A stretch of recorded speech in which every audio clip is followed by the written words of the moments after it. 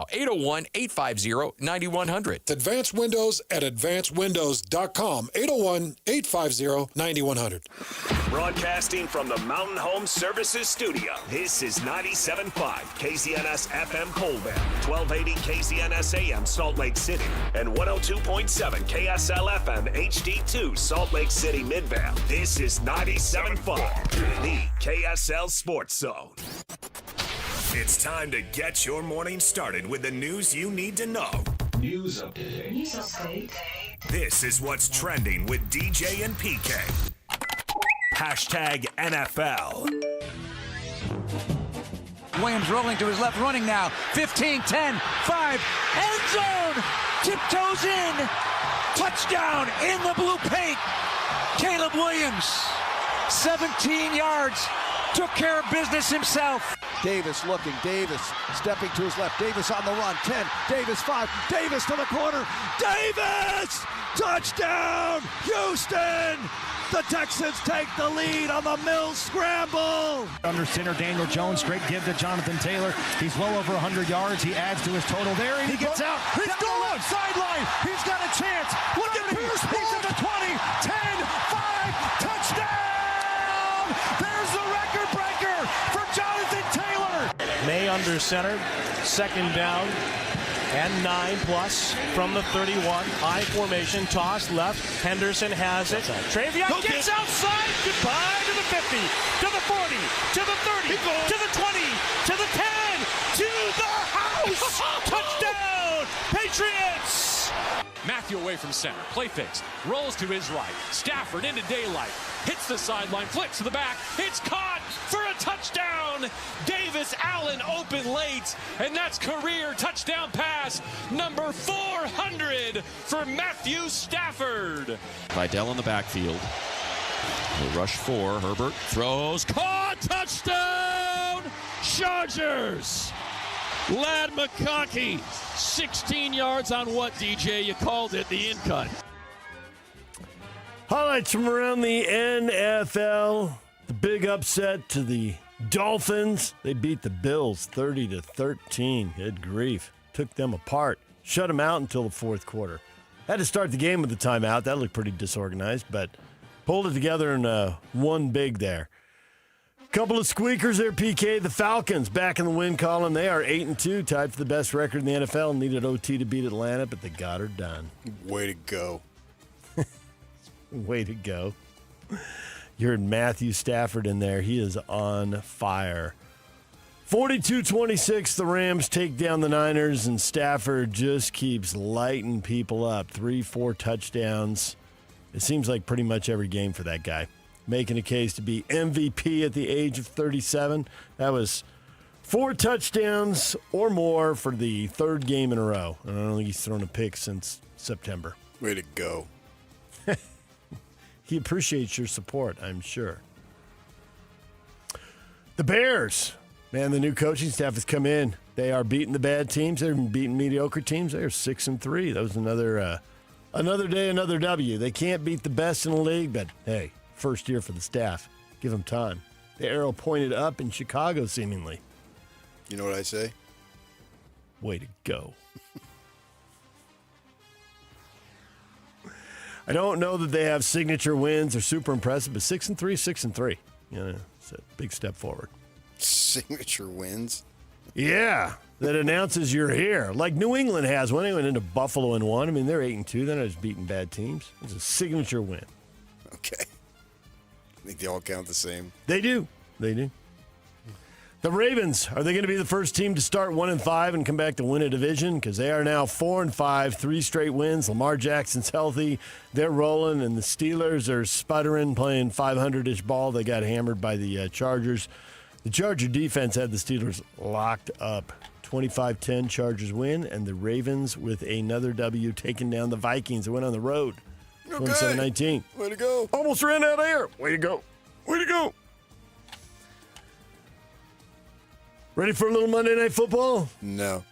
Good matchup tonight. Eagles and Packers in Green Bay tonight. Signature win at stake. DJ and PK. Hashtag BYU. We knew it would be tough sledding, but they got us behind the chains a little bit, and they're really good at taking advantage of third downs, and we weren't able to do it. And then on the other side, we gave up too many big plays on third down. First half, it was back and forth a little bit, but we gave up 13 points, had a good stop at the end of the half there, and thought we were able to get some momentum. We even started by forcing a punt in the second half, and just weren't able to get the momentum swinging our way. Texas Tech, 9-1. Another big win for Texas Tech. They dominate BYU 29-7. As Kalani said in his postgame, Texas Tech won all three phases. That was no doubter, PK. Domination. Yeah, it really was. I mean, BYU now, to their discredit, I would say, they didn't play nearly as good as they are. I don't know that it makes a difference. I'm not saying that. If they would have played... If they would have played their best, it could have been a closer game, but it's hard to imagine your way out of a 22-point loss. They could have won, maybe. Everything had to go right, and Texas Tech had to turn the ball over, which they didn't. And their defense, man, they look at the stats and all that stuff, and they're right there with anybody. And, they got their experience. A bunch of new guys. I think more than half of the guys they brought in are on a one-year deal, and I use the word deal on purpose. I mean, David Bailey getting $3 million, and there was a quote in an ESPN story by our guy Cody Campbell, who basically said what the BYU booster said: "Spend whatever you need, Joey," in reference to Joey McGuire, and that's what they've done. But they're just like BYU hoop; they're not outside the new rules. So, what are you going to do about that? You still have to go out and play, and they did. And they did what they needed to do. I thought BYU was a little too conservative on offense. Why not? Why not take shots? You were going to get beat anyway. I mean, they had a 4th and 2, and they punted. And what the hell for? I mean, then he just proceeded to give up a long touchdown drive. Just throw caution to the wind. That was the only way you were going to beat them. It's easy for me, but I'm paid to second guess, not first guess. And so that was disappointing. And Chase Roberts afterwards saying, we'll get them and we'll beat them in Dallas. I mean, if they win out, they're in. It's very similar to last year. It's the exact same thing. Only difference last year with their 2 losses, they were both close. I think they were a combined 8 or 9 points, Kansas and the Devils. Here you got smoked a little bit. And you got TCU coming up, who lost on Saturday at home to Iowa State, so they're out of it. You might as well just go not go crazy and be totally irresponsible, but take chances because you're out of it. And the BYU was out of that game, so take some more chances. But now they get that opportunity to get them back again. I don't know that the difference would be any different, the outcome, I should say, but we'll see. And Cougars got at least 2 tough games, if not 3.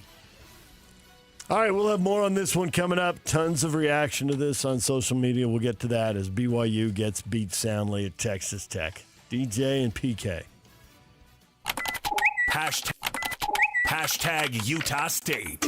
1st and 10 at the 47-yard line. Barnes not wasting any time. Gives it, throws it. Wide open, caught on the outside. Boyd's going to score. 20, 15, 10, 5, touchdown.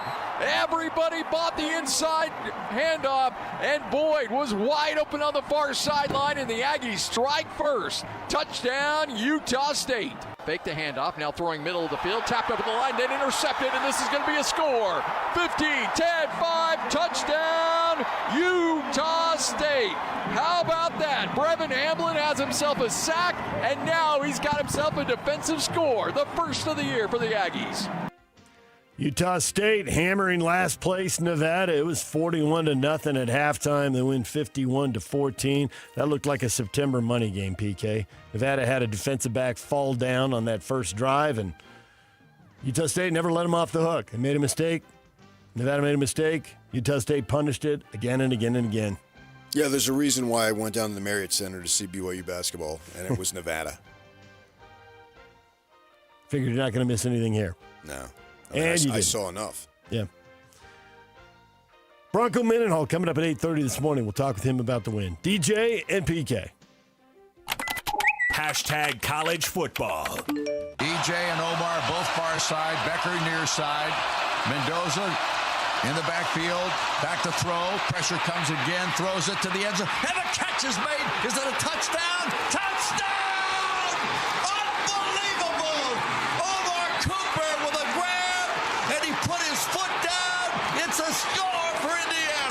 Kick is a high wobbler, not that deep.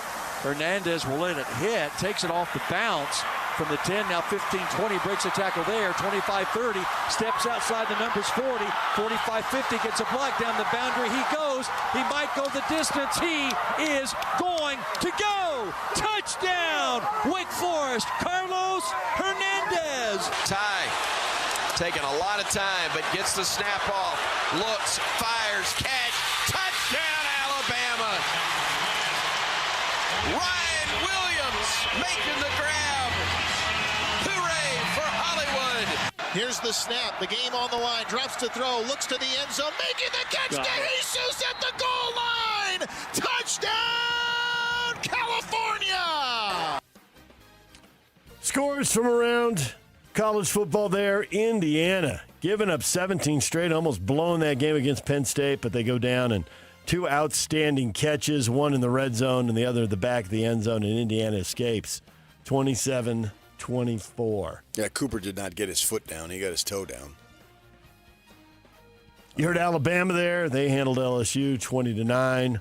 Oregon, again, a team that had the lead, gave it away, took it back. Last second field goal, they beat Iowa 18-16. Once Iowa missed a 2-point conversion, did you figure they were doomed?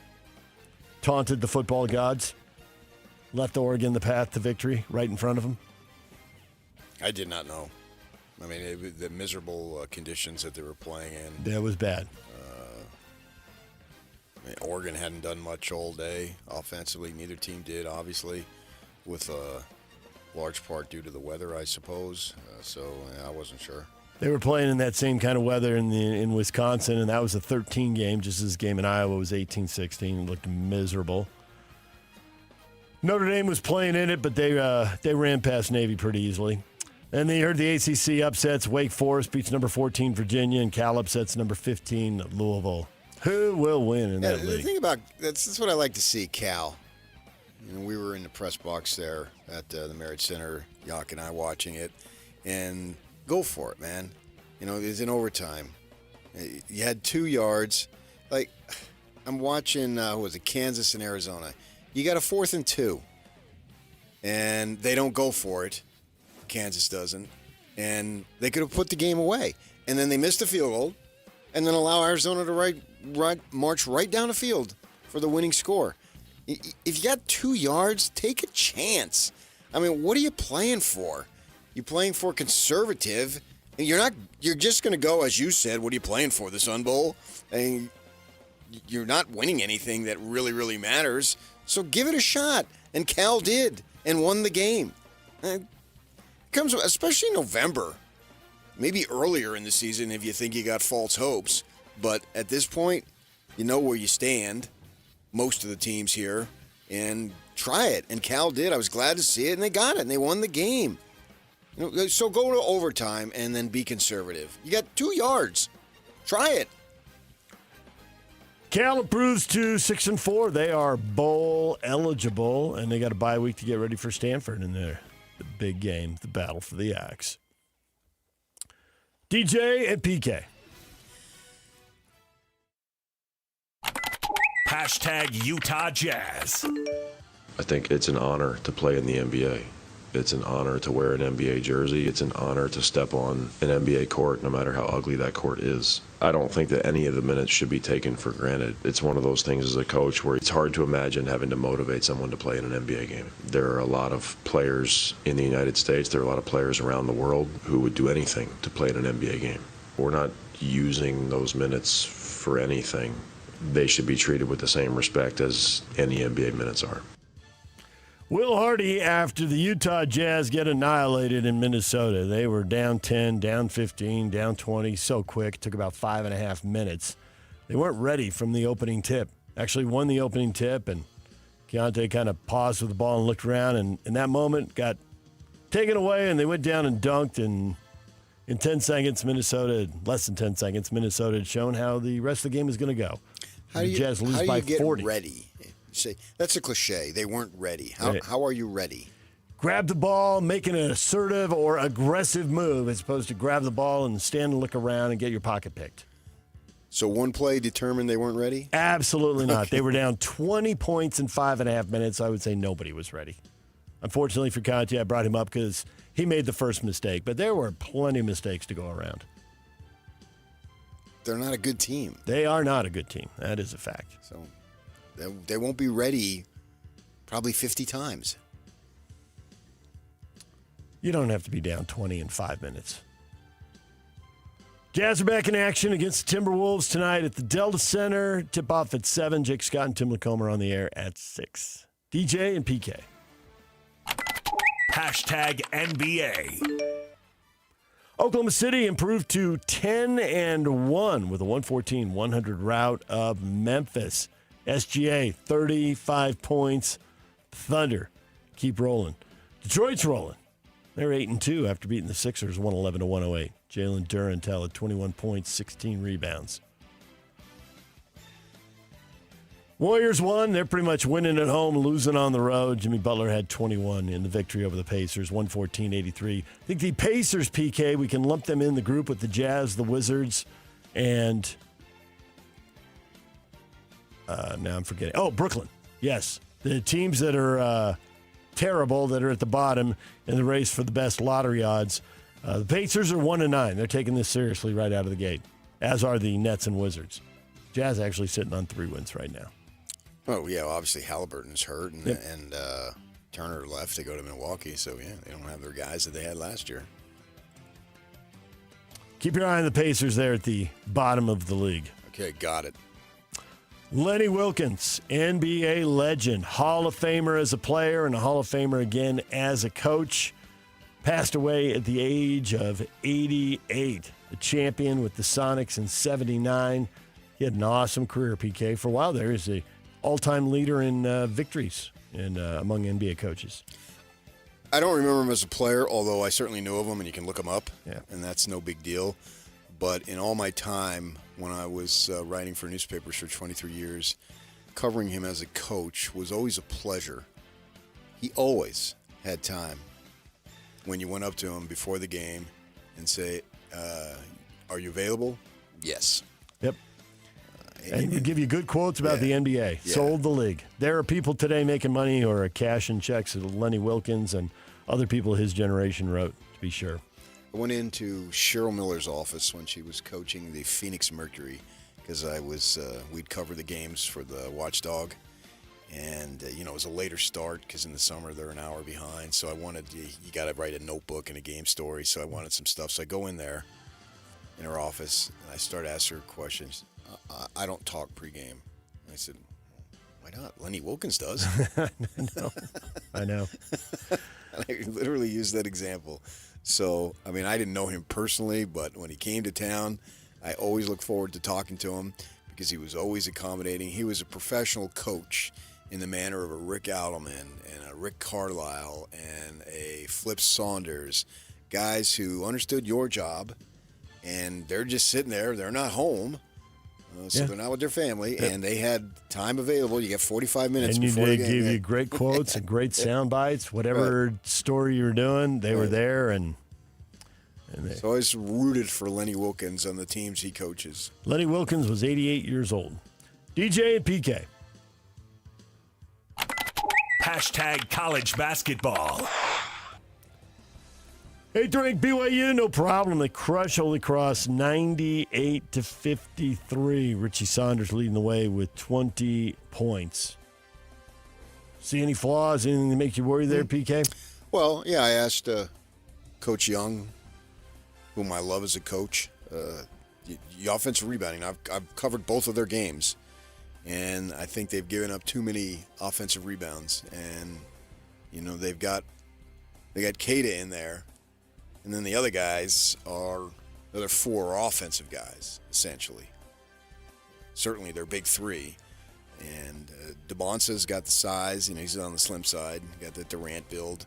But, when you get into conference, and there's plenty of time to shore up everything that is not going exactly the way Kevin Young wants it, which is only the second game, and you got so many new guys and all that stuff, to make sure you take care of that, because if you're giving up second-chance points, and I thought that was the key to Villanova, being able to actually not only hang around but take the lead late in the game or later in the game on Monday, a week ago from today. And so I think that's something that they're going to have to get better at. Utah rallied, forced overtime, nearly got beat by Weber State, but they survive in OT, and they beat the Wildcats 92-89. And Holy Cross will now make the trip up and play at the Huntsman Center tonight at 7 o'clock on ESPN+.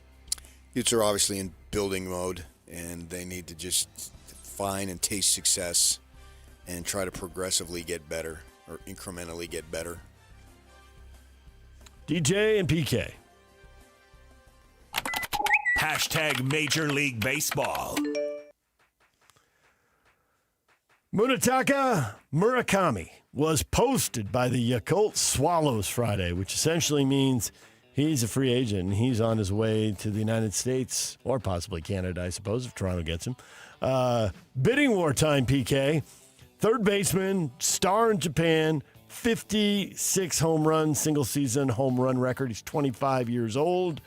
Scouts are ranking him as one of the top 10 free agents available this season. Okay, top 10, yeah. Let's not put him in the Ohtani category. I saw a stat that on pitches above 93 miles an hour, he really struggled. And you're going to get that. That'll be a problem because you're going to get a steady diet of that in the major leagues. Yeah. Basically, every guy who sits out the first 5 innings, right? Gas, and gas. Yep. So we'll see how it goes. And even the breaking stuff can be, I mean, the fastballs, 98, 99, 900, but I mean, a 94 mile an hour slider or whatever, he's going to get that. They call that the sweeper these days. The sweeper. DJ and PK. Hashtag golf. Ben Griffin wins for the third time in 2025 a 2-stroke victory at the Worldwide Technology Championship. Shot a 29 under. Patrick Fishburne missed the cut. Zach Blair tied for 59th at 11 under. DJ and PK. Hashtag NHL. Clayton Keller flies in, shoots on a sharp angle, and scores! Clayton Keller says, I'll do it myself. And he ties the game at 1 as Utah's captain lurches this team back into gear. Below the goal line, otherwise Cousins would have had a breakaway. Wraparound attempt, and they score! Ottawa gets a leaky one, and it's 3-1. That's Nick Cousins. Right now it's Nick Schmaltz gliding in. Schmaltz to the front, scores! A highlight reel goal for Nick Schmaltz, and it's his 9th of the year. That one was a beauty. Utah Mammoth, bad weekend. 6-2 loss Saturday in Montreal, a 4-2 loss Sunday in Ottawa. They're back home to face Buffalo. Wednesday, the awesome start dulled a little bit here, PK. That was not a good road trip. Oh, not at all. 2 points in 4 games. They're not only losing, they're getting worked. And so they've hit a little adversity at a rough patch. I mean, I think virtually every team is going to hit rough patches during the course of the season, but it's not funny, but it's sort of, I don't know what the word was, odd that they were so awesome and now they're losing. All right. So they've come back to the norm where they're not as good. Where is that going for this team? But I mean, there's plenty of opportunities on only 16 games to get going, and no better time than immediately, and that would be Wednesday. It's funny. I saw some people. They had the longest break of their season last week after being so hot coming off that road trip, and maybe they lost a little mojo. I don't know. I don't know enough about it to think that one way or the other. I'm just looking at the results and watching the games. With that in mind, though, get back, because whatever you had, it's gone, but it doesn't mean it can't be reclaimed. There's a couple things that may or may not be true, but you could tell yourself, and they might be true. One is they've had these multiple road trips, right? And on this one, they got a 3-game losing streak, but 2 of them were on the second night of a road back-to-back, and the other one was against a really good team. And also, they got a lot of home games out there. So if the crowd is that good and if elevation helps you and the home ice is that big advantage, you've only played 5 at home, you've played 11 on the road. So now maybe just the hockey isn't good enough. Maybe I'm just making stuff up. But this is all stuff you can tell yourself, and they're going to be at home here, and they don't have a back-to-back. They got 2 nights off, so Wednesday, you got last place Buffalo coming in. Time to get 2 points. See, if you say it may be true, that implies that it may not. So you don't have to say may or may not. You can just say may be true. What is trending is brought to you by Shamrock Plumbing. There's no job too big or too small. Get the personal touch with Shamrock Plumbing. Bronco Mendenhall coming up at 8:30. Shahan Jayaraja coming up at 9 o'clock to talk Big 12 football. Where does he think Texas Tech and, for that matter, BYU and Utah are going to be when the new college football playoff rankings come out tomorrow night? We'll talk to him about that. Coming up next, a lot of people reacting to BYU suffering their first loss of the year. We will get to that next. Stay with us. And now, a look at traffic from the KSL Traffic Center. Crash on the transition route from I-80 to head south and I-215's westbound is causing delays on both ramps, even though cars are on the right shoulder from that accident. Typical congestion also showing up along both Bangor Highway and Mountain View corridor as you head towards the 201 freeway northbound. This update is brought to you by GoPave Utah. Attention Wasatch Front businesses and property managers. Don't wait for bad weather to schedule professional snow service with GoPave Utah. Your complete parking lot safety starts at GoPaveUtah.com. With your KSL traffic update, I'm Jake Hatcher on 97.5, the KSL Sports Zone. Whirls around and down. 97.5, the KSL Sports Zone is your exclusive home of the Utah Jazz. And we want to send you to the Delta Center to see the Jazz in action. Listen every Tuesday for the Jazz Ticket Tuesday Sounder at 30 past the hour, every hour, all day long. And if you're caller number 12, you'll be on your way to an upcoming game. Buy one, you'll get one free. It's Jazz Ticket Tuesday, every Tuesday throughout the NBA season on your radio home for the Utah Jazz. 97.5, the KSL Sports Zone. Helping your money do more means making sure you get the most out of every dollar. That's why, for a limited time, when you open a new America First Visa credit card and spend $3,000 within 90 days, we'll give you $300. That's like getting a 10% discount on everything you pay for with your card. Before you spend another cent, head to AmericaFirst.com and apply for your low-rate Visa credit card today. Membership eligibility, terms, creditworthiness, change, and conditions apply. Subject to additional criteria. Federally insured by NCUA. Equal Opportunity Lender. Calling all Jazz fans. If you can't wait another second to see stars like Ace Bailey and Lowry Markkanen tear up the court, you're in luck. Tickets are on sale now. Let's go! No matter what you're looking for, the Utah Jazz has your back. With season tickets, mini plans, and single game options available, there's something for everyone. Whatever your schedule or budget, there's a plan for every fan. Don't miss a moment of the action this season. Secure your tickets today at UtahJazz.com.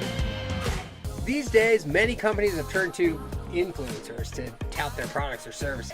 But here at John Watson Chevrolet, the only endorsement we need is from our customers. Because of their feedback, we're proud to be Utah's best reviewed Chevy dealer. Visit us today to see why we get reviews like, "Their sales team is the best. Didn't put on any pressure, just super helpful and fun. They made the process a breeze." John Watson Chevrolet, your 5-star Chevy dealer. 3535 Wall Avenue, Ogden. Chevrolet. Together, let's drive. With the new IHOP value menu, $6 is all it takes to go to your happy place, where stacks of pancakes with bacon and eggs are just $6 every day. French toast, sausage, and eggs are, you guessed it, $6. And fluffy omelets come with a side of pancakes and only cost $6. Go to your happy plates every day at IHOP. $7 in some locations. Available every day for a limited time at participating restaurants in the U.S. Hours may vary. No substitutions. Not valid with other discounts or promotions. Prices may vary. Okay, I have to tell you, I was just looking on eBay where I go for all kinds of things I love, and there it was. That hologram trading card.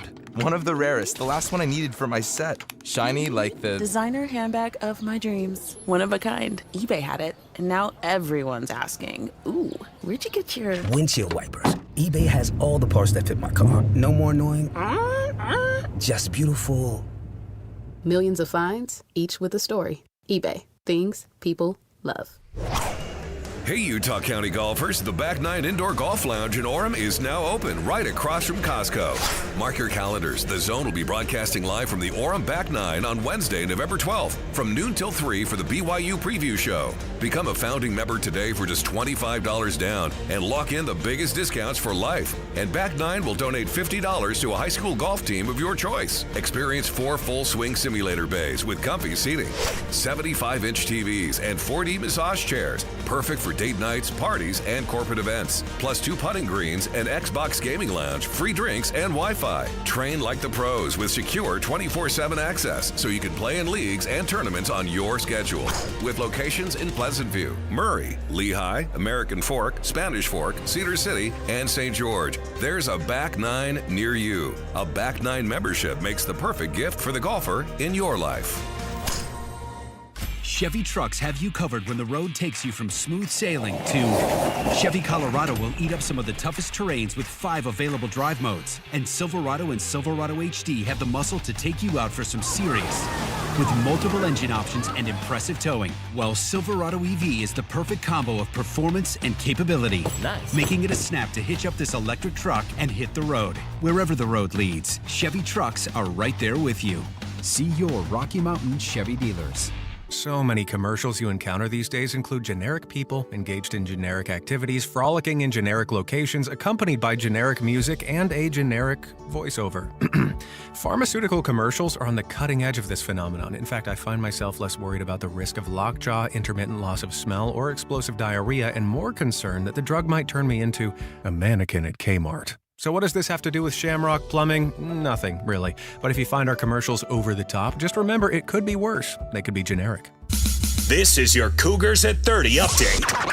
Presented by Kenny J's Barbecue on 97.5, the KSL Sports Zone. BYU blown out by Texas Tech. Kalani Sitake giving credit to the Red Raiders.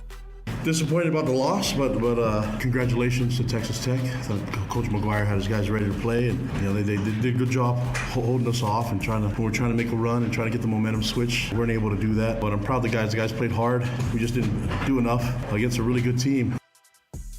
This Cougar Update brought to you by Kenny J's Barbecue. Make this Thanksgiving unforgettable with Kenny J's Barbecue. Skip the stress and bring home slow smoked perfection. Pre-order your Thanksgiving meal today by reaching out to them at 801-230-5396. That's 801-230-5396. This is Utah's best coverage of the Utes, Cougars, Jazz, and Mammoth. Here we go. From the guys who have been there for all the biggest moments in Utah sports history. You're listening to DJ and PK on 97.5, the KSL Sports Zone. I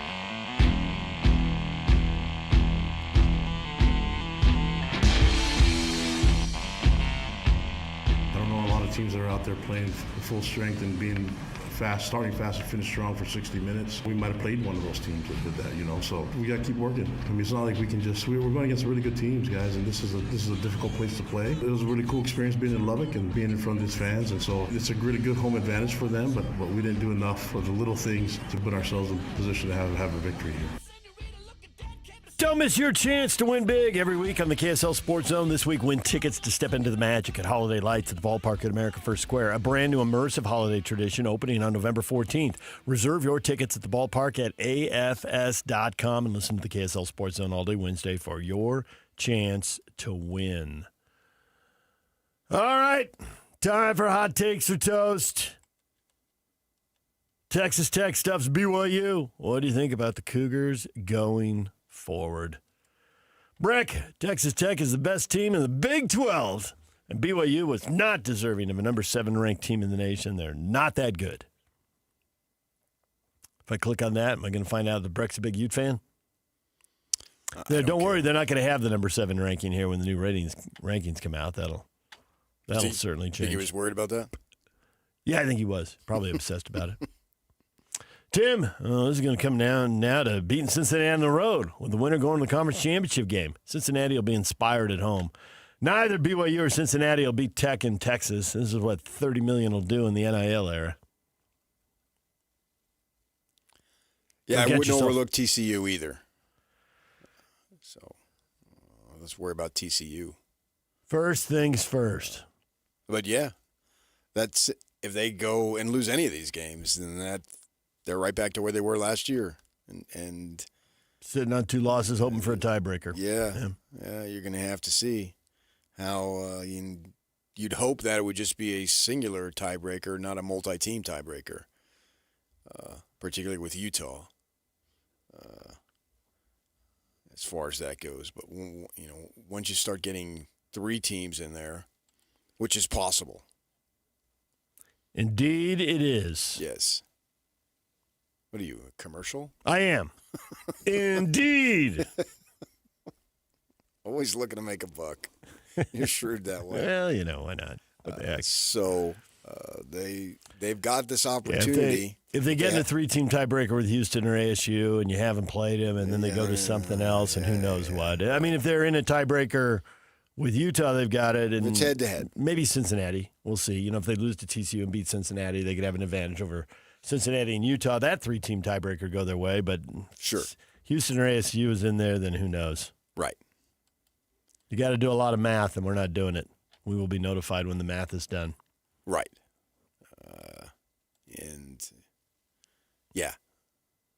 So many things need to happen, but don't worry about that. Just win. From the Cougars' perspective, what needs to happen is 3 more victories. Right. So they got to take care of business. Yes, and they have that opportunity, and it's a golden opportunity.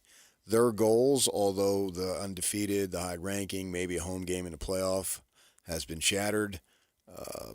So what? The ultimate goal has not been shattered. And now they got to go out there, and 2 of the 3 games are at home, blah, blah, blah. So get past it as quick as you possibly can and do your thing. In a sense, maybe the fact that you can spin it any which way you want. I realize it's not one definitive spin, and that's the only spin you could possibly have.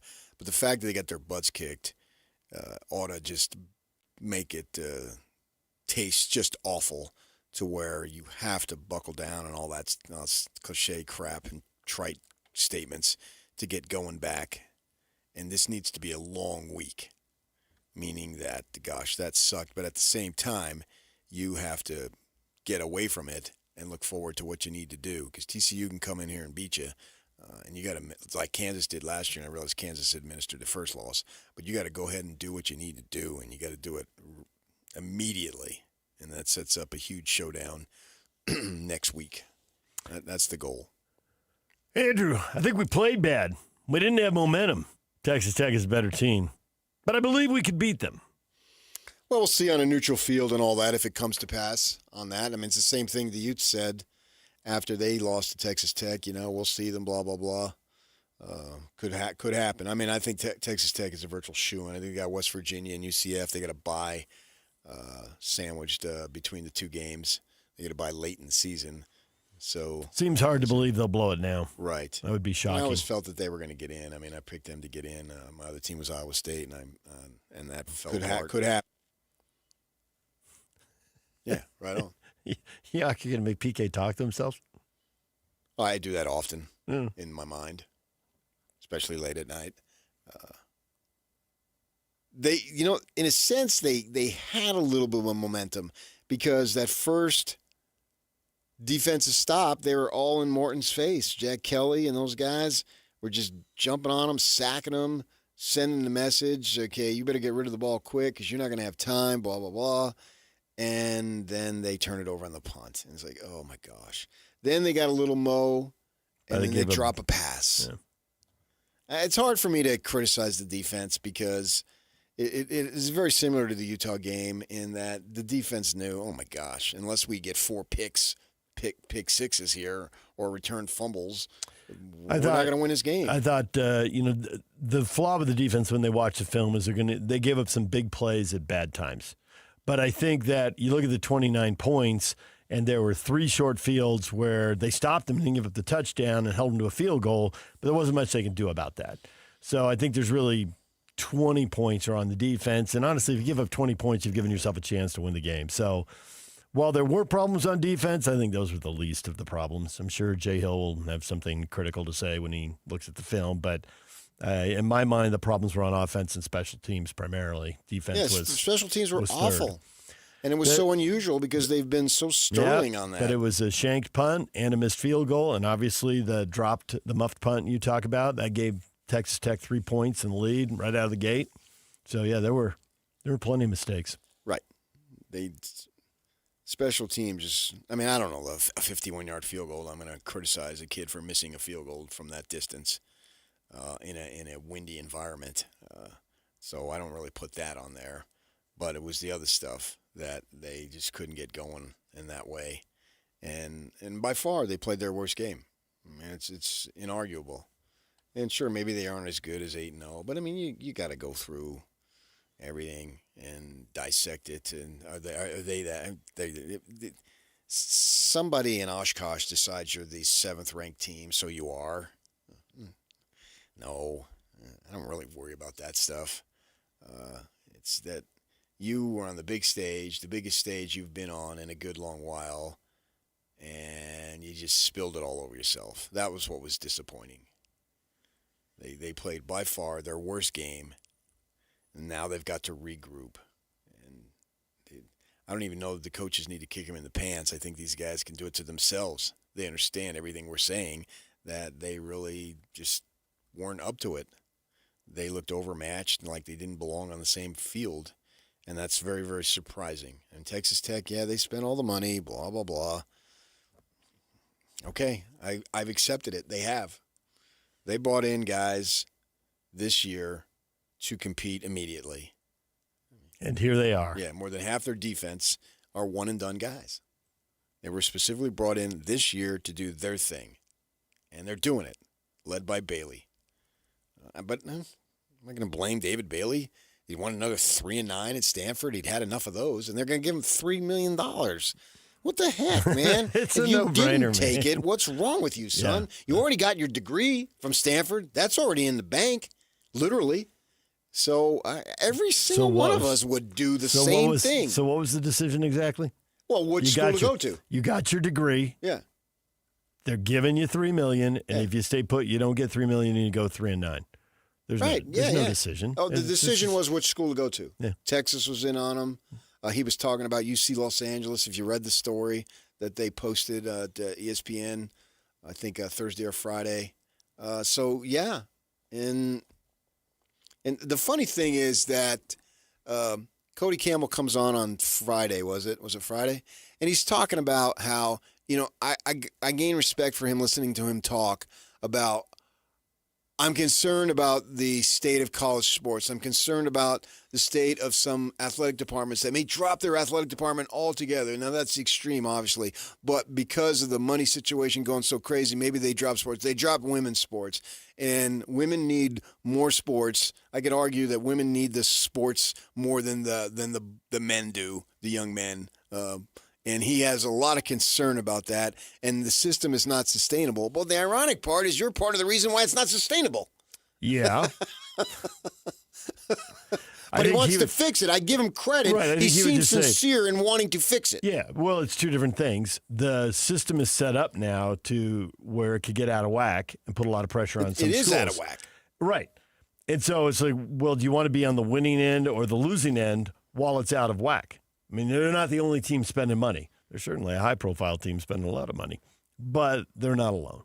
Yeah, but the problem here is that they didn't earn it. They bought it. They bought it. And the other ones, back when things were at least viewed as somewhat equal, they earned it. If you want to go that way. Right. So I don't really care, but for some people they think, well, Texas Tech, they had 5 losing seasons between 2016 and 2021. And they've only 8 wins is their top margin of victory since Leach was there. We have no tie to TCU, but I can imagine everything you're saying and how that would feel to someone who's a horned frog. Because they built it up, they built it up, they built it up. They've gotten better. I mean, they were in the national title game one year. They went through a bunch of leagues to get there.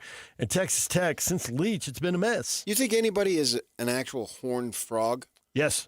Or fan of the horned frogs? Yes, I do. They're literally a horned frog. Yes. They are the horned frogs, and they are proud of it. I actually have a friend in Santa Barbara whose kid went there. Oh, wow. You practically are a horned frog yourself. I'm you really have not. a friend whose kid went there. I'm really not. My cousin's uncle's aunt's brother's friend went there. Cool. So that makes you a connection? You have a connection? I've literally heard I love when them you do use that. I've literally heard the phrase horned frog Straight face. You just say, 1,000 times. Probably not that many, but 300 or 400. If that doesn't seal your right and the authority that you have right now because your friend's son went there, I don't know what does. Yes. Seal my right and authority. Right. You have a friend whose son went there. Yep. Nobody in the entire state knows more about the Horned Frogs than you because your friend's son went there. Have you ever been there? It was a daughter. I've not been there. It was a daughter. And look at me.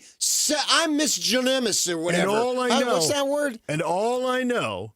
No, you know a lot. And all I know is that they do use the phrase, I am a horned frog with a straight face. I am a rock. I am an island. Sing it. So random. What are you supposed to do with that? Well, you said, I am a horned frog. I've literally heard that phrase. Raise your right hand to the square. I am a horned frog.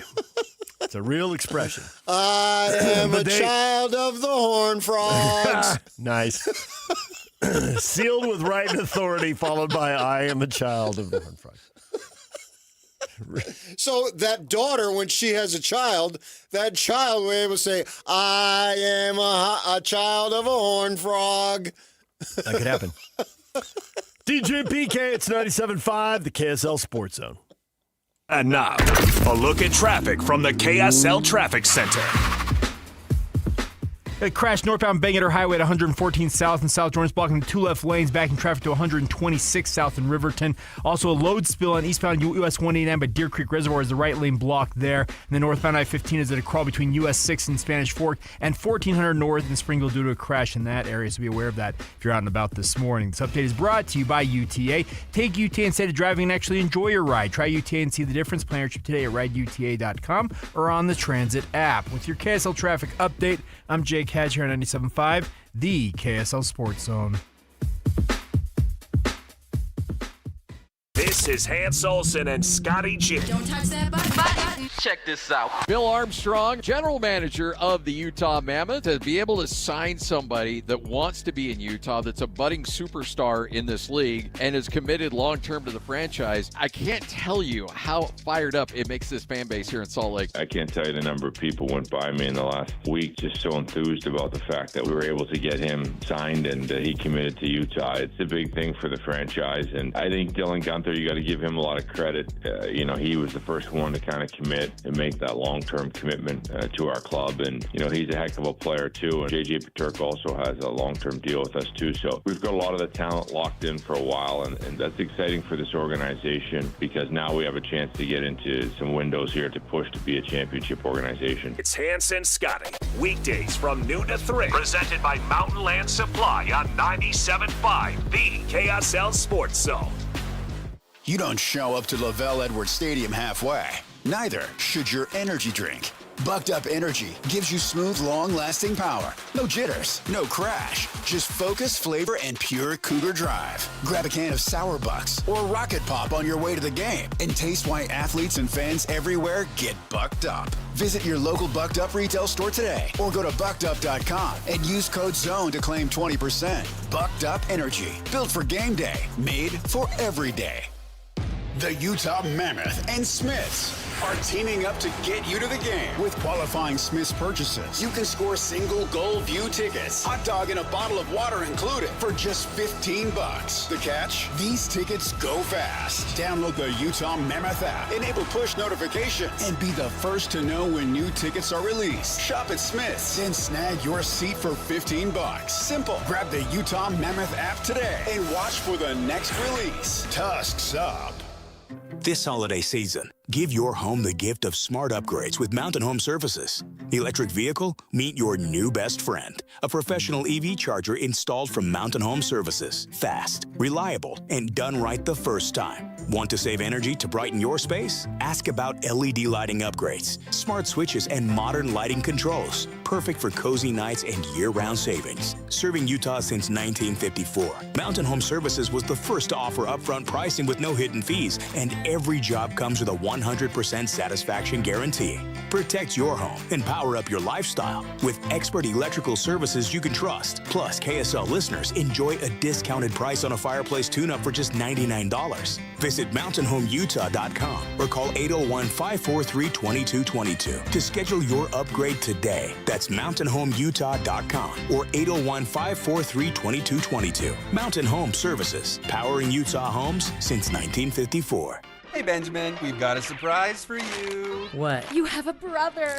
A $100 bill just like you. Hey, I'm Ben. What? We just got him for joining America First Credit Union and opening a new checking account. And you're going to live together at America First. What? This is nice. For a limited time, new members get a $100 cash bonus when they open a checking account or $50 when they open a youth checking account. So head to americafirst.com and get your money working today. Membership eligibility, terms, and conditions apply. Federally insured by NCUA. SLC Fat Loss is having a huge holiday sale. Over $400 off, making it our lowest prices of the entire year now through December 31st. With a doctor-developed plan designed for busy adults, imagine starting now and finishing the holidays lighter, healthier, and more confident, while others are gaining those dreaded extra 5 to 10 holiday pounds. With our proven plan, you could lose 10 to 20% of your body weight and still enjoy those holiday meals with friends and family. Go to slcfatloss.com now and save big now through December 31st only. Alex here. JJ and I have been on this program for more than a year. I've dropped 65 pounds, but more importantly, I've kept it off. JJ here. I lost 40 pounds in 60 days. Go to slcfatloss.com. Take advantage of the lowest prices of the entire year. But hurry, limited spots available. You can even start the plan in January, but you must call now to lock in your $400 off holiday savings. Schedule your free consultation now at slcfatloss.com. That's slcfatloss.com. Results may vary.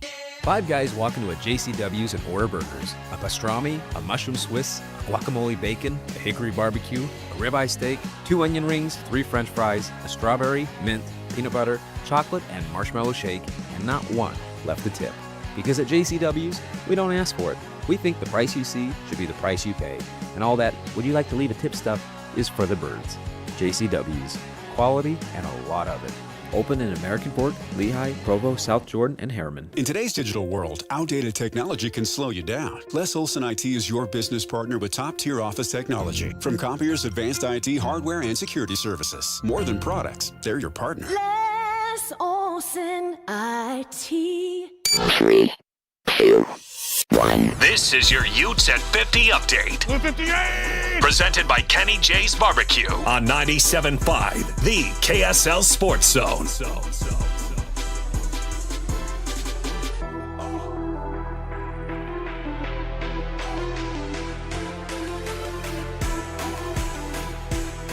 The Utes coming off a bye week, getting ready to get back at it at Baylor. Kyle Whittingham on enjoying his team. Couldn't be more proud of the football team, coaching staff, just the whole building. I mean, we're starting to get some momentum now. Love coaching these guys, love being around them. Leadership is tremendous, and just got to keep it going. This Ute Update brought to you by Kenny J's Barbecue. Make this Thanksgiving unforgettable with Kenny J's Barbecue. Skip the stress and bring home slow smoke perfection. Pre-order your Thanksgiving meal today by reaching out to them at 801-230-5396. That's 801-230-5396.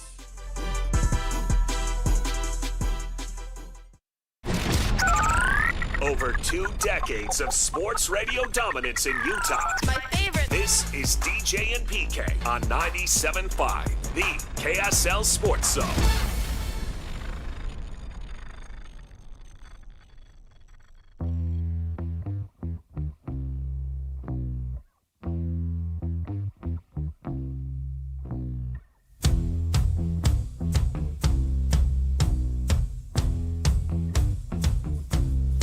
The band of the day today is the White Stripes. They're inducted into the Rock and Roll Hall of Fame Saturday. It's brought to you by Live Nation.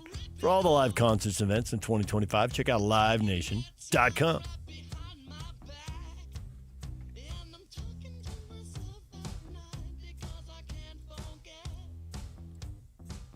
More reaction as Texas Tech routs BYU. Tech is a superior team in the Big 12. They're bigger, faster, quicker, and more intimidating. That's Lane. Then who? And Michael, than everyone else in the Big 12. Except the Devils beat them. Michael says, and richer. Are they really that dominant? They have been against Utah and BYU. They were not against ASU. So I guess to be that dominant, you probably do need to go through the league undefeated. And ASU, they'll say they were down to their backup quarterback. It was on the road, and it was the last-second loss. But nonetheless, you're not dominant. Even if you were to win in the last second, you're not dominant. That same scenario played out in Rice-Eccles, and they were dominant. Yeah. So is that an excuse? It is, if you need it, if you're into that kind of thing. Is it a reason? You can use whatever word you want. Yep. Are they that much better than everybody? I mean, Kyle talked about it. I saw that his answer was an answer to my question about how I asked him a few years back. He said the top 25 would mirror the top 25 most spending teams. Mm-hmm. And then he said, well, look who's on top. This was in October. Mm-hmm. And he said, look who's on top. And I saw that a Texas or a Lubbock TV station in that area cut that out, took my question, and then played his answer. So they're very sensitive about that, which I don't understand why. And you see that with politicians. Oh, they're from the streets. No, you're not. No, you're not. I think it goes back to the earn it, bought it thing we were just talking about in the last break. Nobody wants to hear they bought it. Everybody wants to hear they earned it. So what? Why are you so sensitive? Ultimately, you did earn it. Because just if I spend more money, that doesn't guarantee me anything. Ask the Mets. Spend the second most amount of money. Right. And they didn't win. They didn't even make the playoff, if I recall, this season. So does that, you have to earn it out on the field, out on the court, and whatever surface you're playing on. So they have earned it. But it's funny. You always hear that. And they try to act like, oh, no, man, I didn't really grow up in affluence. Yeah, you did. Do you think this is going to change when NIL is no longer a relatively new thing? We get 5-10 years into this, it'll just be like, whatever. In what manner? As far as the money, as far as the people worrying about whether something was bought or who has the most money. Because like in baseball, people talk about it, but do they talk about it that much? Maybe. I mean, the Dodgers took it to a new level. Well, if they go to a lockout, then yes. So, but that's because of the deferred payments. They took it to a new level. Whatever. Nevertheless, if the 27th season does not start and there's no spring training and the people in my hometown are saying, what the fetch here? Yeah, right. A lot of tourists, a lot of money not coming to town. Yes. A lot of restaurants will be empty. On and on. Yeah. 100%. But the golf courses will be filled. Yeah. I mean, when you don't get an influx of Chicago people by the tens of thousands, it's noticeable. And so, yes, it will have an effect. Will this have an effect? Remains to be seen.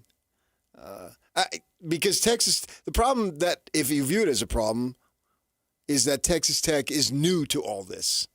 They won 8 games last year. Mm-hmm. They've already superseded their total. And it's like, well, Utah has superseded its total. Cincinnati has superseded its total. Arizona has superseded its total. And the Big 12 is touting that. Yeah, but all those teams sucked last year. Texas Tech didn't suck. They weren't great. They had 8 wins. They beat the Devils, the Big 12 champion, last year. So they have already superseded it, and they were at least halfway decent. So somehow that's a problem. It's the new world, and good on these kids for getting that kind of money. I hope they use it wisely and don't just what it away. Yeah, right. No, like that lineman you interviewed, the Big 12 Media Day. Yeah. Getting in on the commercial real estate. Right. And start building wealth. Right. DJ and PK, it's 97.5, the KSL Sports Zone. Office. I believe you have my stapler. In your car or at your in-laws. You want a piece of me? You bet I do.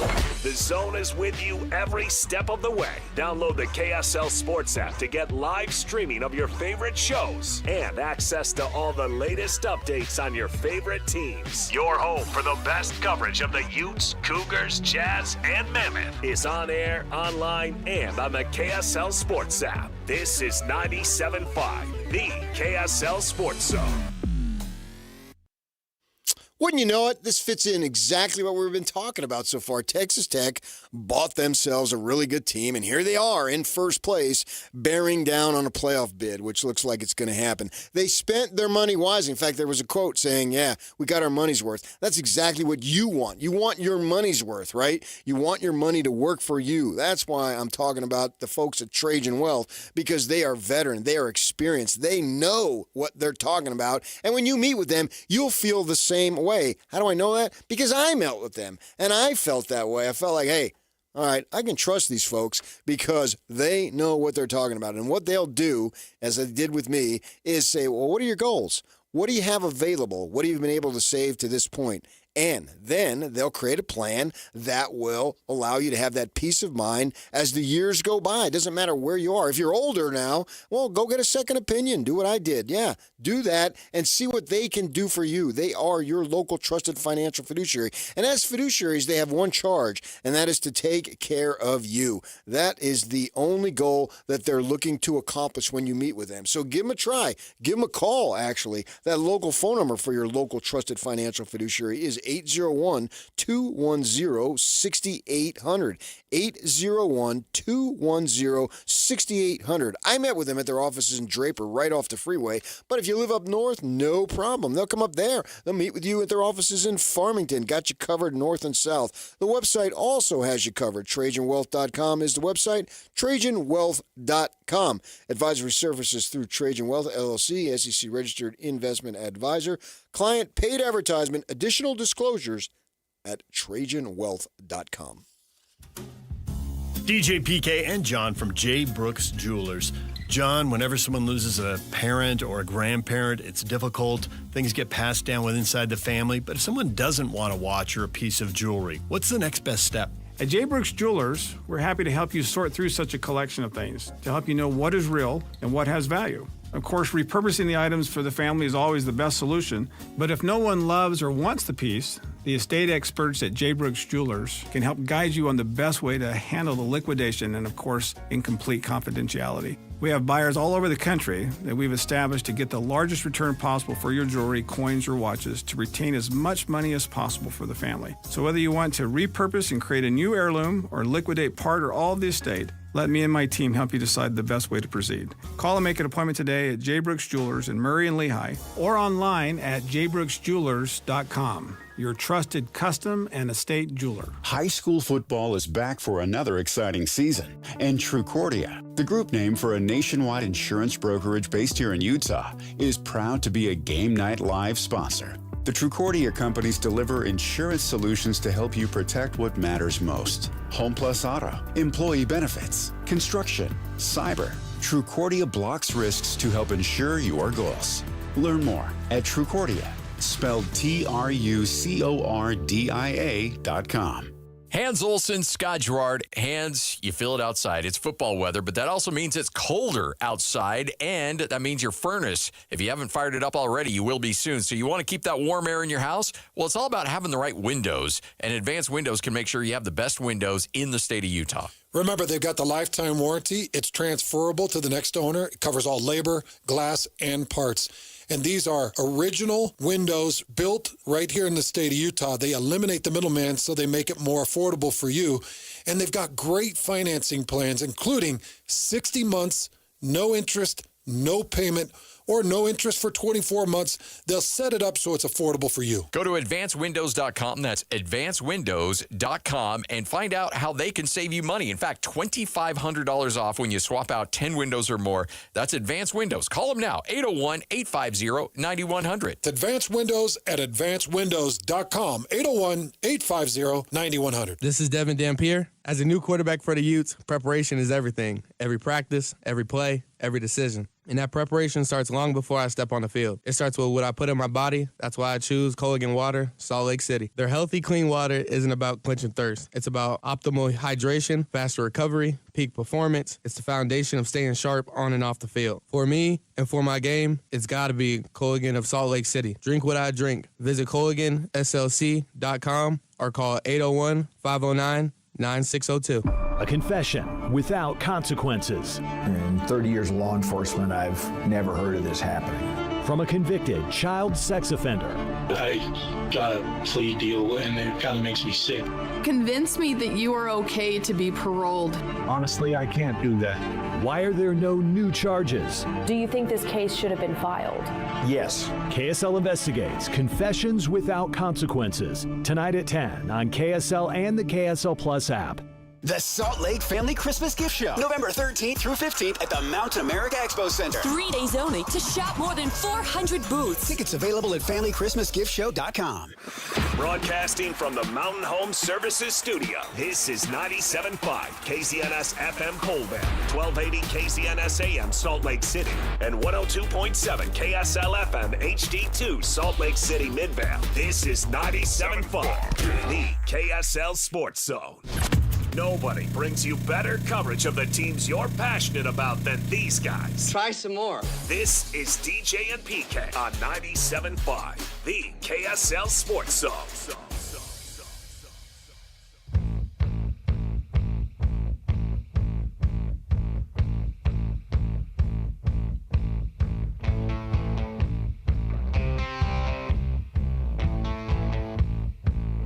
DJ and PK brought to you in part by RGS Exteriors. Join JJ and Alex Wednesday from 3 to 6 at RGS Exteriors at 4235 Farm Road in West Jordan. DJ and PK, the topic of the morning, with the Utes on a bye week and with Utah State thrashing last place Nevada, BYU, what happened? How did it go wrong? How could it be fixed? And PK, we have over the years had so many coaches say it starts with we need to be able to run the ball and we need to be able to stop the other team from running the ball. And BYU could not run the ball. Not with LJ. The QB run game with Bear Bachmeier didn't go anywhere. If they win the next 3 games and get the rematch, that's got to be figured out. But can it be figured out? Because that run defense appears to be rock solid. Mm-hmm. Yeah. They are. Right. LJ Martin, what do you have, 30-some yards? 10 carries, 35 yards. Yeah. And I think the second rusher in the Big 12 is a kid named Raleek Brown, a big 5-star kid who went to SC and is now over in the desert in Tempe. And I believe he ran for 69 yards and with a 22-yard run. You can't take that away, but I'm just trying to put it in perspective. Right. And we talked about this last week. The way the Devils got the job done was throwing for 300-plus yards. Now, Baron Morton doesn't play defense, so they can say their quarterback wasn't there, and whoop-de-doo. They gave up big plays. They had 2 receivers catch over 100 yards. Now, of course, Jordan Tyson, who's on another level. We all agree with that. But they had another kid who, his name is Hamilton. Jaron Hamilton. He had over 100, but he only had 3 receptions. AKA big plays. Right. So you're going to have those. Neither the Utes or the Cougars could generate those. Any big plays of that level. You're going to have them. Take shots. Well, if you're going to go 3 and out, why not try 3 and out, 3 long passes? What the hell? I do think that the problem with that is protecting Bear, and maybe you just accept the sacks and just try to hit on a couple when you're going to have them.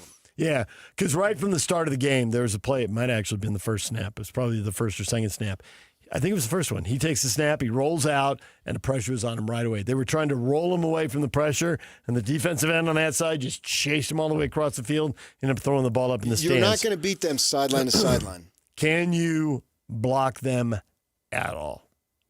Well, your quarterback's going to have to do some Houdini acts. Levitt is a mobile kid he's a slithery kid, if that's a word, to be able to snake his way and to throw it.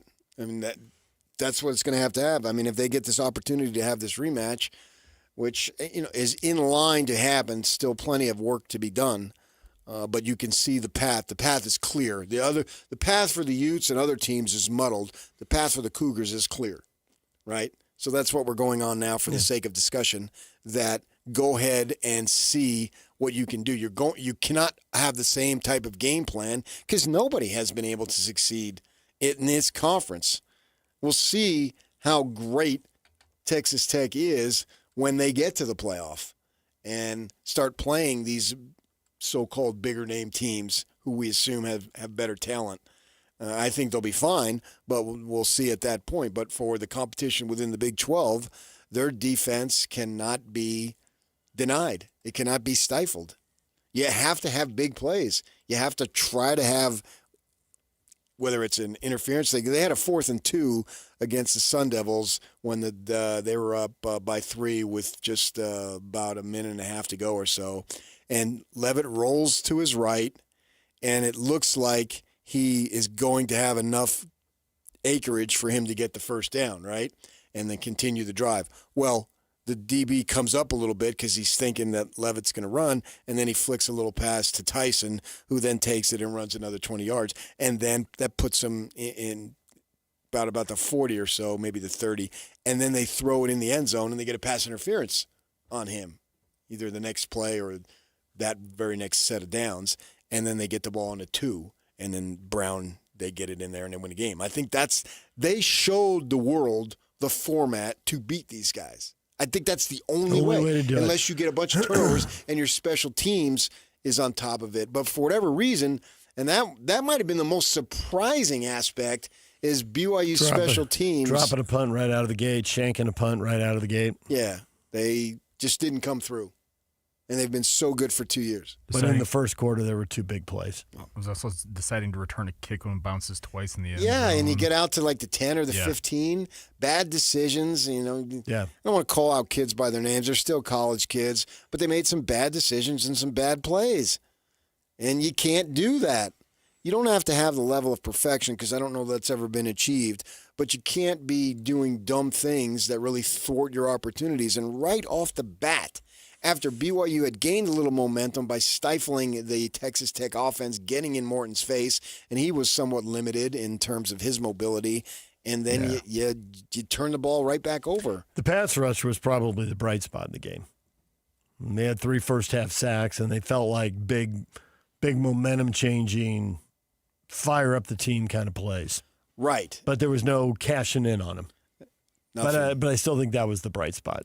Yeah, I thought that Jack Kelly just stood out and said, I'm a man here.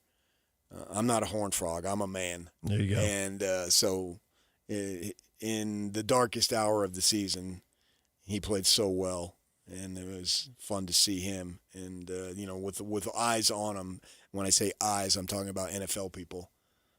And that's really cool. So regroup and win, and then see what happens in Dallas in just under a month now. I mean, we're right on top of it. I think it'll be different for JoJo Phillips, assuming JoJo gets to play here the next few games.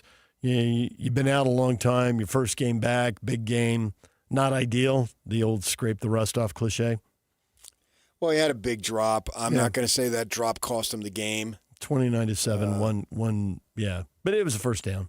Right, and maybe they had some in them. You're looking for sparks, and there was, when the game was still in doubt, there was no spark. And I know they scored the late touchdown, but there was no spark there. And anything and everything counts. And they just couldn't get it going, and then they have that drop pass after they had gotten a first down. I think Bear on a 4th down or whatever. But I think that's what I'm saying with this team here. Is you're going to have to take chances. Unless you're worried about losing 55-7. If you're looking for, well, it wasn't that bad, then go ahead and punt and do those types of things. I mean, they had a 4th down and 2 after they had just gotten the first down on a 4th down, I believe it was, and then they didn't go for it, and they punt, and then Tech just goes right down the field. Yeah. So why not try? You may have to get in that situation. Maybe it's different the second time on a neutral field, and Tech won't be hyped up to that level. Maybe they'll be hyped up even more. I don't know. The game will still be in Texas, so I would assume that there would be a fair amount of Texas Tech fans there if that stuff matters, and see what you can do. But the point I'm making is you're going to have to take chances that are outside the norm of what you do in order to beat these guys. I really don't see any other way. I don't think, and the Utes tried it, and they got pulverized. I don't think you can line up and play, we're tougher than you, and we're gonna impose our will and all that other crap. They look really tough. Yeah. I mean, there are only two teams we were talking earlier about. Have they blown everybody out? Have they dominated? The ASU game was close, and they lost it. And the only other teams, Utah, okay, that was a close game in the fourth quarter. Kansas scored to get within 9. Does that count in the fourth quarter as being close? I mean, they really have blown a bunch of people out. But the toughness thing isn't going to be their problem. I think the final score is what it is. And so what's the difference if they blow you out in the first quarter or they in the blow, fourth? Yeah. I mean, I think you're trying to find bright spots. They're not having single-digit wins. I mean, ASU's the one. And I don't criticize them in that loss whatsoever. It's so hard to go every week. 12-0. Yeah, that's why we say it all the time. We don't pick 12-0 teams. The fact that the Devils got them, good on them. But that does nothing to diminish my thought of Texas Tech, that they're awesome. It's the reason why I picked them to win the league. You saw it in the spring. You started seeing these kids come in. It's maybe under the radar a little bit unless you're really following it, and we're charged to try to really follow it as much as we can, 800 miles away or wherever, how far it is. But when I see these kids, and they're picking off kids that have individual talent that they need to fill, because they sucked last year defensively. And on the back end, they were awful. And so they just revamped everything. And I started looking at it and seeing that, well, you're not getting these kids that have more than 1 year of eligibility. I see what you're doing because the rules are going to change next year with the NIL. Well, now NIL is basically you can just give them money and go get my mail, and that's good enough. That's not supposed to be good enough going forward. But that was good enough for this season. So I saw what the plan was, and they executed the plan. And once they got Bailey in there, it's like, oh, my gosh, this is something that's real. And sure enough, it's come to pass the way I thought. So then the only thing to do is to try to make these big plays. Whether you put in trick plays, we're talking about trick plays and wrinkles, but even the trick plays have to happen fast because their front's going to be so good. If you're messing around back there trying to fool them, good luck. Right. I don't think you're going to beat them side to side. You're just going to have to dodge them and find ways for the quarterback to buy time. You can't run around them, but with Bear, you try to run through people. I mean, Bear's been running between the tackles, between the hash marks all year, and there was nothing there for him. No. There was just nothing. I don't think that's possible. Their team speed is incredible. I give them their GM credit because they went out and identified the right guys, who we need and what we need and who we need, and then they did it. And you can knock your head on the wall and try to go this way or that way, but this is the way it worked, and their plan. Their off-season plan with their finances available, they were just able to execute it at probably the highest level in program history. I realized that Leach had with Crabtree and those guys, and then the one quarterback who's gone on, Harrell, to do his thing as a coach. They had it going on, but we're approaching almost 20 years ago now, and here they are this year with this group set to win this year, and then we'll see how they go and replace all these guys. But that doesn't matter for now. For now, they've got a collection of talent that is the best in the conference. But it's not so that they are just no chance to be beat. I do think they have a chance to be beat. Whoever gets in that conference final has a chance, but you're going to have to do something different. Even if it's the Utes, who traditionally, I'm tougher than you, and their coach enjoys that to the highest level possible because that's who he's been about his whole life, since the womb practically, I would think, and with his dad nurturing it and developing it. Well, that's not the way you're going to beat these guys. You're going to have to do some creative, different things to get that ball in the end zone, right? Because you're looking at two teams here locally who put up 17 points combined. That's awful. And so you're going to have to do it in a different manner. And right now, for the coaches at BYU, since they're the one team that can get there, I suppose, the one team that Cincinnati too. But those two teams can get there without help. Everybody else needs help. Don't worry about that now. Worry about that down the line, because it may, hopefully for BYU's sake or Utah, they get that opportunity. I don't care which one. I want one of them in there. Extend the season even more. But whoever it is, you're going to have to do some different things, and I'd be interested to see. And whatever I see and whatever I know, times that by an infinity amount that Jason Beck and Aaron Roderick know. I mean, I'm not acting like I have any more knowledge of football than they do, because I certainly don't. But it's clear that watching these guys play, speaking of Tech, a number of games, I've seen them play entire games now, 5 or 6 games. You're going to have to do some things different, and it'll be interesting to see what happens when we get, I think it's like December 6th or 5th, somewhere in there. What happens? I'll watch the game no matter who's playing. Hopefully it'll be one of our teams that's in there, and then we'll go from there, because they're going to have to do something different. DJ and PK, it's 97.5, the KSL Sports Zone. Bronco Mendenhall joins us next. Sean Jayaraja joins us coming up at the top of the hour to talk Big 12 football. Stay with us right here on 97.5, the KSL Sports Zone. And now, a look at traffic from the KSL Traffic Center. I-15 northbound stop and go between 400 North and Spanish Fork and 1400 North in Springville due to a crash still blocking the right lane and shoulder there. Also, new crash eastbound I-80 just east of Saltaire in Tooele County. It's not slowing traffic all the way back to the 201 freeway merge in that area. This update is brought to you by the Whipple Service Champions. From system installs to fast fixes to delivering award-winning heating, cooling, plumbing, and electrical services, call the Whipple Service Champions for the win today. With your KSL traffic update, I'm Jake Hatcher on 97.5, the KSL Sports Zone. This is Jake Scott and Ben Anderson.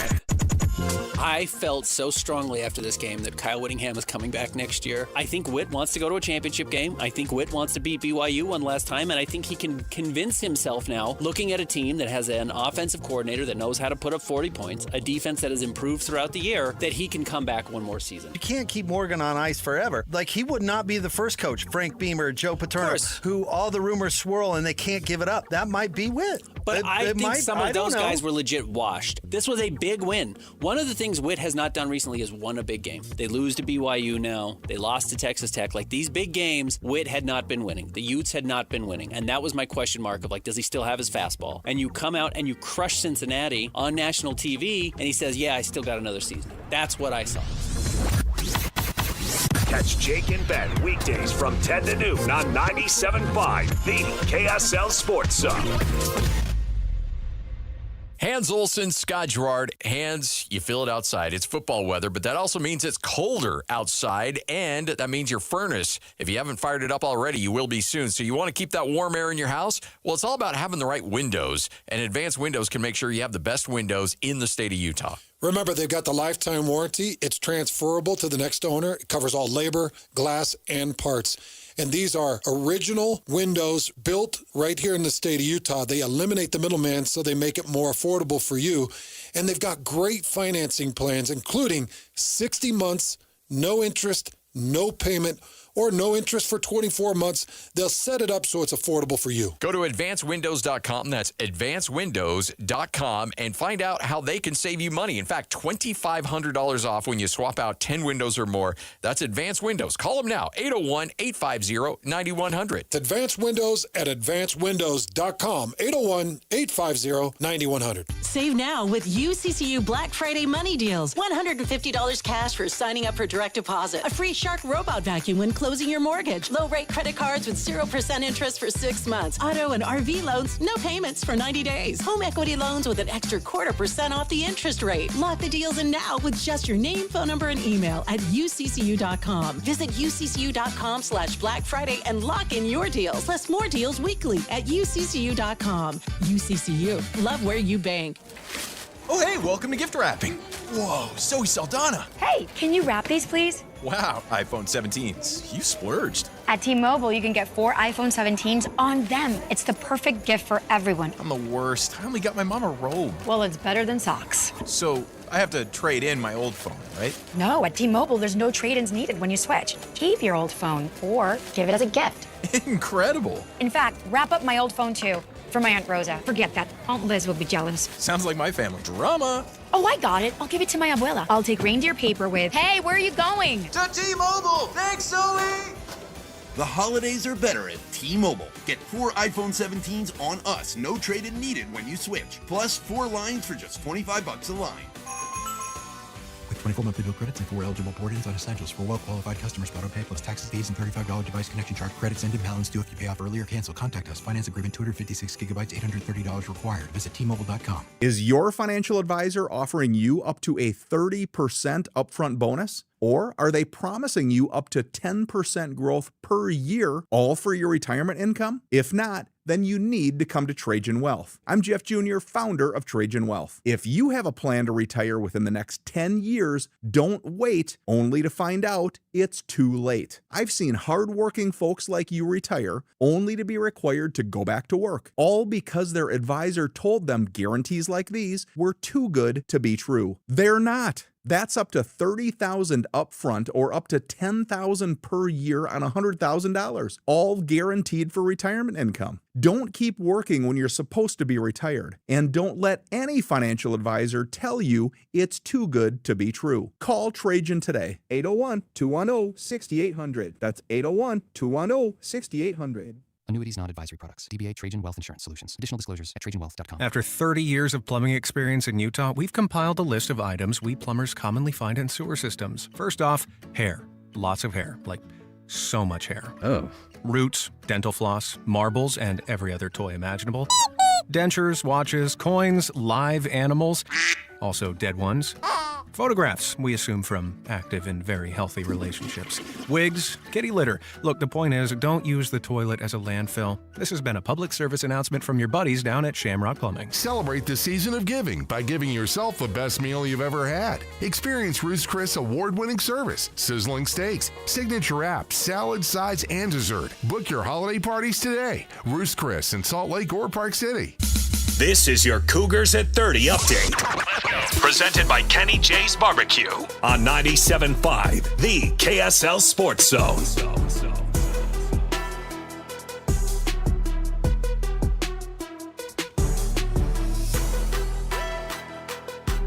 BYU blown out by Texas Tech 29-7. Kalani Sitake on the offensive woes.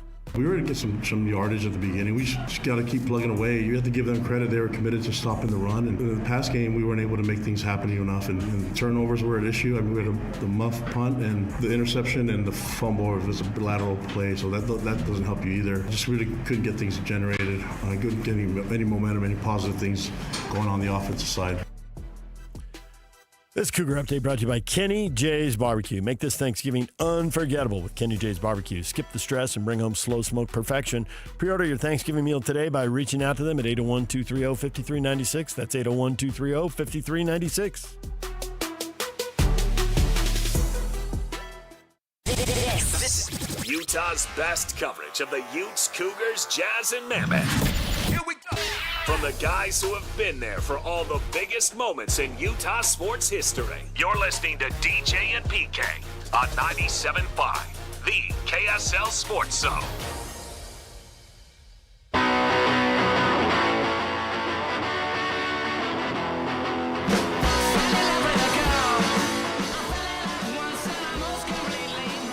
Join Hands and Scotty G tomorrow, noon to 3. They'll be at Sound Sleep Medical, 8941 South, 700 East in Sandy. Weekend full of college football, PK, in addition to BYU, Texas Tech. What else did you watch? What else caught your attention? What else caught your eye? Obviously, Utah State just hammered Nevada, and we'll talk to Bronco Mendenhall momentarily. I was watching the Big 12 games, flicking around. That's my conference now. Those are your guys. They are. So TCU, Iowa State, Kansas, Arizona. Yeah. That's what basically I was locked down on.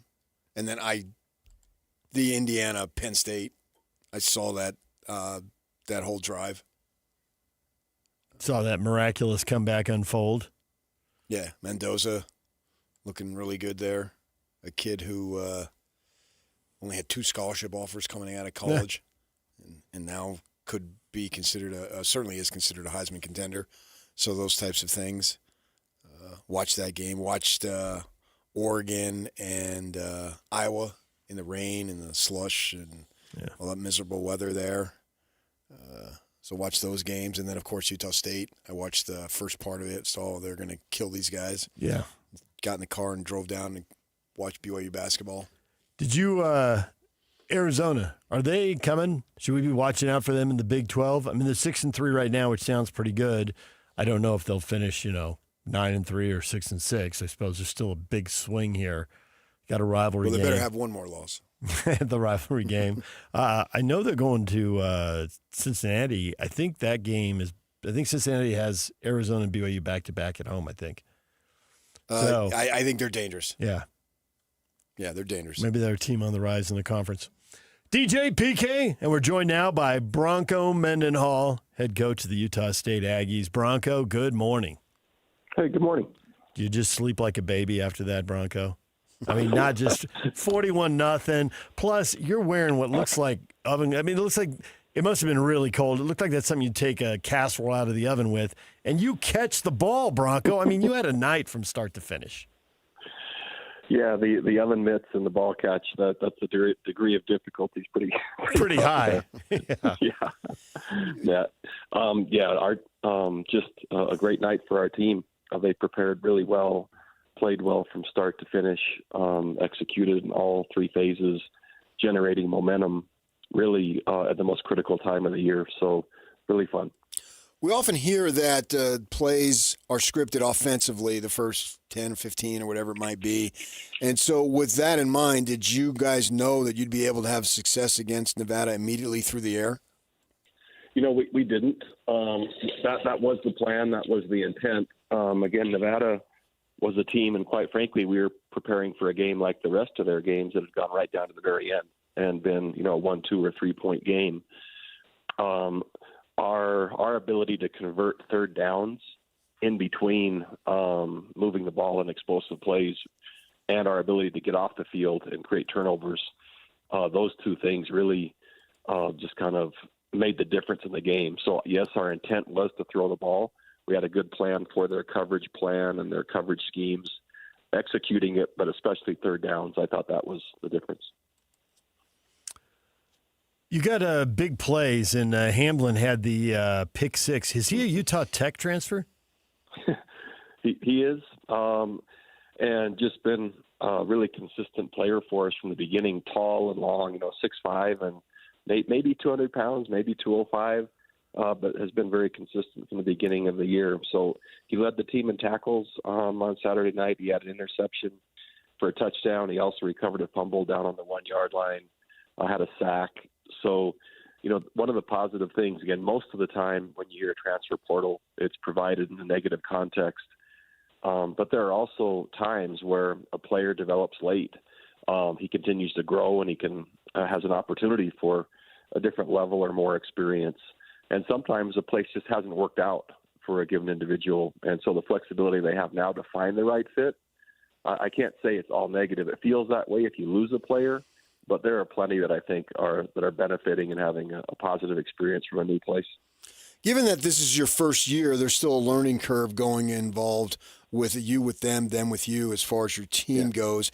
And the fact that you blew out Nevada, I would think, gave you an opportunity to play some of the younger kids.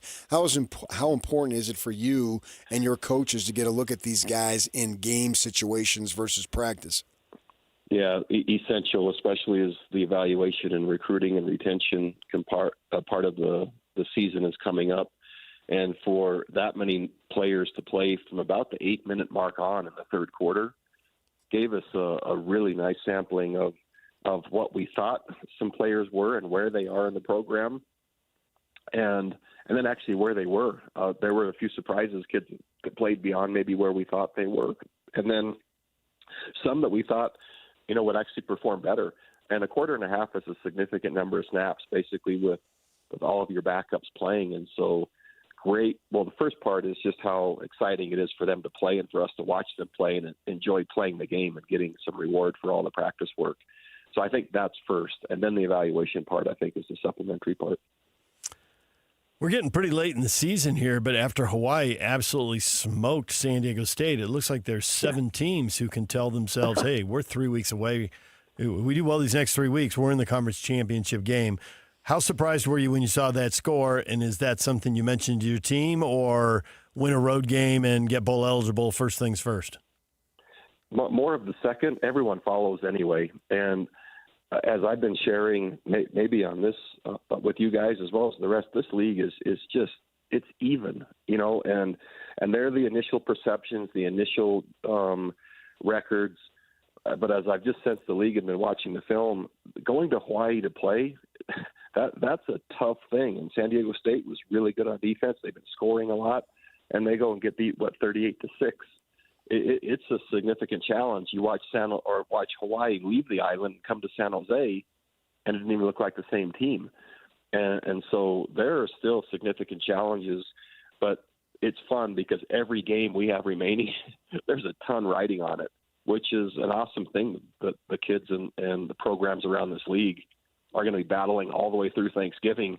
And I don't think, well, there might be those that say they can predict what's going to happen. I don't see it. We have as good a chance as anybody.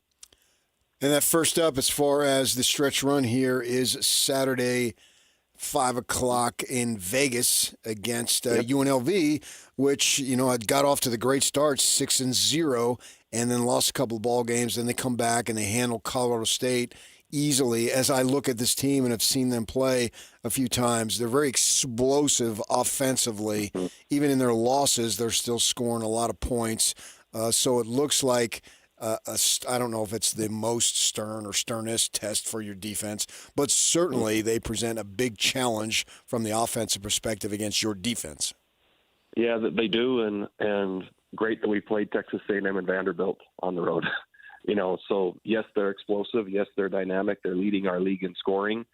To say we haven't seen similar or had similar experiences isn't accurate. So, yeah. They're also, on the other side of the ball, last in the league in scoring defense. So it's a really unique team where they're scoring the most in the league, and then they're giving up the most in the league. So I think there's the volatility. They come from behind to beat Idaho State. They rally at the very last second to beat Air Force. New Mexico goes there and wins, 40-35.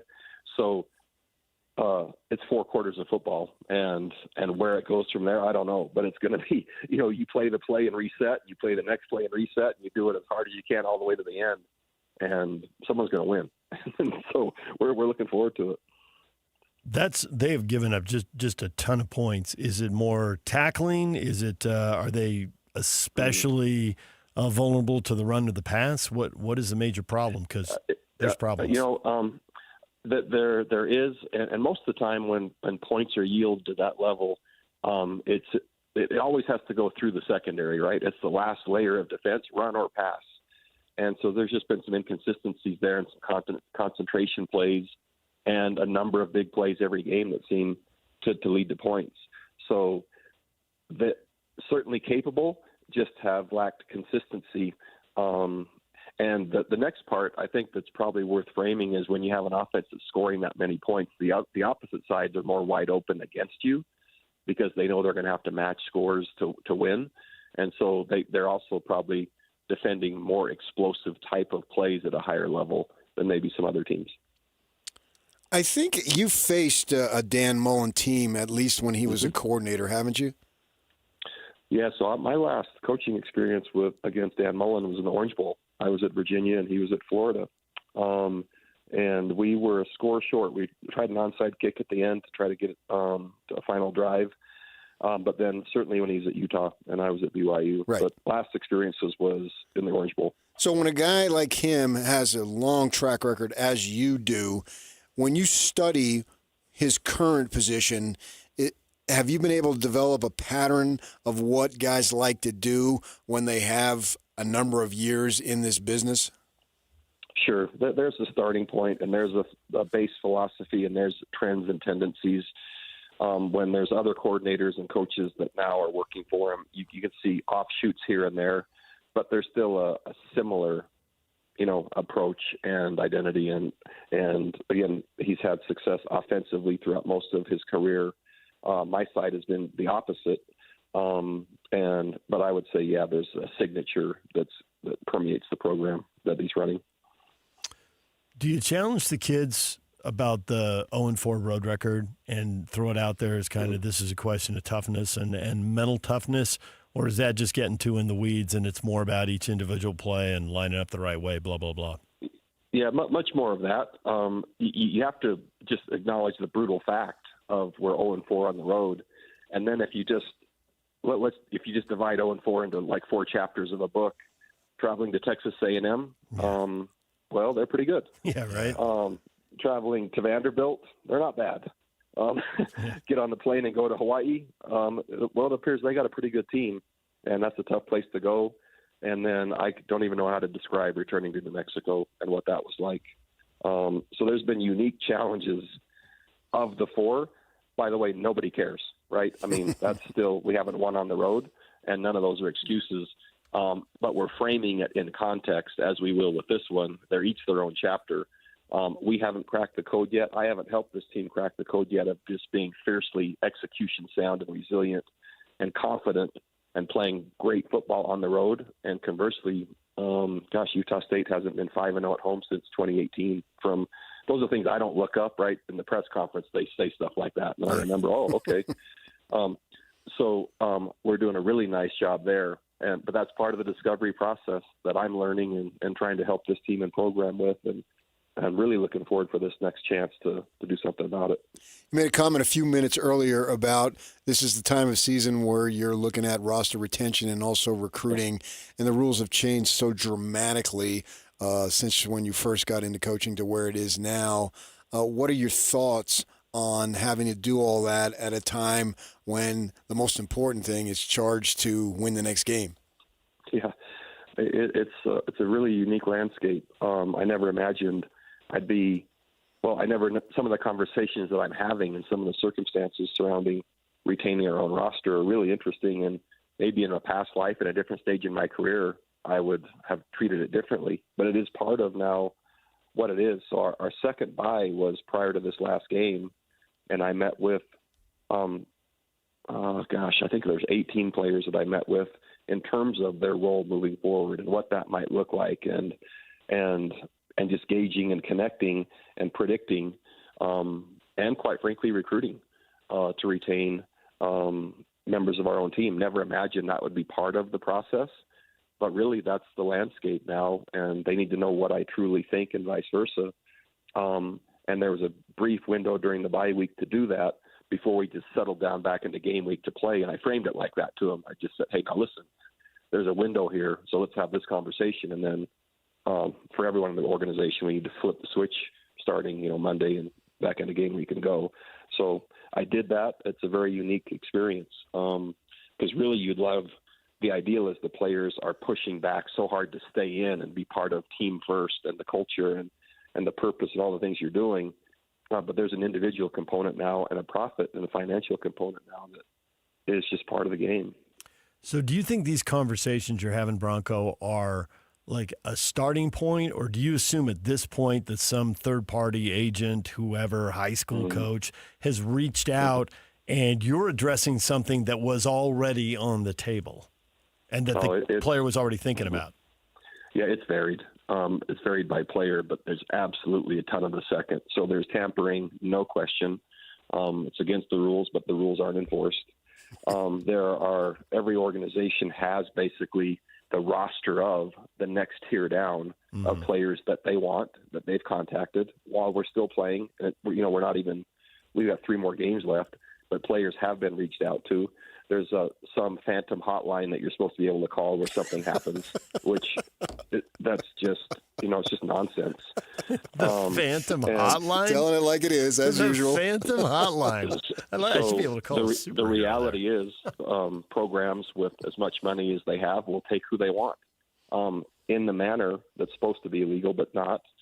And third parties, sometimes high school coaches, sometimes handlers, whatever we call them, sometimes 7-on-7 coaches. There's, most are smart enough to stay one step away from a true family member. But yeah, it happens. The reality is, my numbers say that over 78% of the kids that are transferred up play less.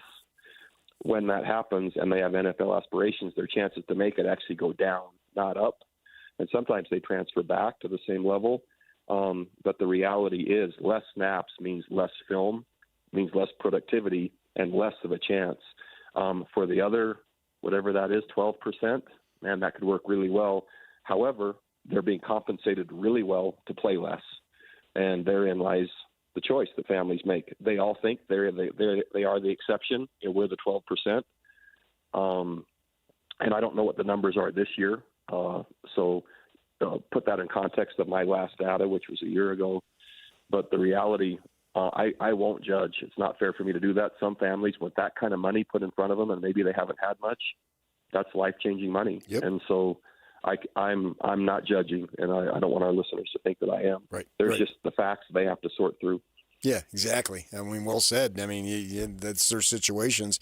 You talk about the handlers. I'm looking at a kid who literally put his agent's phone number in his bio on his Twitter, and it's Norm Chow's son, and he's got the phone number right in there as far as you need to contact them. How do you handle that? Because these kids now, which was unheard of when you first got into it, literally talk about their agents. Yeah. Luckily, at Utah State, and I would say the level that I'm coaching, which is a great level, less in dealing with agents. Still some, but really, in my context, I just won't. I'll deal with the family and the player, but I just won't. And so, that can hurt, but ultimately, young people and families need to be involved, nurture, guide, direct, and help. And I'm just not quite willing to go to that place, and nor do I need to at this point yet. You know what you need to do is talk to your offensive coordinator and your position coaches, whether it's running back, tight end, receivers coaches, because if they're not splicing that catch into the game film this week, they're just not doing their job. It's an amazing thing. So here is the ball being thrown toward the sideline. I'm in the game, and there's a commentary playing out in my head. It's like, okay, it's coming right to me. Do I get out of the way? No, that wouldn't be good. Okay, I got gloves on. Am I going to try to catch this? And what if I don't? Right, that's going to be bad. So then, okay, I'm going to catch it. But then how do you react after? So I tried to show no expression, like I'm used to doing that. And it wasn't that big a deal. But by doing that, it became a big deal. Yep. So it wasn't. There was just no way to win. I think a simple wink to your players would have been. That's how it's done, guys. Totally. Right there. Yeah, it was totally. Yeah, I'm going to use that in the future if I ever choose to do that again. If you can touch it, you can catch it, guys. Remember that. If you can touch it, you can catch it, even if you're wearing oven mitts. Yeah, exactly. Right. Thanks, Bronco. We appreciate it. All right. All right. There's Bronco Mendenhall, Utah State football coach. Nice win, took care of business, and now there it is, PK. The next win is bowl eligibility. And two words. Bowl eligible. Which would be a big deal, and that would be great. Absolutely. But the thing about it is that, and I'm a little surprised you're not more into this, but you're tempering your expectations, but be bold. And I know there's 7 teams that are thinking it right now, and obviously 5 of them are going to be wrong. But there's 7 teams thinking, why not us? San Diego State and Boise have 1 loss, and then you got 5 teams with 2 losses. And San Diego State is at Boise State. It's too early to be worrying about that. Utah State doesn't need to be worrying about that. That'll take care of itself if you take care of biz. Well, I do think the whole cliche style makes the fight. Vegas gives up big plays, and if there's one thing Utah State does, they make big plays, both in the run game and the pass game. Yeah. So this could. But I thought New Mexico was a winnable game, and they got smoked. I did. Yeah, I'm with you. I'm with you on that. I think Bronco probably did underestimate a little of the energy going back in there. Even though the logic was right, it's new players, it's new coach, what does it matter? But the energy was there, and they fed off it. Yeah, the fans. absolutely. The They team, hate him. The team fed off it. The fans brought it. Yeah. Right. All right, DJ and PK, it's 97.5, the KSL Sports Zone. And now, a look at traffic from the KSL Traffic Center. Northbound I-15 still crawling through most of Spanish Fork and all of Springville as a crash at 1400 North is still in the cleanup stages over on the right side, so be aware of that if you're in the area. Emergency crews will continue to stop traffic intermittently on eastbound Highway 189 at Deer Creek Reservoir. They look to clean up a gravel spill. They've got scoopers and dumpers obviously trying to get that cleaned up and off the roadway. This update is brought to you by Advanced Window Products, offering Graber window coverings, high-end quality with the best warranty. Save 30% off when you mention KSL. AdvancedWindows.com is where you get started. With your KSL traffic update, I'm Jake Hatcher on 97.5, the KSL Sports Zone.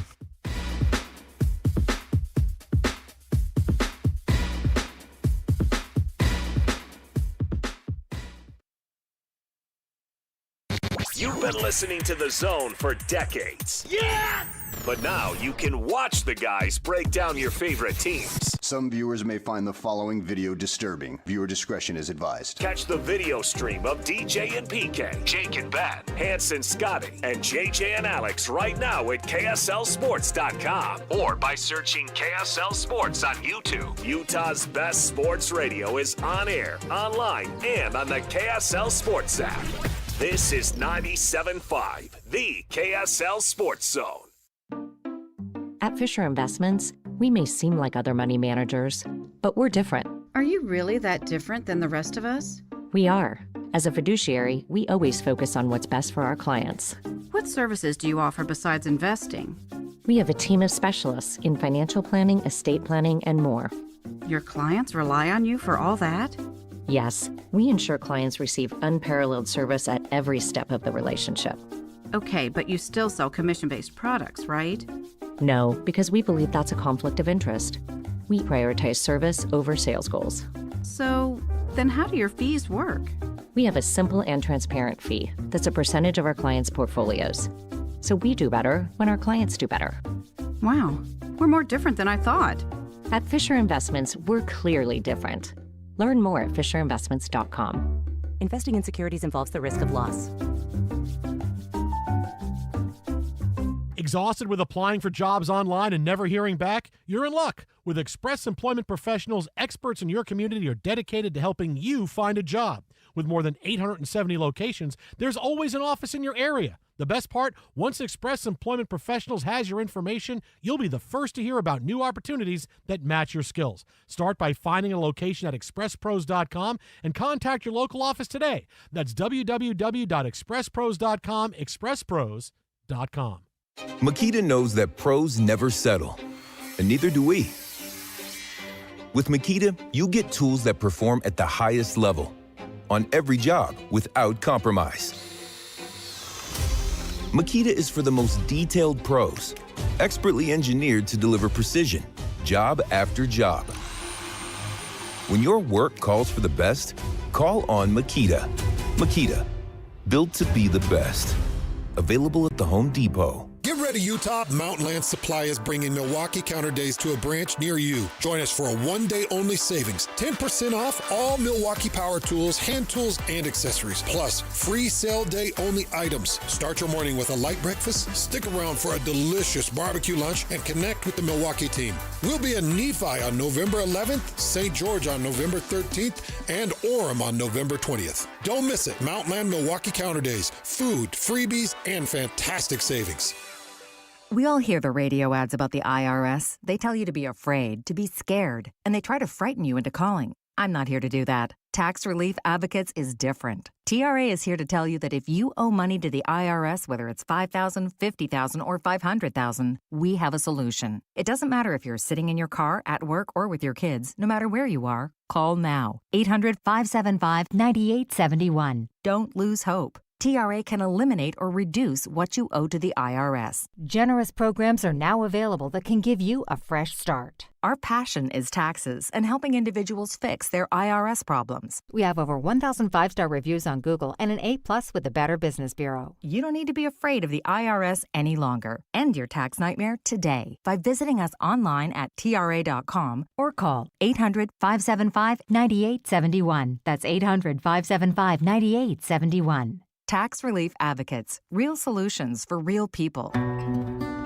You do countless things without a second thought to protect your family and home. Every time you're in the car, you buckle your seatbelt. Before the next load of laundry, you remove the dryer lint. When you head out, you always lock your doors. And one simple task, done far less often, can protect your family and home this winter. Schedule a furnace inspection by a certified heating contractor to check for safety and efficiency. A friendly reminder from Enbridge Gas. 3, 2, 1. This is your Utes at 50 update. 58! Presented by Kenny J's Barbecue on 97.5, the KSL Sports Zone. Utes bye week all done, getting ready for Baylor now. Devin Dampier on the team's mindset with 3 games to go. You know, there's still a way for us to get to the championship. That's still in our mind. That's been our goal since the beginning. So for us to know that, we know we got to win out from here on out. But one game at a time. That's how we take it. And then this was the game that, we had to come out and win. This Ute Update brought to you by Kenny J's Barbecue. Make this Thanksgiving unforgettable with Kenny J's Barbecue. Skip the stress and bring home slow smoked perfection. Pre-order your Thanksgiving meal today by reaching out to them at 801-230-5396. That's 801-230-5396.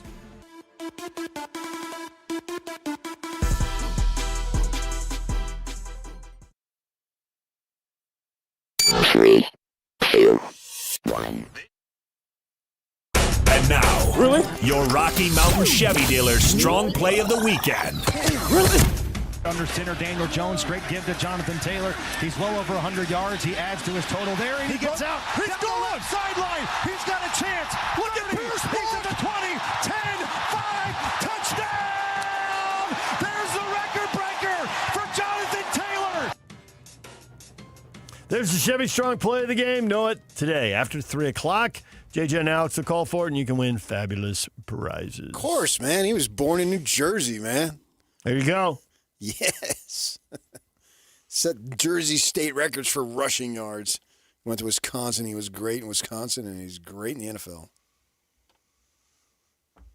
How did the NFL picks go this week, Yak? You got them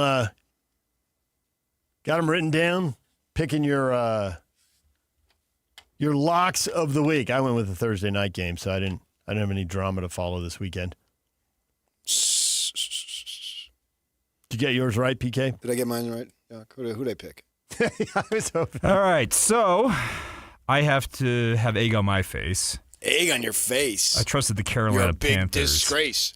That's what happens. At some point, you have to pick the middle of the league. Well, I wouldn't put Carolina at the middle of the league. But. Really?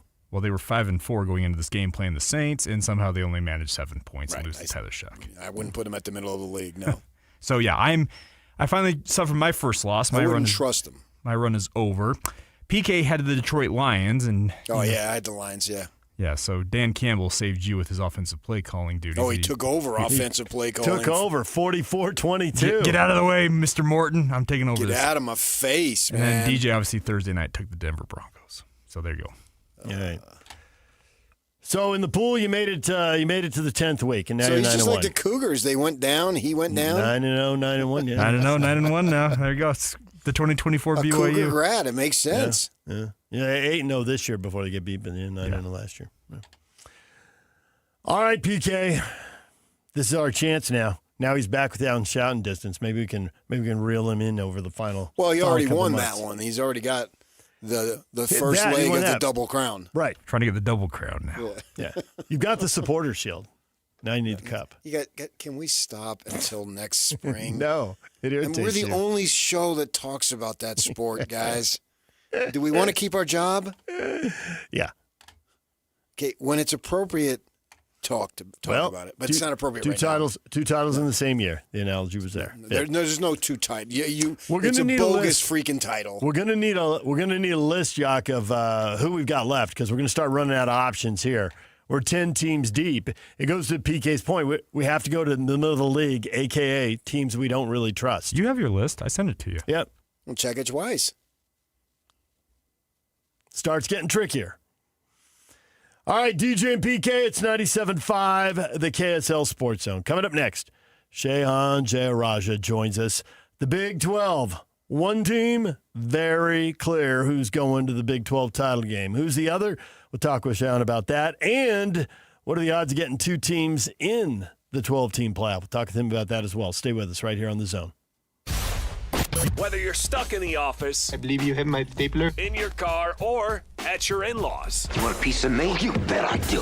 The Zone is with you every step of the way. Download the KSL Sports app to get live streaming of your favorite shows and access to all the latest updates on your favorite teams. Your home for the best coverage of the Utes, Cougars, Jazz, and Mammoth is on air, online, and on the KSL Sports app. This is 97.5, the KSL Sports Zone.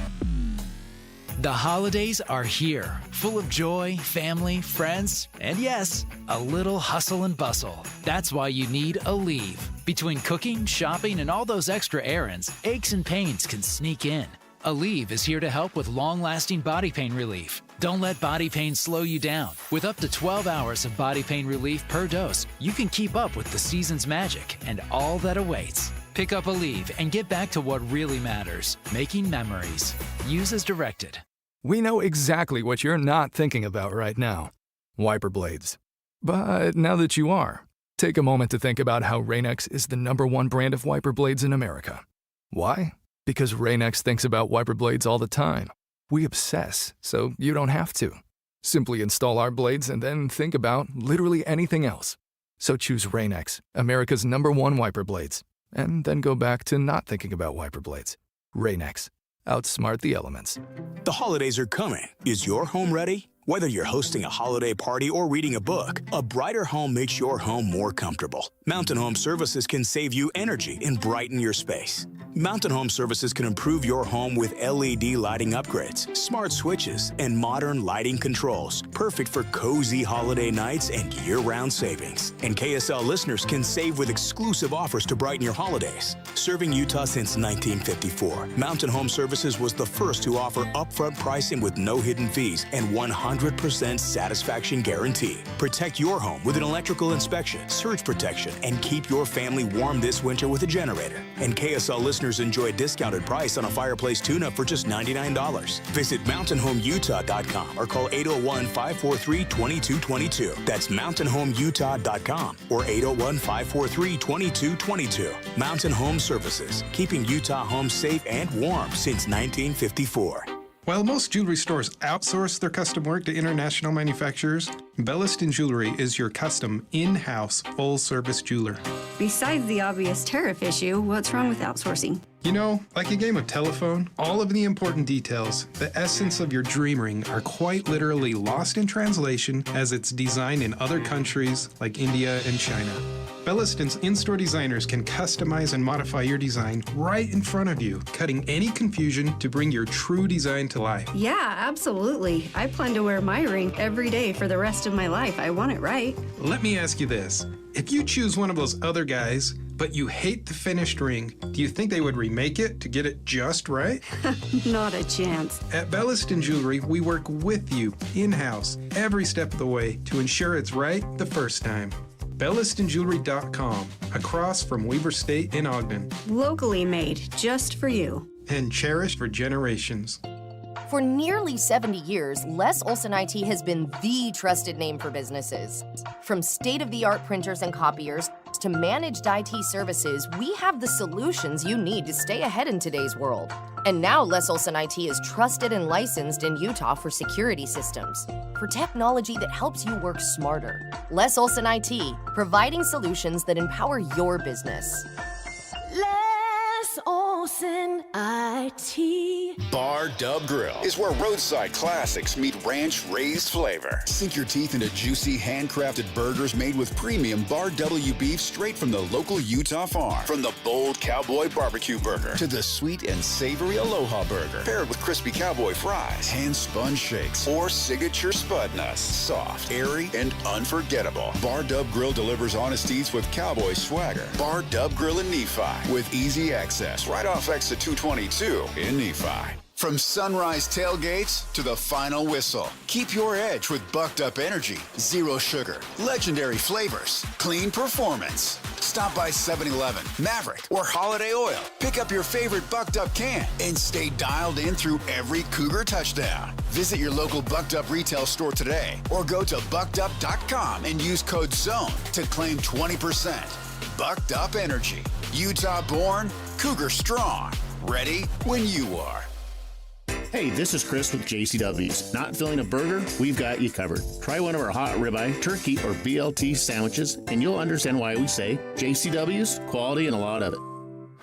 Broadcasting from the Mountain Home Services Studio, this is 97.5 KZNS FM Colville, 1280 KZNS AM Salt Lake City, and 102.7 KSL FM HD2 Salt Lake City Midvale. This is 97.5, the KSL Sports Zone.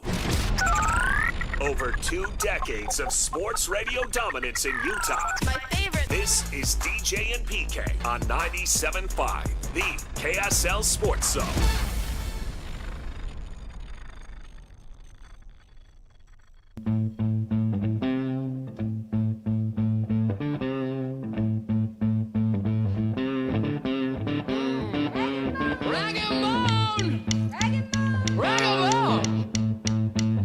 Meg, look at this place. Well, this place is like a mansion. It's like a mansion. Look at all this stuff. Look, I see something over there.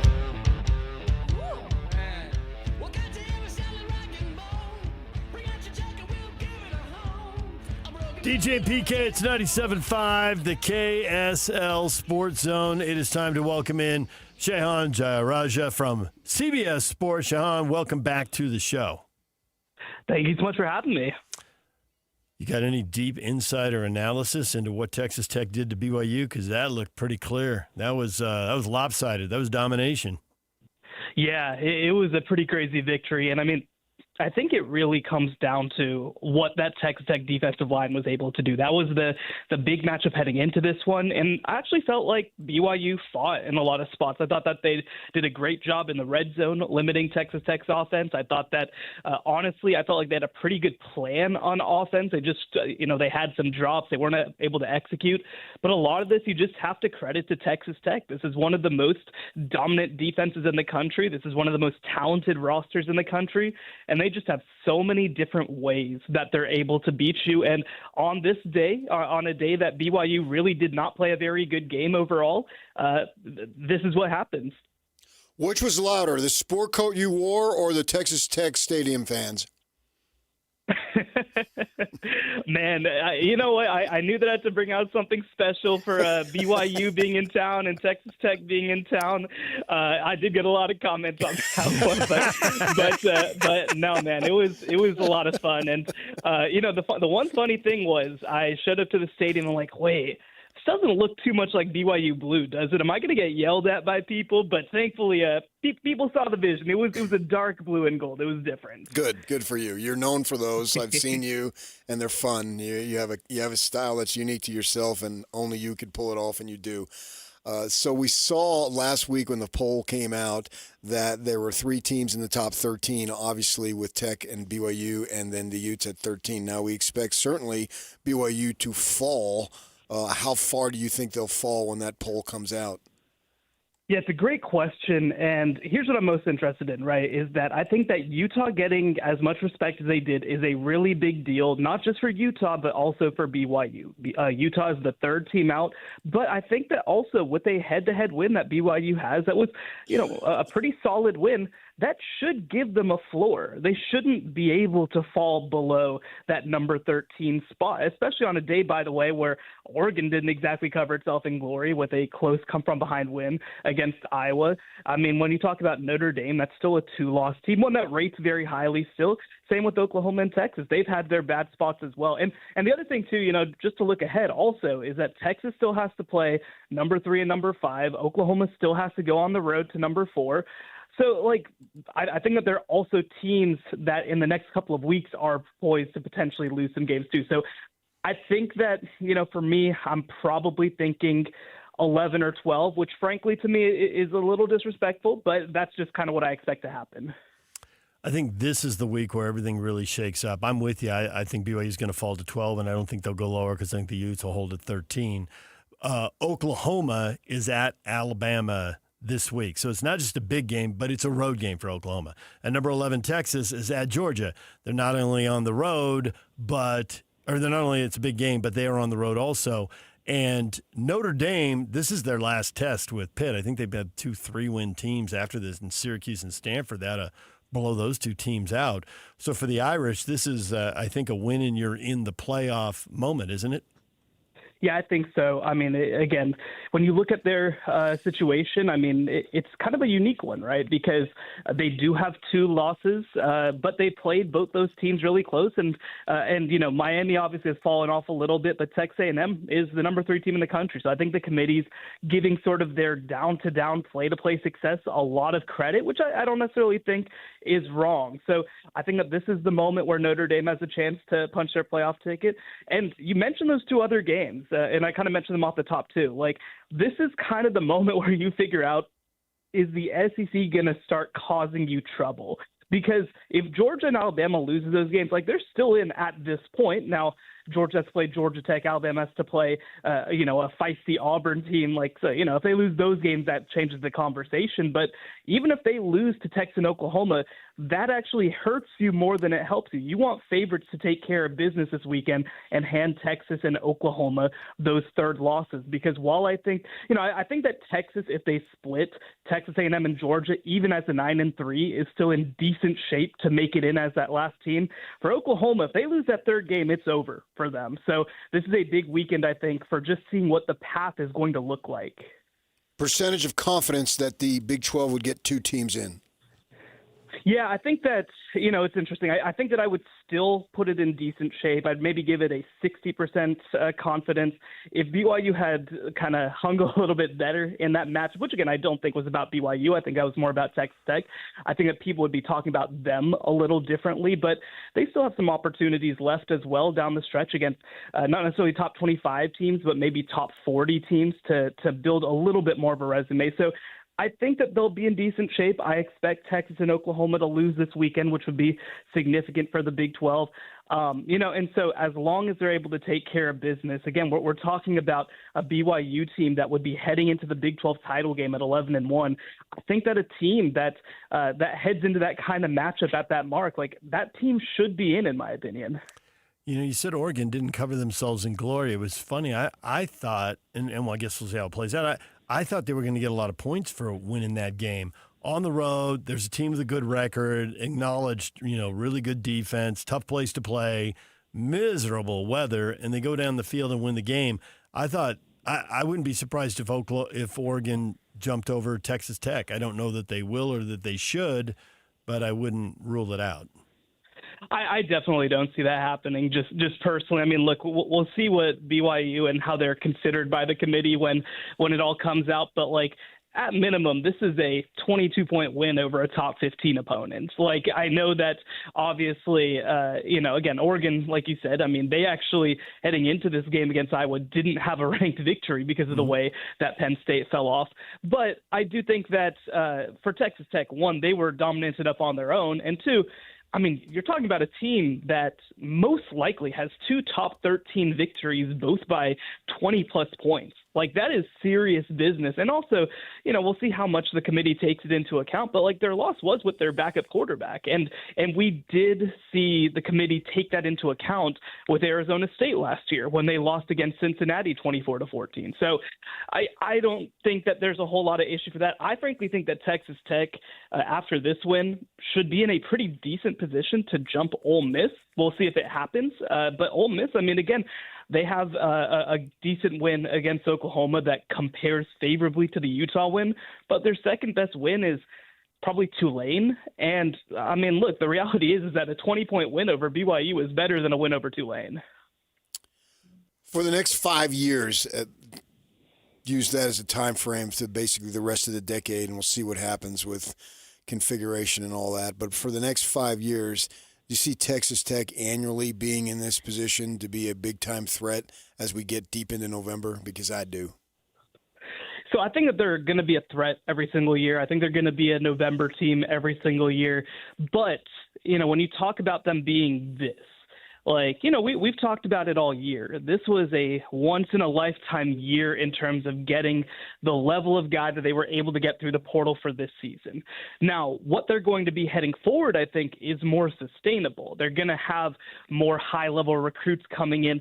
But I think that one thing for every program, frankly, not just Texas Tech, is I think that timelines are going to be such an interesting factor in kind of the zeitgeist, because I think that it's going to be harder than ever to be a truly national championship level team every single year. I mean, I think that, Georgia's still really good, but I think that you could make the case this year, this is a little bit of a transition year for them because they have a very young roster and a first-year starting quarterback. And so even though they're still in the discussion, they're going to have a chance to contend for the SEC, they're not on their title timeline. I think that Texas Tech is going to be going through the same thing. I think that BYU is going to be going through the same thing. I think Utah is going to be going through the same thing, where, again, all these teams are going to be right there in the 9 to 10 win range year over year.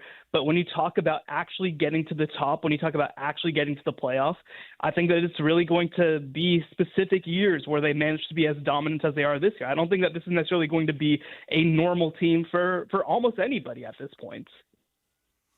I'm sure Tech wants the bye. I don't know, given the way the Big Ten and SEC are viewed, if that's possible. But don't you think if you get the 5 or 6 seed that there's a lot of value in that, given that it looks like 11 and 12 aren't going to be cut from the same cloth as these other 10 teams? Absolutely. Yeah. Well, I'll tell you what. I was out there in Lubbock, Texas this weekend, and I will tell you what. People would be very excited to have an opportunity to relive what they did this weekend with another team coming to town. I don't think this is going to happen. Let's be clear about this. But right now in our CBS Sports Bowl projections, the projected team to come to Lubbock, Texas for a first-round playoff game is Texas. And that would be the biggest game in the history of Texas Tech University. That city would burn to the ground, and I would be there watching because it would be incredible. So I think that there's two ways about this, right? One, I mean, we saw how cool the home playoff games were. I think that nobody would be mad about getting that kind of moment and environment, especially like you said, obviously the first round matchup could be kind of tough if you get, a 9 or a 10, but the ACC looks like a total mess right now. I think that, I actually think that South Florida, if they come out of the group of 5, is a kind of a tricky matchup, but if it's not South Florida, I think you match up okay. But the one other thing that I'll say about the value of the bye for Texas Tech is that their quarterback, Darren Morton, is dealing with some pretty serious lower leg stuff. You could see him limping. Holly Rowe reported after the game that that he has a hairline fracture in his fibula. Now, both Barron and Joey McGuire kind of declined to elaborate on that or confirm that. But the point is this, he has a lot going on. It's a pain management situation. Their backup quarterback is out for the season with a torn ACL. So I think that they would value the ability to get him just a little healthier. I spent 23 years at daily newspapers as a beat writer, so I can appreciate good reporting and writing when I see it. And you had it when you did the story on Bachmeier. It's an excellent piece. We promoted it, and I'm sure you got some readership out of our listeners from you coming on and having a familiarity with who you are. As I read the story, it became apparent to me that Bachmeier was trained for this moment. And as far as, what'd you say, they took him out of junior high to homeschool him and go with the workouts and all. So is that the reference point that you took from it, that this is something that he has basically been trained to do? Absolutely. And it's funny, I was walking on the sidelines at the close of this game and actually ran into Michael Bachmeier, Bear's father. And he came over and he really, I think, appreciated the story, but he was also like, man, Bear played on the same prep school team as Julian Sayin, and he was actually playing quarterback ahead of Julian. He had all these stories, even more stuff that he wanted me to have been able to get into. But it's absolutely true. I mean, he has been made for this moment. He's been shaped by the experiences that his brothers went through. He's been shaped by the competition that he played in a highly competitive Southern California market. He's been shaped by the workouts that he did, by the training academy that he was pulled out, like you said, to do in middle school. And so nothing really phases this guy. And I actually give a lot of credit to his brothers. So Hank, his eldest brother, was a blue chip quarterback recruit, went to Boise State, ended up transferring to Louisiana Tech and Wake Forest later in his career.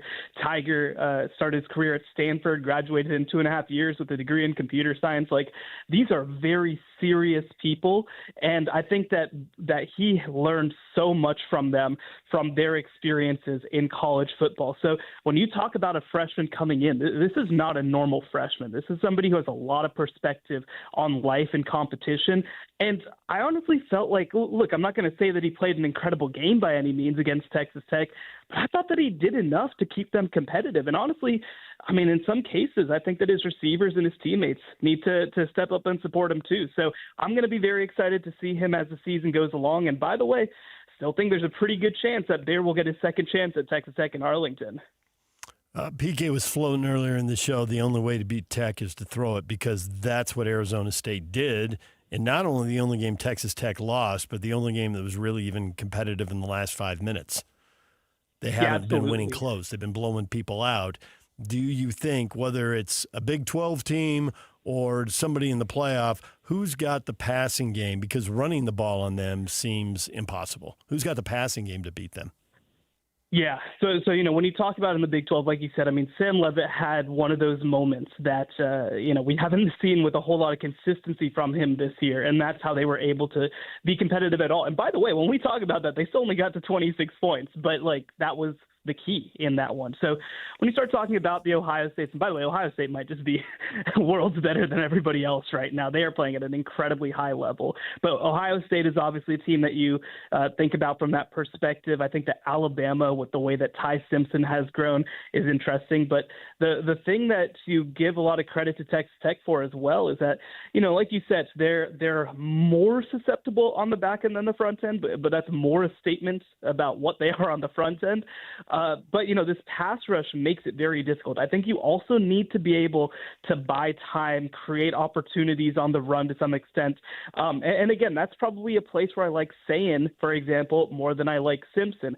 When you talk about Big 12 teams, I mean, again, I think that we saw the issues that Utah had against Texas Tech's defensive line. They were not able to go side to side whatsoever because of the closing speed that those linebackers have, including Jacob Rodriguez, who I think is a first-team All-American. So, it's an interesting challenge. It's very matchup based, and that's the cool thing about, I think, modern college football in a lot of ways. Maybe the last 3 or 4 years, is that this sport has become more matchup driven than I think ever before. There are teams that can beat you every single way, but the number of those teams is declining rapidly. And so the draw that you get in the Big 12 and maybe in the college football playoff could play a huge role in whether you're one of those teams left standing at the end of the year. John, we appreciate it as always. Thanks for joining us, and surprise us with another suit again. Yes, sounds good. Talk to you guys soon. All right, thank you. Shehan Jayaraja joining us right here on 97.5, the KSL Sports Zone. A reminder, we're brought to you in part by Teton Wealth. Ethan Miller with Teton Wealth will be live in studio with Hans and Scotty today to help you with your retirement plan. Tune in or visit retireteton.com. DJ PK, it's 97.5, the KSL Sports Zone. And now, a look at traffic from the KSL Traffic Center. Still some residual delays up on U.S. Highway 189 at Deer Creek Reservoir. They're still cleaning up a gravel spill from earlier this morning, so be aware of that if you're up on the Wasatch back this morning. Also, some residual delays in Utah County between Spanish Fork and Springville as they continue to deal with the cleanup stages of an accident earlier this morning there. This update is brought to you by UTA. Take UTA instead of driving and actually enjoy your ride. Try UTA and see the difference. Plan your trip today at rideuta.com or on the Transit app. With your KSL traffic update, I'm Jake Hatch here on 97.5, the KSL Sports Zone.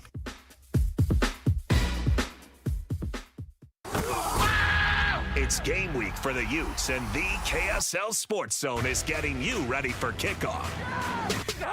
After a much-needed week off, Kyle Whittingham and the Utes get set for the final 3 games of the season, starting with a trip to Waco for a battle against Baylor. Listen all week long for the best coverage of Utah football. Then catch college football Saturday game day at 10 a.m. with the postgame show immediately following the game on KSLSports.com.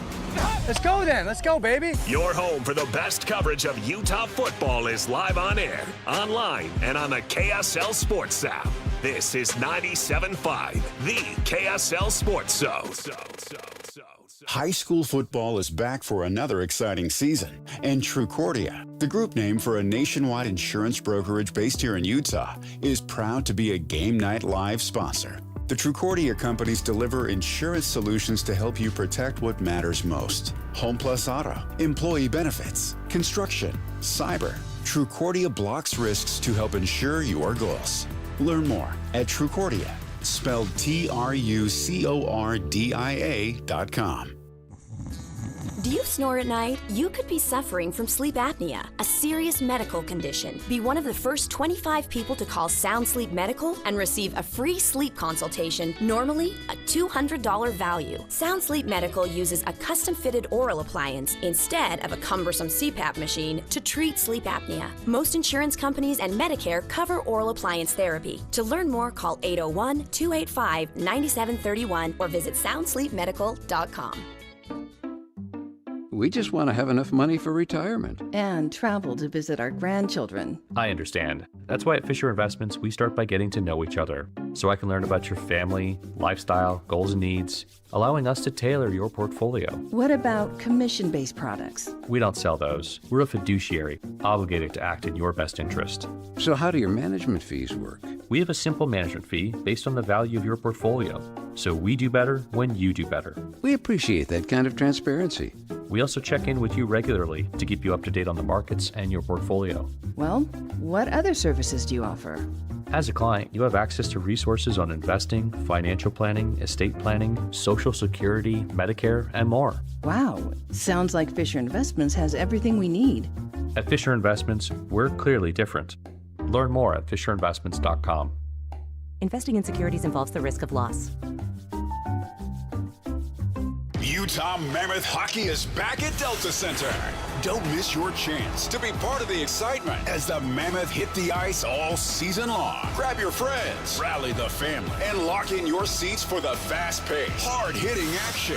Great seats are available for most games, but they're selling fast. Head to UtahMammoth.com to get your tickets today. That's UtahMammoth.com. Your home for all things Mammoth hockey. 10 years ago, Les Olson IT set out to do more than fix copiers and printers. We set out to become the IT team Utah businesses count on. Today, we're proud to celebrate a decade as Utah's managed IT service provider, trusted by thousands of local companies for secure, reliable tech support. Thanks for trusting us. Here's to the next 10 years of innovation, protection, and partnership. Visit lesolson.com to learn more. Les Olson IT. If you're getting new gutters, make absolutely sure that you don't get screwed. I mean literally, don't get screwed. Tim Jr. here from RGS Exteriors. And every single gutter company out there uses screws to hold their gutters together at the corners and downspouts. They use screws because they're fast and cheap and easy. But man, they're terrible for your gutters, aside from possibly cutting your hand. They also loosen and corrode over time because they're not made from the same metal as the gutters. At RGS Exteriors, we've been installing gutters for 70 years now. And we don't use screws. We only use permanent, strong, and unobtrusive rivets. They're made from the same material as the gutters, so they won't oxidize, and they won't corrode. They'll also never loosen. Your hand is safe too. Did I mention they look amazing? So don't get screwed. Call RGS and get riveted gutters. Our number is 801-280-3110, or visit us at rgsutah.com. That's 801-280-3110, or rgsutah.com. This is your Cougars at 30 update. Presented by Kenny J's Barbecue on 97.5, the KSL Sports Zone.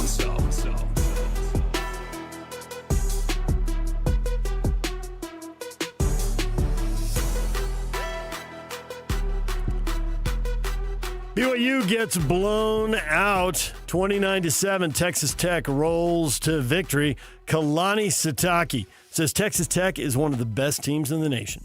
I mean, they have a really good team. They're one of the best teams in the country, and this was a good experience for us to go through, and we'll learn from this, and we'll be a better team from it and make sure that we get better next week and perform better. But it's my job as a head coach to make sure that we're playing at our best. I don't want to say that we didn't play at our best. I just said that Texas Tech made things difficult. This Cougar Update brought to you by Kenny J's Barbecue. Make this Thanksgiving unforgettable with Kenny J's Barbecue. Skip the stress and bring home slow smoke perfection. Pre-order your Thanksgiving meal today by reaching out to them at 801-230-5396. That's 801-230-5396.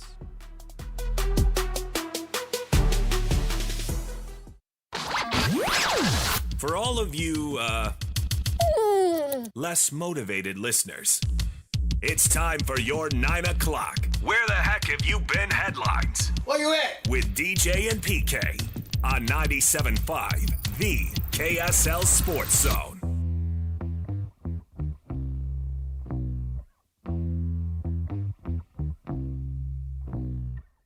We knew it'd be tough sledding, but they got us behind the chains a little bit, and they're really good at taking advantage of third downs, and we weren't able to do it. And then on the other side, we gave up too many big plays on third down. First half was back and forth a little bit, but we gave up 13 points, had a good stop at the end of the half there, and thought we were able to get some momentum. We even started by forcing a punt in the second half, and just weren't able to get the momentum swinging our way. There's Kalani Sitake after the loss at Texas Tech. The Slacker Radio headlines brought to you by Trajan Wealth. Call Trajan Wealth today, your local trusted financial fiduciary. Call them at 801-210-6800 or visit their website at trajanwealth.com. PK, nothing to do after that but lick your wounds. Find a way to go win 3 in a row, starting with TCU at home. See if you can set up a rematch with them. Clean up the obvious mistakes, and then see if you can make some big plays in the passing game. Gots to be that way, yeah, if they should get that far. Don't know that they will, man. They've got at least 1, if not 2. I expect they'll win that last game at home. But this week, TCU can be dangerous. They're wounded themselves. They didn't have a good showing against Iowa State. Iowa State got off the deck after losing, what did they lose, 4 in a row? And now correct. They got bowl eligible. They're 6-4. And their win over TCU knocks TCU out of the title hunt, so they're essentially playing spoiler now. Right, so they're might as well throw everything in it. And the kitchen sink, not but the kitchen sink, at the Cougars. So Cougars got to get back some mojo. If they lose, I don't think they will Saturday, but if they do, then it's like, oh my gosh, the air's out of the season. And if they lose to TCU, I can make an argument that they would lose to Cincinnati, obviously.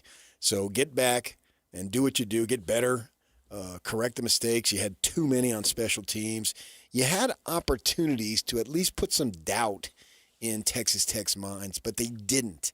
And, they stop them on the first possession. Look great doing it. Texas Tech goes backward with sacks, and then they lose the ball on the fumble, or the punt, I should say. And with that in mind, any chance for momentum, any time it was there to potentially be had, something happened that it didn't happen.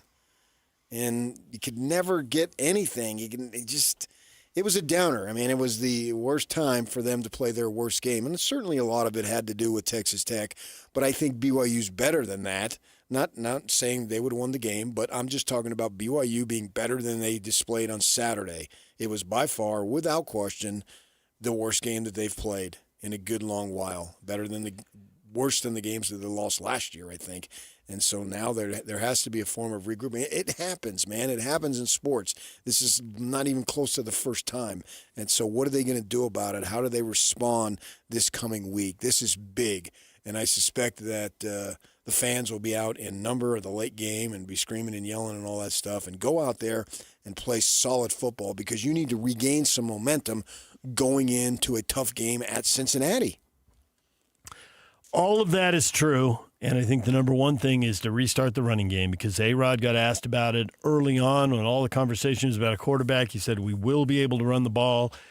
He said it multiple times. He was proven right multiple times through 8 games. But, man, game number 9, that was some serious tough sledding. And it's like they had the 12-yard gain right out of the gate. I was like, wow, are they going to be able to run the ball on Texas Tech? But it turned out that first carry on the second play from scrimmage was pretty much the highlight of the game. Yeah. For the running game. You can't. You're not going to be bottled up every single time. Nope. But I just don't know that you're going to consistently beat the Red Raiders through the ground. So you've got to find ways to be creative. I think you do know that you're not. Hopefully you can make some key plays, 3rd and short, 4th and goal, whatever. But to think you're going to go in there and run for 170 yards and do what you do to other teams, that's not going to happen. So probably not, man. But now they've got a taste of it. So win the next 3 and see if you can set up a rematch with them. I mean, right now it's just painfully obvious and we'll see, maybe Cincinnati has something to say about this, but after watching Cincinnati get annihilated by the Utes, it's pretty clear who the top 3 teams are, and it's really clear who number 1 is. And then the rest of the league's a little muddled. Yeah, BYU and Utah still have to make good on that down the stretch here, I guess, as does Texas Tech, but Texas Tech's only got a couple games left. They look like they're in great shape. They're not playing any contenders here down the stretch. No. Whereas at least BYU and Utah are seeing teams that are 6-3 or better here. Uh-huh. Yeah. So with that in mind, this game this week becomes huge. Everyone's chasing Texas Tech. It's what I anticipated, and it's come to pass. They went out and got all these transfers for this year. That was eye-opening when I saw that. I was like, oh, here's another one, here's another one, here's another one. Okay, I see what's going to happen. And we know they have the finances, but the way they spent the money this year, specifically to shore up that defensive stuff, 6 guys that only are eligible this year, long time, Texas Tech Red Raiders. Each one of them is their dream to play for Texas Tech. They grew up rooting to play the black and red. For 4 or 5 months for a lot of money. But hey, whatever. Those are the rules this year, and they get tweaked again for next year. So yeah, we'll see how they adapt to that. Right. We talked with Bronco Mendenhall. We had him on the show. He was funny about the game. He was funny about the tampering, also honest, about the tampering and recruiting that's going on right now with 3 games to go in the regular season. Get that wherever you get your podcasts. That was Bronco on the current state of college football after a spectacular night for his Aggies, who are now 5-0 at home and 0-4 on the road, and headed to UNLV this week for a big game to get bowl eligible and keep themselves in the hunt for a conference title game appearance with 2 games to go.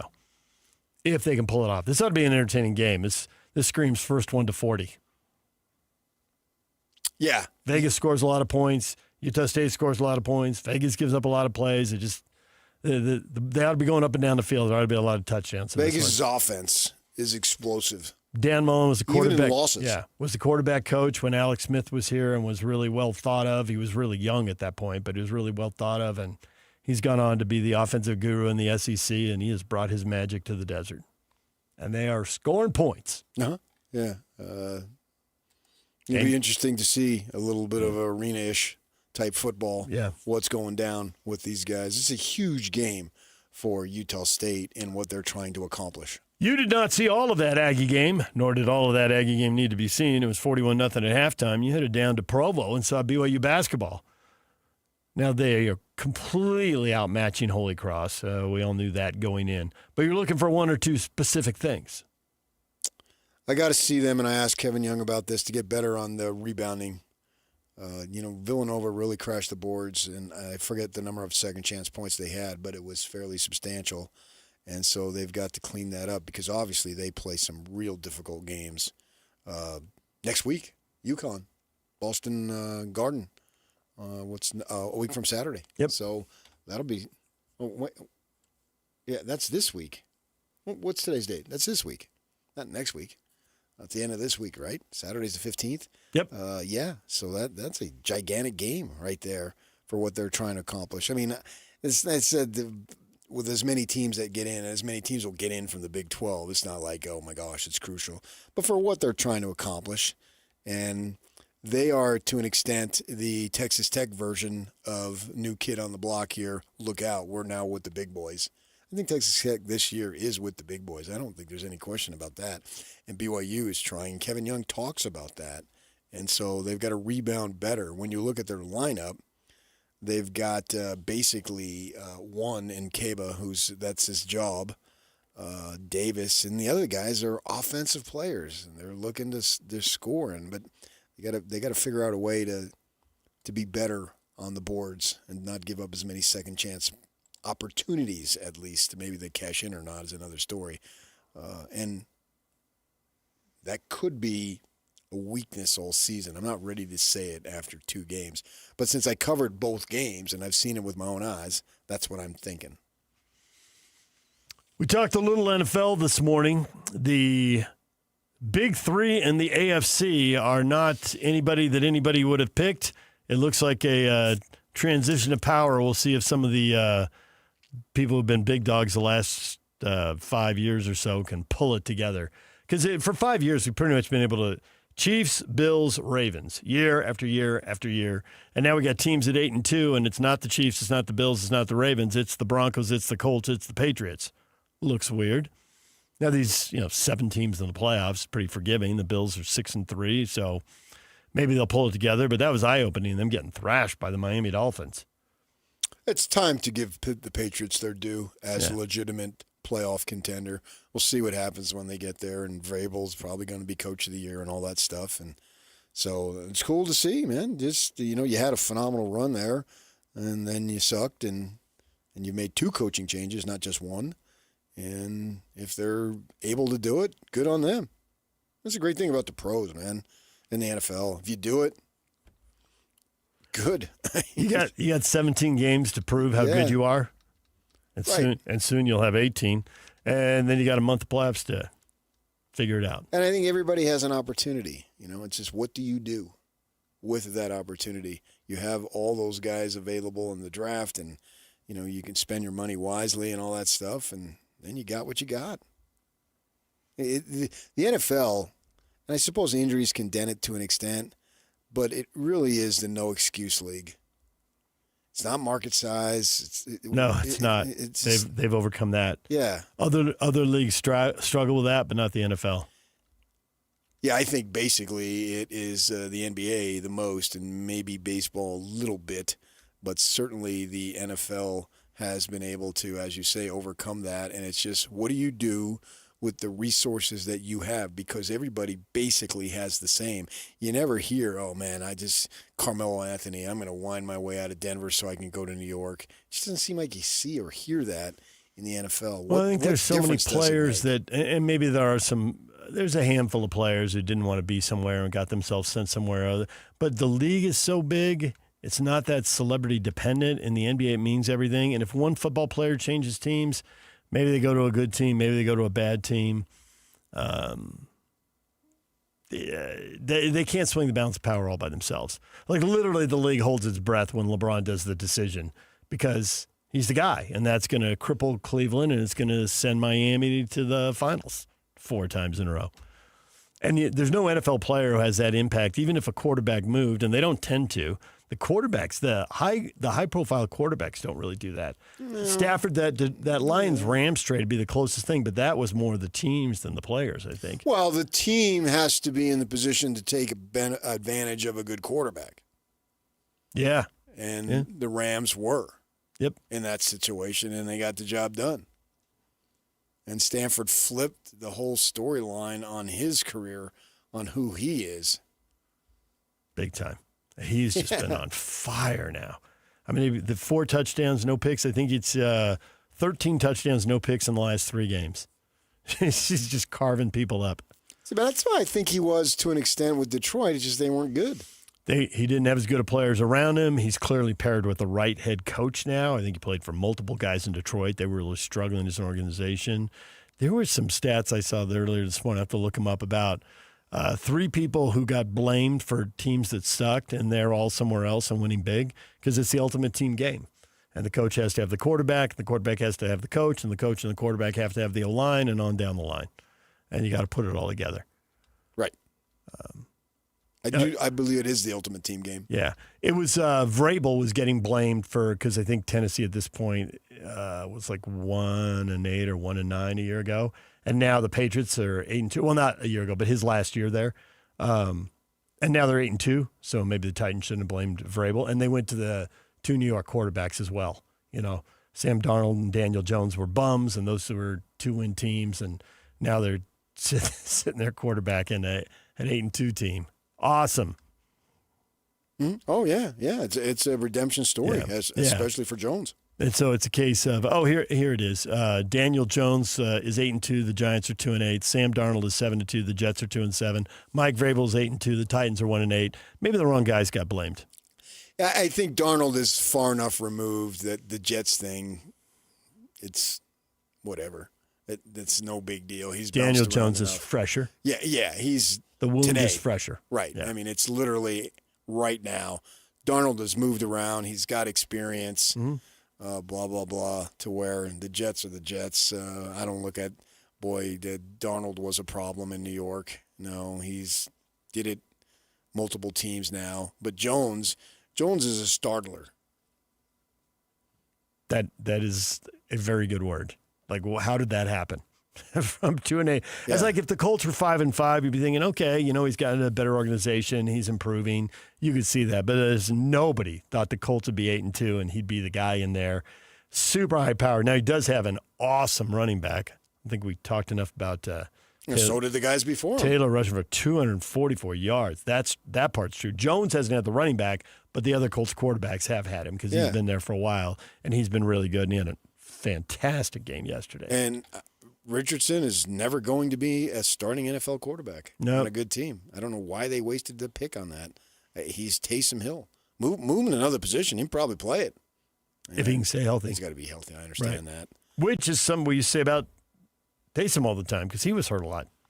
In college. Yeah, in college. He got to a good spot in the pros, and now he's been hurt recently here, but he's, in his mid-30s now also, so those things happen. And I know where he invested some of his money in real estate, and it is sweet. DJ and PK, it's 97.5, the KSL Sports Zone. Your feedback is next. Stay with us.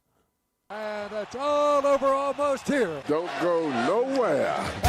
It's game week for the Cougars, and the KSL Sports Zone is getting you ready for kickoff. Even after their first loss of the season, the Cougars' dream of a spot in the Big 12 title game is still alive and well as they welcome TCU to Provo on Saturday.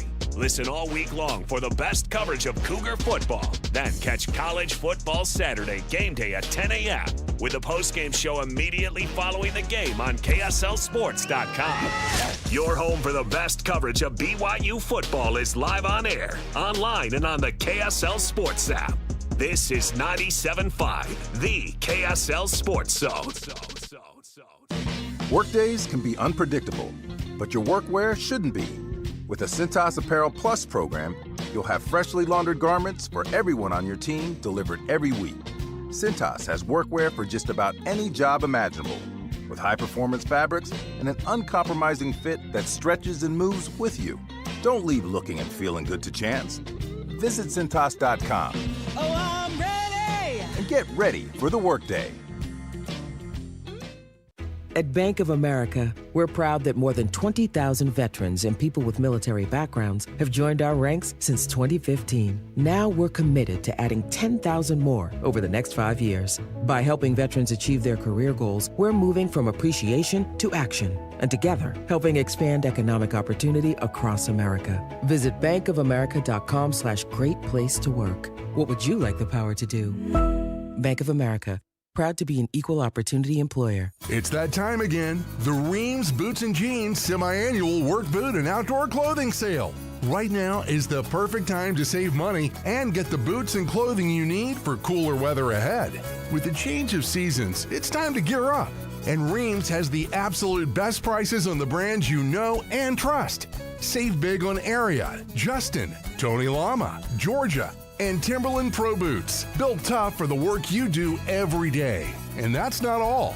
Stock up and save on Carhartt brand jackets, hoodies, bibs, pants, and vests. Whether you're working hard or heading outdoors, Reams has you covered from head to toe. Reams Boots and Jeans, Utah's largest boot dealer. Come in today for the best selection and the best prices on the boots and clothing you need. Look great, feel great, and save money. Reams Boots and Jeans, Utah family owned and operated for over 80 years. Reams Boots and Jeans. Helping your money do more means making sure you get the most out of every dollar. That's why, for a limited time, when you open a new America First Visa credit card and spend $3,000 within 90 days, we'll give you $300. That's like getting a 10% discount on everything you pay for with your card. Before you spend another cent, head to americafirst.com and apply for your low-rate Visa credit card today. Membership eligibility, terms, creditworthiness, change, and conditions apply, subject to additional criteria. Federally insured by NCUA. Equal Opportunity Lender. Hey, it's SLC Fat Loss with huge news. We're having our biggest deal of the year. Over $400 off, now through December 31st. We know how hard it is to stay on track during the holidays. Most people without a plan gain 5 to 10 holiday pounds. But this year, you could do the opposite and lose 10 to 20% in just 60 days and still enjoy those special holiday meals. This plan works because it helps reset your metabolism and hunger hormones. Claim your free consultation at slcfatloss.com. I found the exact program that works for me. Alex here, JJ and I have been on this program for more than a year. I've dropped 65 pounds, but more importantly, I've kept it off during that full year. JJ here, I lost 40 pounds in 60 days, and a year later, I'm keeping the weight off. Go to slcfatloss.com. Do it before, during, or after the holidays, in person or virtually from anywhere you live. Free consultation at slcfatloss.com. That's slcfatloss.com. But hurry, limited spots available. Trust us, you'll thank yourself come the new year. Results may vary.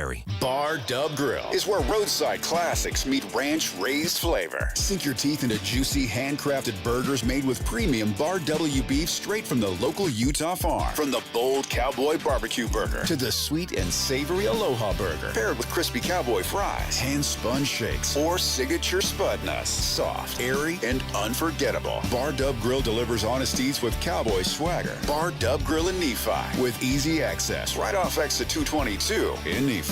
3, 2, 1. This is your Utes at 50 update. 158! Presented by Kenny J's Barbecue on 97.5, the KSL Sports Zone.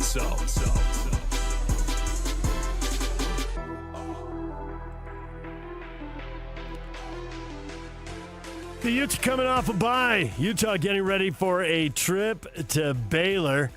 Kyle Whittingham on the emergence of Ryan Davis as the team's leading receiver.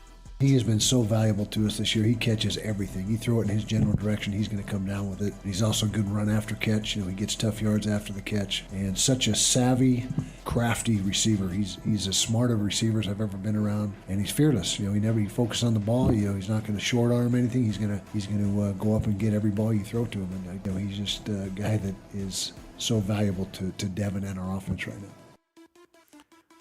This Ute update is brought to you by Kenny J's Barbecue. Make this Thanksgiving unforgettable with Kenny J's Barbecue. Skip the stress and bring home slow smoked perfection. Pre-order your Thanksgiving meal today by reaching out to them at 801-230-5396.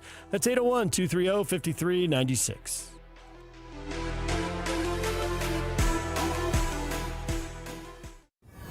And now, enough of us. It's time to hear from you. From all your texts, tweets, and posts. This is the best feedback of the day. Woo! Oh, I was there. That's the best game of my life. With DJ and PK on 97.5, the KSL Sports Zone.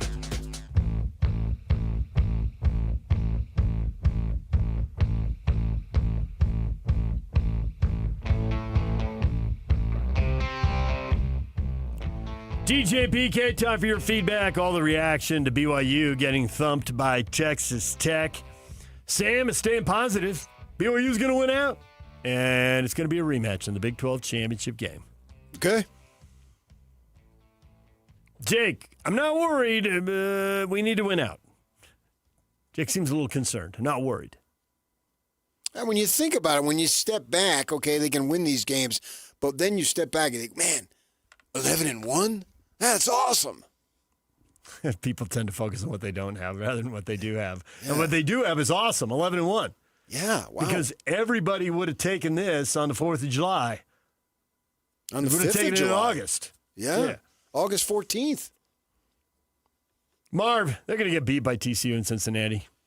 Marv, it's all over. The wheels are coming off. The L's are piling up. 9-3 it doesn't sound nearly as good because it isn't. And under the circumstances, that would be a big-time downer.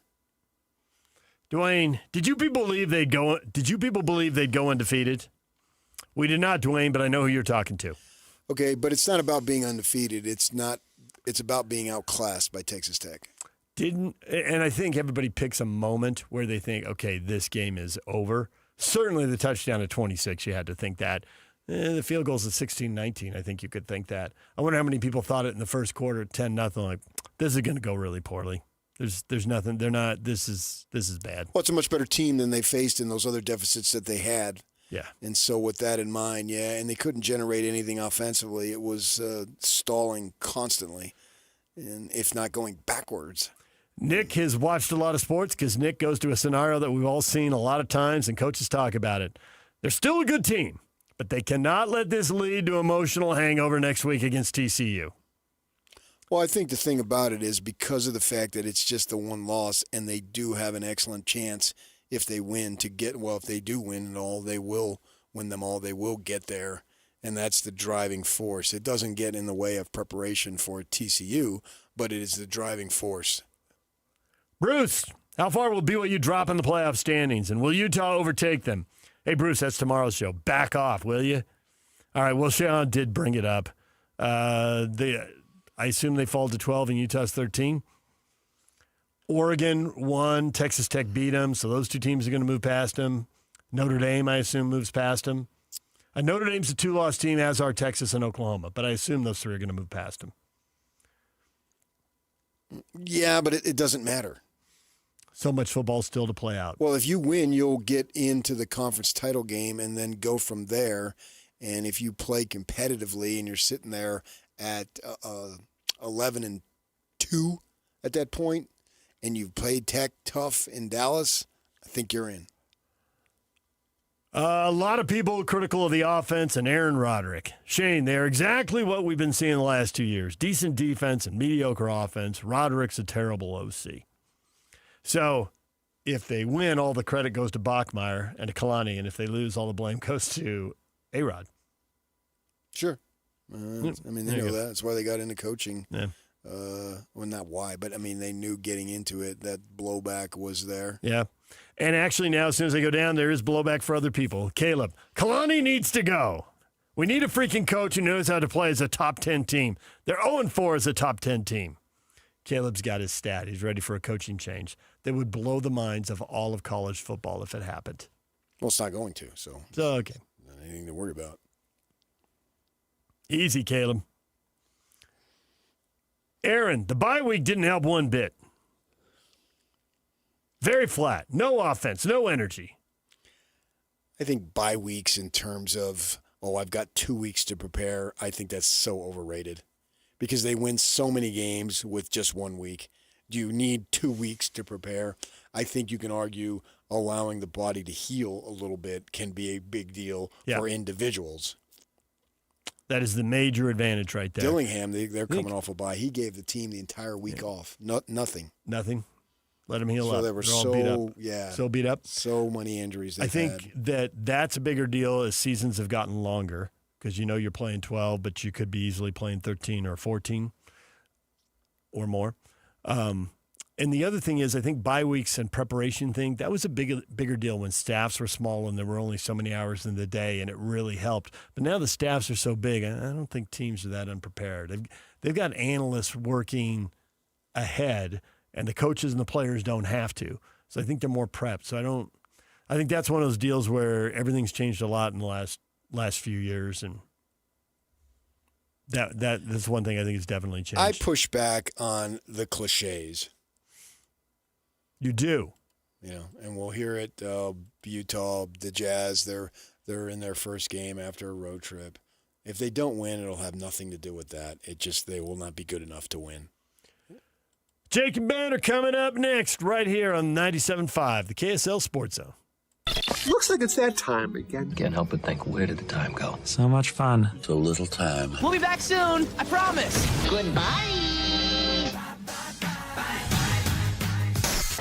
Want to get the latest info on Utah's newest sports franchise? Sign up for the Utah Mammoth newsletter. Get exclusive analysis, plus the latest news and notes on the Utah Mammoth. Sign up today at KSLSports.com for the Utah Mammoth newsletter. Hi, this is Doug Wright. The other day I was reading an article, and it talked about the finest restaurants around the United States. And right at the very top of the list, it was Ruth's Chris Steakhouse. And I'm quoting now. They say, high-quality food in an atmosphere that is sure to impress. Isn't that the perfect description of Ruth's Chris Steakhouse? And here in the state of Utah, we have 2 locations. Hotel Park City, that's where Dee and I celebrated our anniversary the other night, and downtown Salt Lake City at 275 Southwest Temple.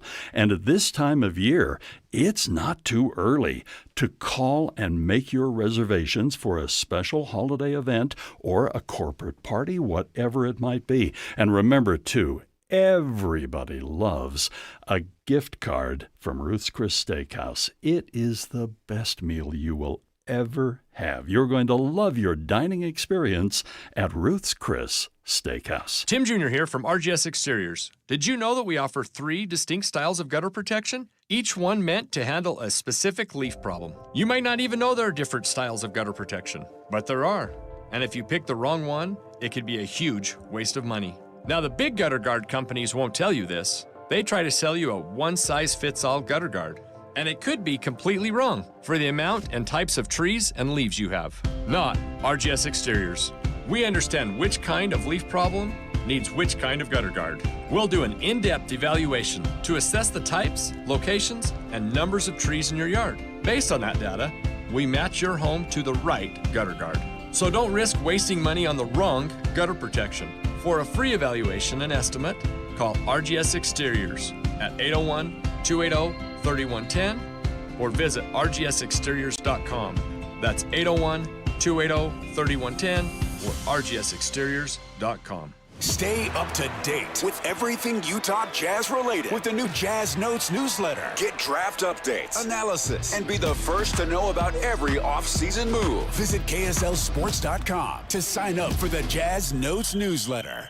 You gave years, maybe decades to your job. You showed up, worked hard, and planned for retirement. But now, the company's changed. Or maybe you've taken a buyout or been forced into early retirement. So, what happens next? I'm Jeff Jr., founder of Trajan Wealth. And if you've built up a 401k or thrift savings plan, now is the time to ask, is that money really working for you? Many workplace retirement plans offer limited options and even less guidance. At Trajan Wealth, we help people just like you roll over their accounts into IRAs with more flexibility and personalized investment strategies built around your goals. For households with $500,000 or more, let us build you a personalized plan. We operate on veteran values, service, trust, and doing what's right. Your next chapter starts now. Call Trajan today, 801-210-6800. That's 801-210-6800. Advisory services offered through Trajan Wealth, LLC, an SEC-registered investment advisor. See website for details. At Peach Windows and Doors, they help homeowners stay in the homes they love while upgrading to the elegance, efficiency, and natural light of today. With hundreds of 5-star Google reviews, their clients know Peach Windows and Doors deliver what they promise. I wanted to replace standard-size French doors with a large custom sliding door. The update required checking a weight-bearing wall. Plus, I wanted a couple of different styles of windows. The new sliding door created a much brighter and open look. Peach was so helpful along the way with recommendations and ideas, and the installers were efficient and respectful of my space. I was thrilled with Peach Windows and Doors. Give your $1 million home the $1 million feel it deserves. Don't wait on that someday project. Visit Peach Windows and Doors Salt Lake Showroom. Schedule a free in-home visit. You can also explore at peachwindowsanddoors.com or just call them at 801-566-1255. Peach Windows and Doors, where amazing home transformations begin. A confession without consequences. In 30 years of law enforcement, I've never heard of this happening. From a convicted child sex offender. I got a plea deal and it kind of makes me sick. Convince me that you are okay to be paroled. Honestly, I can't do that. Why are there no new charges? Do you think this case should have been filed? Yes. KSL investigates Confessions Without Consequences. Tonight at 10 on KSL and the KSL Plus app.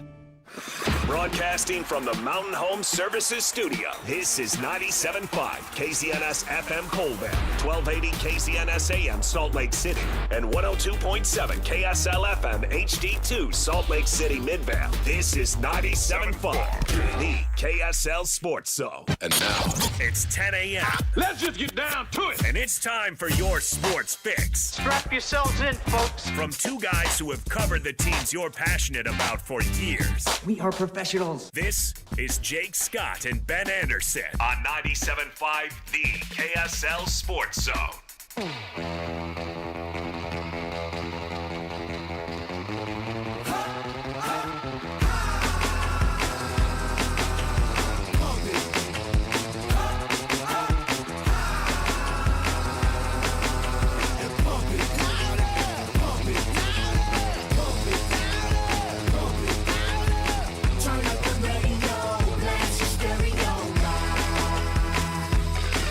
Jake and Ben, 97.5, the KSL Sports Zone. Jake Scott, Ben Anderson, thank you for making us a part of your day. How's it going over there, Ben? Happy Monday. Doing well. How are you? Yeah, I'm good. It was a good weekend. No Jazz game over the weekend, so I had a couple of days to spend with the fam. Although, I think, well, let me put it this way. I took my kids to the park on Saturday evening, and it was one of those parks that has leave, where you can drop off your leaves or whatever. And judging by the giant mountain, everybody did the same thing I did this it weekend. was warm this weekend. It was a good time to finish up whatever projects you had. Yeah, we went out there with the rake, and it's great. You know, kids jumping in the leaves is timeless and warms my heart every time for some reason. Yeah. But yeah, we raked the yard. That's what we did. We got everything buttoned up. But I could not believe how many bags of leaves were at this particular park. It was like, wow, everybody is doing this weekend. And they've all come down. All the leaves have changed and come down, and it's beautiful. Go to Peach Doors and Windows. Take it in. Yeah, take it all in. Well, so it's funny. My house has a really nice view only in the wintertime. What does that mean? My neighbors have trees. Oh, okay. That have matured. Yeah. And so I have a nice view when the leaves are fall. gone. Yeah. Which is kind of funny, right? Sure. You wouldn't think of something like that, but like to your point about Peach Doors windows, like maximize where you live. I should turn that whole that whole wall of my house into glass that is also energy efficient. You should see if Cindy and the good people at Peach Doors and Windows will come and remove the trees of your neighbors. Just while you're at it. Peachbuildingproducts.com. They do that. They do guerrilla tree ops. Illegal guerrilla tree ops. They have 5-star ratings for a reason. They go the extra mile. And when people come to them, they have plausible deniability because they're like, what? We're a window company. What are you talking about? What's that wood chipper doing in the back? I like that concept, though. Illegal tree ops. Oh, I'm sure it's happened before. Well, yeah. I mean, what's his name? We revisited that the other day. That poisoned Alabama. Yeah, that poisoned the Auburn tree, right? Yeah. But I'm sure neighbors have cut down each other's trees. It would be hard to buy a house for a view specifically. And like you buy it exactly like you're saying. You buy it in November on a beautiful fall day. Like, this is our dream house. The view is immaculate. And then in the spring, you can't see anything.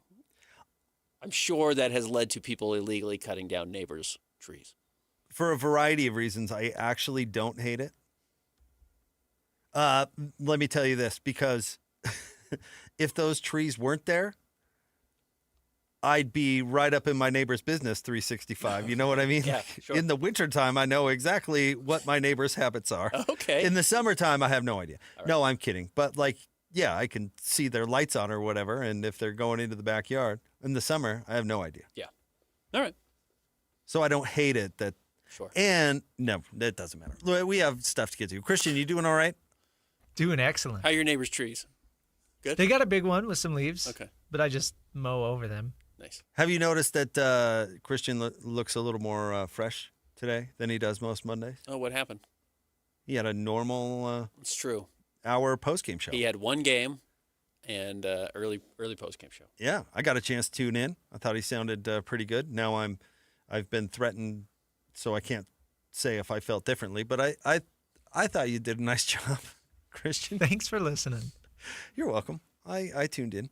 I wanted to get the instant reaction, which is why you should tune in to Christian and Alex and their post-game work, and, of course, pre-game work, too. But in that case, I had an errand to run, Ben, and I'm frankly, part of my excuse to run an errand is I wanted to tune in to Christian and see what was the scuttlebutt about the big Cougar loss. And I say big Cougar loss because I refuse to say it's a big Raider win. Okay, nice win for the Raiders. I thought Baron Morton looked pretty average. Well, he has a broken leg. He is playing with a broken leg, and he couldn't hand the ball off without limping. So that was tough. But BYU was not really able to punish them. And, that broken leg is not going to heal during the season, so they're going to be dealing with that for a while. And you have to hope, I guess, if you're a Texas Tech fan, that it doesn't get worse. But it made them no worse for wear against BYU, and that was a lopsided game from the opening kick and never really got close. Never felt close, never felt like BYU was competitive in that game. And obviously the defense for Texas Tech was truly dominant. But I was I was uninspired by BYU's offensive effort. Okay, let's put a pin in that because I think you're right. I think you're right at the nerve of this particular game. But as far as the Raiders go, they are the Utes. Uh-huh. They are. I mean, they want to run the ball and they want to play dominant defense. And if you get behind against them, you're toast. You're in real trouble. Yeah. Like they are that. You talked about Utah being a boa constrictor. Yep. And that's exactly what Texas Tech was. That's the Raiders. They're not. They have flaws. Yeah, they do. But when they're up by 2 scores or more, you're not going to expose those flaws. Yeah. They were able to run the ball. So, I mean, that was true.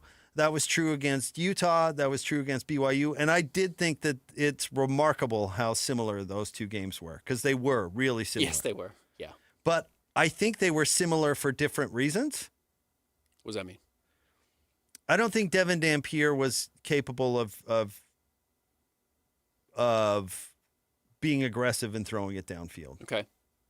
And Utah maybe knew it and then called into it, and then it unraveled eventually in the fourth quarter.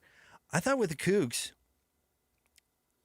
I thought their game plan, and you talk about being uninspired. Let's talk about why. I thought their game plan was remarkably conservative. Yeah, it was. That was exactly the point. Remarkably conservative. Agreed. And I get it. You don't want the Frosh to lose the game for you. That was something I feel like against Colorado. He's played several games, including a really big one against Utah since then, and proven that I think he's capable of more than just let's limit the Frosh and make sure he doesn't lose the game. Now, that is my opinion, and it's actually beside the point. A conservative game plan is not going to beat Texas Tech regardless of who you are. That's the way to beat the Raiders is you got to be aggressive and throw it all over them. Yeah, you do. You're not going to run it against that line. You're not going to slant it against those linebackers. They've got like 2 All-American linebackers. As much as I hate to give the Raiders any credit, like that's the teeth of their team. Utah couldn't loosen the Raiders up, and BYU didn't. And maybe the Bear, you know what? Maybe the Bear isn't capable of it, and he would have thrown the game away. But that's not how BYU lost. I think they lost because I don't think they had a great game plan, honestly. And I thought the defense was pretty good. BYU's defense played well enough to win.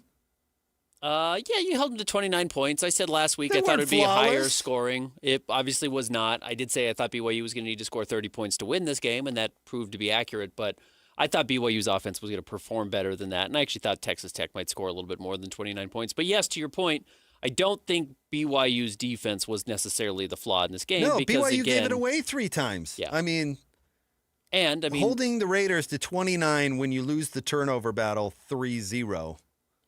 Defense wasn't your problem. No, and it was 13-0 at halftime. I know they didn't have the ball coming out of half, but if you get a quick score, which BYU has proven capable of, it feels like a real game, and they never even got that. The Utah Raider game, defense wasn't the problem. No, it was not. And that's where the games were really remarkably similar. Now, maybe Maybe the Bears just not capable of it, and I'm drinking the Kool-Aid, I guess. I don't know, but they didn't lose the game because of the Bear. They didn't let the Bear lose it. I agree with that. I do. If you want to be very generous, you could say, well, BYU tried to play a conservative game plan and hoped it would be good enough and didn't want to show all their cards for a potential conference championship game. I think that's probably imagining a little bit too much 4D chess. You have to go out and win games. You have to go out and prove you're good enough to win games. I don't think you can save anything for a hypothetical Big 12 title game a month from now when you still have to win games to actually prove you can get there. You don't. You do control your own destiny, but so does Cincinnati, and you play them. So if Cincinnati beats you, Cincinnati's probably going to the Big 12 title game, and you are not. The coaches aren't thinking that. No, they're not. I can't imagine there's no way. I mean, look at Utah. If Utah would have intentionally lost to Fingernails in the regular season, anticipating that they were going to play against Fingernails in the conference title game, that's crazy. So I'm with you. Or the same scenario with Oregon when they beat Oregon twice in a row, right? Not in a row. There was a week or two. Yeah, but it was very close. Yeah. Yes, I to that point, I was surprised BYU was not more aggressive, and honestly, that was the only reason I could think. Was it hubris that they thought they were going to go out and that offensive line was going to push around Texas Tech's front seven? Because nobody's really pushed them around, including Utah. Okay, I have a theory that is entirely a theory. Okay. And if A-Rod heard it, he's probably going to punch his radio, but whatever. Sometimes when it comes to the biggest moments, we go back to what we're comfortable with.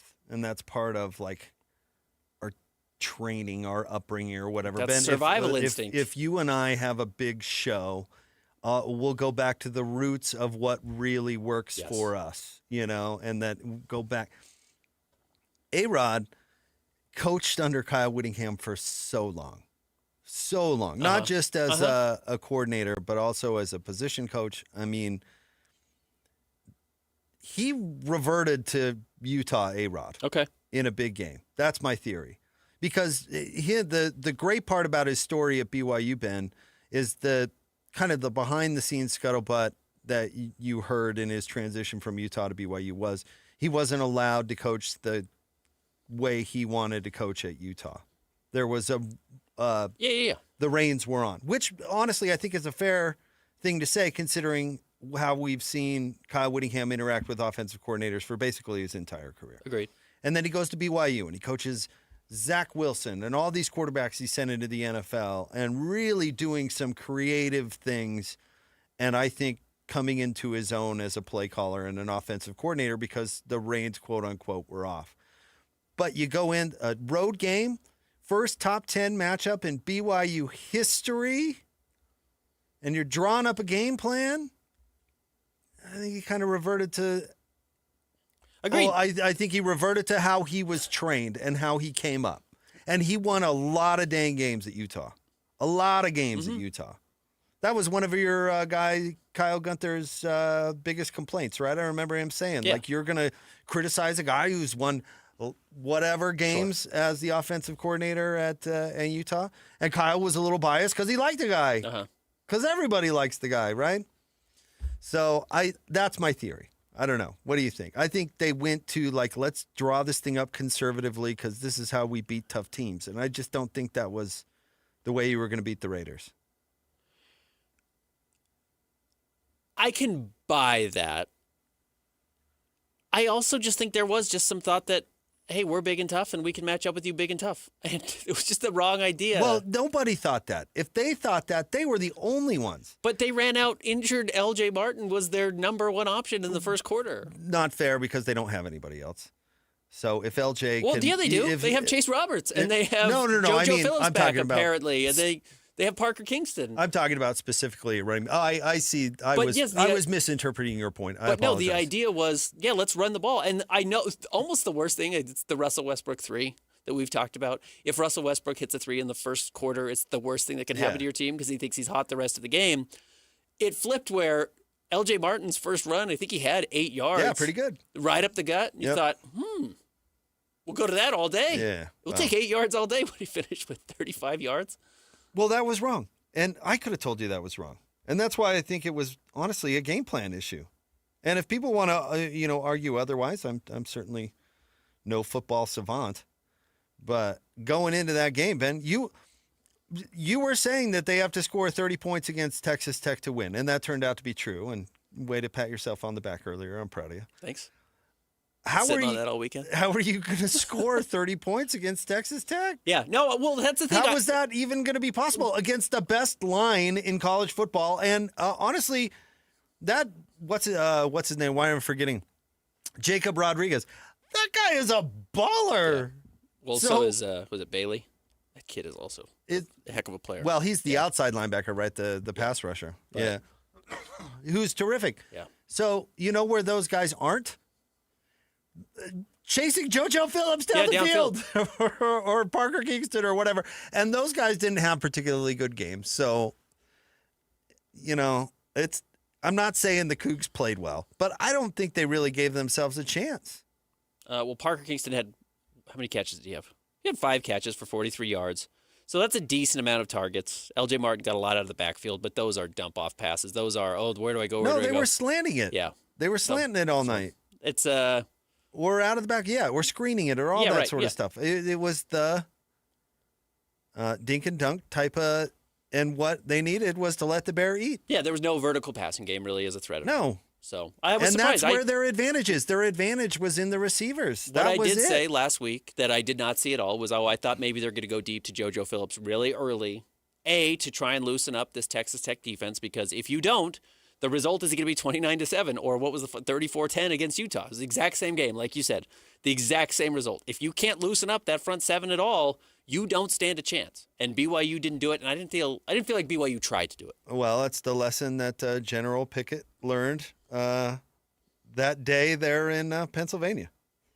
They're like, maybe if we go right at their center, maybe if we go right up the middle. Yeah. We've tried the previous 2 days here at Gettysburg, we've tried to ease up the flanks and weren't successful. So maybe. Have you thought about maybe if we go right up the middle with all we got. You're not talking tiny hands. Maybe that'll work. No, I'm talking General George Pickett, I believe is his first name. Okay. Pickett's charge, Christian, was a famous maneuver in the Battle of Gettysburg. Although I wasn't alive for that one either. It was a massive, long story short, massive failure. You could look into it, but it didn't go well. Multiple pickets leading Multiple charges pickets, in the yes. state of Pittsburgh. Yeah, unsuccessful. Pennsylvania. Yeah. Anywho, trying to run LJ Martin right at him. I could have told you that wasn't going to go well. Well, so I went back and looked at the play. He had 12 yards. It was the second play of the game. He had 12 yards. You thought, okay, BYU's going to be fine. That was a third of his yards for the game. So, of course, there's more to the story. And there is, and it's not that simple. A-Rod were sitting in this room, he would explain exactly what logic went into his game plan. I'm sure it would make a ton of sense. But watching it play out on the field, I think the reason they lost is because they weren't more aggressive. And if Chase Roberts or Parker Kingston or JoJo Phillips or Carson Ryan or whoever was open, I think Bear would have gotten him the ball. I think a lot of the credit belongs to Texas Tech. Oh, heck no. The Raiders stink. Flawed team. Flawed team. Well, nobody's perfect. I don't think anyone's perfect in college football. Maybe Ohio State's close. Just neither local school decided to throw against them, and both local schools lost. I think, honestly, it comes down to that in both those games. I think BYU and Utah were more than capable to win those games, but they didn't exploit the Raiders where they're weak. How do you think the Raiders are going to do against Ohio State? You could get their doors blown off. Probably. You get a couple of big receivers like Ohio State has, and you can pick them apart that way. Because old shoe polish Beard is going to go out there and throw it all over them. Yeah. I do think that's going to be the approach other teams take. I don't think Utah can. I don't think BYU did. I think BYU can do that. Not to the level of Ohio State, but I think BYU can move the ball through the air, and I, too, was surprised they didn't. Do you think Blackbeard dyed his beard toward the end? What do you think they would use? Like squid ink out there on the ocean? I honestly don't know. Oh. But I'm thinking Ryan Day is like 50. Coal. And it was smoke, like smoke bombs. Well, he did have those in his beard, when they boarded ships. It was intimidation kind of thing. Yeah.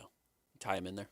But I wonder, through the beard. like if you're going to have a reputation for a jet black beard, don't you have to come across that thing naturally? Doesn't it have to be natural? Pretty weird. Because you probably didn't see pirates all that often. You'd probably only see them like every 3 or 4 years when they came to town, and you'd be like, Blackbeard's going gray. Yeah. May not have it anymore. Right. That's a great point. So I'd find the squid ink, I guess. Is that the case with Ryan Day? Think so? He's like, my team's not going to take me seriously unless I've got a nipple ring and jet black beard. Whatever he's doing is working. Number one team in the country. Yeah. He's figured it out. Coach Witt. No, I'm not going to make that joke. You imagine? No, All I right. cannot. Stay tuned. More next. 97.5, the KSL Sports Zone. It's game week for the Aggies, and the KSL Sports Zone is getting you ready for kickoff. Bronco Mendenhall and the Aggies are just one win away from bowl eligibility as they travel south for a battle against UNLV. Listen all week long for the best coverage of Aggie football. Then catch all the play-by-play action beginning with the Aggie pregame show this Saturday at 4 on 1280 The Zone. Your exclusive home for Aggie football is live on air, online, and on the KSL Sports app. This is 97.5, the KSL Sports Zone. This is Ethan Millard with Teton Wealth Group. In retirement, you need a plan for these unavoidable problem areas: income, investments, taxes, healthcare, and a legacy plan. These are unavoidable. You will have to deal with this whether you're ready or not, so be ready. Call Teton Wealth Group today at 844-838-6600. Because you're a Zone listener, we'll do a full ascent plan for you at no cost and talk you through all 5 of these unavoidable retirement problem areas. Call Teton Wealth Group at 844-838-6600 or visit us at retireteton.com. Ryan Reynolds here from Mint Mobile. I don't know if you knew this, but anyone can get the same premium wireless for $15 a month plan that I've been enjoying. It's not just for celebrities, so do like I did and have one of your assistants switch you to Mint Mobile today. Visit mintmobile.com/radio. Upfront payment of $45 for 3-month plan, equivalent to $15 per month required. Intro rate first 3 months only, then full price plan options available. Taxes and fees extra. See full terms at mintmobile.com. Smarter clean in half the time. Brought to you by Swiffer Power Mop. Tired of the mop and bucket struggle? The Swiffer Power Mop gives you a mop and bucket clean without all the extra work. It's an all-in-one cleaning tool that mops smarter, not harder. With built-in solution that breaks down dirt and grime. And a pad with over 300 scrubbing strips to absorb and lock sticky messes. It even gets into places a regular mop can't. And leaves your home smelling fresh for hours. Try the Swiffer Power Mop today. Love it or your money back. Hey, Benjamin, we've got a surprise for you. What? You have a brother. $100 bill just like you. Hey, I'm Ben. What? We just got him for joining America First Credit Union and opening a new checking account. And you're going to live together at America First. What? This is nice. For a limited time, new members get a $100 cash bonus when they open a checking account or $50 when they open a youth checking account. So head to americafirst.com and get your money working today. Membership eligibility, terms, and conditions apply. Federally insured by NCUA. This is Devin Dampier. As a new quarterback for the Utes, preparation is everything. Every practice, every play, every decision. And that preparation starts long before I step on the field. It starts with what I put in my body. That's why I choose Culligan Water, Salt Lake City. Their healthy, clean water isn't about quenching thirst. It's about optimal hydration, faster recovery, peak performance. It's the foundation of staying sharp on and off the field. For me and for my game, it's got to be Culligan of Salt Lake City. Drink what I drink. Visit CulliganSLC.com or call 801-509-9602. Hi, this is Doug Wright. The other day I was reading an article, and it talked about the finest restaurants around the United States. And right at the very top of the list, it was Ruth's Chris Steakhouse. And I'm quoting now.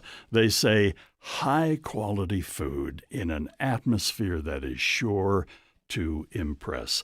Isn't that the perfect description of Ruth's Chris Steakhouse? And here in the state of Utah, we have 2 locations. Hotel Park City, that's where Dee and I celebrated our anniversary the other night, and downtown Salt Lake City at 275 Southwest Temple. And at this time of year, it's not too early to call and make your reservations for a special holiday event or a corporate party, whatever it might be. And remember, too, everybody loves a gift card from Ruth's Chris Steakhouse. It is the best meal you will ever have. You're going to love your dining experience at Ruth's Chris Steakhouse. Hey, Utah. Are you ready for the Utah Mammoth to hit the ice? From game-winning goals to behind-the-scenes moments, Mammoth Plus brings the action to you all season long. Whether you're at home, on the go, or in the stands, don't miss a single shift. Visit UtahMammothPlus.com and start streaming today. That's UtahMammothPlus.com. Every game, every goal, live on Mammoth Plus. Throughout life, we have plenty of special occasions and events, whether it's a prom, a graduation, a mission call, a new job, or how about a wedding? Mr. Mac has always been there to help serve you for all of your monumental moments. Mr. Mac has been family owned for more than 50 years, and that's important. And they'll make sure that you look and feel great, with affordability always in mind. The Mr. Mac family creates long-lasting relationships with their customers, and they've been doing it for generations. 9 locations across the Wasatch Front or online at MrMac.com. This is your Cougars at 30 update. Presented by Kenny J's Barbecue on 97.5, the KSL Sports Zone.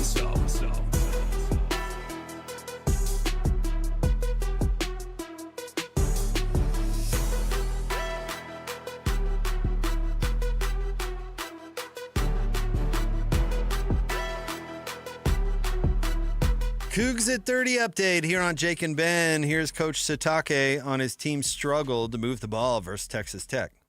We were going to get some yardage at the beginning. We just got to keep plugging away. You have to give them credit. They were committed to stopping the run. And in the past game, we weren't able to make things happen enough. And turnovers were an issue. I mean, we had the muff punt and the interception and the fumble was a lateral play. So that doesn't help you either. Just really couldn't get things generated. Couldn't get any momentum, any positive things going on the offensive side. This update is brought to you by Kenny J's. Make this Thanksgiving unforgettable with Kenny J's Barbecue. Skip the stress and bring home slow smoked perfection. Pre-order your Thanksgiving meal today. Text 801-230-5396. That's 801-230-5396.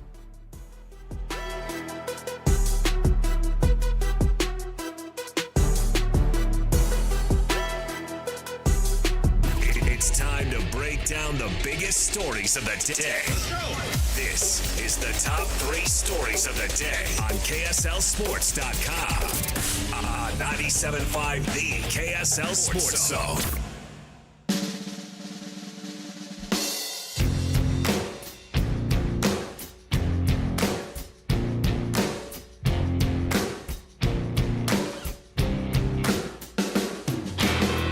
Where I come from isn't all that great. My automobile is a piece of crap. My fashion sense is a little whack, and my friends are just as screwy as me. Jacob in 97.5, the KSL Sports Zone. Want to remind you about Win Ticket Wednesday, your chance to win big every week. This week, we're going to be hooking you up with tickets to go see Holiday Lights at the ballpark at America First Square.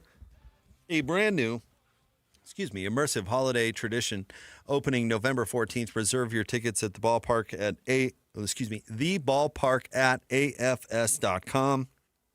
And listen to the KSL Sports Zone all day on Wednesday for your chance to win.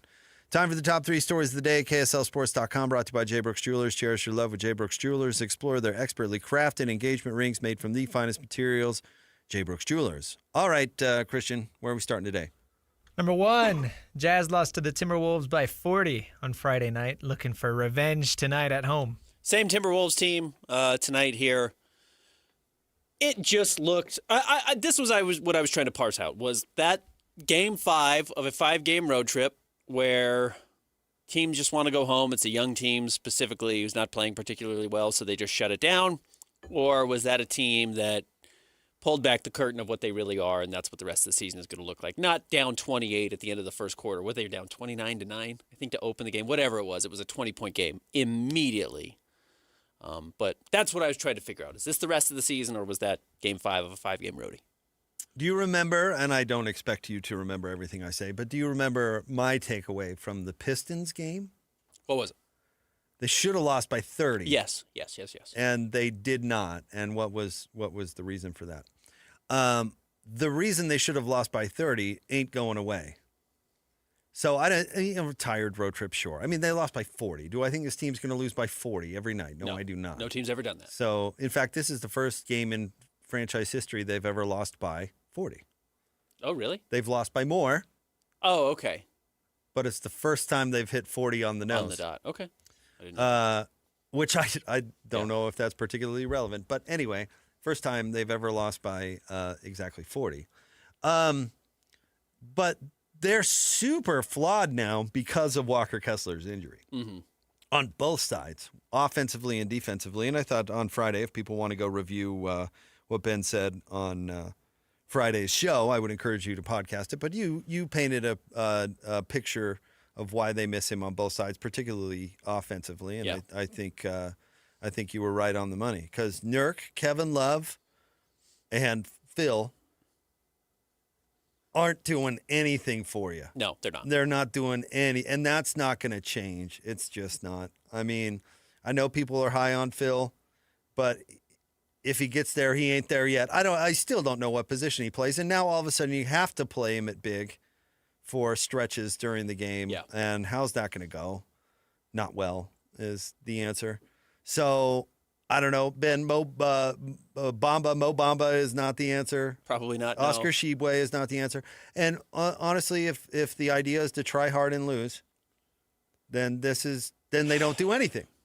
But as it stands now, they can't get the offense going. They can't stop anybody at the rim. It's going to be a lot of nights like this because they're now fundamentally flawed.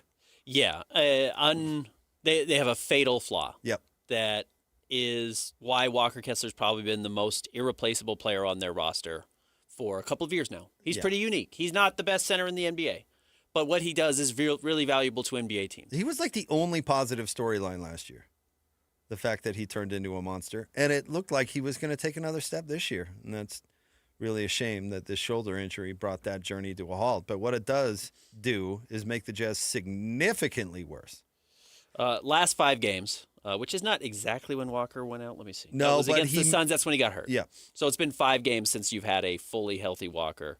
Since then, the Jazz's offensive rating, which is points you score per 100 possessions, is the worst in the NBA. It's less than 100 per game. I was going to say probably by a mile. Borderline unheard of. Yeah. Well, there are other teams who are truly atrocious this year. The Indiana Pacers have 1 win on the season. I think they're 1-9 to start the year, something like that. They are like that at 100.6.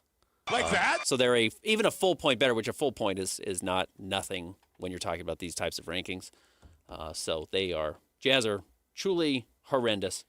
Jazz might have the worst net rating in the NBA in that stretch. Second worst net rating in that stretch, which is your offensive rating minus your defensive rating. The 2 positives from that game, Ben, if you want to look at positives, Ace Bailey played really well in his 24 minutes with 12 and 6. Mm-hmm. And Keontae, I wouldn't throw in the played really well category, but I will throw him into the I tried really hard category, which is important for him. He did not stay at the hotel. I mean, he played hard. Or get angry at his teammates for stinking. Or any of that stuff. And say, I'm going to take my ball and play Keontae ball, which is what he did for his first 2 years of his career. I thought he was pretty good. So there's 2 minor positives. Actually, Ace playing well is not minor, I would argue, but there you go. I think that's an important point to make, not for Keontae specifically or not for Ace specifically, but what is going to be something that is worth rallying around, and not for the fans, I mean for the team. What is going to keep people excited about being on this basketball team? Because it's not Yusuf Nurkic playing 30 minutes a game. And it's not Lauri Markkanen doing whatever Lauri Markkanen is doing. And that's not a criticism. It's just we know what Lauri can do. We know what he can't do. And that's what he continues to be in the NBA. So what's going to be the next thing that the team is kind of excited about and is fun to be a part of? Because if you don't have it, this year's going to turn out like last year. Last year was untenable. And this might happen a lot. Yeah. What we saw on Friday is going to be not the norm. You don't lose by 40 most nights, to your point. But it's going to be in the deck of cards every single night you step on the floor.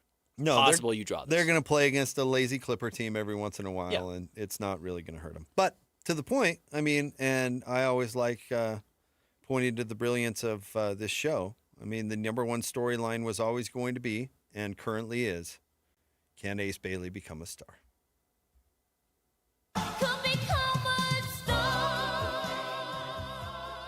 And that might have to be the excitement of the famous team. That might have to be the thing to rally everybody is, this kid is doing some things that we don't have anyone else on the team that can do, and so we're going to rally behind him. If they don't square his dang shoulders when he shoots, I'm going to go insane. And maybe he's Jeff Malone, who just has a terrible quirk that actually doesn't work against him. But I'm with you. Face the basket. Yeah, right. Get your hips and your shoulders lined up and adjacent to the basket. If it's going at you, you need to make a right angle with your hips and your that's the one thing with Jeff Malone. He was falling to the right, but he was facing the basket. He was square. What's next? Number 2, BYU struggled on Saturday in Lubbock. Can they turn the page quickly and avoid a second loss this week against TCU? There were some good outcomes for Utah. Because we're making up the college football playoff ranking week by week. I'm not necessarily sure what to believe or what to say is good or bad, especially when it comes to what happens with BYU or Texas Tech. You might be able to think you know what's better, BYU winning or BYU losing. But I would look at the teams behind Utah that we had said were maybe set up to leap them over the weekend. Had they gotten big wins, like had Missouri beaten Texas A&M, the College Football Playoff Committee would have loved to say, an SEC team beat a top 5 team. They've got to go up to number 10. And we didn't see that a whole lot. Iowa did not beat Oregon. Virginia lost to Wake Forest. Some of these teams that were 14, 15, 16, 17 to 20 that I think had a case to jump Utah with a good win, for the most part, did not get those wins. Well, we could talk about BYU not getting beaten twice, but if we're talking about Utah getting into the playoff, the only relevant thing is the record of the ACC. And maybe you could argue the record of the SEC middle. Yeah, if Vanderbilt losing would have been way better for Utah. Had Vandy lost to Auburn, that probably would have been a good loss. If that's the direction we're going, Utah couldn't have had a better weekend. Well, they could have if BYU would have beaten Texas Tech. But if you look at Louisville losing, UVA losing, Washington there was another lost to Wisconsin. Who lost to Wake Forest? Was that UVA? I think that was UVA. Virginia, yeah. I mean, brutal losses in the ACC because that league really sucks. And so if they only get the automatic in, then that way betters the Big 12 likelihood of getting at least 2. Yeah, definitely 2. And opening the possibility for 3. Yeah. But BYU can't lose again. And my Bearcats might get them. That's going to be a tough game. And I would guess that BYU doesn't have too much trouble putting this one in the rear view. No. I'll be curious, the physical toll that Texas Tech takes on you? There's still a lot to play for, being my point. For BYU? Yeah. Yeah, nothing has changed for BYU at all. No. That's the nice thing about this game is it would have been fun to win, top 10 matchup, ton of eyeballs. People are going to now doubt BYU because the game that they watched other than the Holy War most closely was a game against Texas Tech, and you got the doors blown off. It was a very bad performance from BYU, and that's what people are going to remember. But if BYU takes care of business, they're going to the playoff. Would they fall to 12 or something like that in the AP poll? Yeah, we'll see the college football playoff poll coming up this weekend. No, I'm not going to look at it. Or I should say tomorrow, Tuesday night. Yeah, BYU at home against TCU. They should crush them. But TCU is a pretty good team. And then Cincinnati. It's not a cakewalk of a final schedule for BYU. But they have handled all the teams they're better than, and I think they're better than everybody else in their schedule until they get to the conference championship game. Right. Which should still be the expectation. And then BYU beats Texas Tech. The SEC and the ACC flounder, and then that's how they get 3 teams in. But, man, you can't lose to Texas Tech twice. You know what would be... And I don't mean the conference championship game. I mean you can't let TCU come in and surprise you at home because you're still looking back at what happened on Saturday. All right, so here's my prediction for you. Because we all know that the playoff committee is looking for every excuse not to include the Big 12 or the ACC, right? And they kind of did last year because they had to. If BYU loses to Texas Tech in the conference championship game, only one Big 12 team gets in. You think? They'll use it as an excuse to say, well, there was one good BYU's a 2-loss team, and so is Utah, and BYU beat Utah, and we don't want to let BYU in, so we're not going to let either one. I can see that. Absolutely. Because that's what they want to do. I agree. All right, what's next? Number 3, remember that 7-game Utah Mammoth win streak that feels like forever ago? They've now lost 5 of their last 6. Their one win was in overtime on the road against a not very good Buffalo team. This has been a difficult stretch of opponents that they are playing. Edmonton is good. Tampa Bay is good. Toronto is good. Montreal is good. Ottawa's not great, but that was also the last game of this Herculean road trip where they started on October 23rd at St. Louis. They've had one home game since. As we know, one home game in the midst of a, 9-game road trip essentially is basically a road game in itself. You come home, you get right back on the road. You're not spending any time in your bed, other than there was a weird gap before that. But, yeah, they need to come home. They need to get home and get right, and they'll have an opportunity against Buffalo coming up on Wednesday. Excuses, Ben? Probably. Yeah, you lose 5 out of 6. You're supposed to be a playoff team. Yeah, you can't do that. You're sucking it up out there. You can't do that. I don't care where you are. Because you're just barely above 500 now, 9-7-0. Barely beating Buffalo, who stinks. Not squeaking out. That's even the win? Points in overtime. Yeah, that hurts you. That's going to be I don't know. Home, road, whatever. I mean, if we were talking about the Donovan Mitchell Jazz, which is, get into the playoffs at that level, and they lost 5 of 6, we'd be clowning them. So let's not talk about losing 5 and 6 is okay. If you're a playoff team and that's the expectation and you're paying all these young players, we got to get out and win hockey games. And it is that second line that has not been particularly good, that was so good, that baby line of Gunther and Cooley and JJ they switched Peterka. it up, right, before the last game? Well, they're making changes on the power play, and yes, they are trying, and I think Barrett Hayton got moved down. Yep. Cooley got moved up. Am I correct on that? Yeah, they switched Cooley and Hayton. And still did not get the types of results they were looking for. And then the defense has not been very good. They've given up 6 points, or 6 goals, 4 goals, 2 in the win against Buffalo, or I guess 1 in the win against Buffalo. 5 goals, 6 goals, and 4 goals. So they gotta get right. They gotta come home and they gotta start playing better. Hey, good news for Christian. I just saw a link. You're a YouTube subscriber. You can claim your $20. Do you want me to send that to you? Will you send it to my parents? Yes, I will. You got it. Thanks. All right, stay tuned. We'll have more coming up next. Is your dad's government email working again? Jacob Ben, yeah, right. Jacob Ben, 97.5, the KSL Sports Zone. It's game week for the Cougars, and the KSL Sports Zone is getting you ready for kickoff. Even after their first loss of the season, the Cougars' dream of a spot in the Big 12 title game is still alive and well as they welcome TCU to Provo on Saturday. Listen all week long for the best coverage of Cougar football. Then catch College Football Saturday game day at 10 a.m. with a postgame show immediately following the game on KSLSports.com. Your home for the best coverage of BYU football is live on air, online, and on the KSL Sports app. This is 97.5, the KSL Sports Zone. Hey everyone, Jake and Ben here for our friends at Peach Doors and Windows. Ben, we brought it up earlier in the show. We live in an incredibly beautiful place, but each neighborhood, each community is totally different. And have you ever thought, am I maximizing the beauty of where I live with my doors and windows? And the answer is probably no, because some builder back in the day was just building cookie cutter whatever or putting a plan in and not thinking about it at all.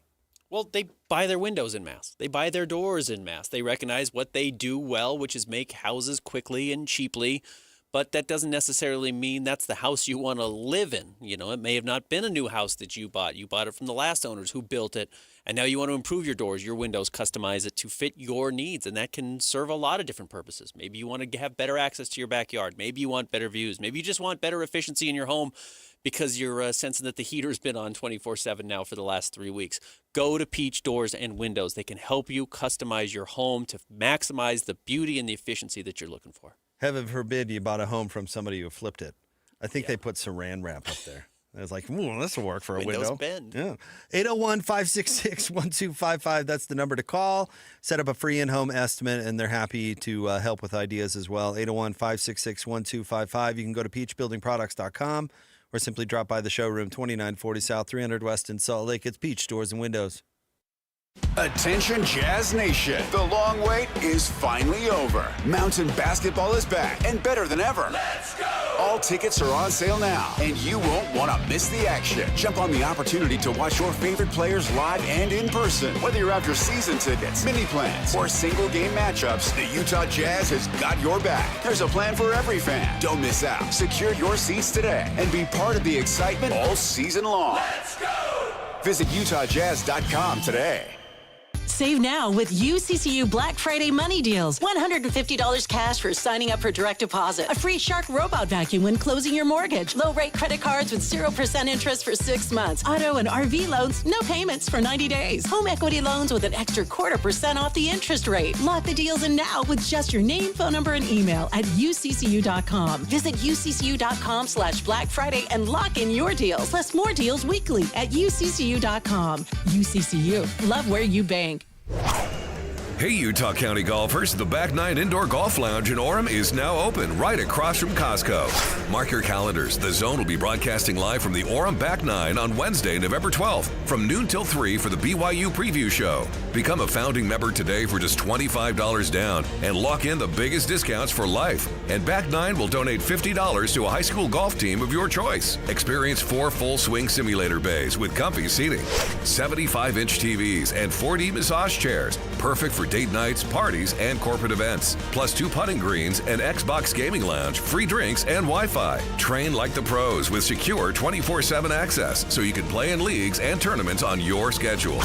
With locations in Pleasant View, Murray, Lehigh, American Fork, Spanish Fork, Cedar City, and St. George. There's a Back Nine near you. A Back Nine membership makes the perfect gift for the golfer in your life. Chevy trucks have you covered when the road takes you from smooth sailing to Chevy Colorado will eat up some of the toughest terrains with 5 available drive modes. And Silverado and Silverado HD have the muscle to take you out for some serious with multiple engine options and impressive towing. While Silverado EV is the perfect combo of performance and capability, making it a snap to hitch up this electric truck and hit the road. Wherever the road leads, Chevy trucks are right there with you. See your Rocky Mountain Chevy dealers. A 15-year-old girl who chewed through a rope to escape a serial killer. I used my front teeth to saw on the rope in my mouth. The killer prowled the Pacific Northwest in the early 70s. He's been convicted of murdering 2 young women, but suspected of many more. Maybe there's another one in that area. Follow and binge all episodes of Stolen Voices of Dole Valley, available now wherever you listen. Hey, this is Chris with JCW's. Are your kids picky eaters? Bring them in and try our chicken fingers or a grilled cheese sandwich. They'll be smiling big in no time. JCW's, quality and a lot of it. 3, 2, 1. This is your Utes at 50 update. 158! Presented by Kenny J's Barbecue on 97.5, the KSL Sports Zone.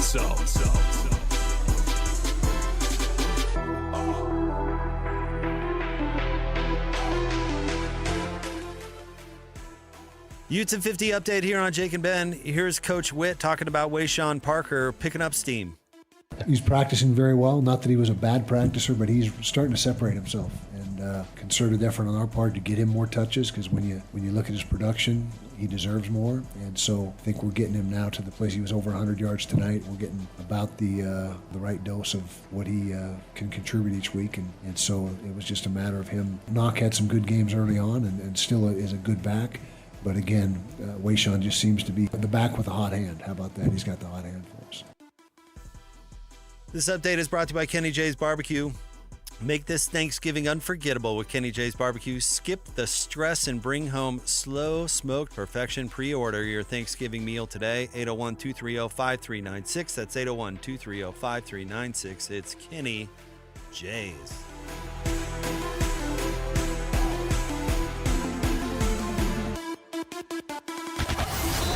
It's another battle for the Aggies, and the KSL Sports Zone has it covered.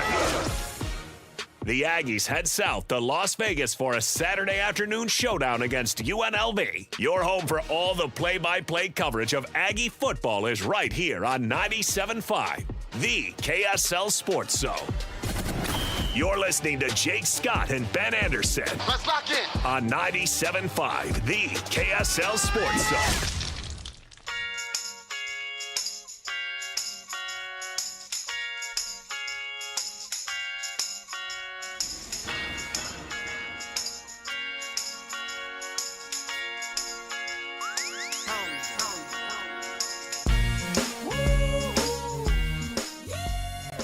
Jake and Ben, 97.5, the KSL Sports Zone. Join JJ and Alex. Coming up Wednesday at RGS Exteriors from 3 to 6, 4235 Farm Road in West Jordan. Ben, did you see that we have a new gambling scandal? Oh. This time in Major League Baseball? It's kind of the same one, right? It's an old one, but now has added new names to it. I didn't realize that. Maybe you can add some context. I just realized it was two Guardians pitchers who were throwing balls on purpose and communicating with bettors on their phones. Yeah. During the game. I didn't know it was during the game. I think that was news. But yes, one of the Guardians pitchers, let's see if I can figure out which one it was. I think it was Emmanuel Clace. Yep. And Luis Ortiz. I think Emmanuel had been locked up in it for a while now, like a couple of months, not years, but a couple of months now, because some of the pitches he threw were so egregious. And it was usually like the first pitch of an at-bat. So you can say, hey, this first pitch is going to be a ball. And not only is it going to be a ball, I'm not going to make it close. Like he would bounce it in like a wild pitch. And the nice thing is you do it to open the inning. There's nobody on base. It's not going to actually affect the outcome of the game that much. So he would do that, and it started to draw eyeballs because he was missing by 5 feet to make sure that you wouldn't accidentally swing at it. You're not going to get a batter who's nervous. So he made it really obvious. So, yes, that happens, and then another player got wrapped up in it, and to your point, if you're communicating in games about what's coming, that's insane. From your phone? Yeah. You know what you're doing is illegal, right? At very least, I would borrow Ben's phone. Hey, bro, can I borrow your phone real quick? For a second? Is that all right? It says prosecutors say Clace began participating in the scheme as early as May 2023, while Ortiz joined in June. Clace's role earned his co-conspirators at least $400,000 in rigged bets. Look, man, I don't bet on sports. I don't bet on anything. I get why $400,000 is enticing. For a pitch? Listen, or a couple of pitches? DraftKings or whatever is going to get blamed for this, and it's not that. I think this has been going on all along. Maybe not these crazy props, but game fixing, bet fixing. Yeah. I think it's been going on forever. I think there's a reason that David Stern put a lid on Tim Donaghy and didn't let that go anywhere, because he knows. I'm sure they have symposiums, Ben, where former gangsters come in and talk about how they get you. They do that at the Rookie Symposium. They have people like people who've been arrested for it or gotten caught up in it or whatever. They come in and they explain, this is what they do. This is what happens.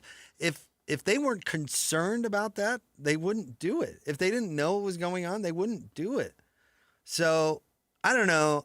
I'm still in the camp of, I actually think it being somewhat legal and having above board companies do it is better, actually. The downfall is, though, Ben, and this is tricky, is that now we know about it. Yeah. Well, it's That's easy to why track. David Stern didn't try to fix the problem. He just didn't want you to know about it. Because now we're going to know about it, so now we're not going to trust these leagues. Whereas we shouldn't have trusted these leagues all along. We just didn't know about it. And I apologize. It was Ortiz who got popped for it earlier. He was the one who was kind of being talked about by throwing some truly horrendous pitches, even though he was later to the scheme than Clace was. And Ortiz has been arrested. Clace has not yet been arrested, by my understanding. I'm guessing they have the bet history and all that stuff now. Yeah. They don't. I'm guessing they don't rush this. I'm guessing they gather a lot of information. They let you do it a couple of times. They recognize that, there are odd betting. What's the word I'm looking for? Patterns. Especially when you're on the bump. And the only solution is zero tolerance. Yes. That's it. It is crazy to me. I mean, Clace has a 4-year, $20 million contract, and he's getting, $5,000 a pitch, I guess. Still $5,000. It's a lot of money, but it's crazy to have that much money in your back pocket and be willing to flush it away. But yeah, it's got to be zero tolerance. You've got to be banned. You have to go to prison. There has to be full cooperation from the leagues and say, not only are we cooperating, we're encouraging you to punish our players to the fullest extent. It has to be really extreme. I'm guessing most of these guys are gamblers themselves. Yeah. You want me to erase that 500 large debt? Well, Yeah, right. That might be where it came from. I've already lost money with you. I don't know gambling. about this position. Sure. But I get what you're saying. That's where you wonder, like, oh, this guy's making $20 million or whatever. Well, yeah, and he's probably gambling 30. I listened to the Pablo Torre Finds Out podcast about Phil Mickelson last week, and I don't know how I feel about this current situation, but he did reference one of Phil Mickelson's gambling buddies who was like the ultimate sports gambler, and he said Phil is a close second, like betting in the billions. And you go, wow, Phil makes a lot of money. How could he possibly be in gambling, in debt? Yeah. Really easily, actually. Charles Barkley said he's lost $25 million gambling. He said he's had nights where he's lost $2.5 million gambling. So yes, to that makes sense. It's a compulsive behavior. Yeah. It's like alcoholism. Well, he's not going to drink a bottle of Jack Daniels a day. Well, it's like, well, yeah. Yeah. Because when it grabs hold, it's bad. Yeah. So anyway, if you have an issue with gambling, reach out to somebody. Yeah. In all seriousness. Yeah. Because it can become a life-changing issue, that's for sure. I'll be curious. It's one of those things. It just feels like it's going to infiltrate every league and potentially every team over time. All right, stay tuned. We'll have more coming up next. We'll get back to college football, of course. It's the Jake and Ben Show, 97.5, the KSL Sports Zone. Hockey fans, let your voice be heard with the Utah Mammoth Fan Forum. Visit the Utah Mammoth page on KSLSports.com to connect with the team, other fans, and our KSL Sports insiders. Start chatting today in the Utah Mammoth Fan Forum on KSLSports.com. Want to get the latest info on Utah's newest sports franchise? Sign up for the Utah Mammoth newsletter. Get exclusive analysis, plus the latest news and notes on the Utah Mammoth. Sign up today at KSLSports.com for the Utah Mammoth newsletter. Hey everyone, Jake here from my friends at Trajan Wealth. That's Trajan, Trajan, Trajan Wealth. Listen, have you truly thought about not only your financial health now, but your financial health in the future, what you're working toward? Of course, we're all, whether you're right out of college or you're in your middle age or your 20s, your 30s, your 40s, where do you want to go? Where do you want to work your life to accomplish? What do you want that lifestyle to be? What do you want to do when you retire?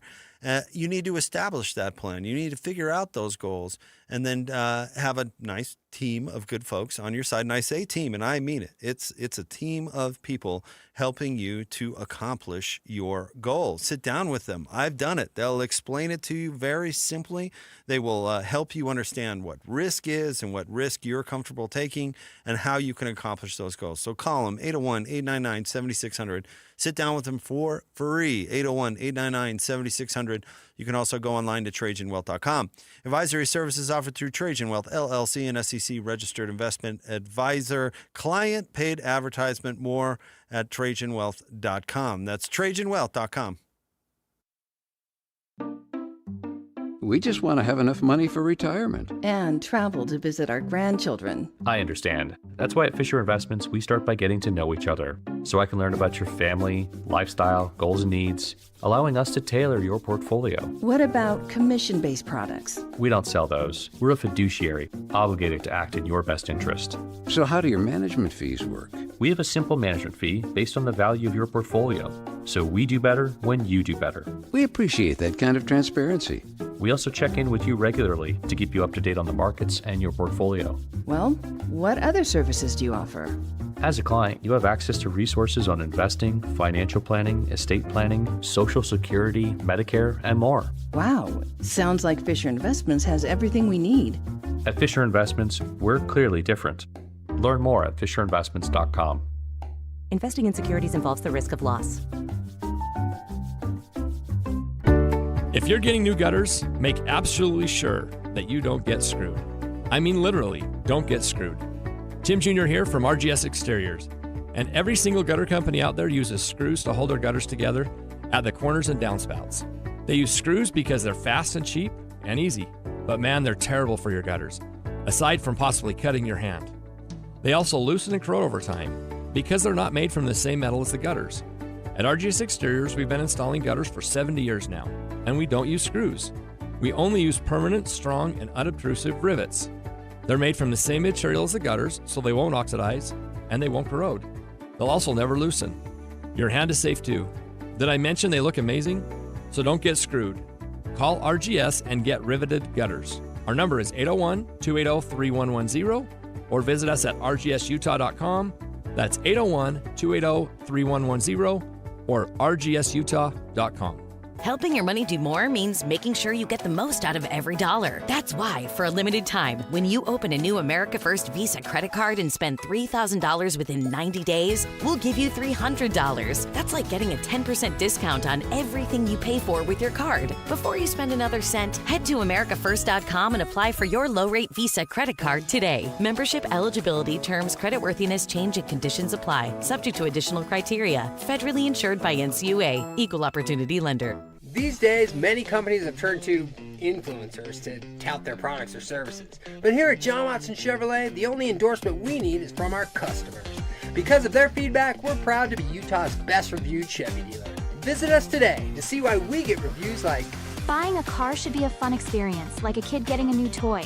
And at John Watson Chevrolet, it was." John Watson Chevrolet, your 5-star Chevy dealer. 3535 Wall Avenue, Ogden.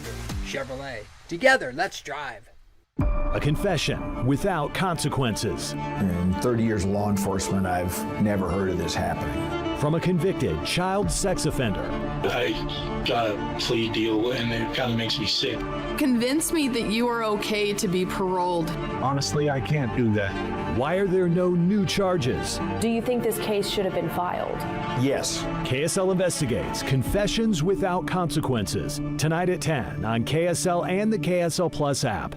The Garden Restaurant, all things turkey, handcrafted soups, and our famous Lionhouse rolls. Dine in or carry out. With new evening hours and open Saturdays. TheGardenSLC.com. Broadcasting from the Mountain Home Services Studio, this is 97.5 KZNS FM Colville, 1280 KZNS AM Salt Lake City, and 102.7 KSL FM HD2 Salt Lake City Midvale. This is 97.5, the KSL Sports Zone. Let's go! Complete game coverage of the Cougars is right here on the KSL Sports Zone. The Cougars return home for a battle against TCU. Your home for the best coverage of Cougar football is right here on 97.5, the KSL Sports Zone. You're listening to Jake Scott and Ben Anderson on 97.5, the KSL Sports Zone. Woo!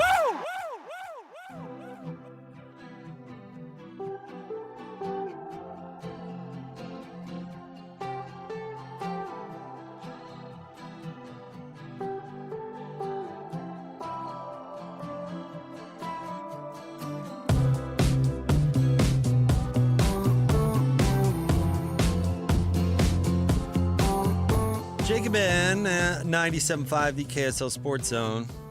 Join Hans and Scotty coming up tomorrow from noon to 3 at Sound Sleep Medical, 8941 South, 700 East in Sandy. Ben, can I nominate somebody for Bozo of the Week? Sure. This is college football related, so it can kind of guide us into a college football discussion. Have you followed the latest news this morning from the Brian Kelly LSU firing saga? I saw just a headline that he wants to make sure they're going to pay him. So let me give you the details, and I will get to my nominee for Bozo of the Week. Okay. Well, actually, I'll tell you my nominee right up front. Louisiana Governor Jeff Landry. Yeah.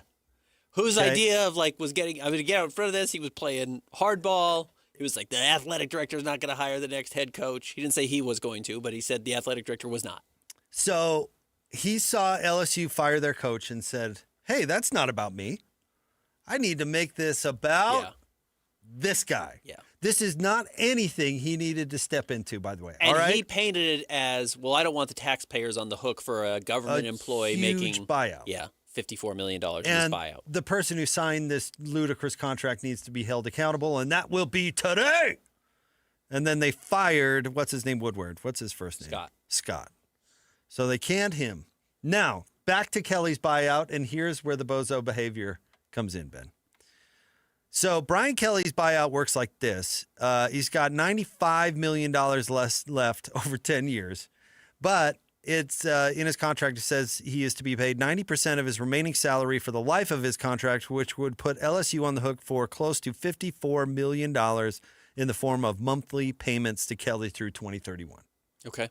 According to, I'm reading a CBS Sports.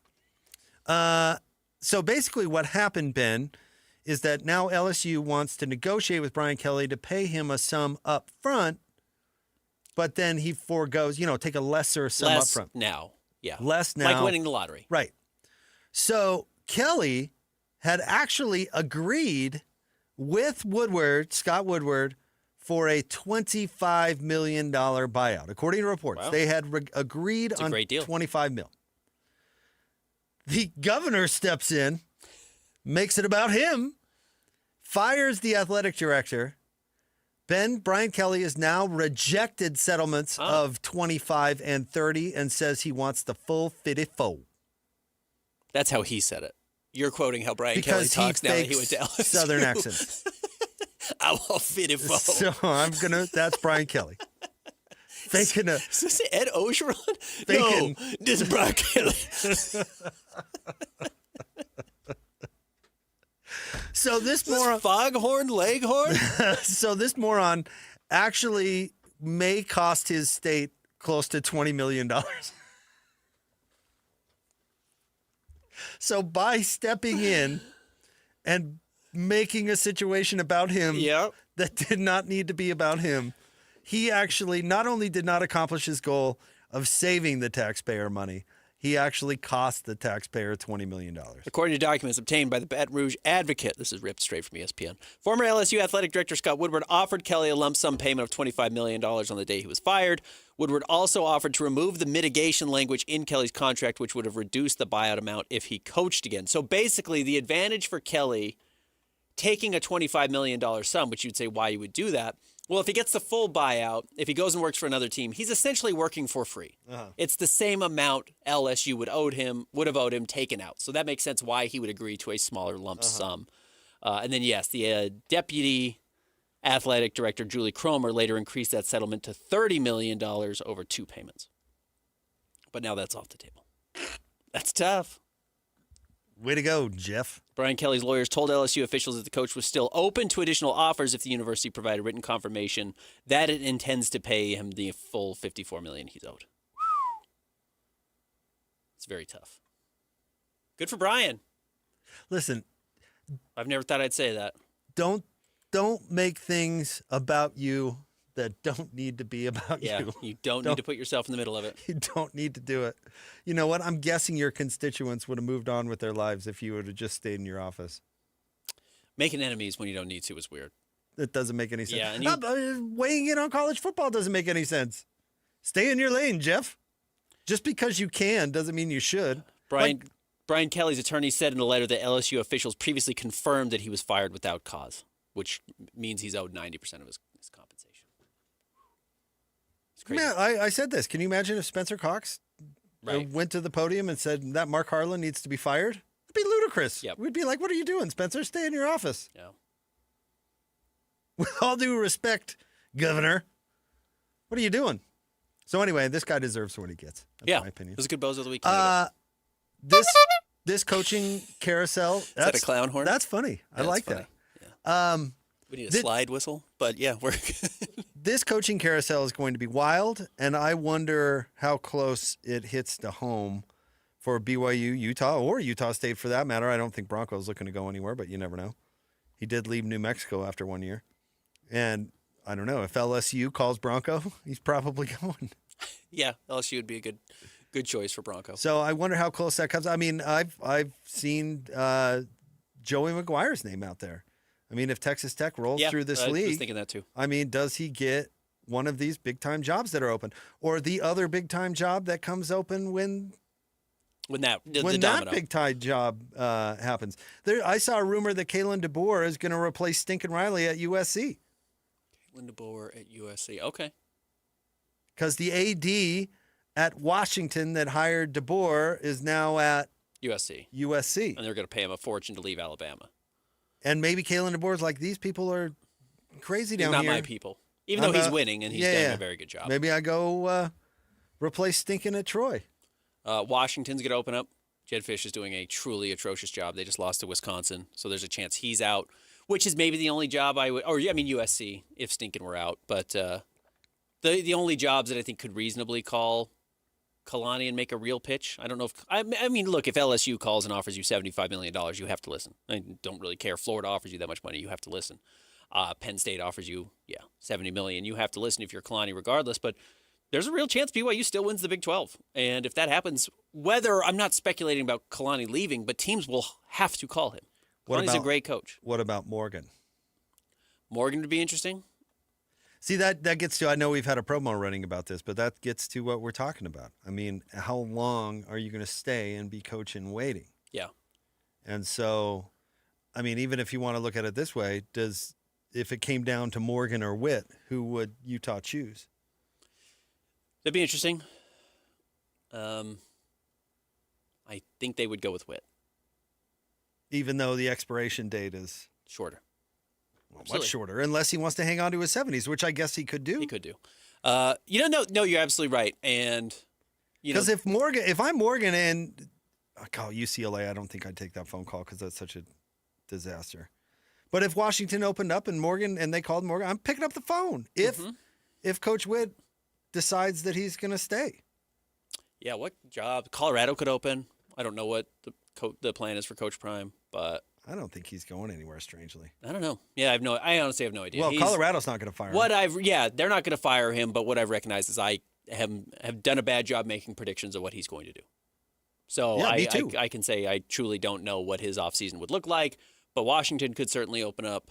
But Utah and BYU having good years makes their coaches, in theory, attractive candidates, including not only their coordinators, but in Kalani's case, head coach might be attractive. If I'm Kalani, I don't leave the West, certainly. Who's the coordinator? This is an interesting question. Who's the coordinator most likely to leave? Well, I would say Morgan if it weren't for the coach in waiting. Yeah, thing. I think that in fact makes him the least likely to leave. I just wonder. I honestly do. How long are you going to wait? How long are you going to wait? Sure, I totally get it. Who do you think would be the most attractive? I'm really curious about this. I don't know. I'm trying to parse this out. I probably irresponsibly haven't thought about this a whole lot. Who do you think is the most likely to get offers, and who has to leave if they get an offer? I think there's a real argument. Both A-Rod and Jason Beck, if they were to get offers to go get a head coaching job, even if it was an Oregon State or something along those lines. Neither one of them will. So you really tap danced around that, didn't you? I know what I'm not saying. I'm not going to say those words. I don't know. What, Utah has a top 5 offense, right, in college football? Yeah, Witt's offensive coordinators don't get head coaching jobs, and A-Rod has never been up for a head coaching job. But that makes me think that if you were to go out and win a bunch of games and have a top 10 team, and someone says A-Rod coached Zach Wilson and A-Rod coached Jaron Hall, and A-Rod has found a way to turn Bear Bachmeier into a very good quarterback in his freshman season, do we have to give him a chance? What if we give him a chance? Baylor could open up, and I don't think Baylor goes after A-Rod or Jason Beck. That's not what I'm saying. But I think if a Colorado State or a team of that caliber in the Mountain West Conference, man, maybe you do go outside the box and look at these teams who are a little less difficult to poach. Because I do think if you offered them a head coaching job, A-Rod and Jason Beck would have to listen. Again, neither one of them are going anywhere. And as far as A-Rod goes, his name has never come up in head coaching searches because, and that sounds like a slight to him. It's not. I don't think he wants to go anywhere. I think if he wanted to go somewhere, his name would have surfaced somewhere because that's what we see, because that's what happens is your agent puts it out there and then all of a sudden you're in the convo. I don't know if I agree with that. He did not go to Washington when he was offered the offensive coordinator job there. In fact, he took the job and then came back. And when he got fired from Utah, he waited a year until taking a volunteer position with BYU. And I don't know a ton about his personal life. I have no idea. But I don't think he wants to go anywhere. I think if he wanted to go somewhere, I think we would have seen his name a bunch. In fact, but to your point, no one gets hired away from Utah. No, well, offensive coordinators don't know it is. You're right. I had forgotten about the Washington thing. So I don't think Jason Beck is going to be a candidate. I just think that other people suck all the air out of the credit room when it comes to Utah and the offensive court. I mean, Andy Ludwig, in order to negotiate his last deal, had to invent a Notre Dame connection where he went to a hockey game or something like that because he didn't have any leverage. Yeah. So like that? It's just, I don't know. You take the offensive coordinator job at Utah, and it just doesn't seem to, Brian Johnson's climbing the ladder came after You're he got exactly fired. Right. And so that's why I do say that if you were to get offered, you have to leave. You have to take a gig because it doesn't come along for you. So if a New Mexico or somebody said, comes hey, for Jason Beck, okay, it's not going to be New Mexico, but I see your point. But yeah, if somebody along those lines in that ilk comes for Jason Beck because he's somewhat young, he's had a good couple of years, might bring a quarterback with him, I guess. I don't think, New Mexico's not going to be able to outbid Utah for Dampier, but could potentially bring a guy with him if at the right school. I could see that getting interesting. But they are not going to be the first call. It would be Morgan or it would be Jay Hill. No, the candidates will be Morgan, Jay, and Kalani. Yeah. And you will know who's actually considering leaving to go anywhere based on whose name surfaces in the rumors. And by the way, that's starting now, but don't believe everything because I've seen the Kalani and UCLA thing, and that's ridiculous. I agree. I wouldn't believe that for a second. No. So they're not all true, but there are interesting rumors, and you better believe that these hires are being made now. That's why all these schools fire their coaches so early. It's because they're all going to decide. I mean, when did Stinkin' Riley actually take the USC job, Ben? Because he officially took it the day after Oklahoma's regular season ended. Like within hours. Yeah. When did he actually take that job? Probably a month before. Yeah. You and I both knew that Danny Sprinkle was leaving Utah State and going to Washington. Yeah. Weeks into the season? Yeah, a month into the season? The second you start winning, you're gone in certain situations. But my point is that we knew it. When did Danny take that Washington job? It wasn't after Utah State's season ended. No. It was months before. Yeah, it was. That was a done deal. That's why these teams are firing their coaches, is my entire point. Okay. Early. It's because they're making LSU will make its hire a month before it makes it. Yes. And if you see any universities who fire their coach early out there floundering, it's either they're waiting for a coach to be done or they're truly incompetent. You know who's going to get a job, to bring this a little bit locally to what happened this weekend, is his name Shale Wood, the defensive coordinator for Texas Tech. He's interesting because I think he is now the first call over Morgan Scalley or Jay Hill, if you're talking about a coordinator coming out of the Big 12. If you like a defensive coordinator and those guys were up in the running for you, you're probably calling Shale Wood now because he's 43 years old, because he has put together this immaculate defense. Now, we know how they have this great defense. Unless he's bringing Cody Campbell, the donor from Texas Tech, with him, I don't expect him to replicate the same success wherever he goes, but he is showing he has a dominant defense right now. But listen, this coaching offseason, and the reason why this is so relevant, is it is going to be wild and unlike anything that we have seen. There's already unprecedented jobs open now. What happens with the fallout? And how closely does that come home? Yeah, where are we? Do we know what jobs are open officially right now? Auburn, Penn State, LSU, Florida. Florida State could come open. Likely will, but has not yet. Washington, I think, is probably going to come open. But there are more that are open. UCLA is a good job. I mean, UCLA is a big school, right? It's Virginia Tech, of course. Virginia Tech, everyone's favorite school, the biggest. Yeah, well, we're going to wait for the Virginia Tech hire so the rest of the dominoes can fall, as always is the case. Let's see here. Oklahoma State, of course. Oklahoma State's open. So let's see. LSU, Penn State, Florida, Auburn, Oklahoma State, Virginia Tech, Arkansas, Stanford, UCLA, and that's the end of this list.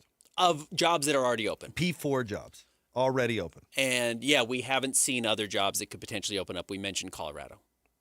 We mentioned... Man, who leaves to take LSU? I mean, they're not going to promote a coordinator. They're going to take somebody else established. I think Baylor could open up. Penn State, I think there are other Big 12 schools that could open Penn State is going to hire the, if you believe the rumors, the Louisville guy. Okay. So where does the ball roll from there? Who's the Louisville guy? Who does Louisville hire? Yeah. Do they bring back Bobby Petrino? much like Arkansas did. Man, there's a real chance Kenny Dillingham leaves. There's just so much money out there. At some point, you have to. This is a cycle. Do you know what this reminds me of? Remember the NBA got the huge boost in NBA salary cap money overnight, and who was the center from the Lakers who got $50 million? Timothy Mozgov. Yeah, Mozgov. And who was the other one? Otto Porter. Oh, yeah, all of these guys. All these just ridiculous hacks. Bums. Yeah. Got $80 million contracts out of nowhere. Chandler Parsons. Everyone had money, and they're like, well, we're stupid with it. Let's just give everyone as much money as we can. And we saw it happen, and a bunch of underqualified people got contracts they could never live up to. You are going to see more bad coaching hires come out of this circle because there are so many jobs available. There's going to be a crazy bidding war for mediocre talent. And that is where it does get interesting of like, who leaves? Right. Honestly, if you're Morgan Scally, do you say, I want to stay on ice, or do I want to take a huge job for huge money? Yeah, this is a seller's market. There are desperate people. There's a ton of demand. Yep. And so someone's going to fill it. And it's probably going to be average people. And I don't want to say Morgan Scally and average in the same sentence. Morgan Scally is not average. These jobs Jay Hill's would not be available to him most years. Most cycles. That's going to be really interesting. This is a funny year to have 2 top 15 teams in our state. You know, it'd be nice if, like, you had an extra $20 million to go hire the next guy. Bringing this full circle to LSU as you stare at me blankly. I was making a joke about the Bozo governor. Okay. Yes. Yeah. I get what you're saying. Yeah. All right. Well, I'm thinking, next. how much is Kalani going to cost? Because you're going to have to pay him to retain him. Get a raise. Yeah. He's going to get a raise. Yep. Stay tuned. 97.5, the KSL Sports Zone. Whirls around and down. 97.5, the KSL Sports Zone is your exclusive home of the Utah Jazz. And we want to send you to the Delta Center to see the Jazz in action. Listen every Tuesday for the Jazz Ticket Tuesday Sounder at 30 past the hour, every hour, all day long. And if you're caller number 12, you'll be on your way to an upcoming game. Buy one, you'll get one free. It's Jazz Ticket Tuesday, every Tuesday throughout the NBA season on your radio home for the Utah Jazz. 97.5, the KSL Sports Zone. SLC Fat Loss is having a huge holiday sale. Over $400 off, making it our lowest prices of the entire year now through December 31st. With a doctor-developed plan designed for busy adults, imagine starting now and finishing the holidays lighter, healthier, and more confident, while others are gaining those dreaded extra 5 to 10 holiday pounds. With our proven plan, you could lose 10 to 20% of your body weight and still enjoy those holiday meals with friends and family. Go to slcfatloss.com now and save big now through December 31st only. Alex here. JJ and I have been on this program for more than a year. I've dropped 65 pounds, but more importantly, I've kept it off. JJ here. I lost 40 pounds in 60 days. Go to slcfatloss.com. Take advantage of the lowest prices of the entire year. But hurry, limited spots available. You can even start the plan in January, but you must call now to lock in your $400 off holiday savings. Schedule your free consultation now at slcfatloss.com. That's slcfatloss.com. Results may vary. It's that time again. The Reams Boots and Jeans semi-annual work boot and outdoor clothing sale. Right now is the perfect time to save money and get the boots and clothing you need for cooler weather ahead. With the change of seasons, it's time to gear up. And Reams has the absolute best prices on the brands you know and trust. Save big on Ariat, Justin, Tony Lama, Georgia, and Timberland Pro Boots. Built tough for the work you do every day. And that's not all. Stock up and save on Carhartt brand jackets, hoodies, bibs, pants, and vests. Whether you're working hard or heading outdoors, Reams has you covered from head to toe. Reams Boots and Jeans, Utah's largest boot dealer. Come in today for the best selection and the best prices on the boots and clothing you need. Look great, feel great, and save money. Reams Boots and Jeans, Utah family owned and operated for over 80 years. Reams Boots and Jeans. Hey, Utah County golfers, the Back Nine Indoor Golf Lounge in Orem is now open right across from Costco. Mark your calendars. The Zone will be broadcasting live from the Orem Back Nine on Wednesday, November 12th, from noon till 3 for the BYU preview show. Become a founding member today for just $25 down and lock in the biggest discounts for life. And Back Nine will donate $50 to a high school golf team of your choice. Experience 4 full swing simulator bays with comfy seating, 75-inch TVs, and 4D massage chairs. Perfect for date nights, parties, and corporate events. Plus 2 putting greens, an Xbox gaming lounge, free drinks, and Wi-Fi. Train like the pros with secure 24/7 access so you can play in leagues and tournaments on your schedule. With locations in Pleasant View, Murray, Lehigh, American Fork, Spanish Fork, Cedar City, and St. George. There's a Back Nine near you. A Back Nine membership makes the perfect gift for the golfer in your life. DJ PK and John from J. Brooks Jewelers. John, you refer to yourself as a full-service jeweler. What does that mean? Once upon a time, before national stores and online sites flooded the market, your local family jeweler was the expert in your life that handled all your jewelry and watch needs. J. Brooks is that full-service jeweler today, where everything is handled by us, including appraisals, jewelry repair, watch repairs, as well as general service of all Swiss brands, and the most beautiful custom creations, including our new JBJ Bridal Collection. We can take your existing jewelry and freshen it up, or we can repurpose it completely with a fresh design using all of the sentimental parts that you already own. And of course, if she's ready for the upgrade you always promised, we can help you with a selection of a new larger diamond to say, I love you more than ever. So whatever your celebration is, let J. Brooks help you any way you may need. J. Brooks Jewelers, Murray and Lehigh, and online at jbrooksjewelers.com, where women know what women want.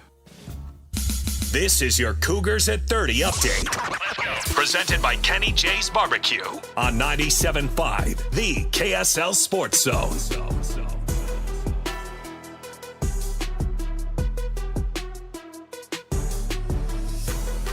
It's your BYU at 30 update. Here's Kalani Sitake on the lack of momentum from his team.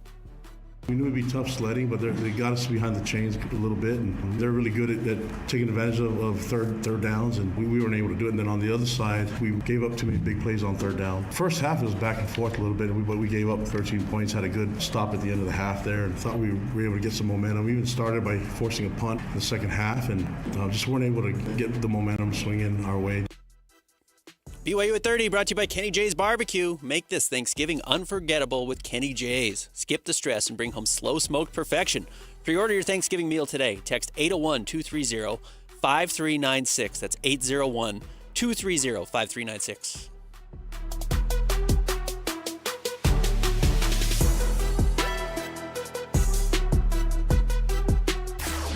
Nobody gets you ready for Utah football more than the KSL Sports Zone. Ready?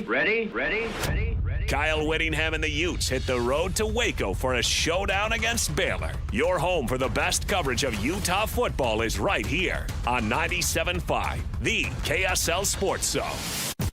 You're listening to Jake Scott and Ben Anderson on 97.5, the KSL Sports Zone.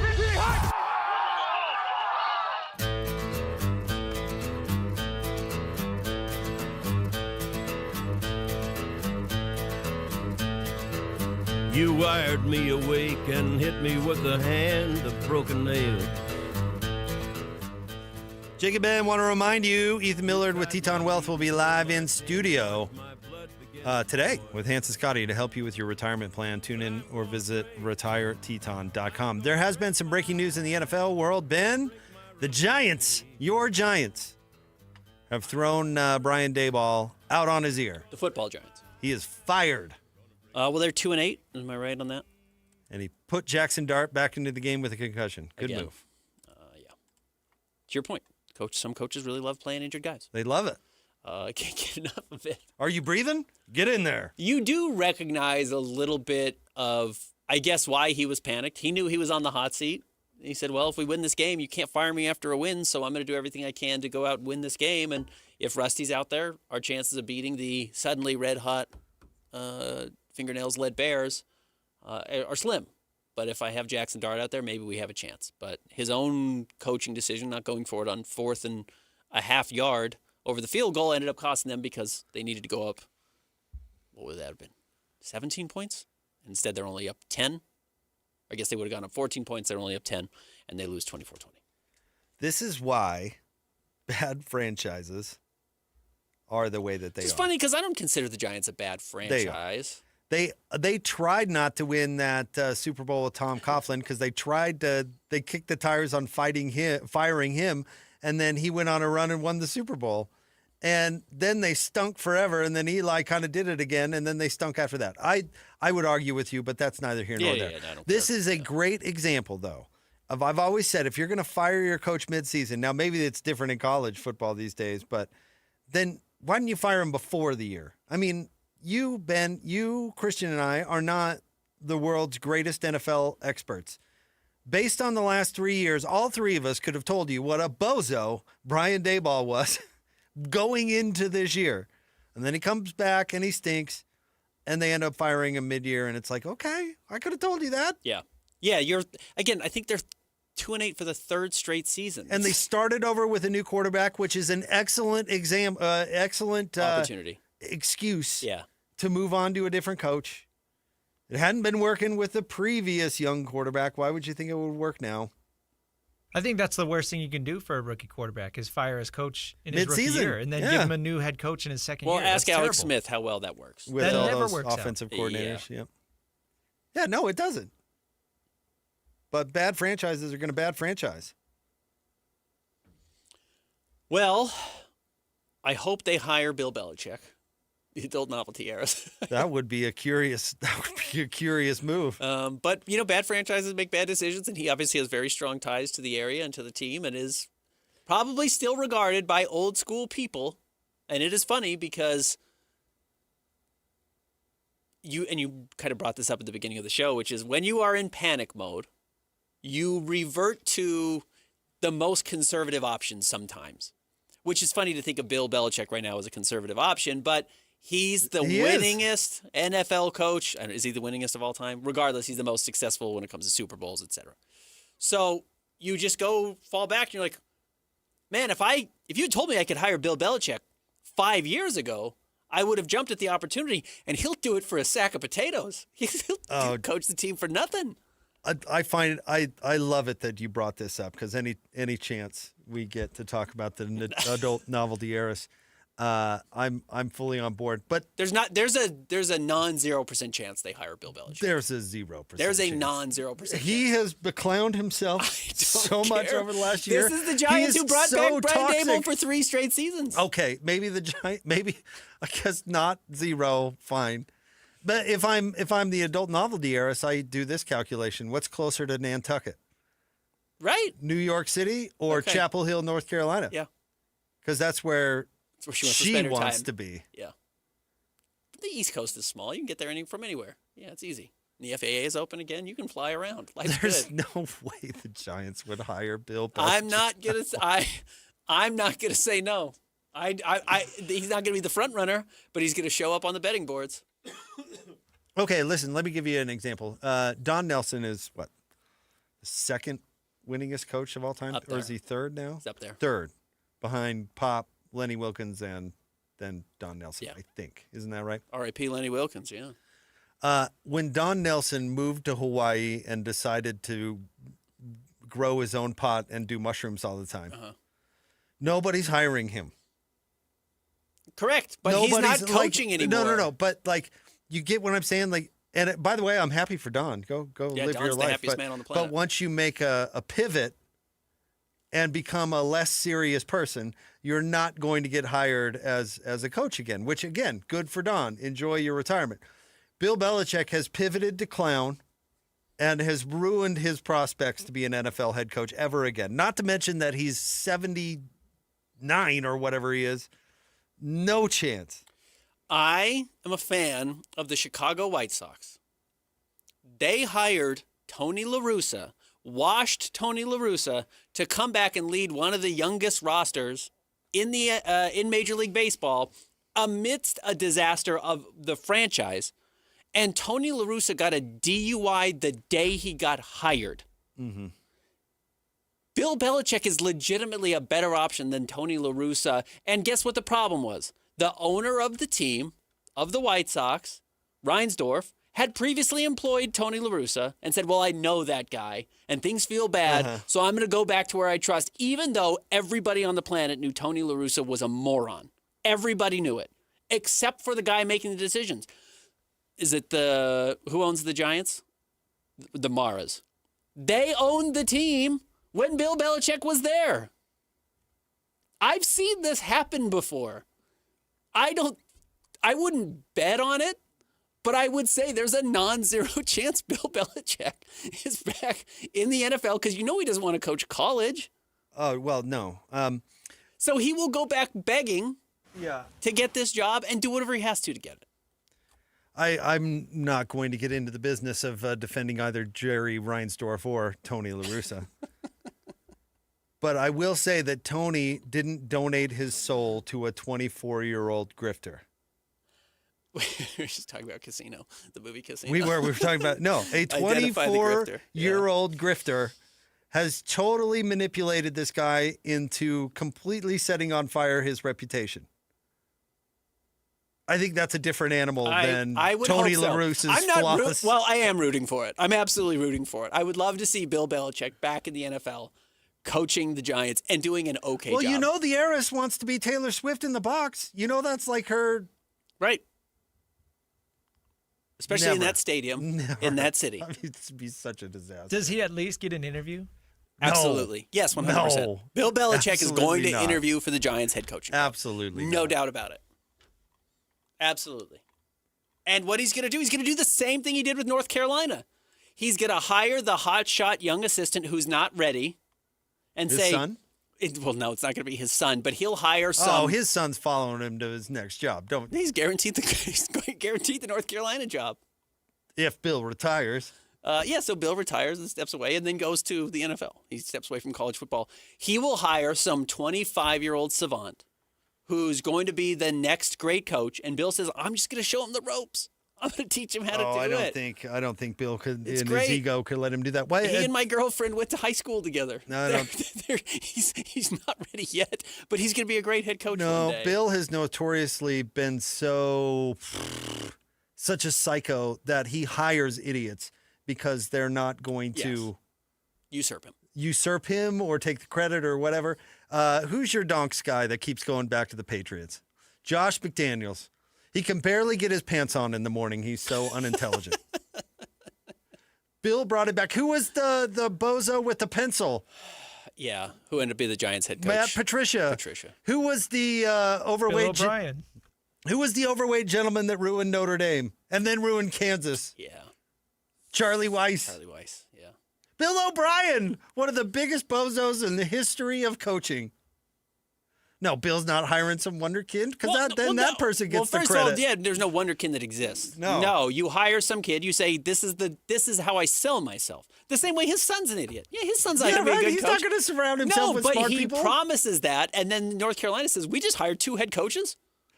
We're the smartest team in college football. We hired the greatest NFL coach of all time, and we got his son. We got a bird in the hand, a ball in the carpet. Life is good. If the Giants did that, they would officially surpass your White Sox for worst franchise in sports. I'm keeping my eye out. Got a lot of faith. I'm excited for it. He's going to get an interview. Is he going to take that media hack who's his GM with him? Lombardi, what's that dude's name? Here's what's going to be interesting. Who's currently in Saudi Arabia because he's battling with the adult novelty heiress? He can't get Is that guy going too? You can't get him out of Saudi Arabia. He's locked up. He's in the desert. Not locked up, but he's in the desert. Yeah. Here's the funny thing. Where all these college jobs, we were talking about this in the last segment, this crazy coaching cycle is going to keep a lot of these college coaches probably in college. So, like, Lane Kiffin is probably a pretty reasonable name for the Giants. And he's got NFL experience. It wasn't super successful, but he's got NFL experience. Lane could pass up the Giants. Lane doesn't have NFL experience. Sark does. Lane was with the Raiders. For 1 year. I wasn't thinking about that. So he's at least toyed with the idea. Uh-huh.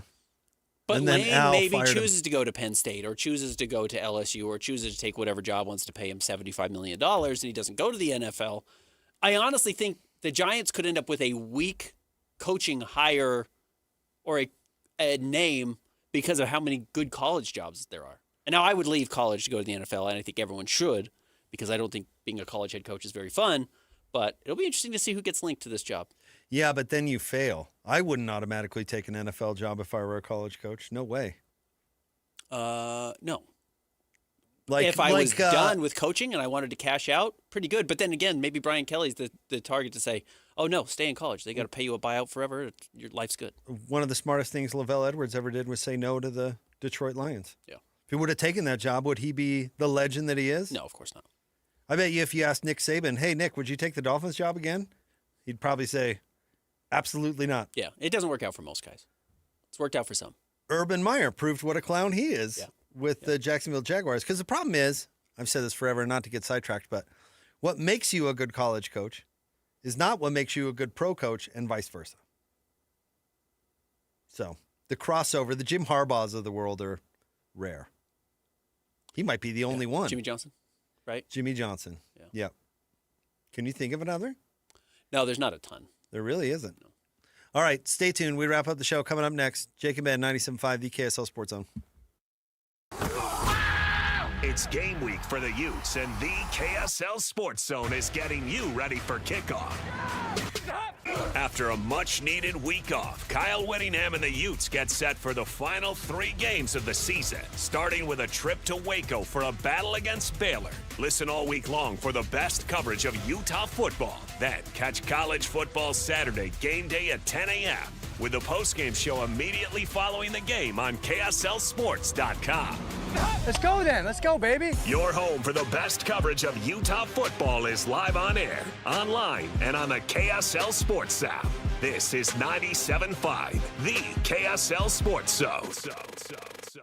Bar Dub Grill is where roadside classics meet ranch-raised flavor. Sink your teeth into juicy, handcrafted burgers made with premium Bar W beef straight from the local Utah farm. From the bold cowboy barbecue burger to the sweet and savory Aloha burger, paired with crispy cowboy fries, hand-spun shakes, or signature spud nuts. Soft, airy, and unforgettable. Bar Dub Grill delivers honest eats with cowboy swagger. Bar Dub Grill in Nephi with easy access right off exit 222 in Nephi. Show some love to youth sports volunteers with the Hercules Hero of the Week. Let's praise your favorite youth coach, ref, or maybe the parent that pulls the team together. Your nomination could score them a $100 Visa gift card from Hercules First Federal Credit Union and a $200 gift card from Beehive Meals. Listen to see if they win Thursday afternoons with JJ and Alex. The Hercules Hero of the Week with Hercules First Federal Credit Union and Beehive Meals, helping you take the busy work at a family dinner. Get rules, info, and nominate your hero at KSLSports.com/contests.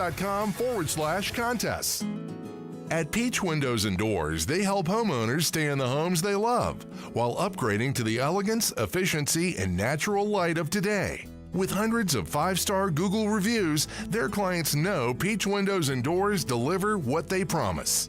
I wanted to replace standard-size French doors with a large custom sliding door. The update required checking a weight-bearing wall. Plus, I wanted a couple of different styles of windows. The new sliding door created a much brighter and open look. Peach was so helpful along the way with recommendations and ideas, and the installers were efficient and respectful of my space. I was thrilled with Peach Windows and Doors. Give your $1 million home the $1 million feel it deserves. Don't wait on that someday project. Visit Peach Windows and Doors Salt Lake Showroom. Schedule a free in-home visit. You can also explore at peachwindowsanddoors.com or just call them at 801-566-1255. Peach Windows and Doors, where amazing home transformations begin. From the first twinkle on Temple Square to the last toast of the night, make your holidays shine 10 floors up at the roof. Perched high above the city in the historic Joseph Smith Memorial Building, every table feels like a front row seat to the season. The anticipation is over. We're reopening November 14th just in time for your merriest gatherings and special occasions. Now with an all-new design and an a la carte menu that wraps Utah favorites in a festive bow. Share a plate of our house-made Utah scone, pass the reimagined funeral potato bites, slice into your perfectly cooked steak, then stop and linger over local honey-drizzled desserts, berry cobbler, and chocolate pudding that tastes like holiday magic. The delicious menu doesn't stop there. Why not try our birria short rib, pork ossobuco, maple glazed salmon, shrimp scampi, and our fried chicken mac and cheese. All dishes made to celebrate togetherness. Elevate your traditions literally. Preview the new menu and reserve your holiday table at theroofslc.com. This is The Roof, where the holidays taste like home. Hi, this is Derek Overstreet, president of the New Millennium Group and co-host of Stop Working, Start Living with KSL News Radio. Can you imagine what your life would be like if you could retire 3 to 5 years earlier than you thought possible? The things you could do, the loved ones you could spend time with, the memories that you could create. That's what our team at the New Millennium Group does. We'll walk you through the entire process every step of the way. If you'd like to get a copy of the 5-step proprietary plan that will help you retire 3 to 5 years sooner than you thought possible, give us a shout right now. 888-999-6370. That's 888-999-6370 or utahsfinancialplanner.com. Listen, most of our listeners right now have a tax problem, not a money problem.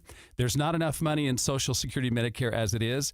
Let us show you how you can significantly reduce your taxes. That's 888-999-6370, 888-999-6370, or utahsfinancialplanner.com. Taqueria 27, where every taco tells a story. And sometimes it's a hilarious one. Check out taqueria27.com. You'll thank us later. On the go? Don't worry. Locations in downtown SLC, Holiday, Fashion Place Mall, Lehigh, and Eagle Mountain. So if you miss one, there's another waiting to serve you tacos, sizzling fajitas, enchiladas, margaritas, like a ninja. Taqueria 27's got Mexican cuisine, including gluten-free, that's so tasty, your mouth will thank you. 3, 2, 1. This is your Utes at 50 update. 158! Presented by Kenny J's Barbecue on 97.5, the KSL Sports Zone.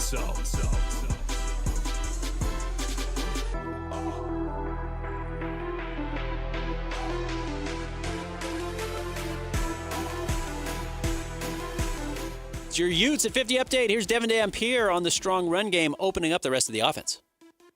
Those weeks where we have big run games, that's also receivers blocking downfield as well. So we love when, teams do actually respect our run game and, they try their best to stop that. And, that's what opens up our receivers to get their one-on-one opportunities. And, I trust those boys anytime. So, whatever gets that win, that's how I play on the field. Utes at 50 brought to you by Kenny J's Barbecue. Make this Thanksgiving unforgettable with Kenny J's Barbecue. Skip the stress. Bring home slow-smoked perfection. Pre-order your Thanksgiving meal today. 801-230-5396. Text them, 801-230-5396.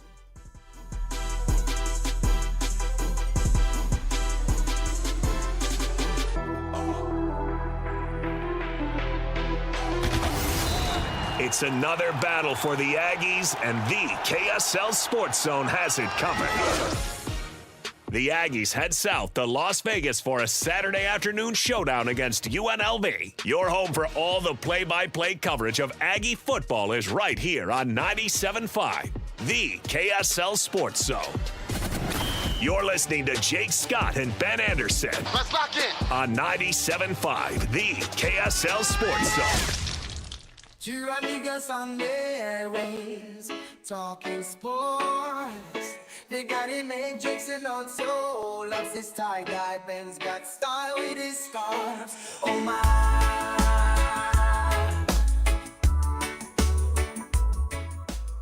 I love it. Is this Ed Ogeron? Faking. No, this is Brian Kelly. That was your favorite part of the show today. I had I some want a laughs full today. fit and foe. Again, I don't want show's not supposed to be a comedy routine, but I don't mind laughing. Brian Kelly faking a southern accent is pretty hilarious. Amazing. This is college sports are hilarious. Now, my question to you, do you think he did that on purpose? Like I did that on purpose. Do you think he did that on purpose? If you've never seen the famous video, it's like when he first gets to Baton Rouge, and then all of a sudden he's speaking to the student body at a basketball game, right? Or and he fades into a southern accent. Remember, Oprah was it on was purpose? Accused of this, not code switching necessarily, but depending on who she was interviewing, especially early in her career, she would start to mimic the way they talk. Hillary Clinton famously did it. Yeah. So is that what Brian Kelly was doing? Was he just around a bunch of people? Like, is it manipulative or was it accidental? Yeah, right. That's what I'm saying. Or, did he say, oh, this will get me. This will make me. I don't think he's intelligent enough to say, like, I know how to do this. I think he was just, like, hearing how people talk and then responded in kind. So I think so, too. And here's my – and I may have said this to you before, but so my dad is from Virginia. And if you listen to my grandmother, for example, she has certainly a Southern accent. Mm-hmm. In Utah, my dad has no accent whatsoever. Sure. When we go back to Virginia every year, all of a sudden it's y'all this and y'all. He settles back into it. I don't think he's doing that on purpose. It's a great night to be a Tiger. I'm here with my family. Yeah, not how he talks. No, but I don't think he was like, I'm one of you. I think he accidentally did it. I think so, too. I think you're right. I think he was talking to a bunch of good old boys. Or whatever, yeah. Everybody down there has a thick accent. Yeah, and realized, like, oh, this is... I didn't realize, but just started talking that way, using the words that they're using. And I know I do it. I know I do it as well. So there's an island not far from where my dad grew up that's called Tangier Island, and it's completely isolated. The only way to get there is with a ferry boat, and there's like 20 people who live on the island. Anyway, they're all, and their families have all been there forever. If you ever talk... Notoriously crazy accent. If you talk to them, if you run into one, which I obviously have, I have no idea what they're saying. Yeah. It was like the last place in the continental U.S. to get like running water or something like that. It's like, and ESPN did a commercial about it, that it was the last place in America to get internet. Kind of funny. But yeah, no idea what they're talking. But if they lived in Utah for 10 years, they'd probably lose some of that accent. For sure. And we have it. You know, I catch myself saying still and, you know, instead of steal, and trying to shed it. Still like what Hawkeye Pierce had in his tent in MASH? No, still like how many stills did the Jazz get last night? Christian MASH was a movie in the late 60s. I thought it was a TV show. And then eventually was adapted to a TV show. Robert Altman. Robert Altman. Yeah. The movie is brilliant. Well, what was the TV show? Like late 70s into the 80s, right? Yeah. The TV show actually lasted way longer than the Korean War that it was pretending to portray. Right. But he made his own liquor with a still. The still. In his tent. Yeah. Not to be confused with a steel. A steel. John Stockton is the career steals leader. Not a stills leader. Was the still made out of steel? No, it was glass. Yeah. Haven't you ever seen a still before, Christian? Haven't you ever seen MASH before? No, there's no way he's seen MASH before. Oh, MASH is still on TV. But you're right. That was that was a staple. If you were a sick millennial, I don't mean like home a from sicko. school. I mean you were sick home from school. You watch MASH. You watched Price is Right, and then it went right into MASH. Yep. Not on the same channel, but you didn't. There was nothing else on. Anytime that midday soap operas. Anytime that suicide is painless, like you knew, you're like, oh yeah, MASH is on. MASH is on. Comes the helicopter. You see the helicopters. Yeah. I like the TV show. MASH is, and that's not a hot take. Everyone likes the TV show. It's one of the great. I shows like of the all movie time. way more. That's fair. The movie's way more irreverent, and was like the first major motion picture to use the F word. Okay. And has a football game in it. So that's why you like it? No, I just thought it was interesting to note. It's Sutherland? Donald Sutherland. Yeah. It's got a crazy cast. And Elliot Gould. Yeah, Elliot Gould's in it. And Bob Duvall is Frank Burns. Yeah. It's a good cast. It is a good cast. That's what Robert Altman was good at. The only, do you know the only character that was in both? Or the only actor that was in both? No, it's not Hot Lips. Nope. Because that was played by somebody else. Who was it? Radar. Oh, yeah. He was the only one who was in both. He and his weird hand. He had a birth defect. It's amazing to go back and watch that show if you know about that. He hides it. They shoot it incredibly well. Mm-hmm. Yeah, they don't. You would never even know. MASH. Hey, Hans and Scotty like MASH too. They have. Well, they're old people. Yeah. What do you think tonight? What do the Jazz have in store for them, Ben? I mean, I don't think they're going to lose by 40, but I don't know. It's going to be tough sledding with no Walker Kessler. Again, I kind of feel for Will Hardy. And, I'm sure he makes plenty of money and has a good life and nice family and beautiful kids, and life's fine for Will Hardy. But the hard part about tanking, and the Jazz tried to do this before, and it got derailed a little bit, and they got bailed out because out of nowhere, Rudy Gobert was a Hall of Famer, and Donovan Mitchell really came in. But they ran into it at a couple of areas pre those guys. Post-tanking, Dante Exum, etc. The thing you can't control leaving a tank, amongst several things, which is like, are these players actually going to be any good, is what happens if when you're expected to start to make improvements, you get hurt, and then you don't really control the outcome of that season, and then back-to-back years of horrendous basketball uncontrollably get into 3 years or get into 4 years, and then you don't even get a chance to develop the guys the right way because you can't play meaningful basketball unless Walker Kessler's on the floor because you can't defend anybody. And now how does that change the development of Bryce Sensabaugh or change the development of Ace Bailey or Walt Clayton, et cetera, down the line? To your point, you can't play Kyle Filipowski at center, but you have no choice but to play him at center. So are you actually helping his development? That's where the Jazz are running into. So what is Will Hardy going to do to salvage this? That he's smart, he's creative, so I think he will figure it out. But that's what I'm curious to see tonight, and how quickly does he shift into that mode, because he's smart. He sees the same thing everyone else does, which is, I can't pretend that competitive basketball is going to be the goal with the roster as it is at the moment. So that's what I'm looking for. I don't know what to expect. I mean, I expect the Jazz to lose by 20. I think that's what's going to happen most of the time. They're going to play Indiana coming up here in the next couple of days.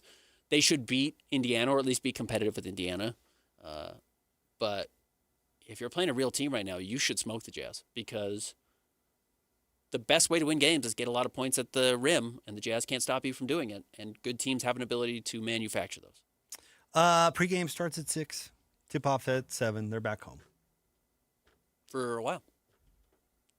All right. 4 straight this week. Today, tomorrow, Thursday, Sunday, if I remember correctly. Stay tuned. Hans and Scotty G are coming up next. 97.5. Thanks, Christian. The KSL Sports Zone. Hockey fans, let your voice be heard with the Utah Mammoth Fan Forum. Visit the Utah Mammoth page on KSLSports.com to connect with the team, other fans, and our KSL Sports insiders. Start chatting today in the Utah Mammoth Fan Forum on KSLSports.com.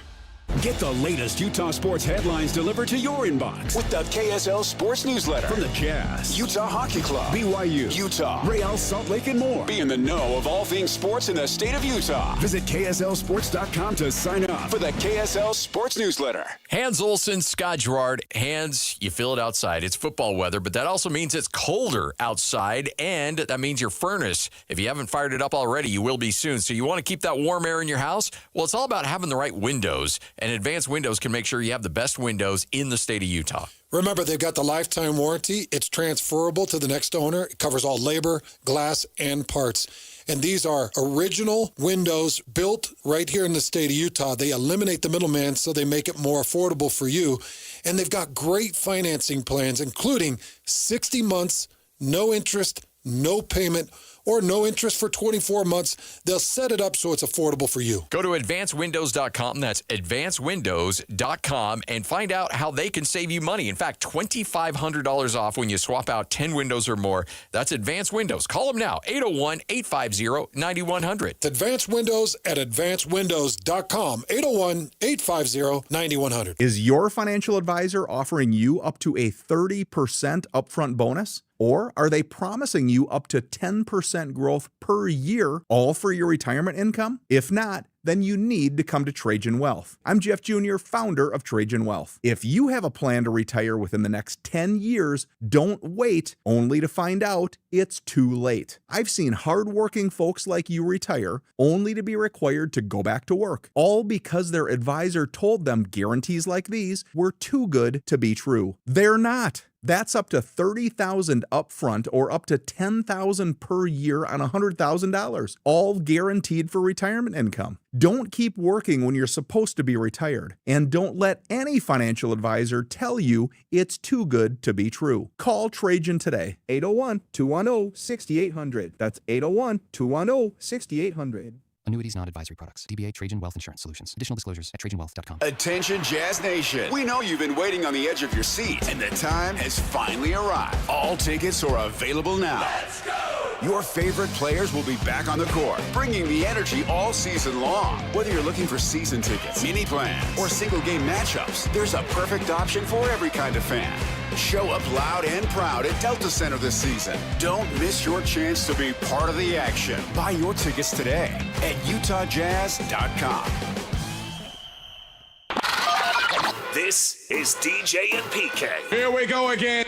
Joined now by Bronco Mendenhall, head coach of the Utah State Aggies. This is the time of season where you're looking at roster retention and also recruiting. What are your thoughts on having to do all that at a time when the most important thing is charged to win the next game? It's a really unique landscape. There's tampering, no question. It's against the rules, but the rules aren't enforced. We've got 3 more games left, but players have been reached out to. There's some phantom hotline that you're supposed to be able to call where something happens, which that's just nonsense. Phantom hotline? Telling it like it is, as usual. Phantom hotline. The reality is programs with as much money as they have will take who they want in the manner that's supposed to be legal, but not. Most are smart enough to stay one step away from a true family member. But yeah, it happens. Catch DJ and PK mornings from 6 to 10 on 97.5, the KSL Sports Zone. While most jewelry stores outsource their custom work to international manufacturers, Belliston Jewelry is your custom, in-house, full-service jeweler.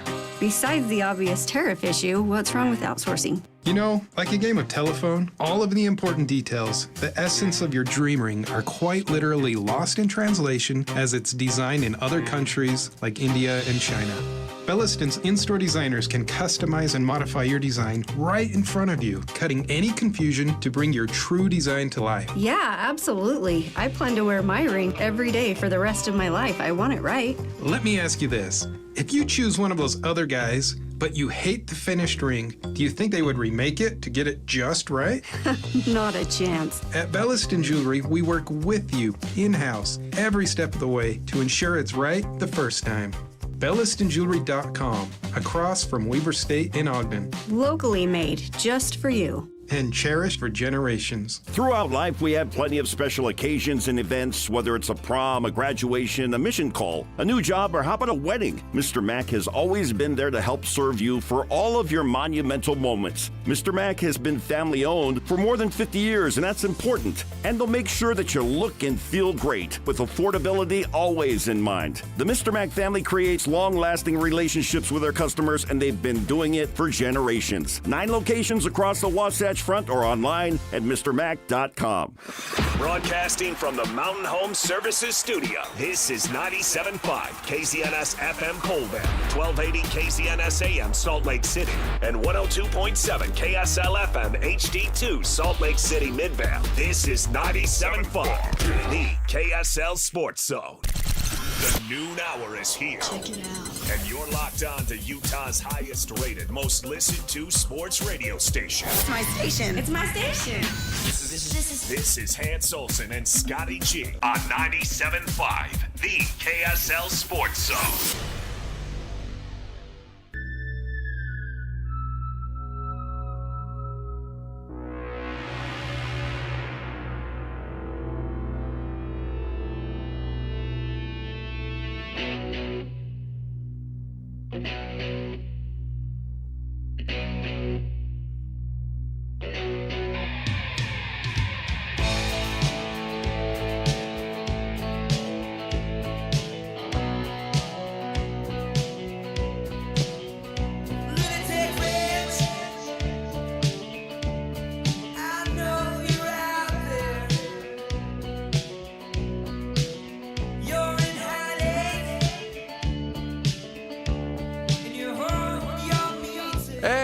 Let's get it, folks. Hans and Scotty, 97.5, the KSL Sports Zone. It is a Monday, our busiest day of the week. And so we got so much to get to.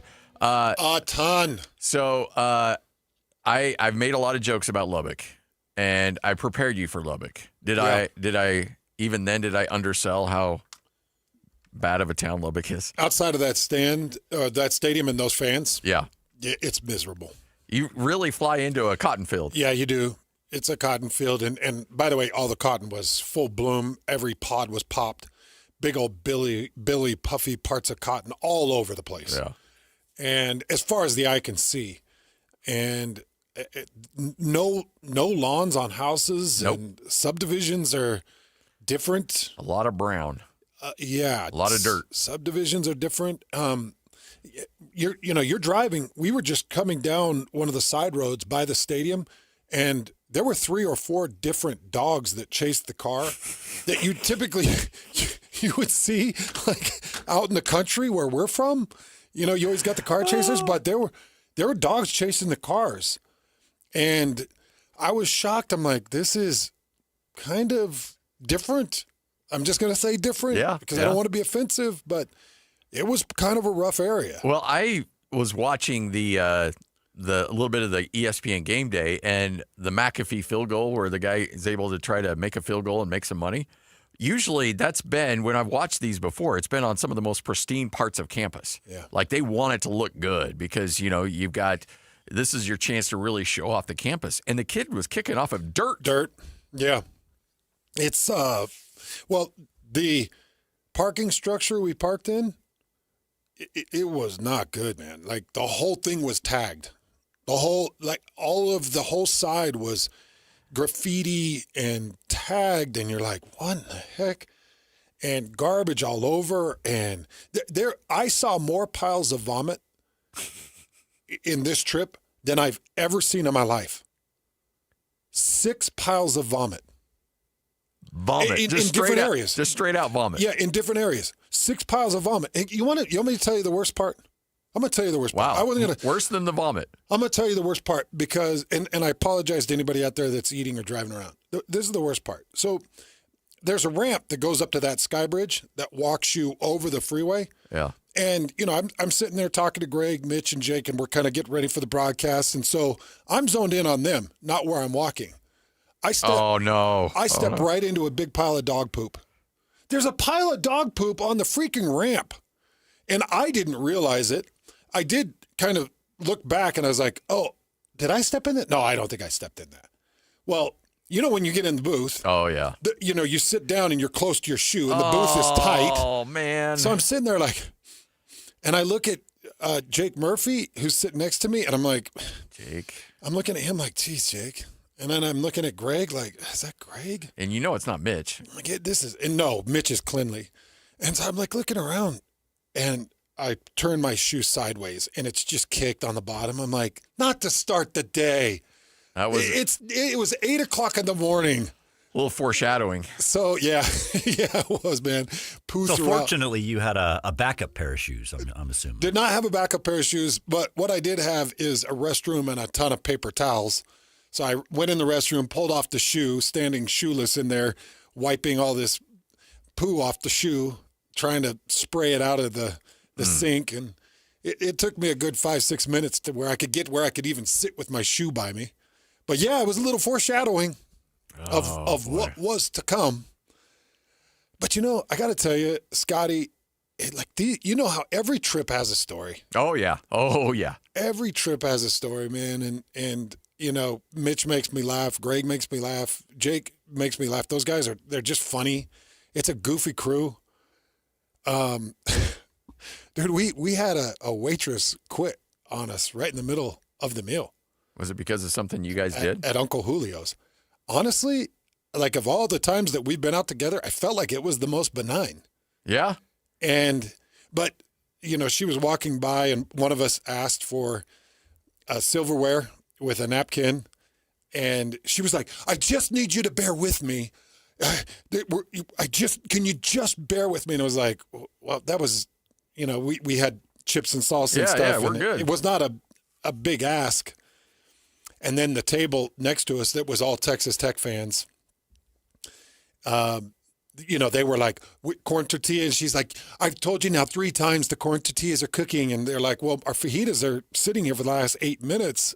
We need the tortillas, And she walked out.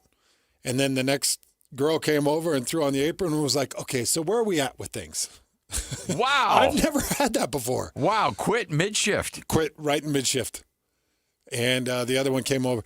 And it took a good hour to get the food out. Wow.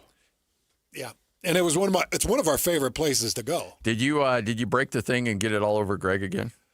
So we had to cancel the piñata, the chocolate piñata. Because it was so late, or?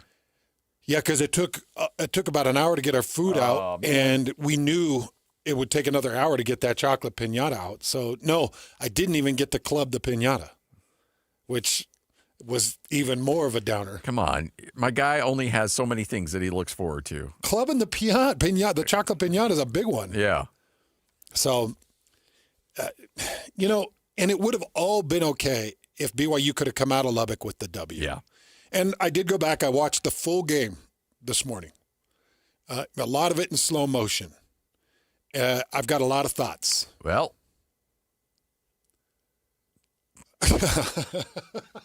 We're gonna have to save that story. Oh, good one, Lloyd. No, I was not. Hands Hands broke the law, and the law won earlier today.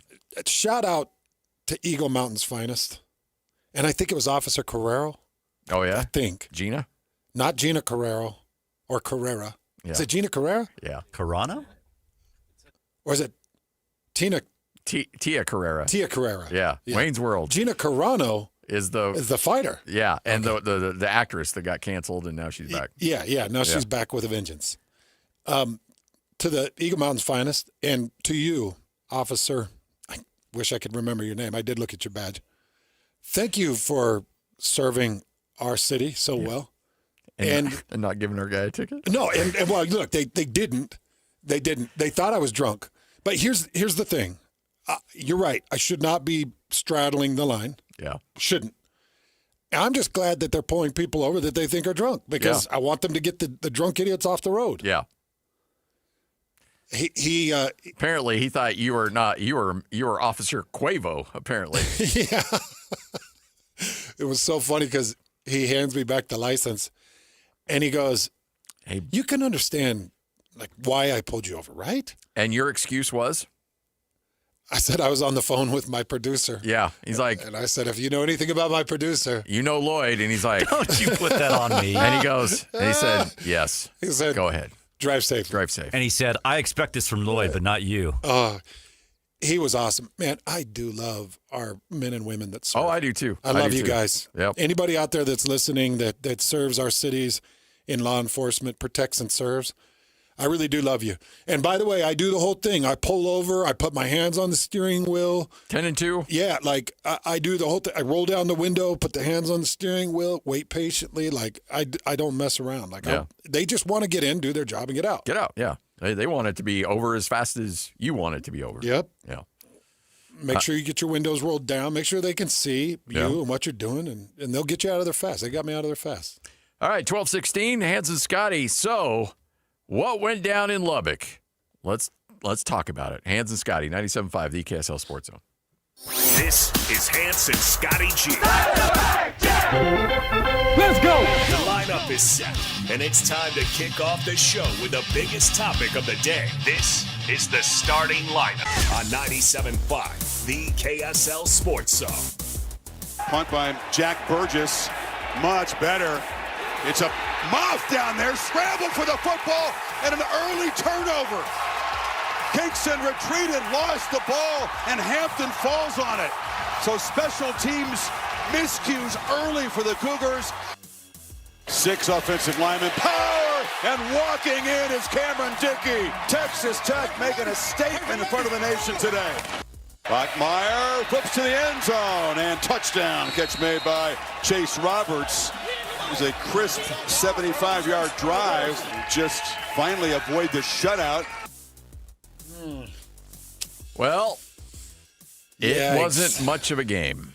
Although I really felt like that missed opportunity to kick that field goal to go up 3 scores. Well, I guess I would have put it to 16.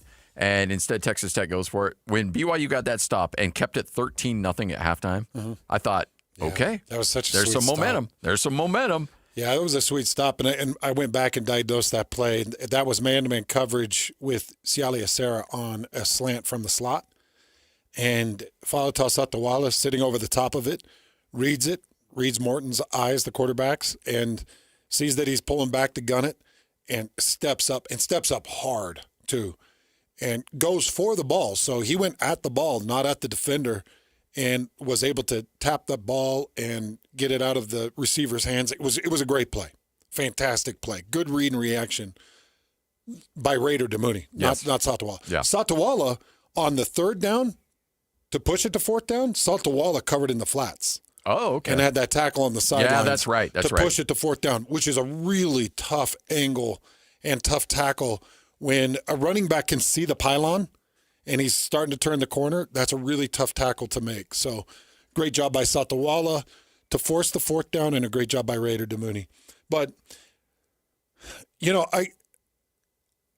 I could talk a lot about the defense, and I could talk a lot about the positive things I saw, because there were really good things defensively. But I think BYU fans or sports fans in general probably tuning in this morning or at noon to better understand what happened. Yeah. Right? We've seen so many good things throughout the year. Why did it go south? Okay. There's a few reasons. And I got to start with this because it was even more apparent as I went back and watched it again in slow motion. This is an amazing defense. They're really an amazing defense. And I'm starting to wonder how the heck Sam Leavitt and Arizona State and Riley Brown and these guys, I'm trying to wonder how they got to 26. You know, I think back to it. The 26 points came, there was a final touchdown drive with about minute 40 left. Sam Leavitt took possession. He went the length of the field, scored a game-winning final drive and touchdown with like 10 seconds left. You think to that's pretty amazing. Against this defense. Against this defense. Yeah. Now, he does have Tyson Jordan. That helps. No, Jordan Tyson. Jordan Tyson. Yeah. So this is, okay, let me tell you why I get mixed up with that name. Because Ty Jordan is always on my mind. Yeah. Because I absolutely love that kid. Yeah. And then I always think, okay, don't call him Ty Jordan. Just call him Tyson, but it's Jordan Tyson. Yeah. One of the best receivers in the country. And so that makes a big difference. But watching that game made me even more impressed with what Arizona State did. One of the biggest reasons, and as I watched it, and you know, I've known Aaron Roderick for so many years, Scotty. And I also am not afraid to be critical of Aaron Roderick. I'm not. He would be critical of me because we know we both have the jobs that we've got to do. And I've seen him be critical, and I know he's got a critical eye. So I'm not afraid to be critical of Aaron Roderick if I felt like he was way off base with anything. The truth is, he had to keep 7 guys in to block. Texas Tech almost the entire day ran a 4-man rush. Problem is they've got 2 bookends that lead the country in sacks, in Romello Height and David Bailey. They're 2 of the best. He kept 7 in to block almost every passing down and passing play. And it just limits routes. It limits opportunities. I'm going to give you, for instance, it was a 3rd and, I want to say 8, or maybe it was even a 3rd and 12. 3rd and 8, I think it was. And LJ Martin stepped up and chipped hard on David Bailey. And LJ had to get to the flats in order to be the check down. Mm-hmm. Well, by the time he got off the David Bailey chip, because David was getting so much penetration, he had pushed back into the backfield a little bit too far and didn't have a very good angle to get to the flats for the drop off to go get the first. So I totally understand where Aaron Roderick's coming from. He could not just put Jota and Gentry. I mean, you can, but the outcome's not going to be great. No. You know, people say, well, what's the definition of insanity? Well, doing the wrong thing over and over. Well, he's watched 9 games, and he's seen David Bailey and Romello Height destroy any offensive tackle that's in front of him, and he's thinking, well, I'm not going to do that. So he ran a max protect formation, which kept Texas Tech sackless until the final, drive of the game. It was all the way deep into the fourth quarter. Yeah. Before they finally got a sack. So his plan worked. The problem is it reduces routes, and Texas Tech was not showing the coverage that they showed against Arizona State. where Sam Levitt was able to hit those crossers and hit those quick slants and hit all those stop routes, they were doing a much better job of protecting on those. Bear Bachmeier did have a couple of completions that were really nice. He had a 3rd and 12 and a nice completion to Cody Hagan, but again, it was very, very tough and tight coverage. He had a really nice completion to Chase Roberts in the first half that was a post, kind of down the seam, and he hit him deep, and it was nice, but again, coverage right there. So where did things fall apart?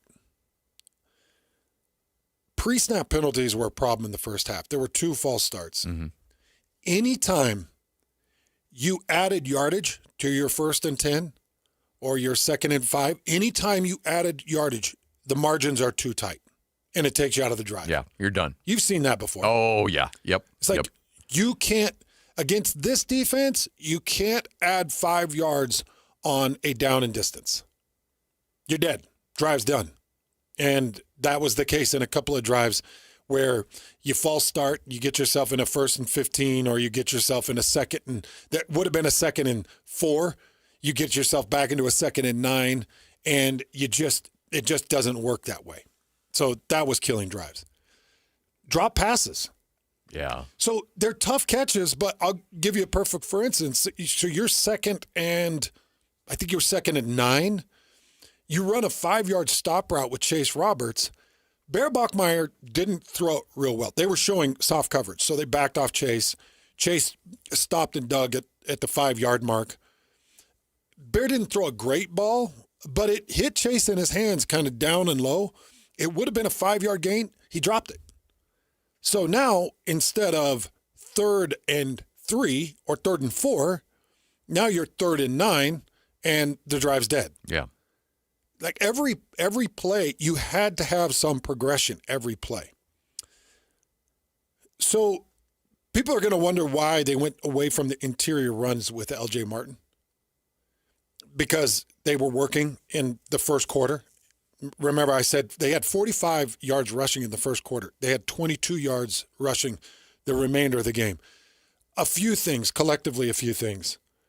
Number one, Texas Tech started running 7-man boxes. So they were tightening their outside linebackers into almost head up the 2 BYU offensive tackles. They were taking their middle linebacker, walking them up at about 3 to 4 yard depth, and keeping their 4 downs. So the box was brutally stacked, and they tried running into it a couple of times, and you saw it. Stonewalled. Yeah. Dead. Tackle for a loss, no gains, and just getting hit in the backfield. So they tried to loosen up that 7-man box by hitting to the outsides. Problem is Texas Tech safeties, Cole Wisniewski and Brendan Jordan, their safeties are just too fast. So they were just flying up to those outside plays, whether it was fly sweeps or flip outs or tunnel screens. They were just flying out and making tackles on the outsides. So the speed really hurt you, their ability to get outside, and then you couldn't press back inside. And then kind of an adding factor, especially in the second half, it was the score. Yeah. It limits you what you can do offensively. Yeah, you got to move the ball. Yeah.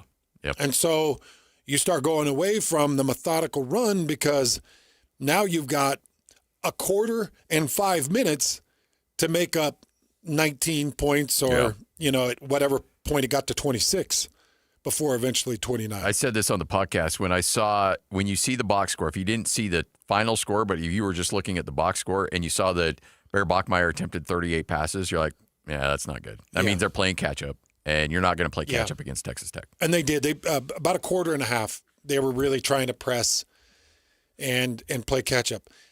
The evolution of that game's really interesting. It's interesting. And I keep thinking to myself, for instance, if Will Farron just makes the field goal, like when did Will Farron start missing field goals? I know. I know it's around 50 yards, but if he just makes the field goal, you're down at that point by 7, I think. Yeah. I think it was 10-0. Yeah, 10-3 at that point. It would have been 10-3. And you're down a field goal, and at least you feel like there's production, and you get some first half points, and you're feeling a little bit better about things. He misses the field goal, pulls it left. And then you're thinking, okay, well, let's flip this field. There were a couple of different opportunities to go for it. One was a 4th and 3, and you decide to punt, and it's just a short punt. The first punt was completely shanked, almost straight out of bounds. So special teams was a complete meltdown. Offense was more stalled out because of what Texas Tech was doing defensively. I'm just going to give all the praise to Texas Tech, and then some of what ended up it evolving into. But I could see what BYU was trying to do. Now, the question BYU fans has is, if they rematched, could the outcome be different? If they rematch, could the outcome be different? Yes, it could. It could. But this game is going to be won like Arizona State did it, 26-22. This game will be won by holding Texas Tech to 24 points and you getting 25. Yeah. That's the way you beat Texas Tech. No, they're so disciplined, you're not blowing them out. Mm-hmm. It's a really good team. Excellent team. Ethan joining us, Teton Wealth, right here on 97.5, the KSL Sports Zone. It's been a minute. How you doing? I'm doing great. How you guys doing? Good to see you, bud. Yeah, good to see you. Good to be in here, listening to some football. I've loved it. Just loved it. How's our markets doing? Where are we at financially as a country right now? Well, today is much better than last week, right? We saw a big sell-off in tech last week. But you know what? And this is what's so important to remember. There's always going to be something like this, right? Last week we had a sell-off in tech. Earlier this year we had the sell-off for the tariffs. In 2022 the market tanked because interest rates went up. Before that we had COVID. Right? There's always something that's going to come along that's going to tank the market. The question is, what plan do you have in place to make sure that you're protected against it if you need to, or that you can take advantage of it if you're in a position to? And at Teton Wealth Group, we really firmly believe that you deserve to have a retirement income plan, a plan for those years that doesn't require Wall Street to cooperate or Washington, D.C. to cooperate, because you don't need to worry about weeks like we had last week. They're getting more and more unpredictable. 40-day shutdown. It's been crazy. Mm-hmm. And, the markets come back, right? They always do. The problem is, though, you have to wait for them to come back. So if you're retired, you got to wait for the markets to come back. What do? Eat ramen noodles till then? Right. Are you canceling vacations? That's not a way to live. And so if you don't have an Ascent plan yet from Teton Wealth Group, will you call right now, 435-255-6331. Today, during your show today, we'd like to give away 10 of these to 10 listeners of the Zone, great sports fans. We've met so many awesome families in this partnership. 435-255-6331. Let's finally do one of these for you so that you can see what your retirement would look like, to where you don't have to worry about things like last week. I love it. Call right now, get on the books, and let's get you squared away, because there's so many great opportunities for you to get yourself to a point where you feel good about going to bed at night thinking, That's right. You know what? I got a lot of crazy stuff in my life. My financial future is taken care of. And honestly, a reduction in anxiety is the number one short-term result we see from doing an Ascent plan. Is you're going to have less anxiety around your finances. So I did the Ascent plan. I absolutely love it. Gather up your information. You're going to come in with all your different information, different accounts and different projections, and every dollar you got stored everywhere. And we all put it on a nice little piece of paper. You get a nice booklet that shows you where you're at, where you're headed, and gives you some ideas. I loved my Ascent plan. Yeah. Awesome. They're so valuable. So 435-255-6331. There's no cost and no obligation for Zone listeners today, and we'll do 10 of them. 435-255-6331. Bronco Mendenhall joins us next right here on the Zone.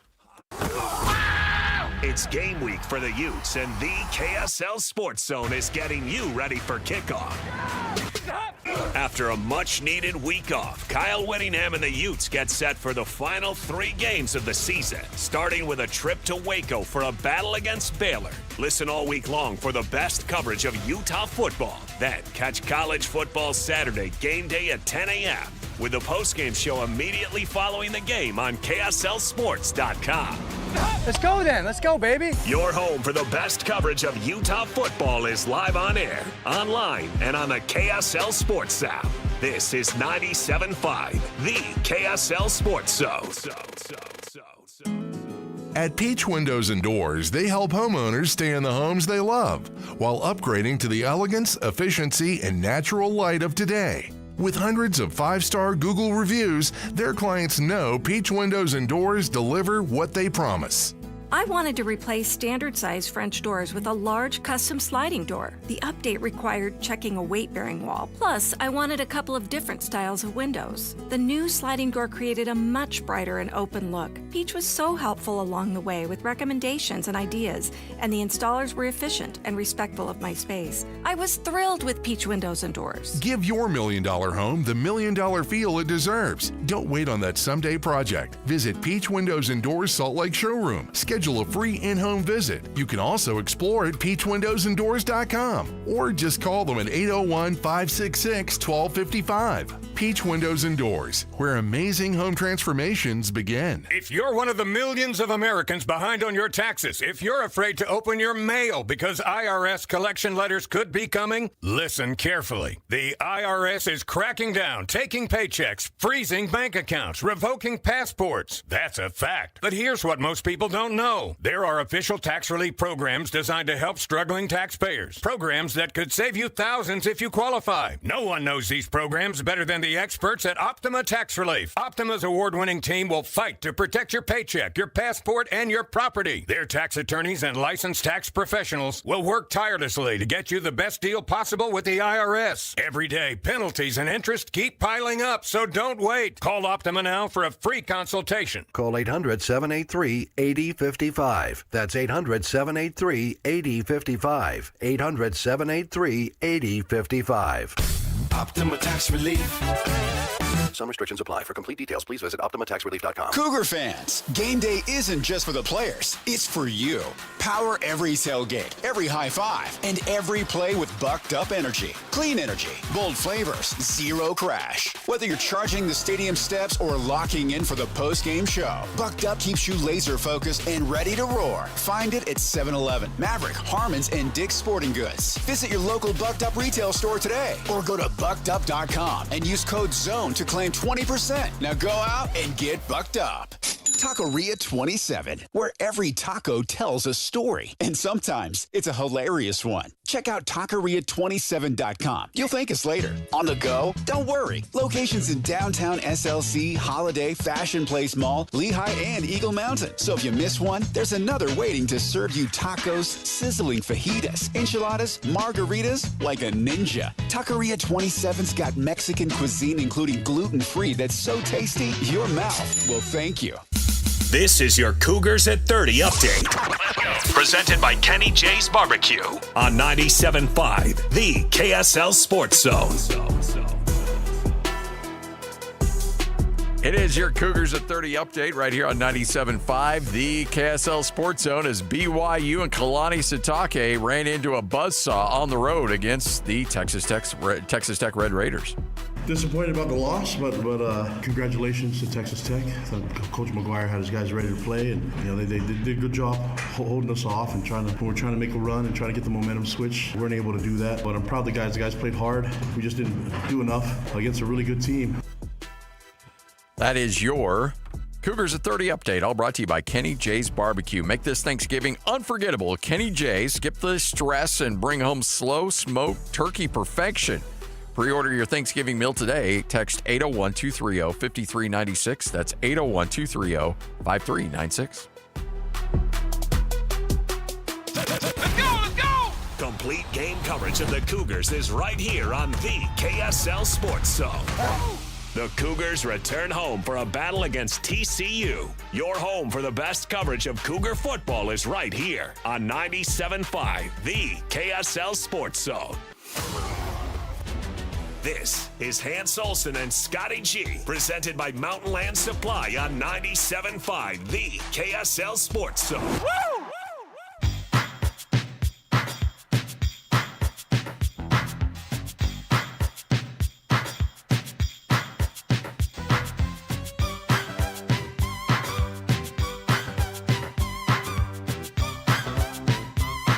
Olsen, Scott Gerard, 97.5, the KSL Sports Zone.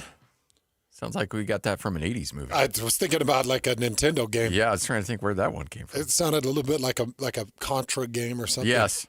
Or a Punch-Out, Mike Tyson's Punch-Out. When When it shows him When running on the street. Running, yeah. Big Mac's there trying to push him on the bicycle. Hey, Bronco Mendenhall and the Aggies put it on Nevada over the weekend. We're going to chat with Bronco coming up here in just a moment. But, yeah, they needed that. 41-0 at halftime. Ended up with a big victory. It's good to see those guys have a day like that, for sure. 51 points on Nevada. And that was a real encouraging game. You know, Boise State put 24 on them. New Mexico put 24 on them. Fresno State put 20 on them. Yeah. And Utah State went and put 51 on them. Yeah, 41 at halftime. Just to give you an idea, Penn State, to open up the season, put 46 on them. Yeah. So, you know, that season opened up with with Nevada at Penn State. Penn State mustered 46 on them. Yeah. So, really impressive. Let's get to it. Time for our conversation with Bronco Mendenhall. It's time to talk Utah State football with the head coach of the Aggies, Bronco Mendenhall, on 97.5 The KSL Sports Zone.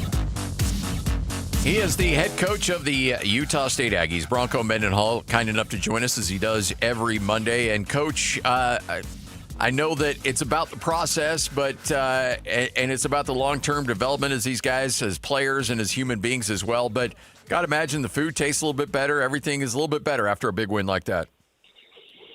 Man, that's an understatement. Yeah, it was a really good win for our program. I think most had slotted that game, probably their coach and myself, as a game that's going to the end. Maybe relatively low scoring as the rest of their games have been, their defense playing strong, it being a 1 to 3 point outcome, difference at the end. And yet it didn't start like that, and it certainly didn't finish like that. So just lots of really positive things from an execution, mindset, energy, and a consistency standpoint from our team. Well, Coach, the first thing that catches my eye, just coming from a trench perspective, giving up 0 sacks and Bryson Barnes nearly throwing for 400 yards. Talk about the offensive front.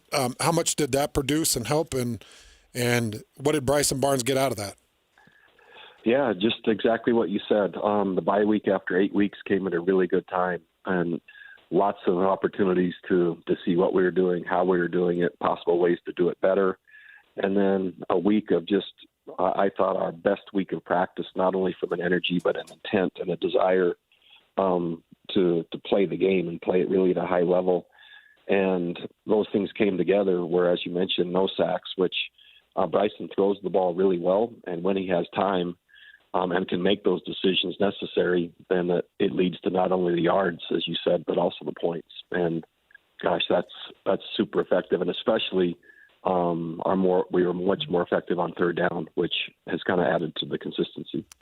I was telling Hans yesterday on our podcast, I really felt like the play of the game wasn't necessarily the touchdown, the first touchdown, but was the 3rd and 8, because a lot of situations you've been stuck in 3rd and long, and to be able to convert one on a beautiful pass and an incredible catch by Brady Boyd and then turn that into a touchdown the next play, to me, that's where things really got working in your favor. I just mentioned that in my press conference at noon. I thought one of the biggest plays of the entire game was the 3rd play of the game after really not much success on 1st and 2nd down. Bryson is under pressure. He's being hit and throws it. And the beautiful pass, Brady Boyd goes up for it and converts the first 3rd down, which just there was something about that play that just kind of ignited the team. And next player to play after, if I remember correctly, was a touchdown. Defense then is playing really well, and then it really just compounded from there. Offense, defense, field position from special teams, and really never look back after that stage of the game. Brady Boyd with his first 100-yard plus game on the season. Just talk about Brady, his progression, how he's come along, and the role that he plays as a senior for this team.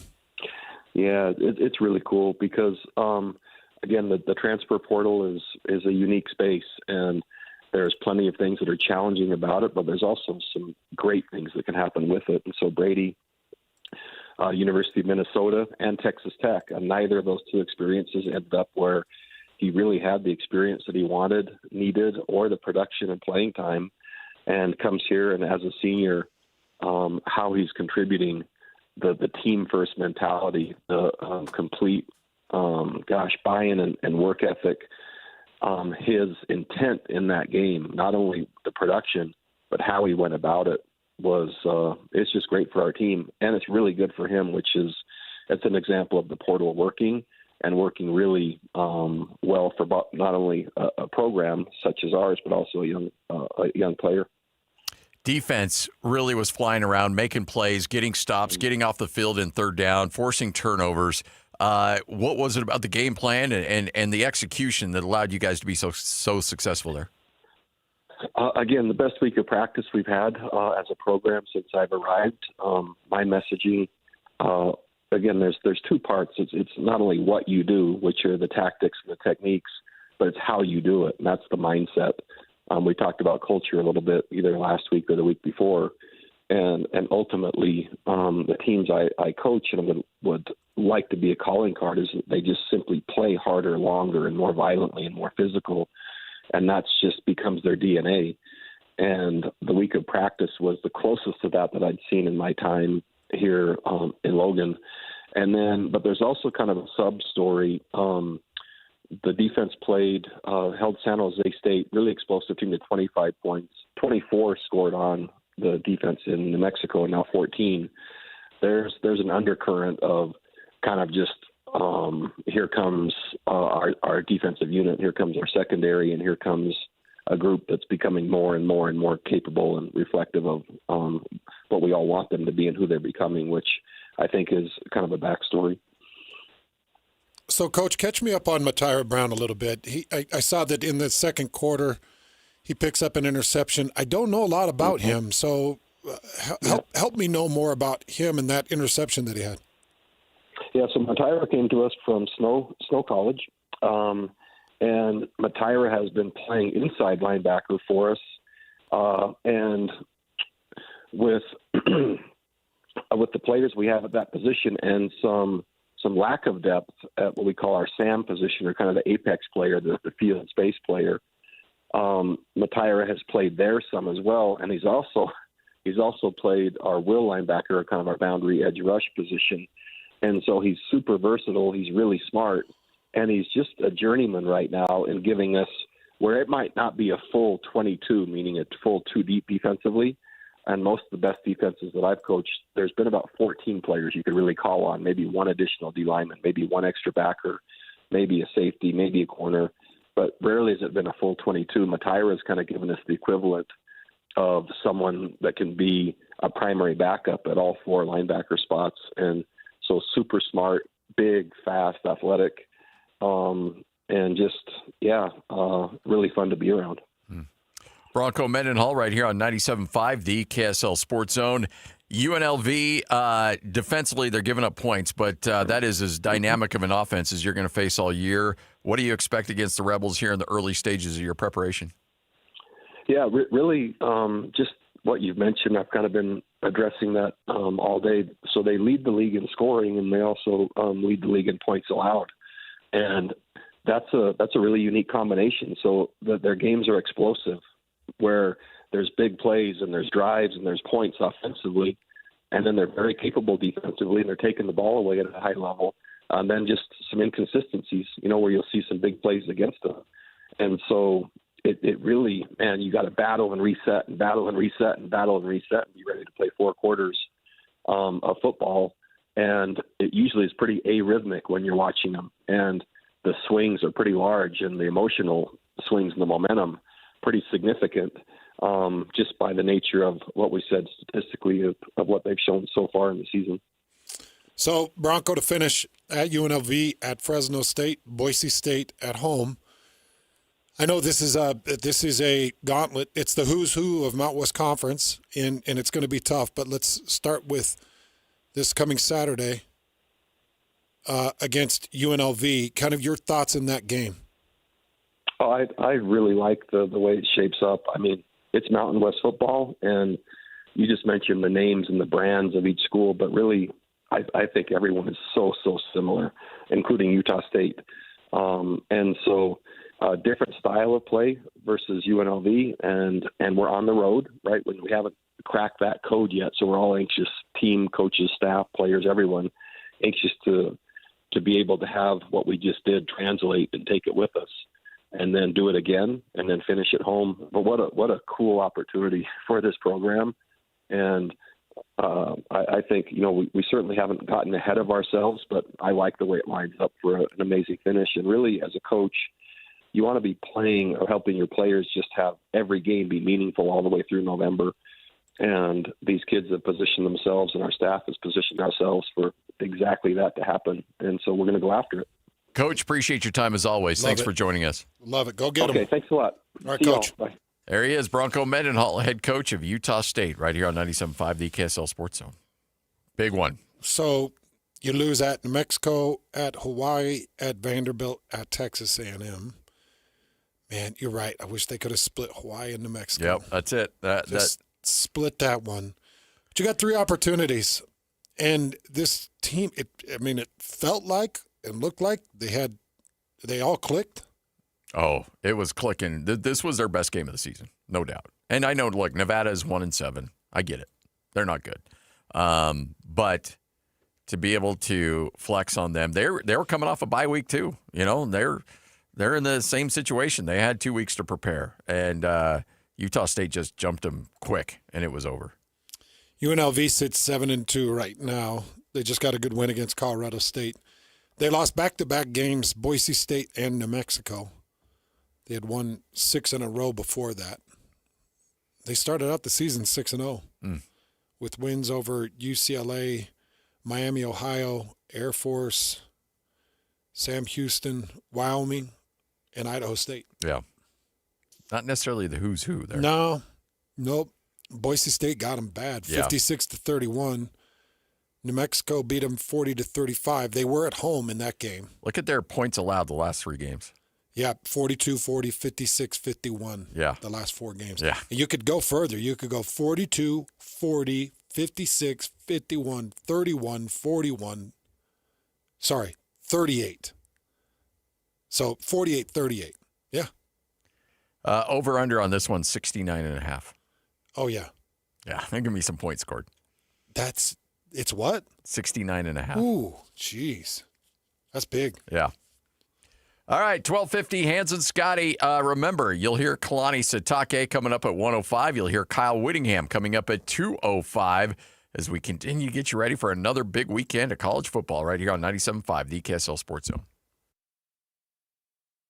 It's game week for the Cougars, and the KSL Sports Zone is getting you ready for kickoff. Even after their first loss of the season, the Cougars' dream of a spot in the Big 12 title game is still alive and well as they welcome TCU to Provo on Saturday. Listen all week long for the best coverage of Cougar football. Then catch College Football Saturday game day at 10 a.m. with a postgame show immediately following the game on KSLSports.com. Your home for the best coverage of BYU football is live on air, online, and on the KSL Sports app. This is 97.5, the KSL Sports Zone. Man, I love Bar W. I love the delicious flavors. Their amazing beef. It's all fresh. It's raised right here in the state of Utah. You know, these cattle, they are born and raised right there in Spanish Fork Canyon. And then they are processed right there in Nephi, in the state-of-the-art processing facilities, the finest facilities you're going to find in the West. And I just love this crew. I love the way they do it because these are our ranchers raising our beef in our state. And it all stays right here in Utah. And you can buy it at barwbeef.com. You can pick out one of their amazing packs, or you can just go on. You could select their beef, or you could select some of their steaks. $150 or more gets shipped directly to you for free. Free shipping on $150 or more. And don't forget the amazing Bar Dub restaurant just off I-15 exit 2222, right off I-15 in Nephi. That's Bar Dubs and Bar W Beef at barwbeef.com. Chevy trucks have you covered when the road takes you from smooth sailing to Chevy Colorado will eat up some of the toughest terrains with 5 available drive modes. And Silverado and Silverado HD have the muscle to take you out for some serious. With multiple engine options and impressive towing, while Silverado EV is the perfect combo of performance and capability. Nice. Making it a snap to hitch up this electric truck and hit the road. Wherever the road leads, Chevy trucks are right there with you. See your Rocky Mountain Chevy dealers. This is Ethan Millard with Teton Wealth Group. In retirement, you need a plan for these unavoidable problem areas: income, investments, taxes, healthcare, and a legacy plan. These are unavoidable. You will have to deal with this whether you're ready or not. So be ready. Call Teton Wealth Group today at 844-838-6600. Because you're a Zone listener, we'll do a full ascent plan for you at no cost and talk you through all 5 of these unavoidable retirement problem areas. Call Teton Wealth Group at 844-838-6600 or visit us at retireteton.com. Hey, Utah County golfers, the Back 9 Indoor Golf Lounge in Orem is now open right across from Costco. Mark your calendars. The Zone will be broadcasting live from the Orem Back 9 on Wednesday, November 12th from noon till 3 for the BYU Preview Show. Become a founding member today for just $25 down and lock in the biggest discounts for life. And Back 9 will donate $50 to a high school golf team of your choice. Experience 4 full swing simulator bays with comfy seating, 75-inch TVs, and 4D massage chairs. Perfect for date nights, parties, and corporate events. Plus 2 putting greens, an Xbox gaming lounge, free drinks, and Wi-Fi. Train like the pros with secure 24/7 access so you can play in leagues and tournaments on your schedule. With locations in Pleasant View, Murray, Lehigh, American Fork, Spanish Fork, Cedar City, and St. George. There's a Back 9 near you. A Back 9 membership makes the perfect gift for the golfer in your life. With the new IHOP value menu, $6 is all it takes to go to your happy plates, where stacks of pancakes with bacon and eggs are just $6 every day. French toast, sausage, and eggs are, you guessed it, $6. And fluffy omelets come with a side of pancakes and only cost $6. Go to your happy plates every day at IHOP. $7 in some locations. Available every day for a limited time at participating restaurants in the U.S. Hours may vary. No substitutions. Not valid with other discounts or promotions. Prices may vary.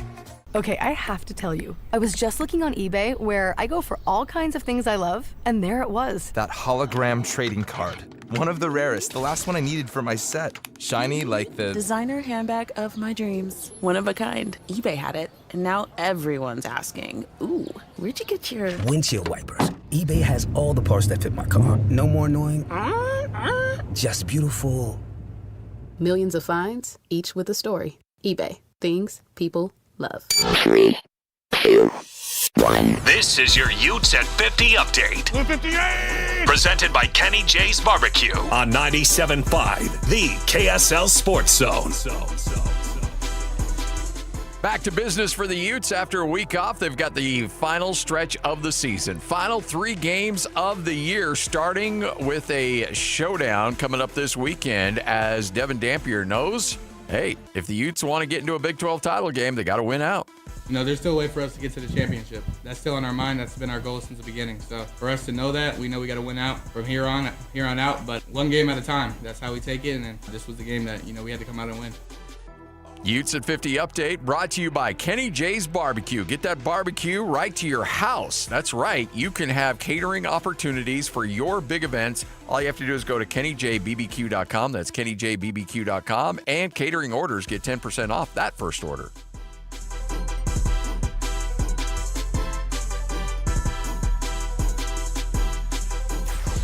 Nobody gets you ready for Utah football more than the KSL Sports Zone. Ready? Kyle Whittingham and the Utes hit the road to Waco for a showdown against Baylor. Your home for the best coverage of Utah football is right here on 97.5, the KSL Sports Zone. This is Hans Olsen and Scotty G, presented by Mountain Land Supply on 97.5, the KSL Sports Zone.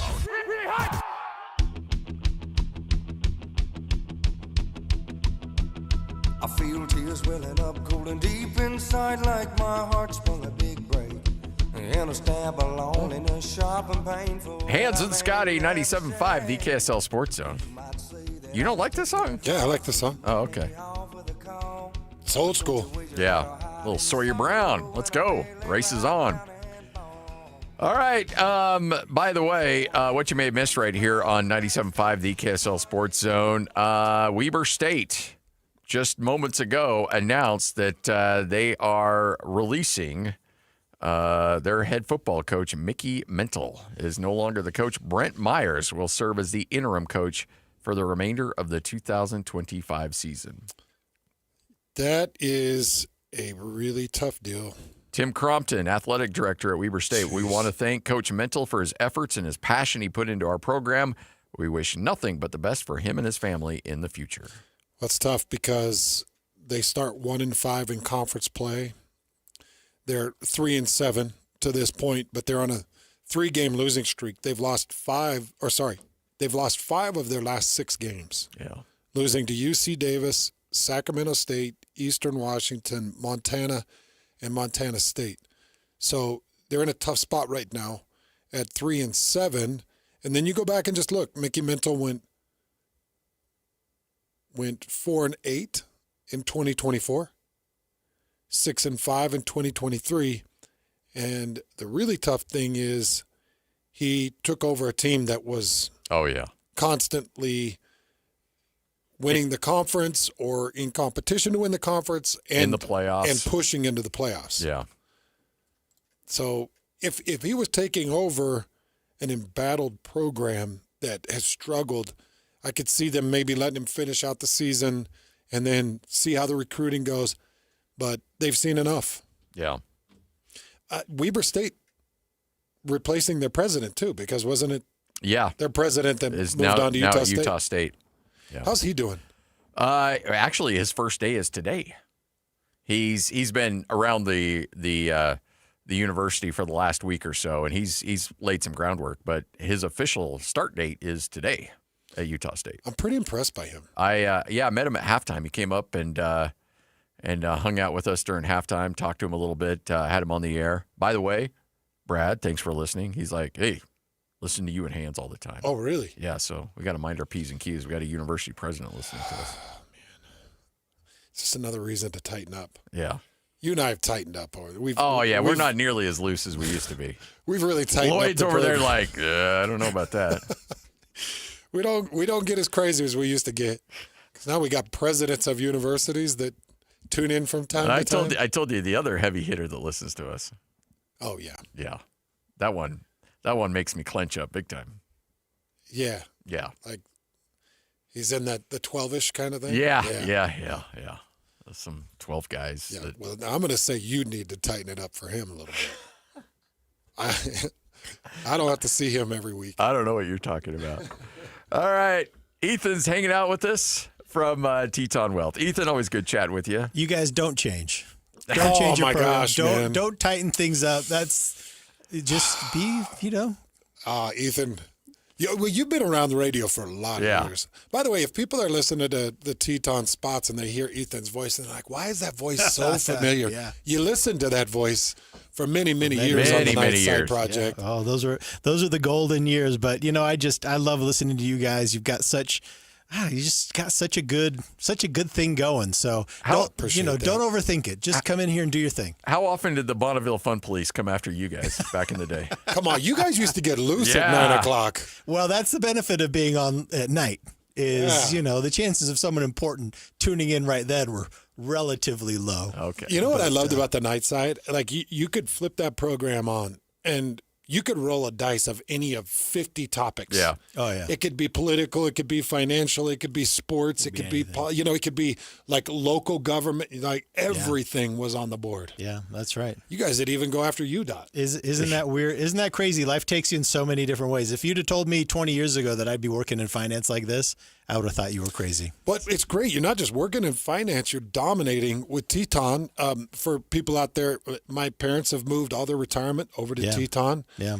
I work with Teton. I've worked with Ethan now, and I've got my Ascent plan, and we're on a path to make better decisions. We are so proud of the work we do at Teton. We have just such a high level of work satisfaction among our team because when you can help someone financially, you really impact their lives in some major ways. And I've told you before that when you do an ascent plan at Teton Wealth Group, the number one thing that I see is that in near term, almost immediate reduction in anxiety around finance. So if you're carrying these worries about, man, am I doing this right financially? Am I going to have the retirement that I want? Or, how do I make this work? If you're carrying around a lot of anxiety, I'm telling you, the Ascent Plan at Teton Wealth Group is the best way to address that. And if you don't have one yet, call right now, 435-255-6331. We'll do an Ascent Plan for you and your family. We're going to do 10 today, and there's no cost, no obligation for the 10 of you that'll call in. We'll walk you through, hey, here's that well-worn path to a great and prosperous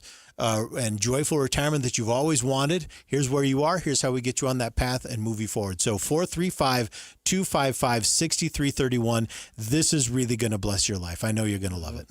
By the way, who came up with Logan or Provo? My favorite bit of all time. Was that you or Alex? That was Alex. Oh, yeah, that was Alex. That's one of my favorite bits of all time. All the good stuff was Alex. I was the straight man. I was just there for him to throw things, bounce things off of. There were some times where I'd be listening. I'm like, I'm going to steal that segment. I'm like, no, everybody's going to know. They had some good stuff. Oh, yeah, they did. And one thing I really want to point out about Teton, there's a lot of corporations out there that are only looking for big money. Like, we're looking for, you got to have $1 million plus in the bank. Yeah. What I love about Teton, they took me on. They'll take negative accounts. Like, they work with the everyday man. So if you're out there and you're like, I've only got $25,000 saved and I'm 55 years old, don't worry about that. Honestly, that's why our job satisfaction at work is so high. It's fun to take a guy who's already rich, make him richer. That's cool. But when you can, average people, our own families, if we can help restore some stability and peace of mind to those families that are sometimes kind of on the edge, huge for us. So 435-255-6331. Let's finally do that Ascent Plan for you. You're going to love it. 435-255-6331. Call right now. Take advantage of that free Ascent Plan. It's going to be absolutely advantageous to you to get you on that well-worn path to make sure that you can have all your goals, all your dreams, and retirement reached. This is 97.5, the KSL Sports Zone. Whether you're stuck in the office, I believe you have my stapler, in your car, or at your in-laws. You want a piece of me? You bet I do.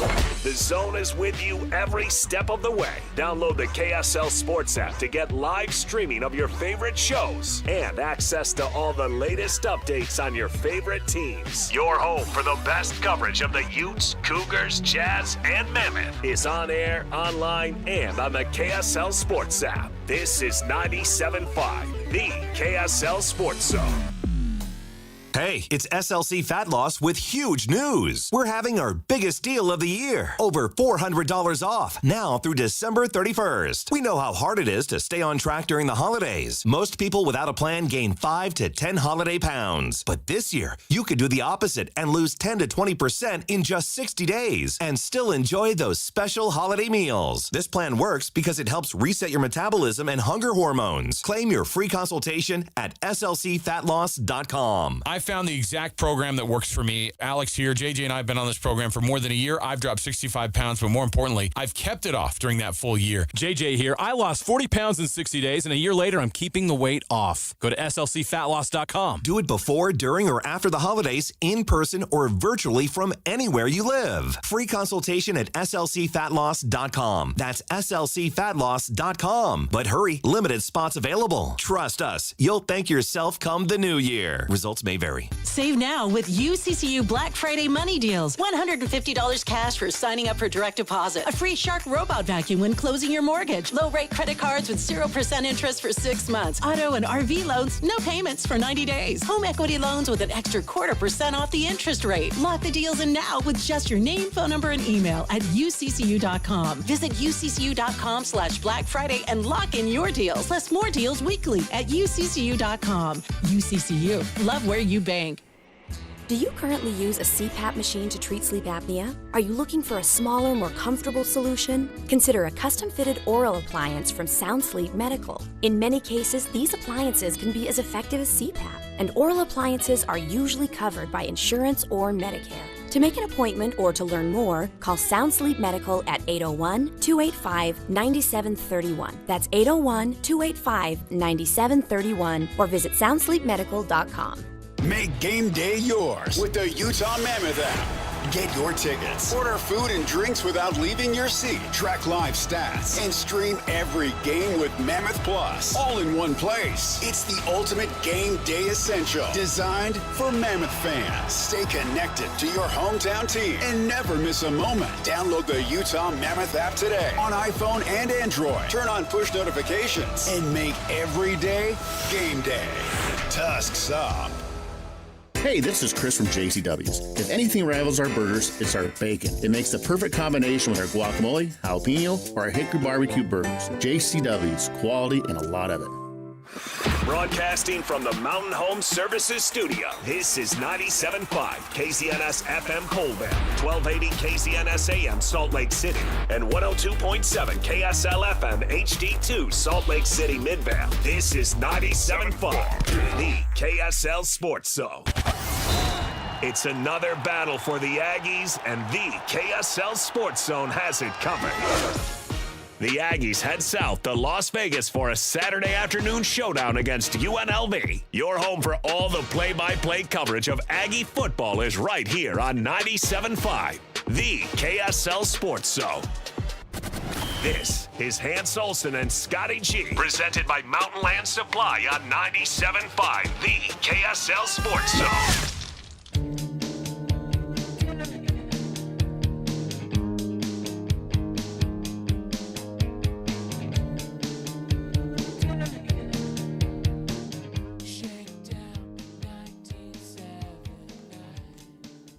Hans and Scotty, I know, 97.5, the KSL Sports Zone. Hope you're all having a tremendous Monday. Man, I'm having a great Monday because Utah is now back in action. Yes. So we get to see if they're who we think they are through the last couple of games. They've skyrocketed up with lots of expectations, and I think that they've got just the right test with Baylor. I think it's a good test for Baylor. Kind of done with these double bye week or double buys. You get one bye. Yeah. That's all you need. Take one. You don't need to. So we get Utah back in action. BYU getting ready to wipe the stink off, and they get back in business against TCU. I'll start all that game prep coming up tomorrow. Get ready for that call. And Utah State has to figure out one win out of the three top teams in the Mountain West Conference right now. Just got to get a W. All right, here's Kalani Sitake, his weekly conversation as the Cougars, coming off a tough loss, now have to regroup and find a way to pick up a win. Here's the head coach of the Cougars. Yeah, on to the next game. Obviously, having time to reflect on the game and learn from the film against Texas Tech. Proud of how hard the guys played. Obviously, didn't do enough to put ourselves in a position to gain a victory, but I appreciate the effort and the willingness to be physical. So that was there, but way too many mistakes for us to be in a position to come back in that game and to put ourselves in a position to have a right to earn the victory. But a good opportunity for us to learn, and so we'll definitely learn from the game. I've said it before. To stay humble and stay hungry. And unfortunately, when you experience a loss like this, it makes it easier to be humble and hungry. And so we'll bank on that, and then we'll also bank on the opportunity that we can still learn from it, and we can still play better football. I just did feel like we played our best, and that was the worst timing. So that's my job as a head coach, to get these guys better. Playing at their best, and I'll try to get that done this week. Looking forward to the matchup against TCU. Sonny Dykes a great coach. I've known him for a long time, and he and his wife Kate are awesome, great people, and amazing leaders. And so Sonny's done a great job with his program, and they're going to, I'm glad that we get to be at home. It seems like we haven't been at home for a while, so good to be home. But I know Sonny will have his team ready to roll, and it's not going to be easy. They're very. It's a challenge, but I'm glad we get to be at home and get ready for that game Saturday night. But looking at what they do offensively, defensively, and special teams, they're tough and they have tons of athleticism all over the place. They're a physical team too, and so this is going to be a battle. We have to take advantage of all the time that we have to prep for them, and looking forward to the matchup. And looking forward to bouncing back from this kind of this bad taste that we have from the last game. But I say that Texas Tech did a great job. They're one of the best teams in the country, and we're looking forward to being better than we were last week and doing that against TCU. They have a great coaching staff too. You can see that Kendall Rouse has done a great job with the offense, and then Andy's done a great job. Andy Avalos done a great job with the defense, and the quarterback, we recognize him from before. We played against him, and he can get after you. He throws the ball. So thrown for almost 2,700 yards, and an effective runner, and he can hurt you in a lot of different ways, and he has weapons all over the place, and defensively they get after you too, so they can make things really, really difficult for us, and we're gonna have to be at our best to earn the victory, and looking forward to improving from last week to this weekend. So what questions do you guys have for me? Our first question will be from Mitch Harper. Kalani, you brought up the film. I'm curious, just were there areas that you found as maybe positives in a game that was maybe otherwise a tough setback? Were there positives in that film review? And if so, what were they? Yeah, there's a lot of positives. I mean, I probably can. Some of us that we're a physical team, and they brought the physicality to us, and I thought we responded the right way. We just didn't make enough plays, and I think they took advantage of the opportunities that they had. We didn't, So I think in all three phases, we wanted to play complementary football. They did it, we didn't. And then even when we had an opportunity after halftime to make a comeback and then try to find ways to get back in, it's why you can't. You have to start the game faster, and you have to start right from the beginning. And they were not going to let us come back in that game. They've seen enough of that in the film, and so we when we tried to get momentum and try to get back in it just wasn't there. But I mentioned before, the effort was there. Our guys, they work hard.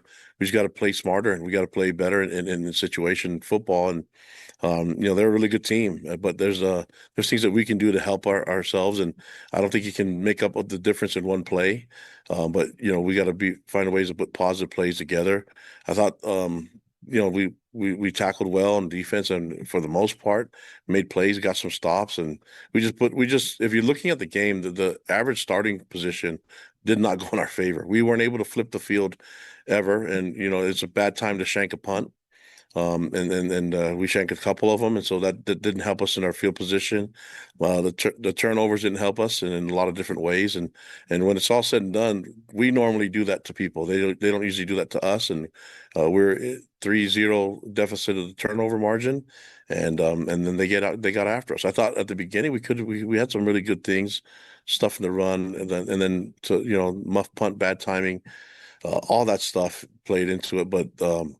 The guys kept believing, they kept fighting, and now we'll see if that belief can carry on to this next week. I believe the guys are embarrassed by that game, and I believe that they're gonna be coming in here ready to work today, and I bank on it. That's the type of guys that they are. Next question from John Kuhn. Kalani, you mentioned that you needed to get off to a faster start against Texas Tech, and looking back at a couple of previous games, it seems like the getting off to slow starts has been an issue for the offense. Do you feel like that's a matter of execution, or is there some other issue behind some of the slow starts that are recurring on offense? Well, I mean, it's not all slow starts. I mean, there's some games that we did score first, so I think to generalize like that on one game is not correct. I think as a team we need to start faster, and you can put a lot of the attention on the offense, but we won games because of the offense too. We got one game because of special teams, and we won games because of defense. So we need all three phases to work well. That's my job. I think when it started, you don't have to score on every drive, but I think to start the game off, I think we punted and we shanked it. That's not a good way to start the game. And then defense got on the field and forced them in some negative yardage. And looking at it, I mean, we were in a good spot, and then we dropped the punt, and so that So the fast start wasn't really anything of an issue. Not everybody scores on the first drive. You know what I mean? Sometimes that happens, but if you look at the start right from the beginning, the bad punt was an issue, and so that's not the offense's fault. Sometimes the offense, a good drive is punting the ball and flipping the field, so that didn't help us in our average starting position and field position, and then dropping the punt didn't help us either. And so that puts right then from that first series, first few minutes, we were put in a bad spot, and then I mean, I think we were down 10-0, and they still had negative yards rushing. So then it was about the big plays that we gave up, and when it's all said and done, had a good stop, went into halftime and thought we were in a good position, forced a 3-and-out, a punt in the first drive of the second half, and you could see that we were gaining some momentum, and then it just kind of went to a stop, and those things are. I mean, you tell me, can we fix catches and drop passes, and can we fix better execution? Those are things that we're going to work on, and that'll get us. You can't have those lack of opportunities and missed assignments and mistakes against great teams and expect to be in it in the end. So we're very aware of what the deficiencies are, and then we just got to get to them. And I got to do a better job making sure that we play more sound at the beginning, and every play matters, especially when you talk about putting together stacking plays at the beginning of the game. Next question from Jay Drew. Yeah, Kalani, what was Bear's kind of mental makeup after the game, and how do you expect him to respond moving forward? Yeah, he's going to respond the right way. I mean, he knows that it wasn't his best outing. It wasn't the best for our entire team. But I know one thing about him. He's willing to work. He has great work ethic, and he's going to be better next time. And so we're looking forward to seeing the improvement, and he's committed to doing that. And I just wanted to ask you about Gennaro Guilford's work with the cornerbacks. I mean, if there was the defense obviously played well enough for you guys to be in the game. What did you take away from their performance, specifically the secondary? Well, I don't think they gave up at all. That's what I like, that they kept fighting through it, and we wanted to go to the very end and try to find ways to get it. In fact, in the end of the third quarter, we decided to punt the ball because we felt good about our defense getting out of the drive, and we wanted to pin them deep in the red zone. We've done it before, and we decided to punt it, pin them deep, hopefully get the field position flipped our way where we can make them punt out of their backed up and be in a position where we can have a shorter field for our offense, and then we shank another punt. And so that's not good. So it's hard when you're trying to execute things and things like that break down. And the sad thing is that Sammy hasn't done that all year. He hasn't shanked punts at all. And to have both of his shanks show up here in this game is unfortunate. But regardless, the defense kept playing, and those guys never gave up. And there's no finger pointing here. In fact, with all three phases, those guys know they got to work together. We'll circle the wagons. We understand what's being said outside. We never listened to it before, and if we did, now is the time to not listen to it. So we'll circle the wagons, get back to work, and that's the remedy. Got to get back to work and figure this thing out. And we're still in a good position, though. I want them. These guys have worked really hard. We're in a really good spot where we can still control our destiny, and the destiny starts with this week, learning from the game over the weekend, and then getting it over with, and knowing that we got to go to work, and then seeing ourselves perform much better this weekend. Next question from Jake Hatch. Yeah, Kalani, how much concern do you have about special teams being a recurring issue? The muffs that Parker's had, some ill-advised returns, that type of stuff. Yeah, there's all the things that we know we can do better. Yeah, so those are fixable though. We'll work on it and getting fixed. That just it's stuff that we can fix, guys. It's not like rocket science or anything. We just got to work more at it and be more efficient and try to find our guys to be in a more confident position to make those plays. And it seemed in the first half you guys had more success running the football between the tackles. What changed there, in your opinion? I don't know. I think maybe some missed assignments, and then I think it was Texas Tech's attempt to just not allow us to have any positive yards and try to take away the run game from us. And they were keen on that. Even the quarterback scrambling, they're positioned for that. And then when we had opportunities to make plays, it's like the missed catches, those were deadly. So all those plays, it's weird because in this position, you don't want to make a mountain out of a molehill, but you need to address the things that actually help turn the game against us. The mistakes. Otherwise, how are you supposed to improve? And so there's no hiding around it. Like I'm with you guys, I got to be positive about what we're doing because it's not like the guys went out there and made mistakes on purpose, but. They have to own up to it, and everybody's got to be held accountable for all the mistakes that were made, and that's for myself, the coaches, and the players. Next question from Mitch Harper. Kalani, 2 years ago, you faced Josh Hoover and TCU, and they had a pretty big day, and it was kind of like his breakout performance. Where do you think Josh Hoover's evolved since that, 2 years ago when you first faced him to now getting ready for Saturday? Yeah, he's even more deadlier. Now he has more experience, and he's got he understands the offense. You see him making checks. He's just a veteran now. Back then, we were hoping that maybe him being new to the scene and inexperienced would be in our advantage, and it wasn't. So now he's a much better quarterback, and you see in the way he distributes the ball to all the different receivers, the way that they run the ball, the way that he reads RPOs, and I mean he's a really good quarterback, coached really well. And so this isn't going to be easy, but that didn't go well for us a couple of years ago, and we remember that. So we're going to have to find ways to be better than we were against them the first time around, and we get to have them at home, which is going to be helpful for us. Does TCU's offense, and I ask this because you guys face a lot of different looks in the Big 12, but is there anyone that you faced already that they kind of remind you of offensively that you've seen this season?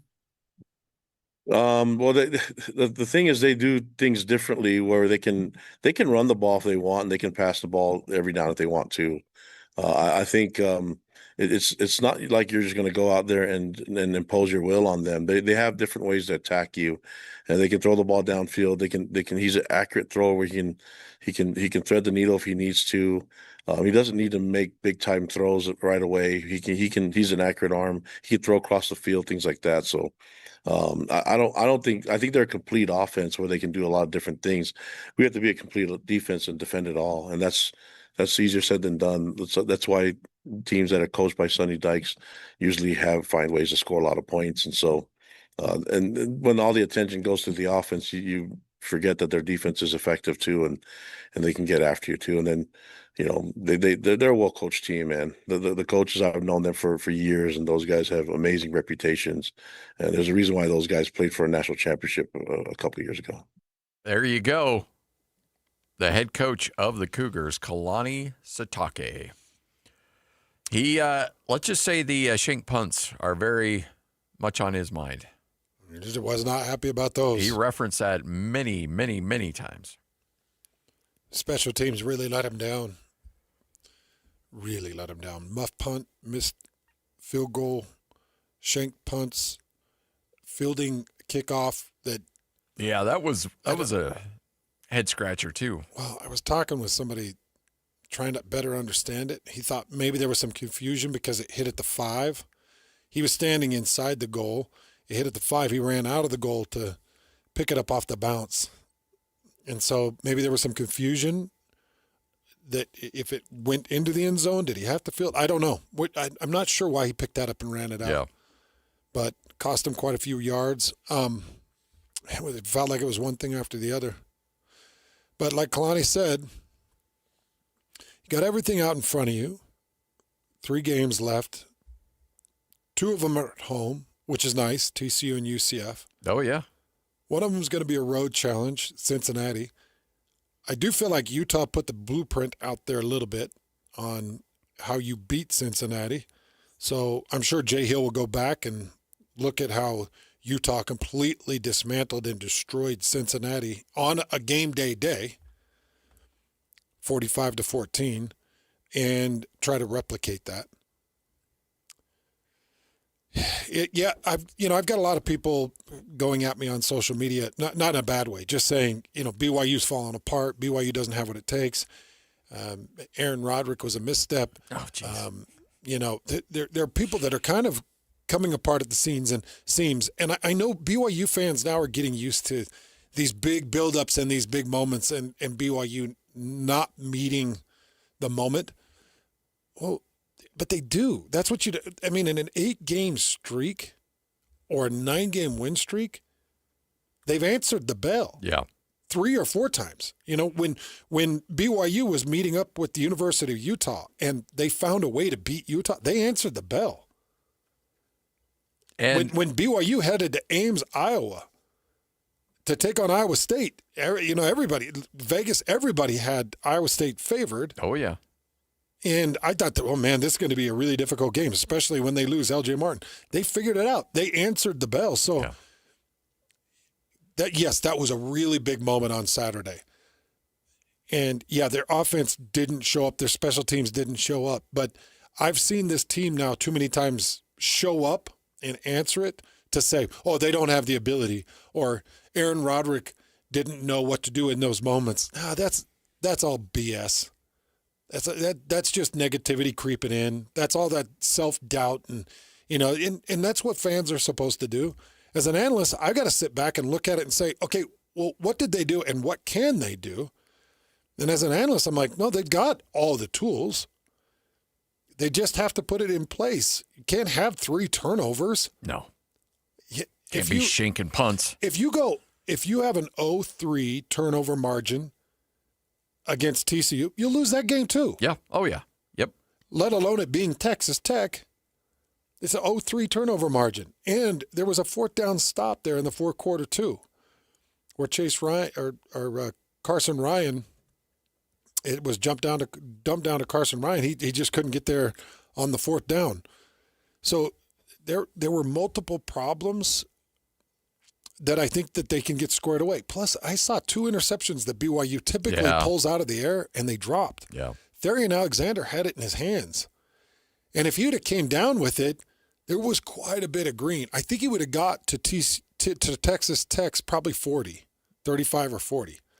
So those kinds of things drive you crazy. Yeah. Hans and Scotty, Ethan's with us from Teton Wealth. Of course, you hear him on the show quite a bit, but the reason we always love having you on is because we want to give people peace of mind. Yeah. Honestly, that's what it comes down to. You got a lot of things you're juggling in your life. There's a lot of things you're nervous about. You're trying to be a good parent. You're trying to be a good husband. You're trying to be a good employer or employee, and you're trying to do all these things. The one thing that you can take off your stress hat, if you will, is your financial future, because Teton Wealth can help out there. That's absolutely right. So if you're looking at your financial future, especially your retirement, really we're talking about your retirement years and whether or not you're going to be ready for those years and that you're going to be ready for them to be prosperous and joyful. We know how to do that. This is our business, right? We're good at getting people retired and helping them stay retired. And, that can sometimes feel like a really daunting task, especially right now when you look at all the tumult in the world. A lot of guys are out there thinking, I don't know how to retire in all this. How do I keep this going? How do I stay financially independent when, I'm not getting cooperation from either Wall Street or Washington, D.C.? And so you deserve a retirement plan to where you don't need that kind of cooperation, where you can be self-sufficient and you can enjoy the fruits of your labor, and you can enjoy those years. So if you don't have an Ascent plan yet from Teton Wealth Group, where we sit down and we show you with your numbers and your circumstance and your vision and your dreams, we show you, hey, this is the well-worn path to get you where you want to go, a prosperous and joyful retirement, and here's what we think you need to do to get on it. If you haven't had a chance to go through that experience yet with Teton Wealth Group, let's do it right now, because we're doing 10 Ascent plans for the first 10 of you that'll call in at 435-255-6331. That's 435-255-6331. There's no cost, no obligation for this. We'll sit down, walk you through the full Ascent plan experience, and it really is going to bless your life. What's our average retirement age in Utah right now? Well, it kind of depends on how you look at it. So most people still shoot for 65. That's when you're Medicare eligible, right? But I think everyone dreams of a little earlier retirement than that. And that's worth pursuing that dream because none of us are getting any younger. Yeah. So if you can capture even 1 or 2 years on the front end with just if just a little bit of careful planning can give you a retirement a couple years early, even 1 year early, boy, that's going to be a huge improvement to enjoy an extra year in retirement at the front end, not the back end. But also, you know what happens to a lot of guys? Because I get this all the time. Well, I'm going to work forever. I'm going to work till I die. Fine. I'm kind of in that same vein too. I see no reason to stop working. But most of us are going to get pushed out for something or other. We're going to age out of our industries, or something's going to happen to us health-wise or with the specific company we work for, and we won't be able to replace that job at a certain point. And so you really got to take it seriously. So if you haven't yet sat down and said, okay, what are those years really going to look like? How much could I spend? What do I need to do between here and there? 435-255-6331. That's 435-255-6331. We'll walk you through all that, and it's going to be a big lift off your shoulders for sure. 435-255-6331. Call right now, 435-255-6331, right here on 97.5, the KSL Sports Zone. You've been listening to The Zone for decades. Yes! But now you can watch the guys break down your favorite teams. Some viewers may find the following video disturbing. Viewer discretion is advised. Catch the video stream of DJ and PK, Jake and Ben, Hanson, Scotty, and JJ and Alex right now at KSLSports.com or by searching KSL Sports on YouTube. Utah's best sports radio is on air, online, and on the KSL Sports app. This is 97.5, the KSL Sports Zone. Chevy trucks have you covered when the road takes you from smooth sailing to Chevy Colorado will eat up some of the toughest terrains with 5 available drive modes. And Silverado and Silverado HD have the muscle to take you out for some serious. With multiple engine options and impressive towing, while Silverado EV is the perfect combo of performance and capability. Nice. Making it a snap to hitch up this electric truck and hit the road. Wherever the road leads, Chevy trucks are right there with you. See your Rocky Mountain Chevy dealers. Diabetes, high blood pressure, anxiety meds, everyone's on them. If you're a 50-year-old male, maybe a bit porky, and you may even have type 2 diabetes, $1 million of term insurance may only cost you about $200 a month. Call Term Provider. Speak with Big Lou at 800-444-2013. Big Lou will find a term life policy for you even if you have type 2 diabetes, are overweight, or have high blood pressure. Term Provider has helped thousands of people like you who think they can't afford term life insurance. To buy $1 million of affordable term life for you, all you need to do is call Big Lou at 800-444-2013. Lou will make sure the scales are tipped in your favor. Call 800-444-2013. Big Lou will answer your call and work to fit you into a term life policy that you can afford. Remember, Big Lou's like you. He's on meds too. Call 800-444-2013 or biglou.com. Upgrades? Repairs? Hercules has the rate for you.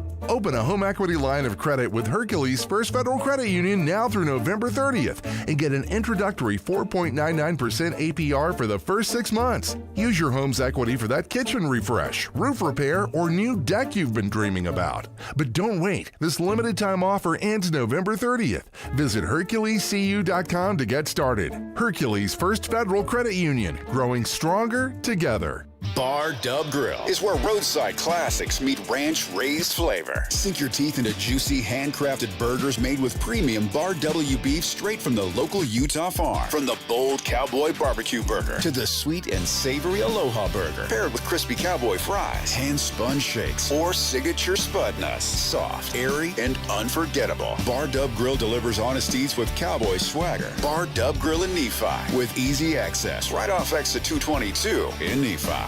Celebrate the season 10 floors up at The Roof in the historic Joseph Smith Memorial Building. Reopening November 14th with a sparkling new design and an a la carte menu full of Utah classics dressed for the holidays. Reserve your holiday table now at theroofslc.com. This is your Cougars at 30 update. Presented by Kenny J's Barbecue on 97.5, the KSL Sports Zone. A lot of things went wrong for BYU in their loss to Texas Tech on Saturday, but one of the big ones, according to Kalani Sitake, special teams. The muff punt was a big issue, We had a missed field goal. Stuff like that that's uncharacteristic of us. Talking about the field position, we didn't help ourselves at all. We didn't help Bear. We didn't help the offense. The three phases didn't complement each other. When I say all that, those are the mistakes like kicking it off the side of your foot and missing field goals, things like that. That's stuff we can control. The other stuff, Texas Tech did a great job at controlling the game, and that's something that we need to get better at doing ourselves. There you go. It's your Cougars at 30 update brought to you by Kenny J's Barbecue. How would you like to enjoy a great Thanksgiving dinner without the stress of cooking it? Well, Kenny J's Barbecue can help make it happen for you. Go to KennyJBBQ.com. That's KennyJBBQ.com and get your Thanksgiving turkey ordered. They'll have it all prepared, all cooked, smoked to a perfection. You can go to KennyJBBQ.com or you can even just text 801-230-5396. That's 801-230-5396.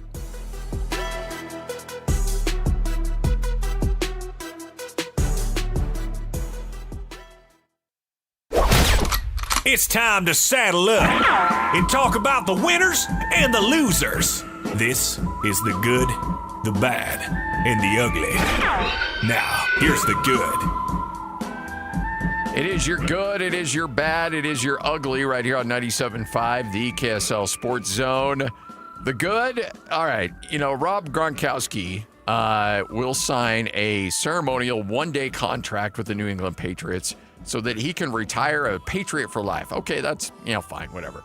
But the reason he's doing it, because apparently he and Tom Brady and the organization kind of got sideways there at the end when both of them ended up playing for Tampa Bay and winning a title.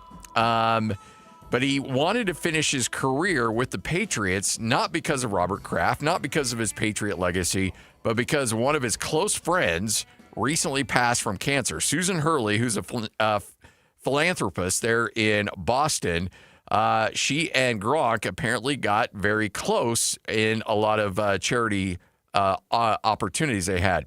In fact, he donated $1.8 million to a new playground in Boston because it was inspired by her. On that day, as she knew she was going to pass from cancer in the next couple months, she said, "Can you just give me one more wish and just sign for a day so that you can retire as a Patriot?"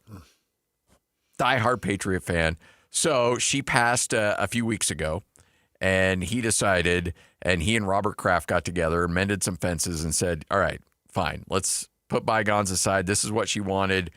So he will sign a one-day contract to retire as a Patriot. Can you believe it's been 4 years since he was on the field? It blows me away. Yeah, it goes so fast.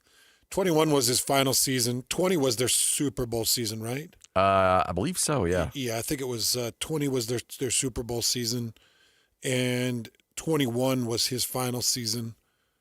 It just goes so fast. I would have thought that they potentially mended fences when they all got on the stage for the Tom Brady roast.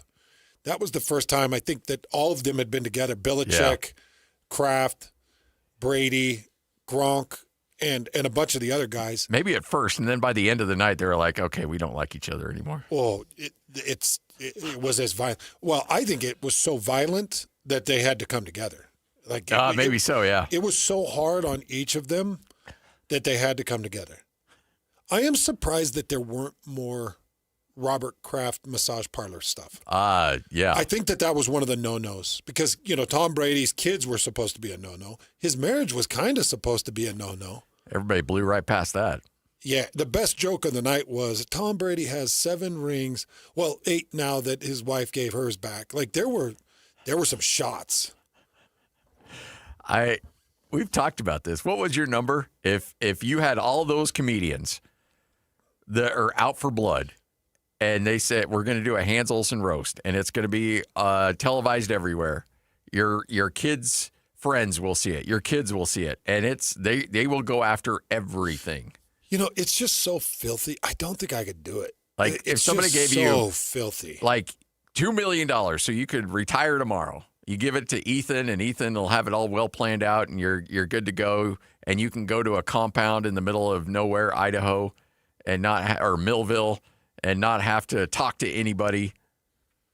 But it'll be out there. That stuff replays every day. Oh, yeah. It'll be available. I don't think I could do it. Really? No number, huh? I just don't think I could do it. I'm afraid of what it would do to my mom and dad. Yeah. I'm afraid of what it would do to my wife. I'm really afraid of what it would do to my kids. My kids have to go to school, and their friends are all watching the memes, and they're seeing the replay. I'm just saying, if I was as big as Tom Brady, yeah, and it wasn't money for Tom. Tom doesn't need money. No. Although I'm sure Netflix paid him whatever he wanted. He got a lot of money, but I'm sure 10 minutes in, he was like, whatever they paid, we should have doubled it. Yeah, but he started to get a little toasted within the first 8 minutes, but there were a couple of times where he barked at the person and was like, "Don't say that again." That was wasn't it Jeff Ross that he got after? Yeah. Yeah. And what really drew the line, it felt like was when they went after Kraft, but it didn't feel like he jumped up when it was about his wife and kids, did he? It seemed he got defensive about Kraft. It was Robert Kraft. It was Kraft that he got said, defensive. "Don't say that again." Everything else, it seemed like it was okay. Like Giselle, fine. Kids, fine. I'm sure afterwards. Whoa, not the money guy. I know. Kraft is where he drew the line. I was like, well, that's weird. That thing was so harsh, and those guys were all together. They had to have come together and been like, man, we're all in the crosshairs. Yeah. So Gronk retiring a Patriot, it's the right thing for him to do. The story itself is nice, but the reason I put it on the good is because it was a shout-out to a close friend that kind of helped him and mentor him in the world of philanthropy, and she passed away, and all she wanted, she's like, can you just retire a Patriot, please?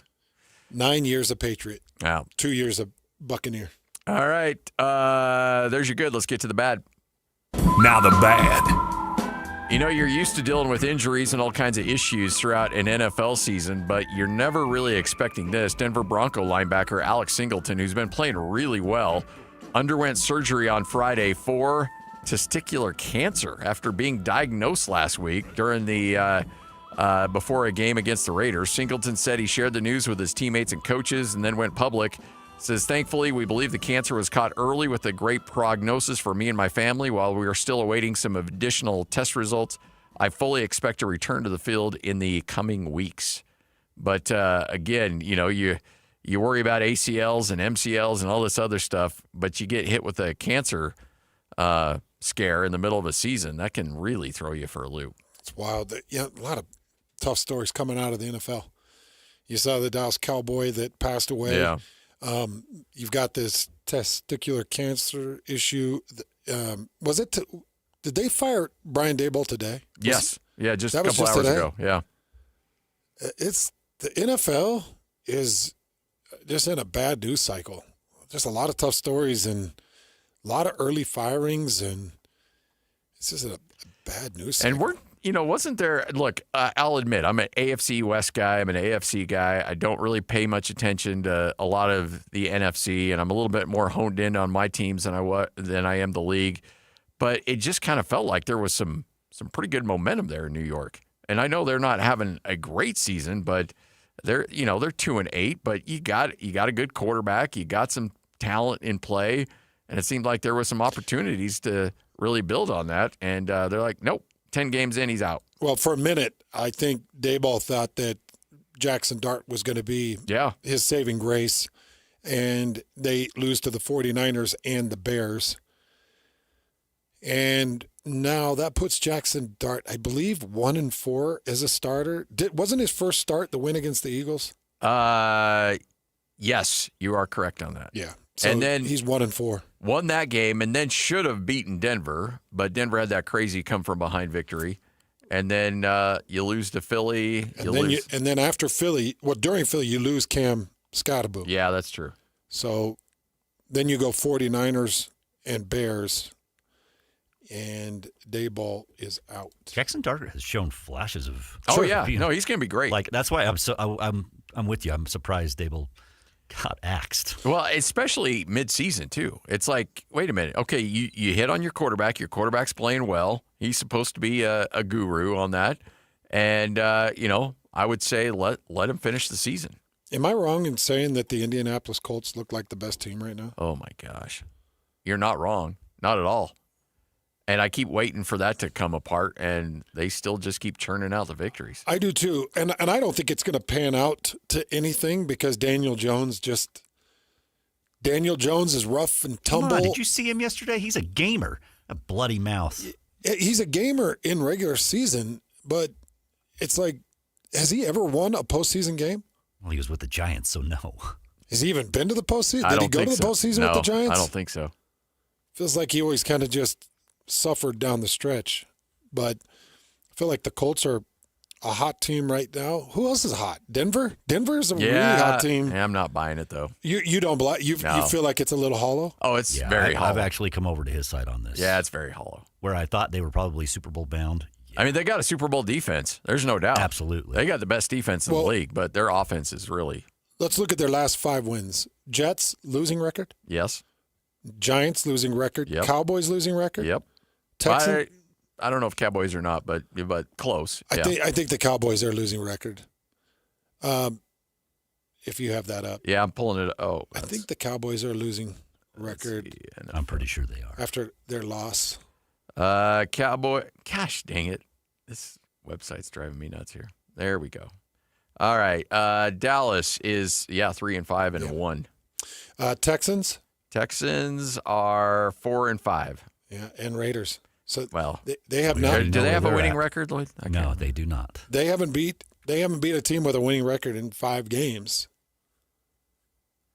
Yeah. How many of those games do they have to come back on? A lot. Well, they should have beat the Colts though. They were on the road, and look, if they don't get called with a stupid leverage penalty, wow, they win that game. It was a they good should call. be undefeated. Yes. Oh yeah, both games. The Chargers came down. The Broncos, in their 2 losses, never trailed in the fourth quarter. What you should say is if the Broncos would stop trying to leverage. Yeah, watch the videos, watch the camera. video. Hey, here's the good news. We get to figure out who the Broncos are next Sunday. Yes. Yeah. 225 kick against the Kansas City Chiefs at Mile High. We get to see who they are. Yeah. But I'm not going to lie. I don't know who I'm rooting for. Hey, I'm not going to lie. You're I rooting for a really guy. don't. I really How don't. can you look at your I'm brother? really struggling. I'm in a bad place. He's not going to root for a guy. Okay. I am in a bad place. All right, if you had to choose between me feeling good about my team or that dude feeling good about his team. Oh, come on. I don't want either one of you to feel good about your team. All right. What's crazy is how about New England 8-2?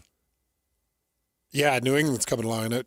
We got to talk about their quarterback a little bit. But here's what's crazy. So after the Chiefs, you got the Commanders down on their luck. Yeah, Got the Raiders again down on their luck. Yeah.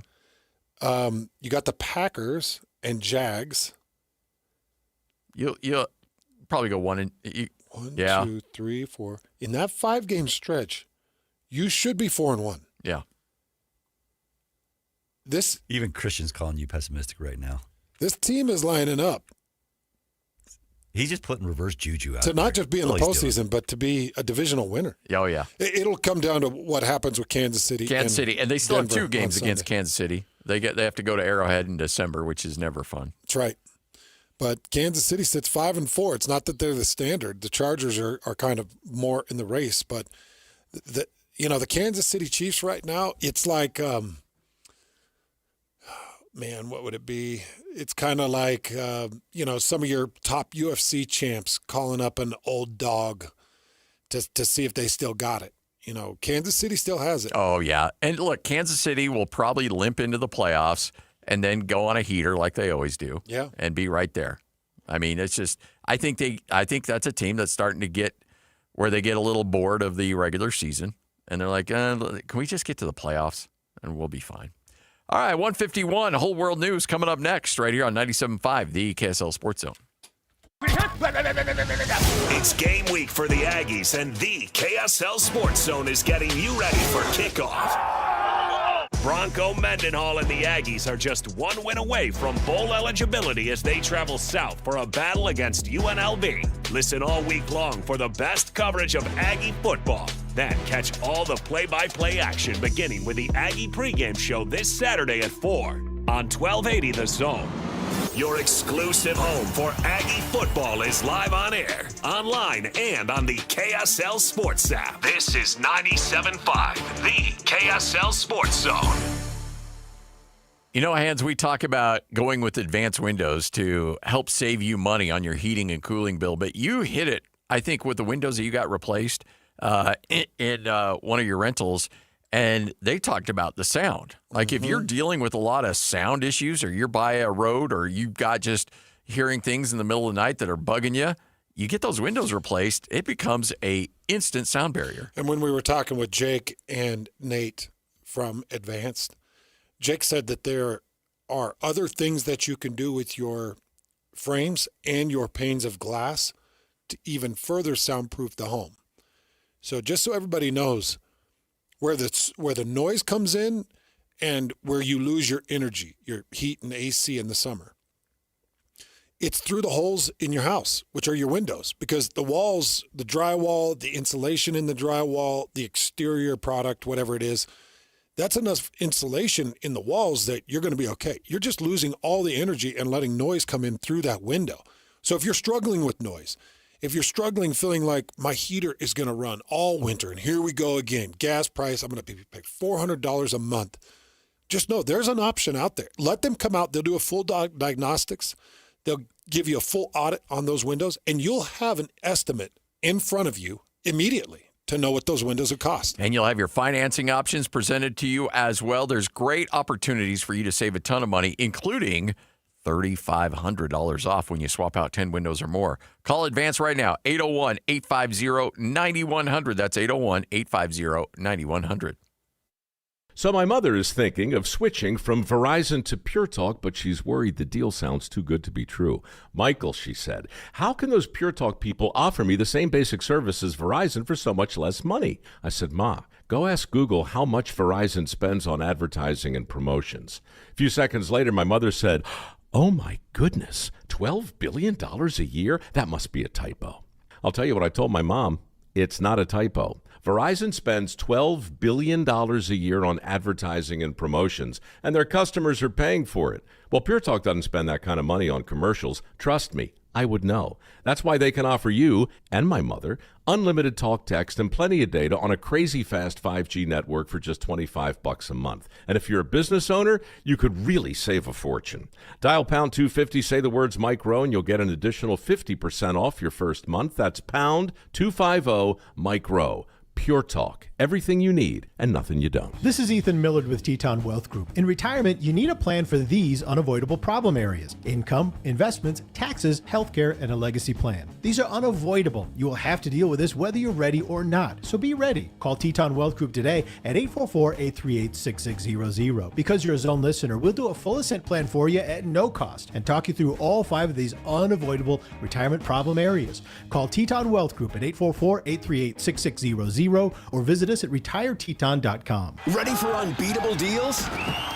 At Tim Daly Nissan Southtown, drive home a new Sentra starting at just $19,900. Need more space? Get up to $9,000 off new Pathfinders. Or grab a rugged Frontier for as low as $399 a month. With 99% approval, 0 down, and 90 days until your first payment. There's never been a better time to buy. Plus, every vehicle comes with the Tim Daly Forever Warranty. Only at Tim Daly Nissan Southtown. It's that time again. The Reams Boots and Jeans semi-annual work boot and outdoor clothing sale. Right now is the perfect time to save money and get the boots and clothing you need for cooler weather ahead. With the change of seasons, it's time to gear up. And Reams has the absolute best prices on the brands you know and trust. Save big on Ariat, Justin, Tony Lama, Georgia, and Timberland Pro Boots. Built tough for the work you do every day. And that's not all. Stock up and save on Carhartt brand jackets, hoodies, bibs, pants, and vests. Whether you're working hard or heading outdoors, Reams has you covered from head to toe. Reams Boots and Jeans, Utah's largest boot dealer. Come in today for the best selection and the best prices on the boots and clothing you need. Look great, feel great, and save money. Reams Boots and Jeans, Utah family owned and operated for over 80 years. Reams Boots and Jeans.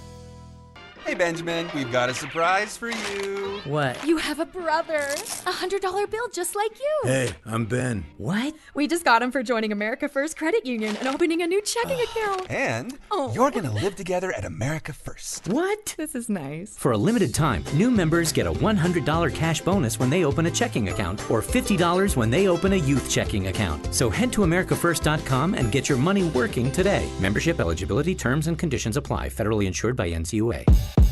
Go! It's time to span the globe for the hard-hitting news you care about.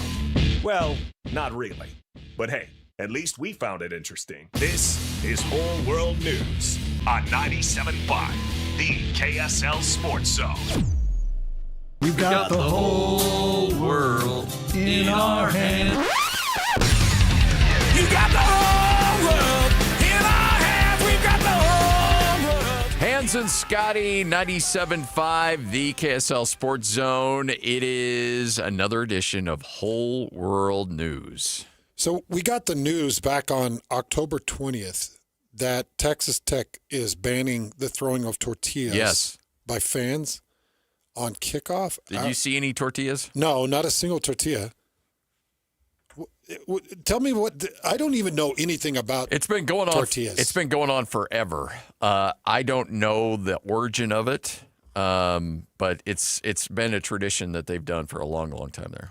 Well, it was banned. I didn't see a single tortilla, and I just didn't even know what the whole thing was. But what I saw was a ton of social media posts of BYU fans filming themselves grabbing tortillas out of their fridge and walking to the door and kicking the bag of tortillas out the door.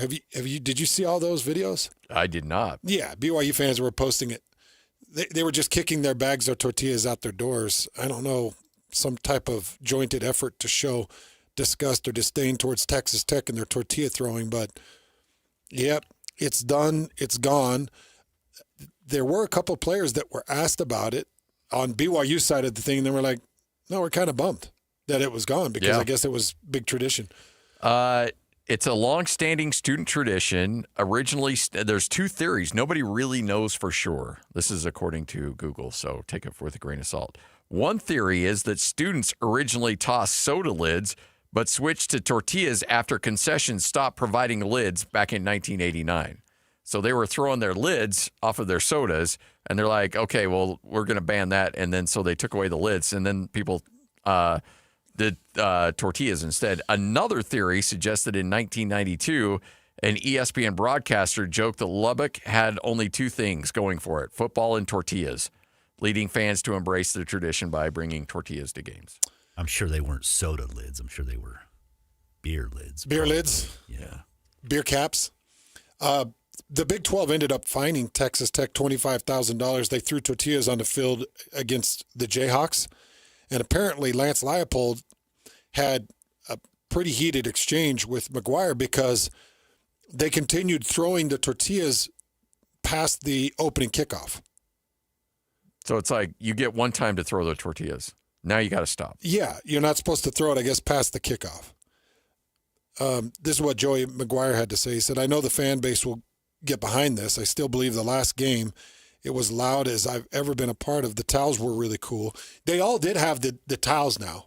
So is that a new thing? That must be to replace the tortillas. Because it was make yourself a quesadilla. Everybody was twirling their towels. It looked like it had been a tradition for years. Yeah. But that's where they're at now. Well, shoot. Sorry, Texas Tech. No tortillas for you. Are you a corn or flour? Corn. Really? Yeah. So if you got a fajita, you're going corn. Corn. I feel like the corn accentuates the flavor of the meat better. I would have taken you as a flour tortilla guy. Just not a flour guy anymore. I'm all corn if I can get it. Is that for health choices or for taste choices? More for taste, but some for health. All right. Interesting. Not that there's a significant difference in the macro makeup of a corn to flour. All right, so a tortilla chip, a fried chip, flour or corn? Corn. Okay. Yeah, I'm that way on corn. Yep, still corn. If I'm eating my fajitas, give me the flour. Don't you feel like a corn tortilla, like if you're doing like a street taco or you're doing a. I like them on. I feel like corn really does let the meat talk more. But nothing I hate more than something that breaks apart, and it feels like corn breaks apart easier than flour. Yeah, there's places that don't do good corn tortillas. Yeah. It's got to be a good corn tortilla. Yeah. The best corn tortilla is at that place that I nominated the best fajita in town. Oh, yeah? They do a fresh pressed corn tortilla. It doesn't break. I need you to take you to this other place that has yeah, you were telling me about that. Yeah. Do they have a good corn tortilla? I never do corn. I've always done flour. So I'm not sure. My wife does corn, and she likes them. Well, I would come in and test the waters with their corn. Hans and Scotty, 97.5, the KSL Sports Zone. I had to text Todd from El Matador, see if there are more corn or more flour tortillas there. He's got great both. Yeah. Both are delicious. Yeah. His enchiladas, he sent me home with the... oh, yeah. On your way to Provo. The meat gauntlet gave me one enchilada of every meat. I think it was it 6 or was it 8? No, I think it might have been 8, actually. It might have been 8 because it was a couple different styles of chicken, a couple of different styles of beef, some ground beef, like two different styles of pork. I think it was 8. Yeah. It's good. All right.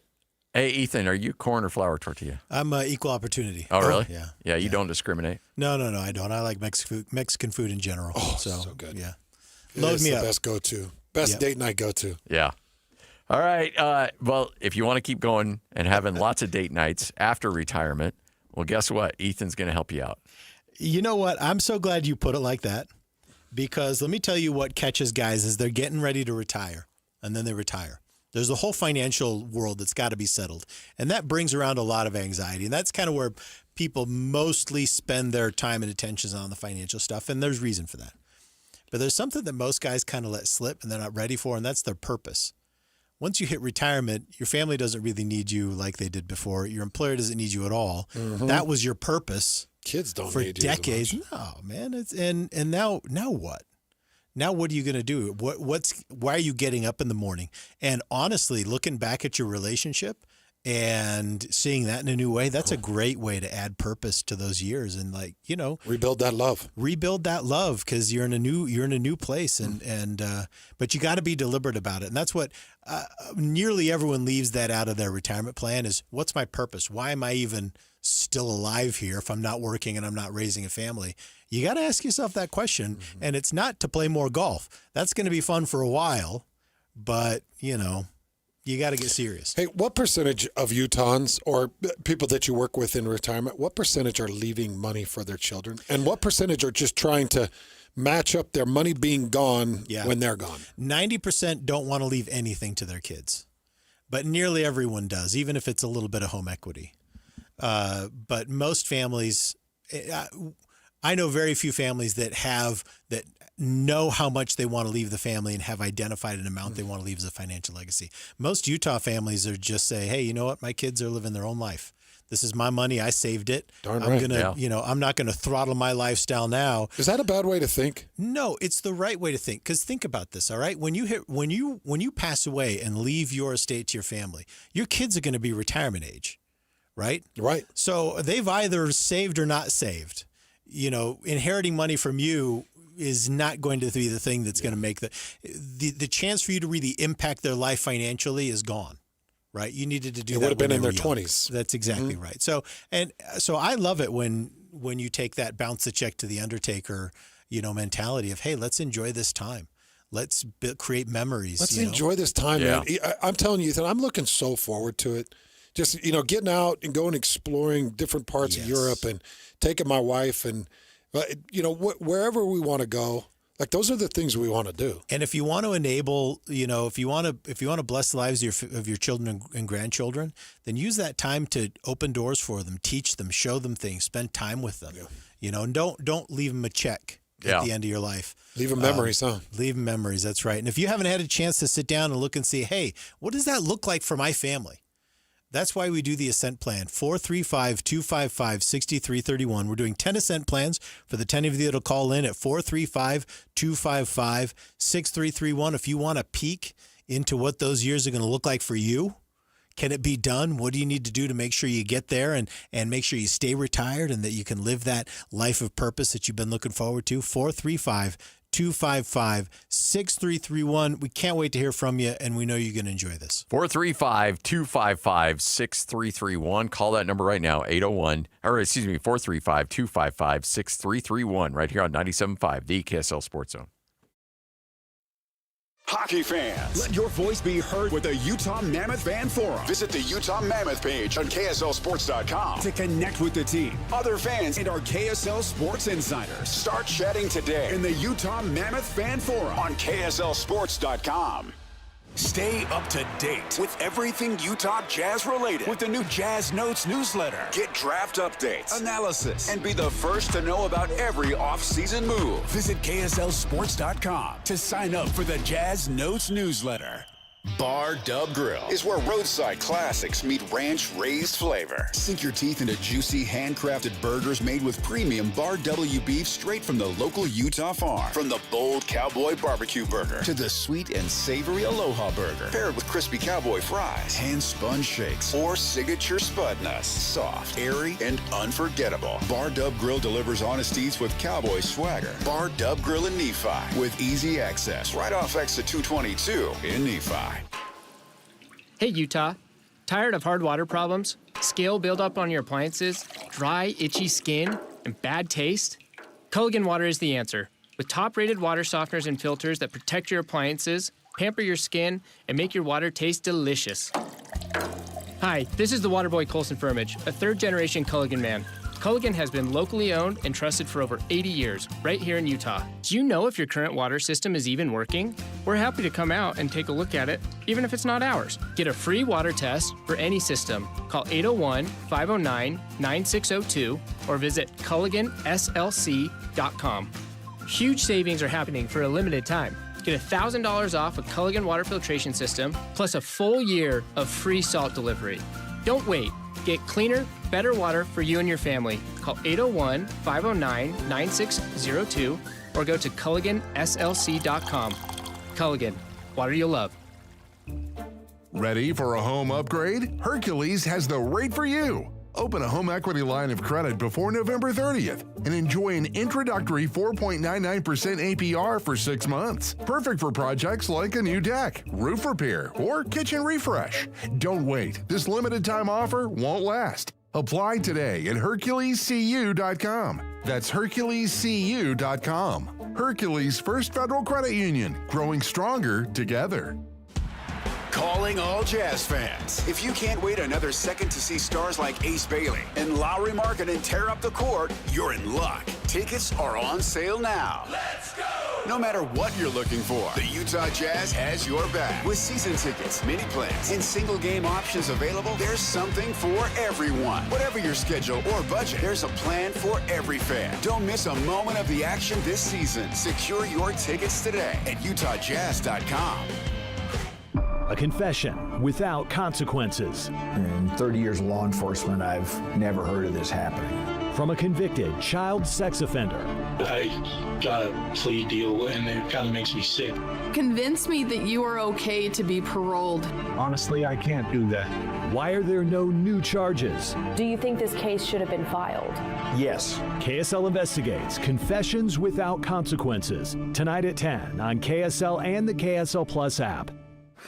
Broadcasting from the Mountain Home Services Studio, this is 97.5 KZNS FM Colville, 1280 KZNS AM Salt Lake City, and 102.7 KSL FM HD2 Salt Lake City Midvale. This is 97.5, the KSL Sports Zone. Let's go! Complete game coverage of the Cougars is right here on the KSL Sports Zone.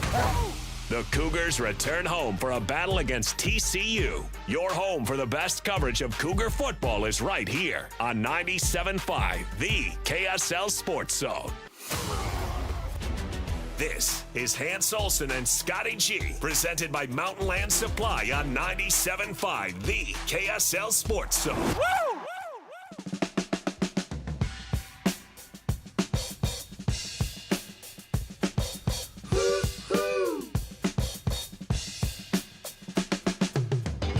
This is a story about Billy Joe and Bobby Sue. Hans Olsen, Scott Gerard. Final hour of the program right here on 97.5, the KSL Sports Zone. Remember, tomorrow we'll be at Sound Sleep Medical. Love chatting with those guys. And opportunity for you to nip that sleep apnea right in the bud. Hey, have you seen any projections that Utah doesn't get into the Big 12 championship as the top two-loss team? If they run the table. So, like, if there was one one-loss team, if it was Texas Tech and everybody else was two-loss, or there was one-loss team and it was BYU and everybody else was two-loss, it feels like every projection I see is Utah running the table has Utah in the championship. Yeah, I do believe, and again, I'll take we'll break it down a little bit more, but I believe Utah controls their own destiny. So even if Texas Tech drops another one, now they've only got 2 games left, and I think is it UCF and West Virginia? Yeah, and they'll spank those. Let me make sure. I think it is. Yeah, UCF and West Virginia. Yeah. So home against UCF in 5 days. Yeah. And then on the road against West Virginia. Yeah. 2-0, and they will be in the Big 12 championship. And by the way, a bye week. Yeah. In between the UCF and West Virginia. Yeah. Get a bye week before the last game of the year, which is going to help them for the Big 12 championship week. No, this lines up very nicely for them. them. Get a bye week against West Virginia? Yeah, so essentially 2 bye weeks. They don't even have a coaching staff. Gosh dang, that worked out really well for Texas Tech. But I do feel like every projection I've seen, now Utah's got to beat the tar out of Baylor, Kansas State, and Kansas. I think they can do that. Yeah. The way they took out Colorado and then just snuffed Cincinnati. Yeah. They're hot. It's going to be such an incredible finish to the Big 12. All right, so 2 blowout wins coming off a bye week. Could we get an all right today? Because, again, Kyle Whittingham starts every press conference with either okay or all right. Okay means he's kind of in a surly mood. All right, it's pretty good mood. Kyle's never in a great mood during the football season. It's an okay. It's an okay day. Think it's okay? Yep. He was all right for the first time last press conference, for the first time this year. Yeah, I think he's going to be an okay. You know what? I'll go all right. We'll go 50-50 on this one. This might be one of the few that separates us. Yeah. All right, let's get it. Here's Kyle Whittingham. Okay. I know I need a haircut, but my mom said no more hats at press conferences, so here I am. I don't know why, but she had that directive. Okay, where are we at? Cincinnati game, I guess we touch on that a little bit. Once again, our guys played really well, particularly on offense. Defense, little too many yards total, but the bottom line is keeping points off the board, and our guys did a great job of that, 14 points, to a team who had been averaging much more than that. And so proud of the way the defense was able to do that. We did get 3 takeaways, although we gave one of them back on the same play, with the fumble. But it was good to see the defense create some takeaways. Offensively, we did turn it over once, which we can live with that. Ideal is 0, but I thought they were very efficient, ran the ball well, threw the ball well, were very balanced. So overall, a good game. Yeah, really good game. And like I said, I thought our guys played with a lot of passion, a lot of energy, a lot of physicality, and got the win. Bye week was productive. We pretty much followed the same exact format as we did in bye week number 1. So not much change there. We felt like that was a pretty good way to handle it, and so we repeated it. No reason to change a bunch. We'll be back on the field today in full pads, front load the week, just like we did again the last bye week, and taper down and be ready to go play Baylor on Saturday. Baylor's a very talented football team, I can tell you right now. They've got a lot of good players, a lot of athleticism, length, and they've had some good wins this year, some tough losses, but they're a quality football team. There's no doubt about it. Got to go to their place. Should be, last time we were there it was scorching hot. It should be 70 degrees, which is no problem. In fact, we might even get some rain, I guess, is what I understand. So we'll see how that shakes out. But got to have a great week of preparation, as always. And this team's playing with a lot of confidence right now, our team, and really have seemed to gain some momentum the last few weeks. So questions? Got Justin's question here. How are you going to implement more go routes in the offensive game plan this week against Baylor? Yeah, that's been a topic pretty much all season, the deep balls and the chunk yardage. Just got to keep dialing them up, first of all. We got to call enough of a percentage of them that hopefully we can connect on some. But that is something that certainly is, we're aware of and has been a focal point to try to get a few more shots in there. But you got to do what you do best. Right now we're running the ball really well, and so that's our bread and butter at this point. And but again, sure would help the offense to get some more chunk plays, to not have to have those 12, 14 play drives to get in the end zone. And then Texas Tech, obviously, probably the favorite in the Big 12 now. How do you see the race for that number 2 spot to get in the Big 12 championship? Yeah, could get interesting here as we go along. We're not really concerned with it. I mean, we're concerned with it, but we don't focus on it. We're still in the hunt mathematically, as a couple teams are got losses this past weekend. But we just got to keep doing our thing. We just know that we have to win this week. I mean, that's our bottom line. And if we are able to get a win on Saturday, then we stay in the hunt, and we'll see what happens with everybody else. What have you seen from Layshawn Parker the last couple of weeks? Well, first of all, we're giving him more opportunity, which is a good thing. He's had more carries. He's shown a lot of explosiveness. You talk about explosive throws, you also need explosive runs. That's another way to get explosive plays, and so he's given us several of those. He's a really good back, and he is really starting to hit his stride. As I mentioned, I think it was after the press conference after the game Saturday, 2 Saturdays ago against Cincinnati, that he has really separated himself right now as running back one. He's the guy that is our lead back, and deservedly so. Kyle, Baylor has the best passing offense in the Big 12. Yeah, they do. What is the big thing that you guys need to focus on this week? Limit Sawyer Robinson and that. Yeah, got to try to make him uncomfortable. If he just sits back there and has all day to throw and can throw to those, they got 3 really productive receivers, a really productive tight end, catches everything. They also have a really good back. He was a 1,000-yard back last year, and he's closing in on 1,000 this year. So they've got weapons around him, and the offensive line is playing efficiently. So, yeah, he's number 1 thrower in the league as far as yards per game. I believe he's number 1 in the league in total offense per game. And he's got a good supporting cast. He does not run as much as the quarterbacks that we faced this year, but he likes to beat you from the pocket with his arm, and so we've got to find a way to not let him get comfortable back there and just go through his progression. We've got to speed things up. Kyle, obviously with you guys going into the state of Texas, I know you guys have expanded recruiting into the South and then to Oklahoma and just other places with the conference realignment. Just kind of walk me through, you've talked about it a little in the past, just some of the negative recruiting that comes with being in Utah, and with kind of recruiting in different states now outside of your normal footprint that you guys have. Has that become more challenging given what some of the stereotypes there are in Utah? I wouldn't say more challenging. I would just say more of the same. What we've dealt with for years.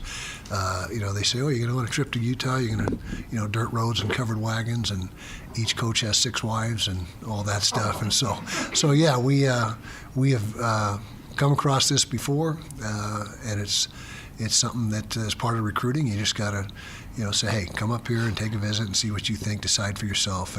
And I don't know if we've ever had a guy say, no, I'm not coming because of all the things I've heard about it. So it really doesn't have as much of an impact as I'm sure that people that are negative recruiting would like it to. But we've learned to deal with that through the years. To piggyback off of that, bye weeks used to be really big for recruiting with coaches going out. Is that still the case, or how has that changed the last few years? Still the case. We do a good deal of recruiting on the bye weeks. The NCAA has scaled back how much you can be out. I think it's now 40 days, 40 total. So if you send 7 coaches out for 1 day, that's 7 days. One coach goes out for 4 days, that's 4 days. So 40 total opportunities. I think we only have a few left that we haven't utilized. And so, yes, we do it, but not as extensively as we have in the past because of the limitation. And then with the bye week, obviously rest was the priority, as you mentioned, but how much of last week was about kind of resetting the mindset for this final stretch of the season? Well, a great deal, and also focusing in on Baylor. We got a great start on our game plan for the next opponent, but yeah, we've had discussion, team meetings and where we're sitting, and but again, all we can do is take care of our part, and that's job one, and that starts with Baylor this week. But yeah, we feel like we're 7-2. Everyone would like to be 9-0. We're not, but we're still in the hunt, and we're playing some good football right now. And, I think we've had a couple good outings the last 2 outings. I have a bit of a 2-part question. Your defense has allowed only 14 or so points a game scoring, which is the lowest since like 1960s or something like that. Yeah. On top of that, your pass defense has been pretty solid this year. What has it counted to that, and how does that really impact this team in what you've been able to do? Well, we're playing well in the red zone, which keeps points off the board. So that's a big part of why we're only giving up 14.3 or 7, whatever the number is, and so that's a big deal. I think that the secondary has played really well this season. As you mentioned, we're top 2 or 3 in the league in pass defense, and so that's another big part of it. Is we're not allowing. You talk about us getting chunk plays. We're not allowing a bunch of chunk plays, which helps us. But Coach Scally and his staff doing a great job schematically. We got a lot of good players on defense. There's no question about that. All 3 levels are really solid. And so, just if we got to keep it up for 3 more weeks, I guess. Yeah. Kyle, Ryan Davis is by far and away the #1 receiver. I think he's got 24 more catches than anyone else. Do you expect defenses to try to take him away, which would open up opportunities for other guys? And then do you think we'll see more of Smith Snowden and Lander Barton on offense? I haven't seen a lot of them last few weeks. Yeah, I think Lander played 20-something snaps on defense, or offense rather. Snowden's has slowed down with the emergence of Daniel Bray. He's doing a lot of things that Smith did or was going to do. And so Daniel has really allowed us to let Smith focus more just on defense. I did it again. Jackson Benny has, showed up here and there on offense, and he'll continue to show up a little bit down the stretch here. But really, the answer to your question is, yeah, you'll see Lander continue to get some reps as a second tight end. You'll see Jackson Benny sprinkled in there, and you probably won't see much at all of Smith. And do you expect our defense to take away Ryan Davis? Oh, yeah. If they haven't by now, he's been catching balls since the first game. And so, he certainly has got the attention of opposing defenses, but they really haven't seemed to make a real concerted effort to bracket him or completely take him away. So we'll see. Coach Aranda's a really good defensive guy, and we'll see what they have in mind this week. Kyle, the first college football playoff rankings came out last week where you guys are number 13. Obviously, there's been some movement. We'll find out more on Tuesday where you guys are.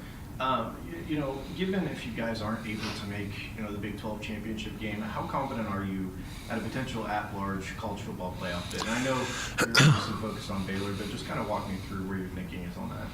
Our thinking is we're really focused on Baylor right now, and we just know that we don't have any margin for error. We understand that, and so I think it was a nice show of respect for our program from the committee to rank us where we were ranked.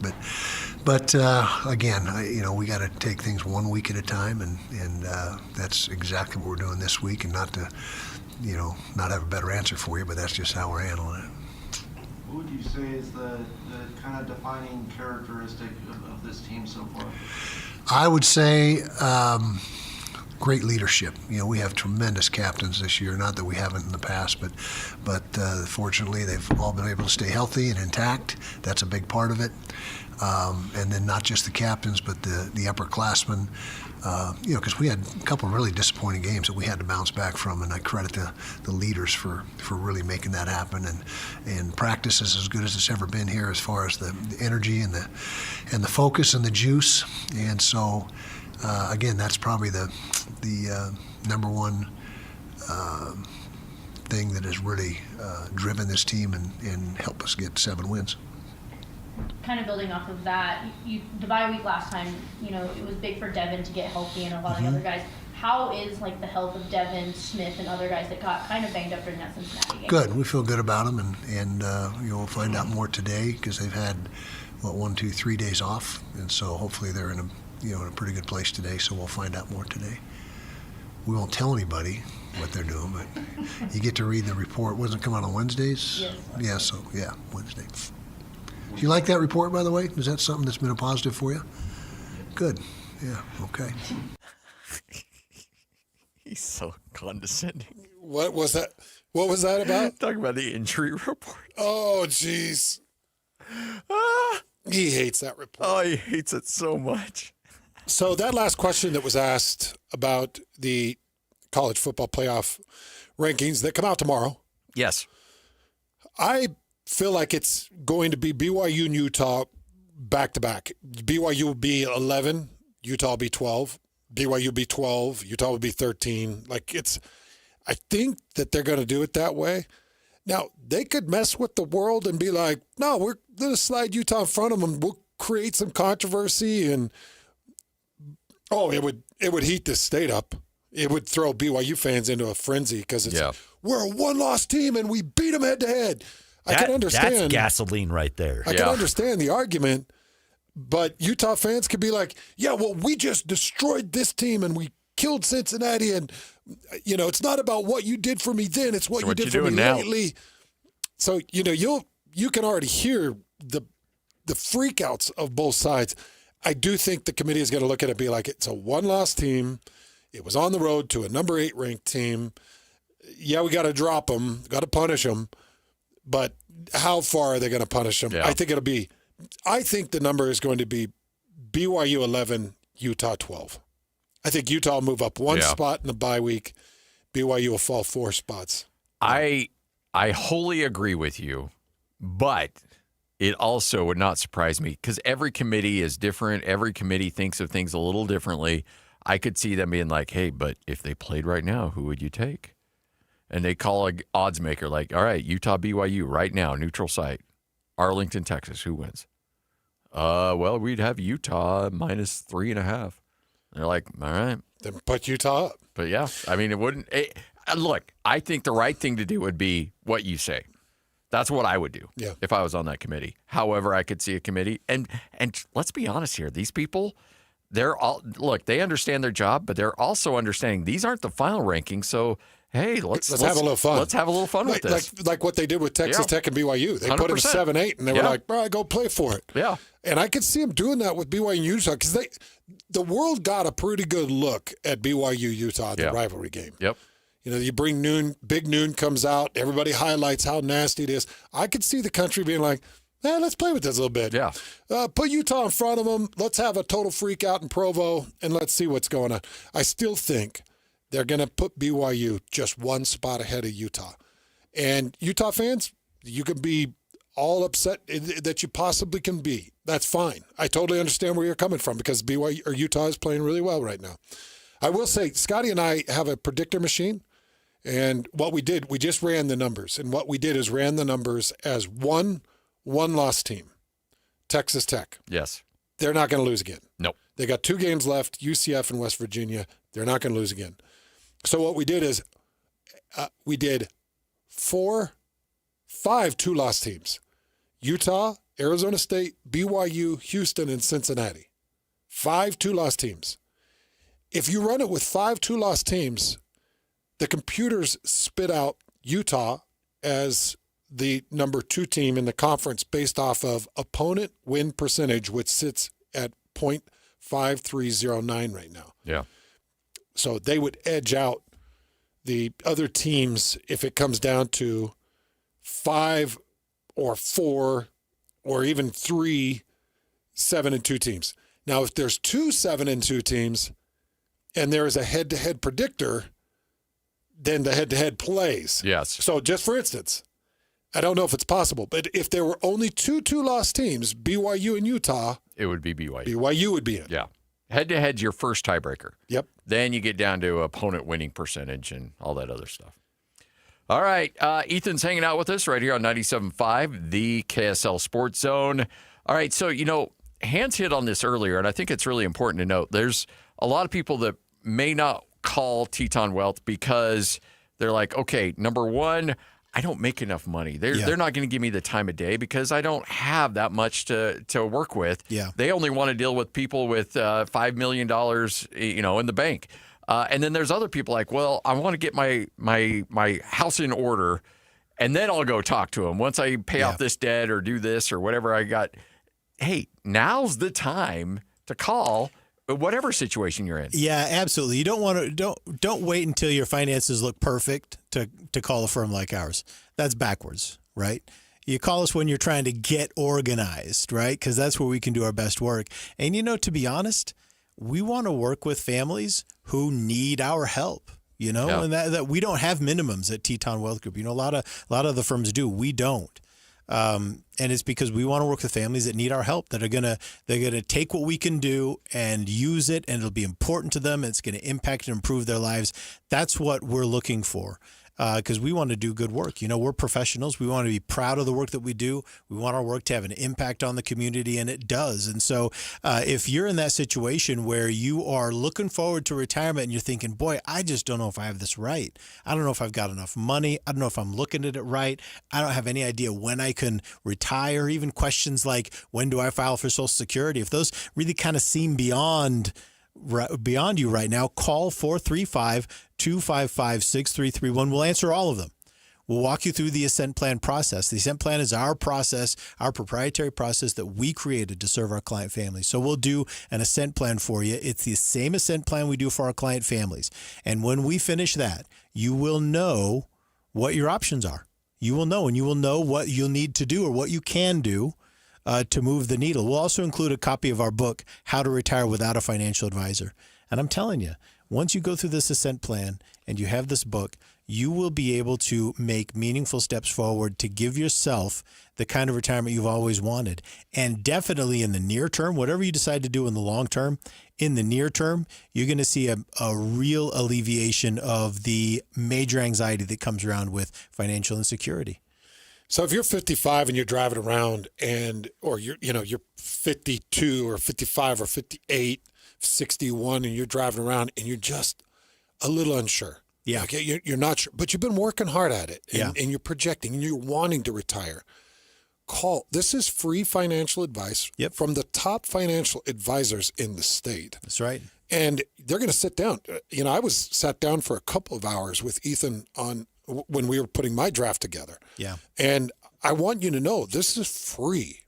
Great advice, and it's going to give you a very good idea of what direction you're headed, where you currently sit, what direction you're headed, and then they're going to give you advice on how to get to where you want. So call That's exactly now. Right. Yeah. Just call now and schedule. You still have some openings of the 10? Yep, we do. Call now and take advantage of it. 435-255-6331. Call right now. The information is not going to cost you a single cent. 435-255-6331.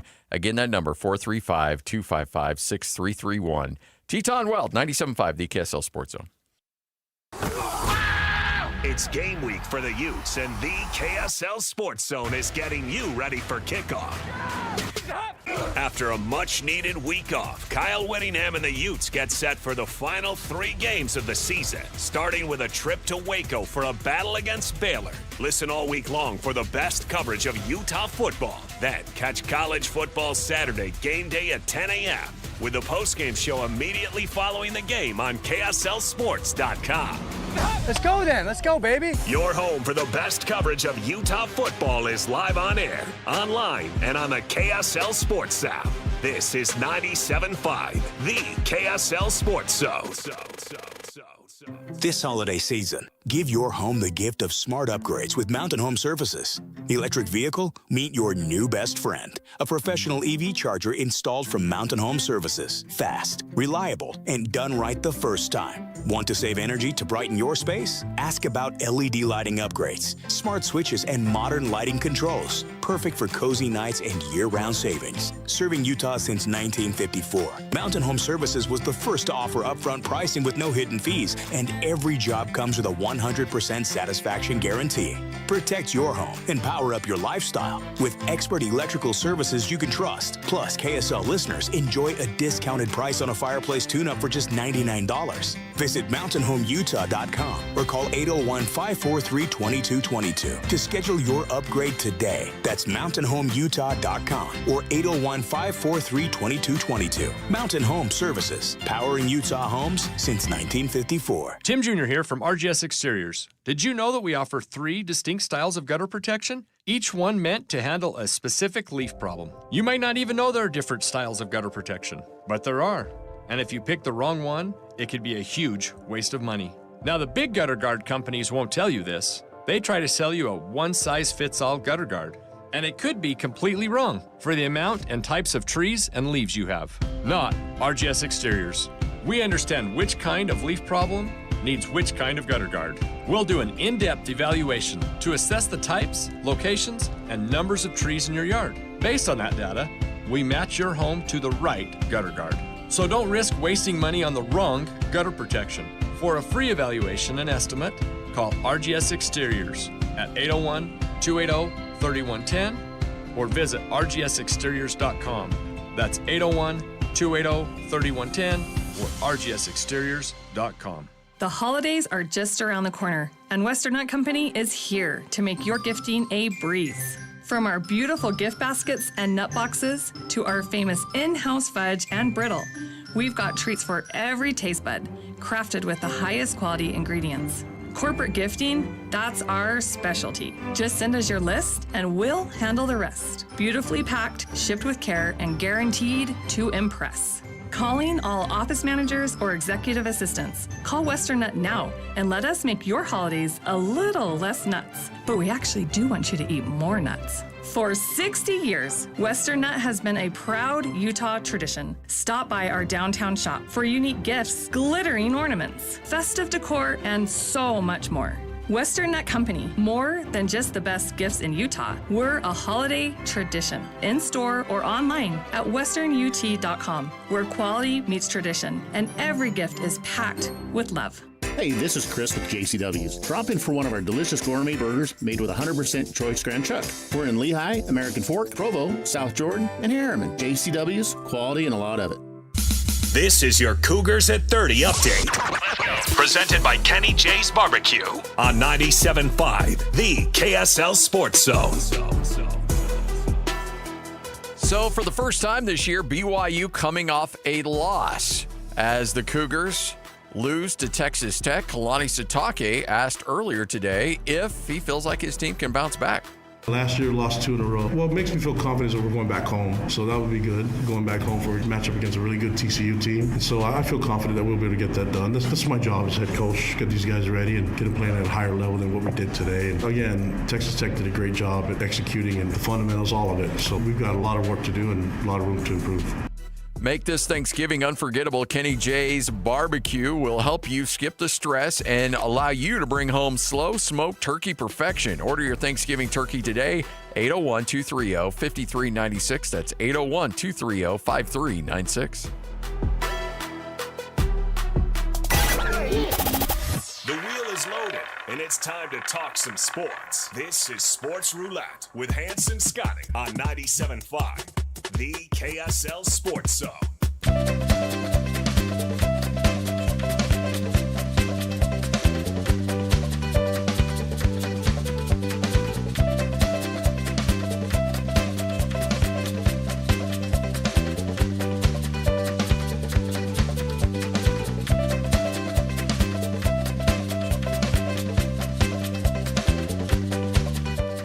Hans Olsen, Scott Gerard, 97.5, the KSL Sports Zone. Time for another edition of Sports Roulette. We take some of the big storylines, we put it on a roulette wheel, we spin it, Wherever that little ball lands is what we end up talking about. So, with that, Lloyd, fire it up.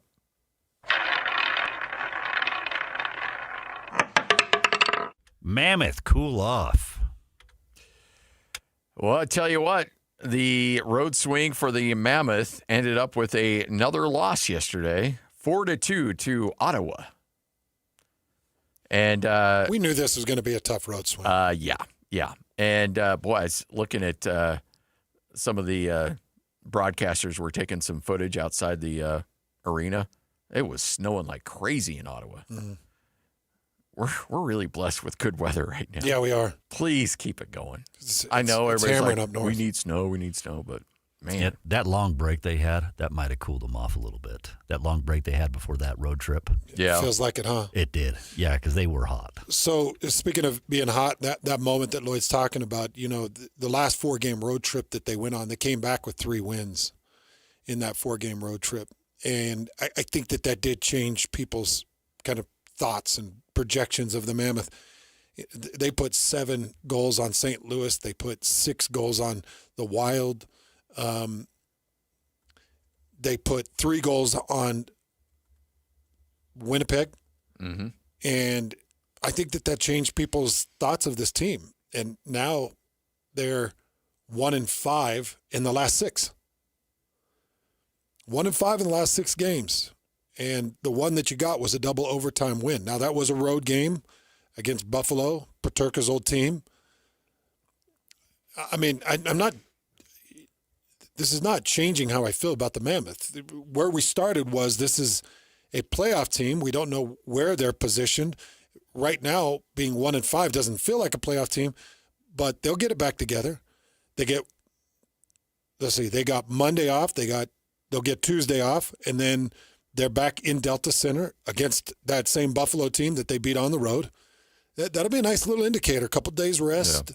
A Buffalo team that you beat at their place coming into Delta Center. Let's see what you got. And then they got New York, and the Islanders right now are 7-6-2.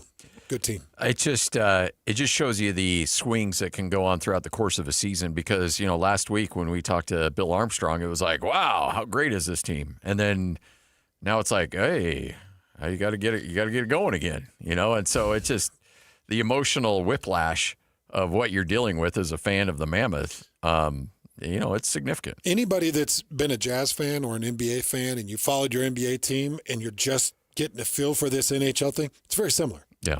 It's just a very similar feel. Road swings are hard.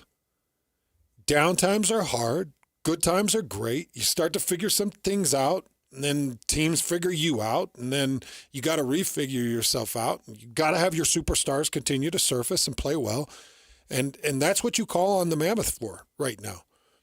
You just go back to your superstars, and you ask Nick Schmaltz, who was at one point he was leading the league in points. Go back to Schmaltz and say, hey, we just need you to surface. Clayton Keller, Logan Cooley, we need you guys to surface. Dylan Gunther, Sergachev. JJ Paterka. JJ, got to get more from you. Let's go. I see the frustration from the Mammoth fans. One thing I'm learning, NHL fans are much different than NBA fans. That is 1,000% true. Yeah. The social media posts you see kind of on the downside for your NHL team, it's quite a bit uglier. Yeah. NBA fans are a lot nicer. Yeah. Like, hey, shoot, guys, hope you figure it out. Mammoth fans are like, beeper. Burn it all down. You better beep it, or else you're going to beep it. And you're like, geez, man. These are 19, 21-year-olds here. Yeah. Skating around on ice, hitting a puck for $1 million. Like, I know they're getting paid a lot. But. And for people, like, Toronto's a really beautiful city. Why are you so angry? Come on. Toronto's, could you imagine playing for them? No, and there's a reason why there's a lot of free agents that try to leave there because they're like, forget you guys. I don't want a part of this. All right, one more, Lloyd, spin it.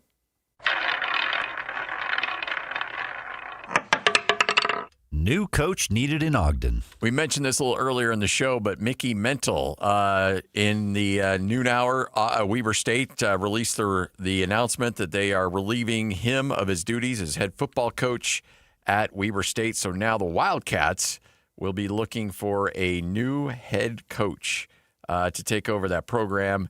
Unfortunately, Mickey Mental unable to maintain the level in which Jay Hill had set there. The standard is high at Weber State, thanks to Jay Hill and what he was able to accomplish in a very lengthy tenure in Ogden. And so they'll try to get back. It'll be interesting to see what direction they go. By the way, Brent Myers has been named the interim head coach for the remainder of the season. Boy, he was the assistant head coach. He's the longtime offensive line coach. Brent Myers has probably been there 15 years. Yeah, long time. He's 15 or 20 years. I've met Brent a few times. I think he's a capable man. He's a pretty capable man. So I don't, he's always been in line to be the head coach. Kind of felt that way. But I don't see them giving it to him. No, and especially when they promoted within with Mickey Mental. Yeah. When Jay left and Mickey was the OC, they gave him the job. I don't think they're going to go that route again. I don't think so either. Now it makes you wonder, what route do you go? Because, the great college programs, Utah and BYU, it used to be Weber State could go to a Utah defensive coordinator, Jay Hill, and say, come get your head coaching experience. We'll pay you very close to what you were as a DC. Maybe you'll take a little bit of a pay cut, but you get to be the head man. Yeah. You get your head coaching experience. But now the disparity is so great. Yeah, like I would love, I think a perfect fit would be Colton Swan, and who was the linebacker coach at Weber State and then became the linebacking coach at Utah, not even the coordinator. So you're asking a position coach to be your head coach, and even then you're asking him to probably take a massive pay cut. See, I would go Colton Swan in a heartbeat, and I'd also call up Aaron Roderick and just say, where are you at with wanting to be a head coach? Yeah. But the problem is, and I don't know what Aaron Roderick makes, I kind of have an idea of what Weber State pays, what, $275, $325? I'd say they probably break $3, so maybe, $325 around there. They're right in that mark. I mean, knowing what I know about major college football OCs, they're at the $1 million mark. Oh, yeah. Or $1 million plus for the good ones. And a good position coach is probably $500,000-$600,000. Yeah. 5, 6, a lot of them in the 8s now. So Weber State has a different battle to fight because I could leave $100,000 on the table to take a step to the FCS level and be a head coach. If my goal was to be a major head coach. Yeah. I can't leave $300,000, $400,000, $500,000 on the table. No. Nope. By the way, Mickey Mental, base salary $215,000. Yeah, you're not getting. I'm going off Jay Hill's numbers because I think Jay Hill was the highest paid. Yes, in FCS the Big Sky. He was the before BYU hired him out. And I knew he was at least the highest paid coach in the Big Sky. And he may have been in the country. But there was a good stretch there. He was the highest paid coach in the Big Sky Conference. By the way, his defense played out, man. His defense balled out against Texas Tech. They played their butts off. And Kalani mentioned the field positioning. If BYU got a good effort just out of their special teams, if their special teams didn't give an extra possession, their special teams punted, flipped the field, their special teams fielded where they were supposed to field and hit field goals. If they just get the effort out of their special teams and BYU's defense played the way they played, now you're talking about more like a 24 instead of 29, like you're 20 to 24 to 7. Add a couple of touchdowns and you're right in it. Right there. Yep. All right, we'll wrap this bad boy up next. Is that overly optimistic? No, not at all. It's fair, isn't it? Not at all. No. Yeah. It's crazy. Hans and Scotty, this is 97.5, the KSL Sports Zone. It's game week for the Cougars, and the KSL Sports Zone is getting you ready for kickoff. Even after their first loss of the season, the Cougars' dream of a spot in the Big 12 title game is still alive and well as they welcome TCU to Provo on Saturday. Listen all week long for the best coverage of Cougar football. Then catch College Football Saturday game day at 10 a.m. with a post-game show immediately following the game on KSLSports.com. Your home for the best coverage of BYU football is live on air, online, and on the KSL Sports app. This is 97.5, the KSL Sports Zone. The November menu is here. Go to beehivemills.com. That's beehivemills.com. You get there, and there's so many great opportunities to check out what's available for this upcoming month, and also check out their soup menu as well. There's so many great opportunities. This food is incredible, and it changes every month. So you can go to beehivemills.com, have the November menu sent out to you. Those are 10 great meals, and they're going to be sent to you already frozen. And you're thinking, okay, well, frozen meal, it's already been cooked and then flash frozen, and so the chicken's going to be rubbery or what? No, everything is frozen fresh. So never cooked. So when you cook that chicken for the first time, or that steak for the first time, or that whatever those vegetables that's being cooked for the first time by you. All you do, cut off the top, put it in your slow cooker. 4 or 5 hours later, you're ready to rock and roll with an incredible meal. And it is nutritious. It's going to save you a ton of money. And it's also incredibly, incredibly easy to do. Again, beehivemills.com. Get there now. Use the promo code THEZONE. That's going to save you $20. And then sign up for a subscription. That'll save you another 10% off. And you're thinking, well, I don't want to get locked into a contract. No, there's no contracts. You can cancel it anytime.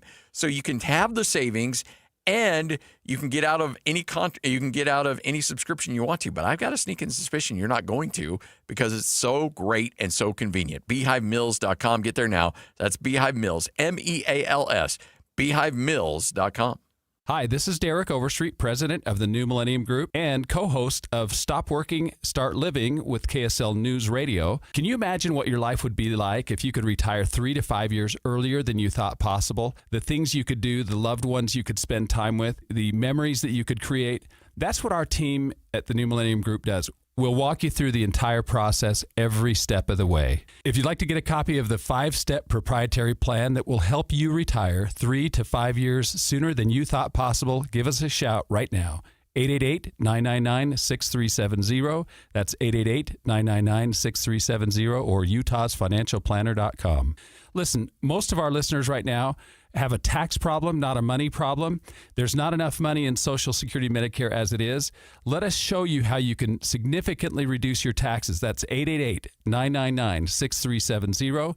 888-999-6370 or utahsfinancialplanner.com. So my mother is thinking of switching from Verizon to Pure Talk, but she's worried the deal sounds too good to be true. Michael, she said, how can those Pure Talk people offer me the same basic service as Verizon for so much less money? I said, Ma, go ask Google how much Verizon spends on advertising and promotions. A few seconds later, my mother said, oh my goodness, $12 billion a year? That must be a typo. I'll tell you what I told my mom. It's not a typo. Verizon spends $12 billion a year on advertising and promotions, and their customers are paying for it. Well, Pure Talk doesn't spend that kind of money on commercials. Trust me, I would know. That's why they can offer you and my mother unlimited talk, text, and plenty of data on a crazy fast 5G network for just $25 a month. And if you're a business owner, you could really save a fortune. Dial pound 250, say the words Mike Rowe, and you'll get an additional 50% off your first month. That's pound 250 Mike Rowe. Pure Talk. Everything you need and nothing you don't. These days, many companies have turned to influencers to tout their products or services. But here at John Watson Chevrolet, the only endorsement we need is from our customers. Because of their feedback, we're proud to be Utah's best reviewed Chevy dealer. Visit us today to see why we get reviews like, their sales team is the best. Didn't put on any pressure, just super helpful and fun. They made the process a breeze. John Watson Chevrolet, your 5-star Chevy dealer. 3535 Wall Avenue, Ogden. Chevrolet. Together, let's drive. The holidays are here, full of joy, family, friends, and yes, a little hustle and bustle. That's why you need a Aleve. Between cooking, shopping, and all those extra errands, aches and pains can sneak in. Aleve is here to help with long-lasting body pain relief. Don't let body pain slow you down. With up to 12 hours of body pain relief per dose, you can keep up with the season's magic and all that awaits. Pick up Aleve and get back to what really matters, making memories. Use as directed. Hey, I'm Mike Slater. My dad passed away at the age of 63. It's out of nowhere. Had a stroke. Super hard, obviously. for the whole family, but my dad had life insurance. This is why I have life insurance for my family, for my wife and 4 kids. And the best place to get life insurance is ethos.com, because you can do it in 10 minutes. And there's no medical exam and no blood test, just a few health questions. Get life insurance in 10 minutes so your family is protected. Ethos, ETHOS, ethos.com/play. Taqueria 27, where every taco tells a story. And sometimes it's a hilarious one. Check out Taqueria27.com. You'll thank us later. On the go? Don't worry. Locations in downtown SLC, Holiday, Fashion Place Mall, Lehigh, and Eagle Mountain. So if you miss one, there's another waiting to serve you tacos, sizzling fajitas, enchiladas, margaritas like a ninja. Taqueria 27's got Mexican cuisine, including gluten-free, that's so tasty, your mouth will thank you. 3, 2, 1. This is your Utes at 50 update. 158! Presented by Kenny J's Barbecue on 97.5, the KSL Sports Zone.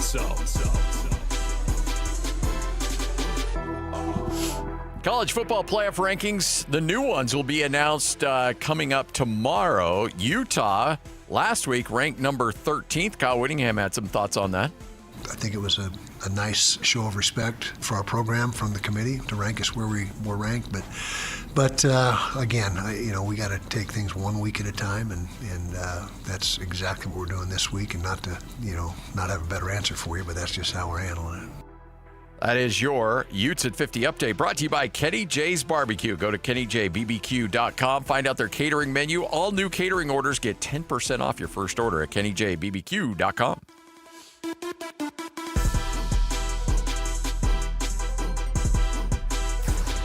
Nobody gets you ready for Utah football more than the KSL Sports Zone. Ready?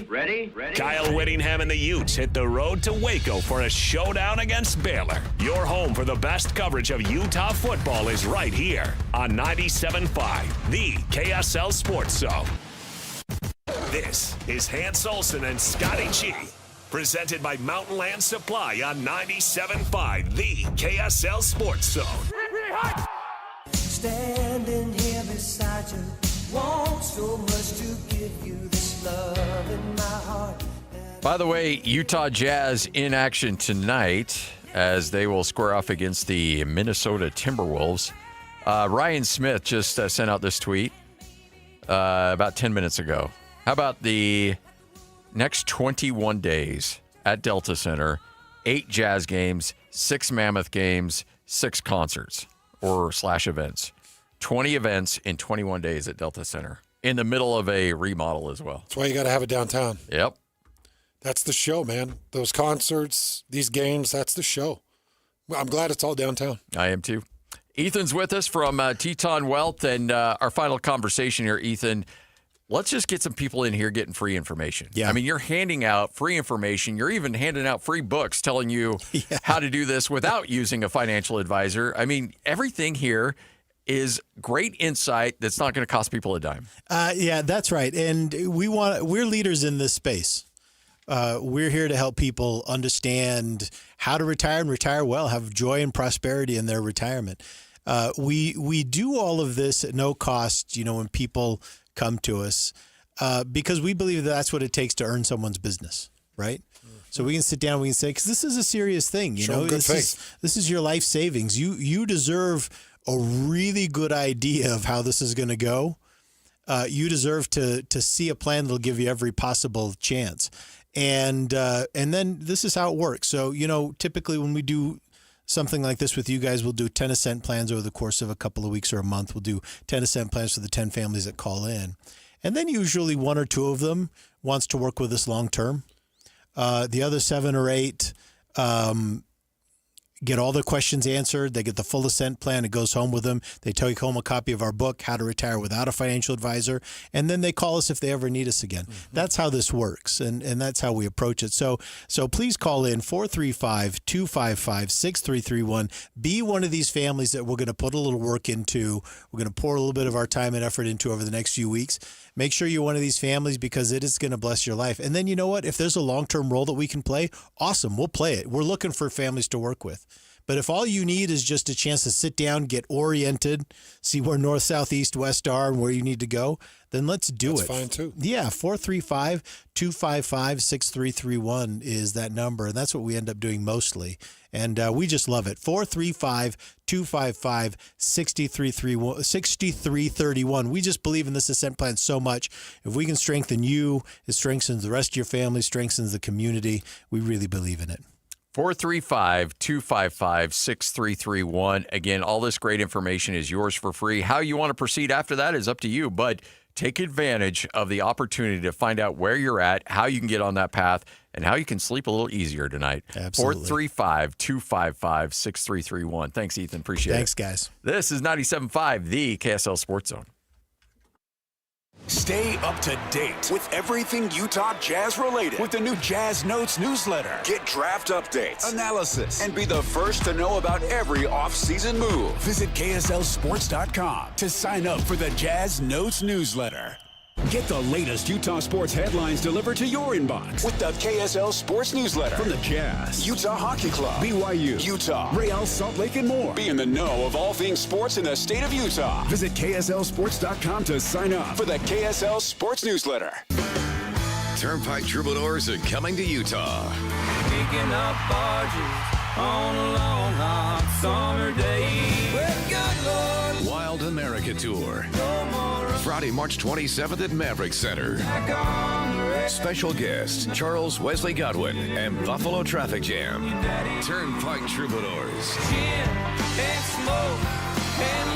On sale this Friday, 10 a.m. through Ticketmaster. Produced by Mammoth. SLC Fat Loss is having a huge holiday sale, over $400 off, making it our lowest prices of the entire year now through December 31st. With a doctor-developed plan designed for busy adults, imagine starting now and finishing the holidays lighter, healthier, and more confident, while others are gaining those dreaded extra 5 to 10 holiday pounds. With our proven plan, you could lose 10 to 20% of your body weight and still enjoy those holiday meals with friends and family. Go to slcfatloss.com now and save big now through December 31st only. Alex here. JJ and I have been on this program for more than a year. I've dropped 65 pounds, but more importantly, I've kept it off. JJ here. I lost 40 pounds in 60 days. Go to slcfatloss.com. Take advantage of the lowest prices of the entire year. But hurry, limited spots available. You can even start the plan in January, but you must call now to lock in your $400 off holiday savings. Schedule your free consultation now at slcfatloss.com. That's slcfatloss.com. Results may vary. Upgrades? Repairs? Hercules has the rate for you. Open a home equity line of credit with Hercules First Federal Credit Union now through November 30th and get an introductory 4.99% APR for the first 6 months. Use your home's equity for that kitchen refresh, roof repair, or new deck you've been dreaming about. But don't wait. This limited time offer ends November 30th. Visit HerculesCU.com to get started. Hercules First Federal Credit Union, growing stronger together. Attention Jazz Nation. The long wait is finally over. Mountain basketball is back and better than ever. Let's go! All tickets are on sale now, and you won't want to miss the action. Jump on the opportunity to watch your favorite players live and in person. Whether you're after season tickets, mini plans, or single game matchups, the Utah Jazz has got your back. There's a plan for every fan. Don't miss out. Secure your seats today and be part of the excitement all season long. Let's go! Visit UtahJazz.com today. Ready for unbeatable deals? At Tim Daly Nissan Southtown, drive home a new Sentra starting at just $19,900. Need more space? Get up to $9,000 off new Pathfinders. Or grab a rugged Frontier for as low as $399 a month. With 99% approval, 0 down, and 90 days until your first payment. There's never been a better time to buy. Plus, every vehicle comes with a Tim Daly Forever warranty. Only at Tim Daly Nissan Southtown. Broadcasting from the Mountain Home Services Studio, this is 97.5 KZNS FM Colbert, 1280 KZNS AM Salt Lake City, and 102.7 KSL FM HD2 Salt Lake City Midvale. This is 97.5, the KSL Sports Zone. Hey! This is JJ and Alex. I made a name for myself. I told you I won't be denied. As you wrap up your day, it's time to get your fix of the teams you live for and the sports you love. This is JJ and Alex on 97.5 the KSL Sports Zone.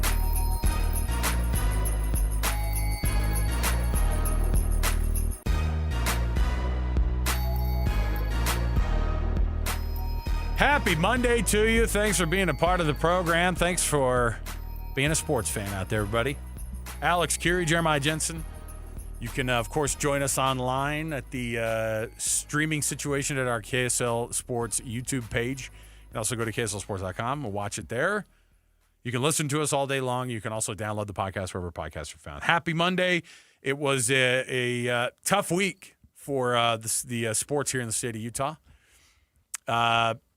Now, Utah State got the big W, though. They did. Was it 41-0 at the half? Oh, my gosh. I lost track. They scored so many points. It was 41-0 at the half. It was a pretty impressive performance. What I liked was... Obviously, the team they were playing is a little down right now. Wolfpack are struggling. Nevada might be the worst team in all of FBS football. Oh, well, UMass has something to say about that. Well, seriously. But what Utah State did to them was pretty impressive. So, for sure. They held it down. The rest of the state... Your Utah Jazz, your Utah Mammoth, double yuck. BYU, having it handed to them down in Lubbock. The defense was good, at least, I thought. For a minute. We'll get into that. Let's jump in, though. We got lots to talk about. I will say, though, our producer, Alex Napolis, and myself, we're on a collision course in this NFC West, my guy. Look at us. Look at us. Look at our teams. Look at you guys. Look at our teams scoring in the 40s. You sure about that? You sure about that? You sure about that? Oh, what? Do you feel confident suddenly? Oh, yeah, man. Did you not see Matthew Stafford play last night? I did. What's wild you about see Tom Brady saying, hey, you look good, man. You could play for another 7 years. Oh, I thought he was going to say, you could play for a team down in Las Vegas. In fact, this is an official offer. This official offer is a minority owner of the Las Vegas Raiders. I want to extend an invitation. This isn't tampering. This is just an offer. This is not tampering. We need you. But yes, there's a lot going on in the world of sports. We got lots to jump into. We've got tons to break down. And, man, it's getting dicey, JJ. This was happening last year. But now you add Utah into the mix of a Big 12 race that has gotten extremely crazy. Now with BYU taking that loss at Texas Tech this weekend, and not just taking a loss, not just taking an L, it's a capital L. It was not good for the Cougs. They looked very, very pedestrian down in Lubbock. Let's kick things off there with the cut right here, top of the program. Let's do it. It's time for the biggest story of the day. This is what made the cut with JJ and Alex on 97.5, the KSL Sports Zone. Impressions right off the bat, JJ. We make a point not to dive too far into this thing in our show prep because I like to get the fresh breakdown of what you saw in this game. I like to get the fresh breakdown of how this thing went for you. This was one of those games, and this happens periodically in the game of football, and exceptional coaches and really, really good teams are able to force this onto teams. Some teams do it a little bit to themselves. Some teams are just a victim of maybe some of the circumstance. I think all of it came into one place for BYU. Texas Tech was exceptional this weekend. They showed up to play hard. They showed up mentally. They showed up on both sides of the football, all three phases of the football. They were really, really good. And they weathered little miniature storms they had to get through. They controlled the ball. They controlled the tempo. They made sure that all the decisions that they made were the things that they wanted to see happen in the football game. And BYU didn't have the bounce that they've had on the ball before. They didn't have the execution like that they've had before. They had no idea how to come back on a team that was prepared as this Texas Tech team was. And when you have an extra 7 days on top of the other 7 days that you had, when you had almost 2 weeks to prep for this team, it becomes an extra bit of embarrassing. And so I think that BYU got shown that there is a lot that they need to have happen still growing up-wise. But the thing that stood out to me the most was how little BYU was able to do on the offensive side of the football. And that includes even just being able to possess the ball. Not just the turnovers, but also just having the ball for more than 90 seconds at a time. You say that. Sorry to interrupt. No. BYU won the time of possession battle. Just because Texas Tech just kept scoring and giving it back. Listen. Which, you're right. It felt like Texas Tech just dominated the whole game and had the ball the whole time. It's not true. BYU, 1 time of possession. So it's crazy that that's how the perception was. It felt like that, right? Like every set of downs felt like. That tells you how dominant that defense was for Texas Tech. They were clunky. They looked really, really ragged around the offensive line part of the game. L.J. Martin's health, say what you will about it. I have no idea where it sits currently. He did not look like the 100% guy, although that first carry goes for 12 yards and everyone went, hold on a minute. But when you see the pressure that D-line is able to put on a quarterback, and they didn't have the sack numbers that BYU did, certainly, but I would say that the things that they did, the stuff that David Bailey was able to do, the level of play that guy exerts, man, that guy is something else. And BYU's defense kept them in this thing for a minute. But when you have no ability to be able to answer or even move the ball down the field that much, then you're going to have a problem. You're going to have lots of problems. And Bear found out in a hurry, and I think the most freshman thing that we've seen him all year was in that moment in the fourth quarter when he tried to have that desperation semi-throw, actual fumble, backward throw fumble thing that he had at the end of the game, right? That looked sloppy, that looked nothing like the guy who was taking care of the football before.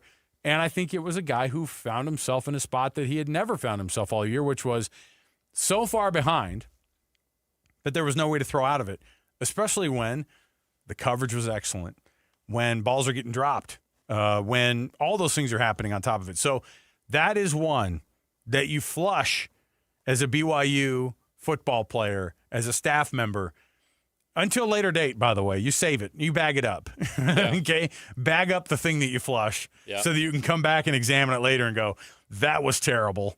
Here's Did you just You say? don't like that metaphor? That metaphor? You don't like that metaphor? I can't move on. I can't just move on past the metaphor. Call your doctor. What? Call your doctor. All right. Bag up what you're going to flush and save it for later? Just to be able to re-examine the real Why would you examine that? I can't move on past your metaphor. You're going to the doctor, and they need a sample. Is this like a colon exam? What are we talking about It here? is. That's how deep this thing's going, man. Do you have to put something in a box and send it to Wisconsin? Yes. Oh, that'll boy. happen later. Oh. So that's what I want from this So team. that's what BYU's game is.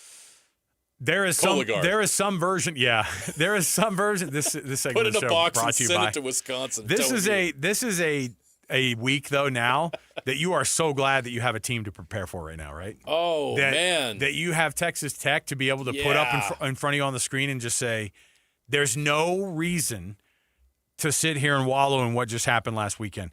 The only thing you can do is go forward and beat the teams in front of you now. In fact, if you have any ability to be able to get to a spot for a rematch against this team.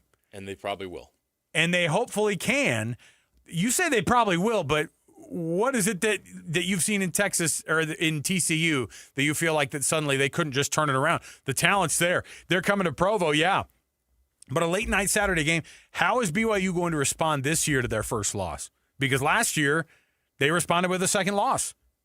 And I know it was against an Arizona State team. Then they have to go on the road to a Cincinnati that is still very alive, sort of in control of their destiny. And then they have to come home and play UCF on a weekend that's full of distractions. Everybody talking about here's where you should and shouldn't be in the college football playoff. While the team is just quietly preparing to play you at your house. I get UCF is not. If we get to UCF and BYU's lost 2 in a row, then we're not even talking about the Pop-Tarts Bowl at that point. Oh, no. It's a what's below? No, the Alamo Bowl. No, Pop-Tarts Bowl. I still think it would be right there. It'd be right there in the thick of the hot. If they got 3 losses, they're in the middle of the pack, depending on how things shake out in the end. Because if they're losing to Cincinnati. You're talking Armed Forces Bowl? If they're losing to Cincinnati, the Bearcats might get to the Big 12 championship game. Crazy. So they have 1 loss, remember. Don't forget about Cincinnati. They are definitely, with BYU being where they're at, and with the things that have kind of happened with this one, I do love the awareness of Joey McGuire. And kudos to that Texas Tech team who showed up on Saturday. Everybody in that stadium was on the same page. The team, the fans, everything. And the band, it was all on the same page. And it was that they were going to be X amount better than the team that was in there. They were going to be this much better. Joey McGuire, who has turned a massive corner there at Texas Tech, obviously, with the help of boosters and with the help of being, I think, the type of coach we've seen out of him before, but he just hasn't had the talent there all the time.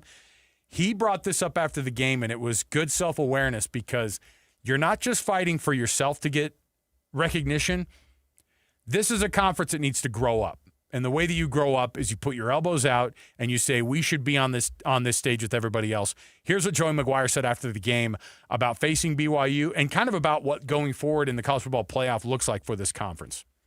I have so much respect for BYU. I do, man. They're I was really excited whenever they joined the Big 12 because I think that they carry a lot of weight and a lot of respect. I think that I have a lot of respect for them entering a conference and not playing an independent schedule like other people. Y'all already know who that is. And so I have a lot of respect for that. I mean, they're earning their right just like everybody but a couple of people in the nation are earning their right through conference play, and playing in some really tough places. I love the idea of, hey, by the way, when it comes down to it, because it only helps him too. If BYU's resume gets neglected or it gets shot down by the committee where they go, yeah, but then they lost that game against Texas Tech. Texas Tech is a top 5 team in this country. I don't think anybody who watched that game on Saturday looks and thinks, oh, well, they beat a team that's BYU that's not very good. That's not what we're looking at. Think of the teams that they've beaten on the way there.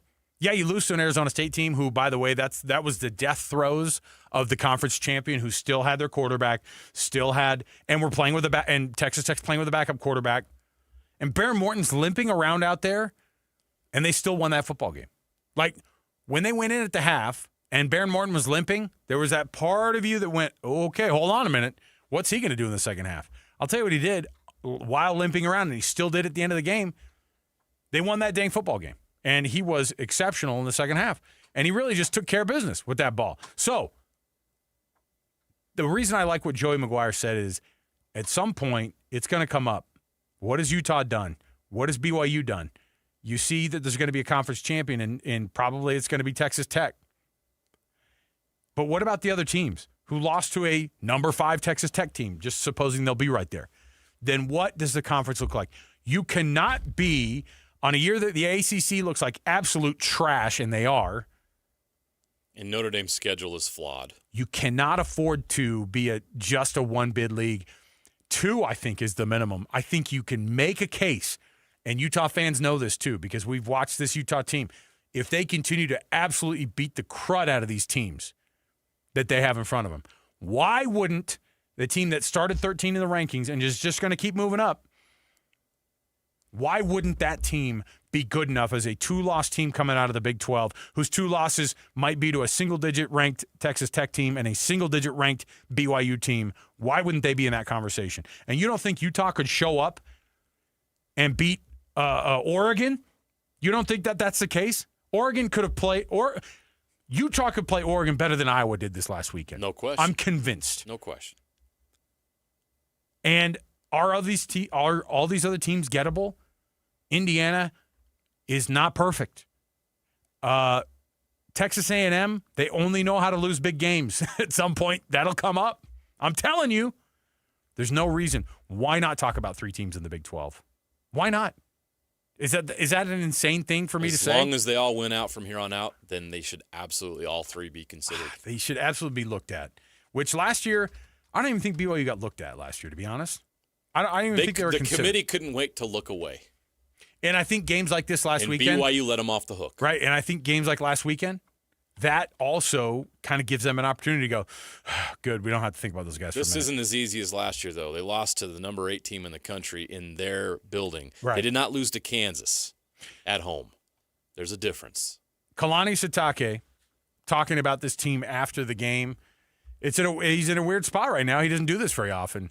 BYU is 21-3 now over the past 24 games. They're used to winning more than they are losing over the past 2.5 seasons. Here's what Kalani said about this team, the physicality that they have, and what they look like against this Texas Tech team that was an absolute buzzsaw of a team to face.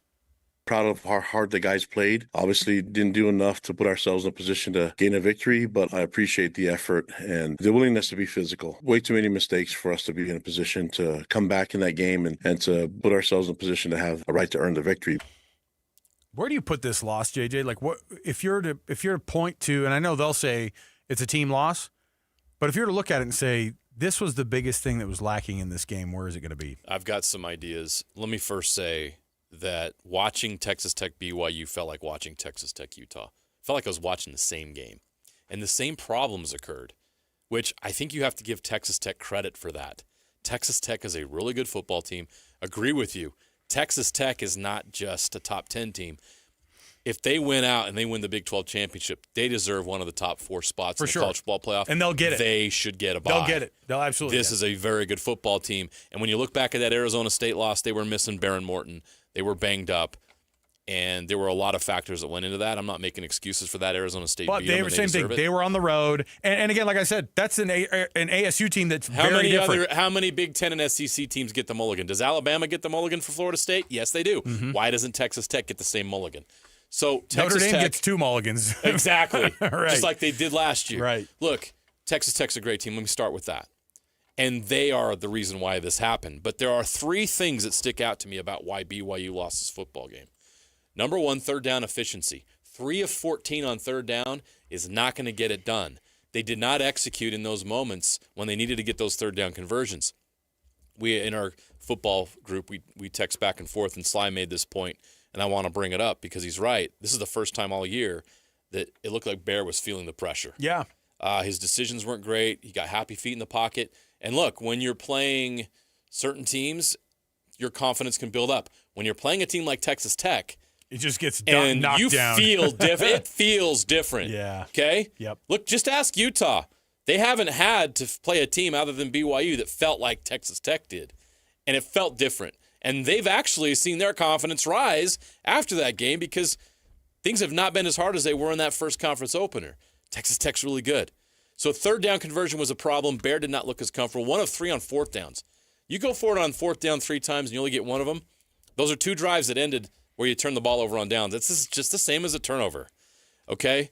So then I go to another thing that's a marker of success, running the football. Remember 2 years ago, why did BYU struggle their first year in the Big 12? They could not run the football. Remember how many times they didn't get to 100 yards in a game?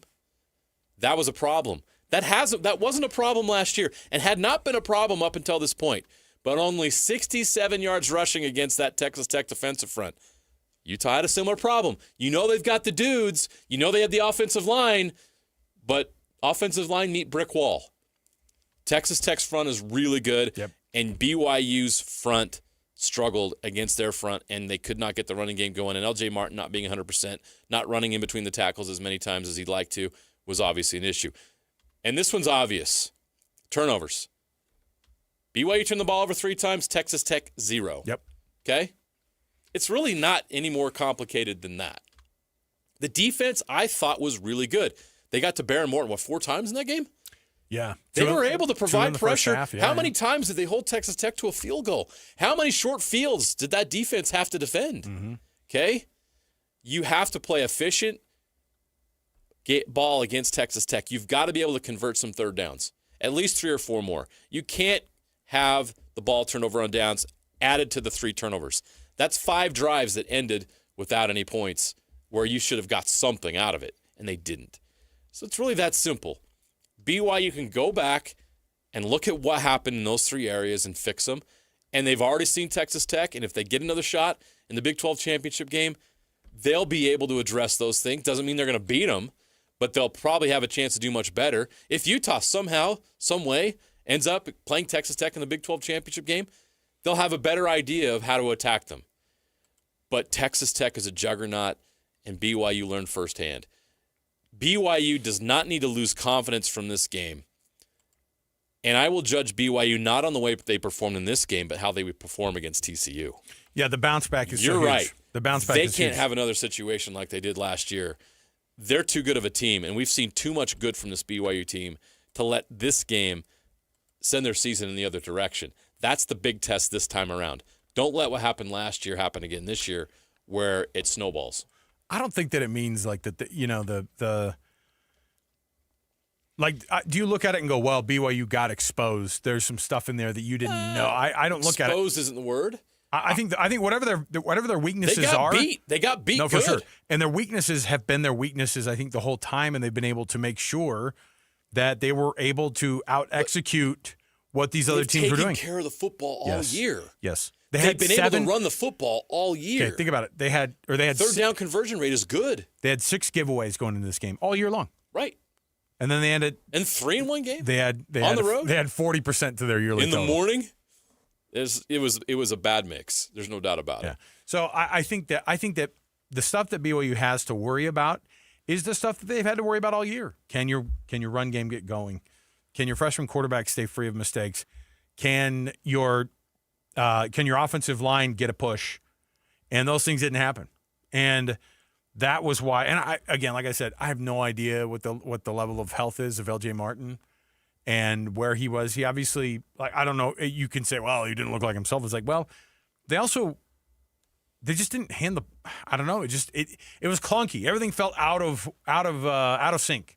And the times that BYU has been able to outplay call people, they didn't do it. A-Rod. Or they didn't execute it. A-Rod called the game that he called, and it looked weak. And it looked like it was a struggle. A lot of people have looked weak against Jacob Rodriguez and David Bailey. Those are all-American dudes. Are you not impressed with Jacob Rodriguez? We've seen him against Utah, seen him against BYU. That is an all-American. David Bailey, that is an all-American. Yeah. That defensive front for Texas Tech is the best that money can buy in college football. Money well spent. Here's Kalani after this one about using the loss as motivation going forward here with this team. I've said it before, to stay humble and stay hungry. Unfortunately, when you experience a loss like this, it makes it easier to be humble and hungry. And so we'll bank on that, and then we'll also bank on the opportunity that we can still learn from it, and we can still play better football. I just did feel like we played our best, and that was the worst timing. So that's my job as a head coach, to get these guys better, playing at their best, try to get that done this week. No better way to stay hungry than not eat very well. That's the thing, is all year long they go, man, we got to stay humble and stay hungry. And it's like, yeah, but you're well fed right now, and it's hard to be humbled when you won 8 games in a row. Yeah. So it is. It's a good opportunity to see how the team's going to respond to this thing.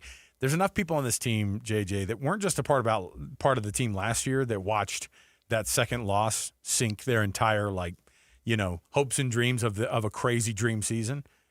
There's enough guys that are on that 2023 team who are like, man, we sucked back then. And that was only 2 years ago. Look how far we've come. We've made these adjustments.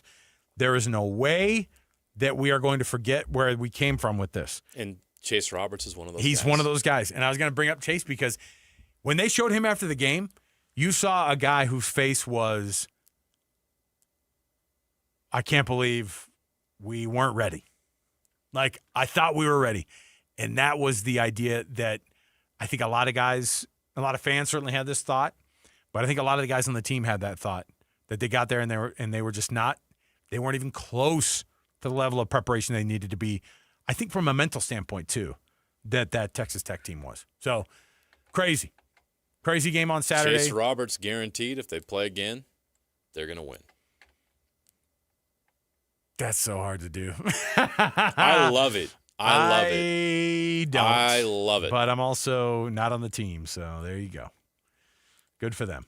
You got to have that kind of confidence. If you're going to beat Texas Tech, you have to have that kind of confidence. Why not? All right, let's take a break. We'll come back. We've got more to go. What is this, just beating ourselves up over the whole weekend at Utah Sports?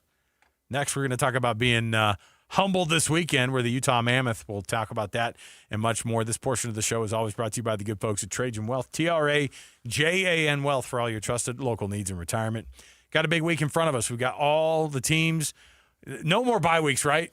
No more bye weeks, please. No more. Please. 3 straight weeks through Thanksgiving. Thank heavens. We are in the stretch run. We get actual football. Let's talk more when we come back here. We'll get to the Utah Mammoth next right here at 97.5, the KSL Sports Zone. And now, a look at traffic from the KSL Traffic Center.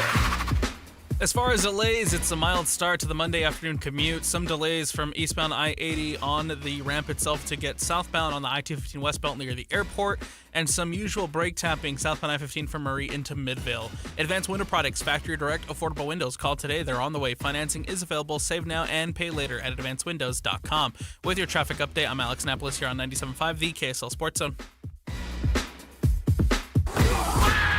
It's game week for the Utes, and the KSL Sports Zone is getting you ready for kickoff. After a much-needed week off, Kyle Whittingham and the Utes get set for the final 3 games of the season, starting with a trip to Waco for a battle against Baylor. Listen all week long for the best coverage of Utah football. Then catch college football Saturday game day at 10 a.m. with the postgame show immediately following the game on KSLSports.com. Let's go then. Let's go, baby. Your home for the best coverage of Utah football is live on air, online, and on the KSL Sports app. This is 97.5, the KSL Sports Zone. So my mother is thinking of switching from Verizon to Pure Talk, but she's worried the deal sounds too good to be true. Michael, she said, how can those Pure Talk people offer me the same basic service as Verizon for so much less money? I said, Ma, go ask Google how much Verizon spends on advertising and promotions. A few seconds later, my mother said, oh my goodness, $12 billion a year? That must be a typo. I'll tell you what I told my mom. It's not a typo. Verizon spends $12 billion a year on advertising and promotions, and their customers are paying for it. Well, Pure Talk doesn't spend that kind of money on commercials. Trust me, I would know. That's why they can offer you and my mother unlimited talk, text, and plenty of data on a crazy fast 5G network for just $25 a month. And if you're a business owner, you could really save a fortune. Dial pound 250, say the words Mike Rowe, and you'll get an additional 50% off your first month. That's pound 250 Mike Rowe. Pure Talk. Everything you need and nothing you don't. While most jewelry stores outsource their custom work to international manufacturers, Belliston Jewelry is your custom, in-house, full-service jeweler. Besides the obvious tariff issue, what's wrong with outsourcing? You know, like a game of telephone, all of the important details, the essence of your dream ring, are quite literally lost in translation as it's designed in other countries like India and China. Belliston's in-store designers can customize and modify your design right in front of you, cutting any confusion to bring your true design to life. Yeah, absolutely. I plan to wear my ring every day for the rest of my life. I want it right. Let me ask you this. If you choose one of those other guys, but you hate the finished ring, do you think they would remake it to get it just right? Not a chance. At Belliston Jewelry, we work with you in-house every step of the way to ensure it's right the first time. BellistonJewelry.com, across from Weber State in Ogden. Locally made, just for you. And cherished for generations. Every time I turn around, my friends at Pure Talk give me one more reason to feel good about switching. This month, for instance, they're supporting Canines for Warriors, a terrific organization that trains rescue dogs and then pairs them up with combat veterans struggling with PTSD. The result? They're saving lives on both ends of the leash. This is why I switched to Pure Talk. I like being in business with an American wireless company who shares my values. Yeah, I appreciate unlimited talk, text, and plenty of 5G data for just $25 a month, and I bet you will too. But I think you'll really appreciate doing business with a company who gives back to the men and women who volunteered to defend our country. Just dial pound 250, say Micro. With Pure Talk's U.S. customer service team, you can switch in as little as 10 minutes. Again, dial pound 250, say Micro, to switch to an American wireless company who actually stands for something. Pure Talk.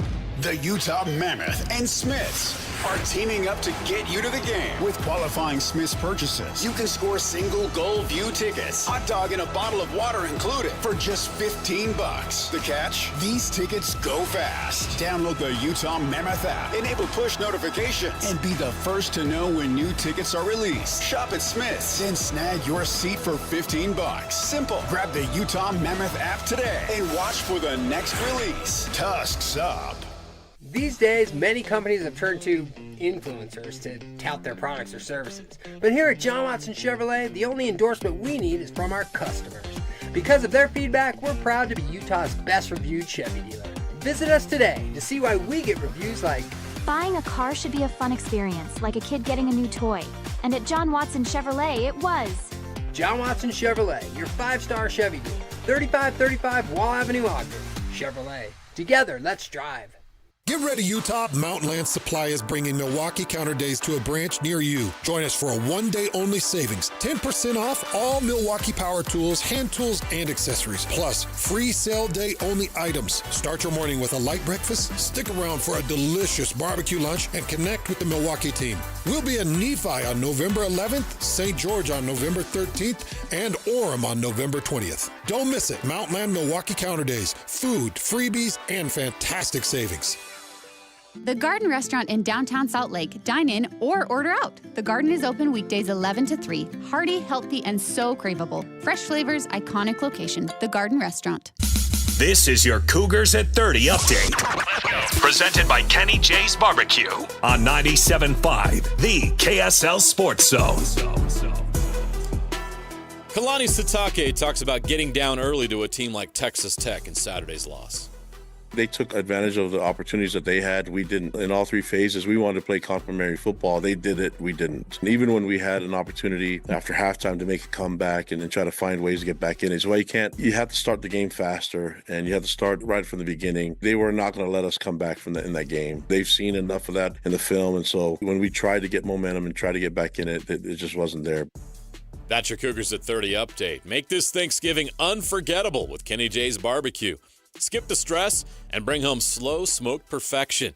Pre-order your Thanksgiving meal today. Text 801-230-5396. That's 801-230-5396. What's up with the Mammoth? We'll discuss that next on JJ and Alex, 97.5, the KSL Sports Zone.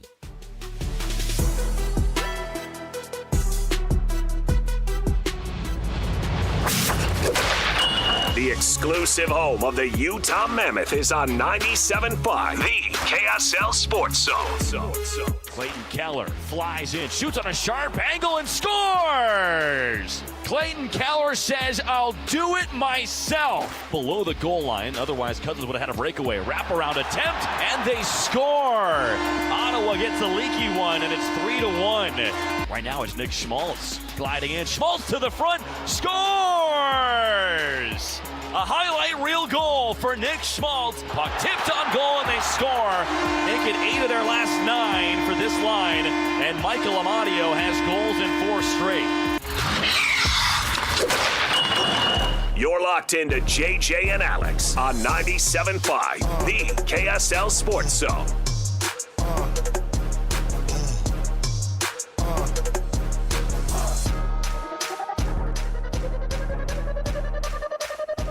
Guess what we have coming up on Wednesday for our Win Ticket Wednesday? Going to get yourself some tickets to the Holiday Lights at the ballpark at America First Square.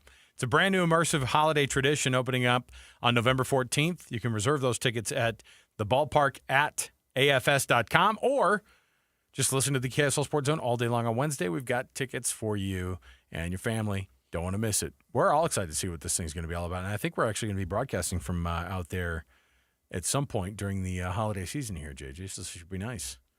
Look, I'm open to, this is always hard as a parent. You got to figure out stuff to do for the kids during the holidays. Yeah. Creating new traditions. Sometimes it's hard to do because you just go, I'm bored. I want to do something. I'm bored, Mom. Yes. I'm bored. I want to do something. Well, it is. Can we go somewhere? It is gingerbread cookie making night. And it's like, oh. Gross. All right.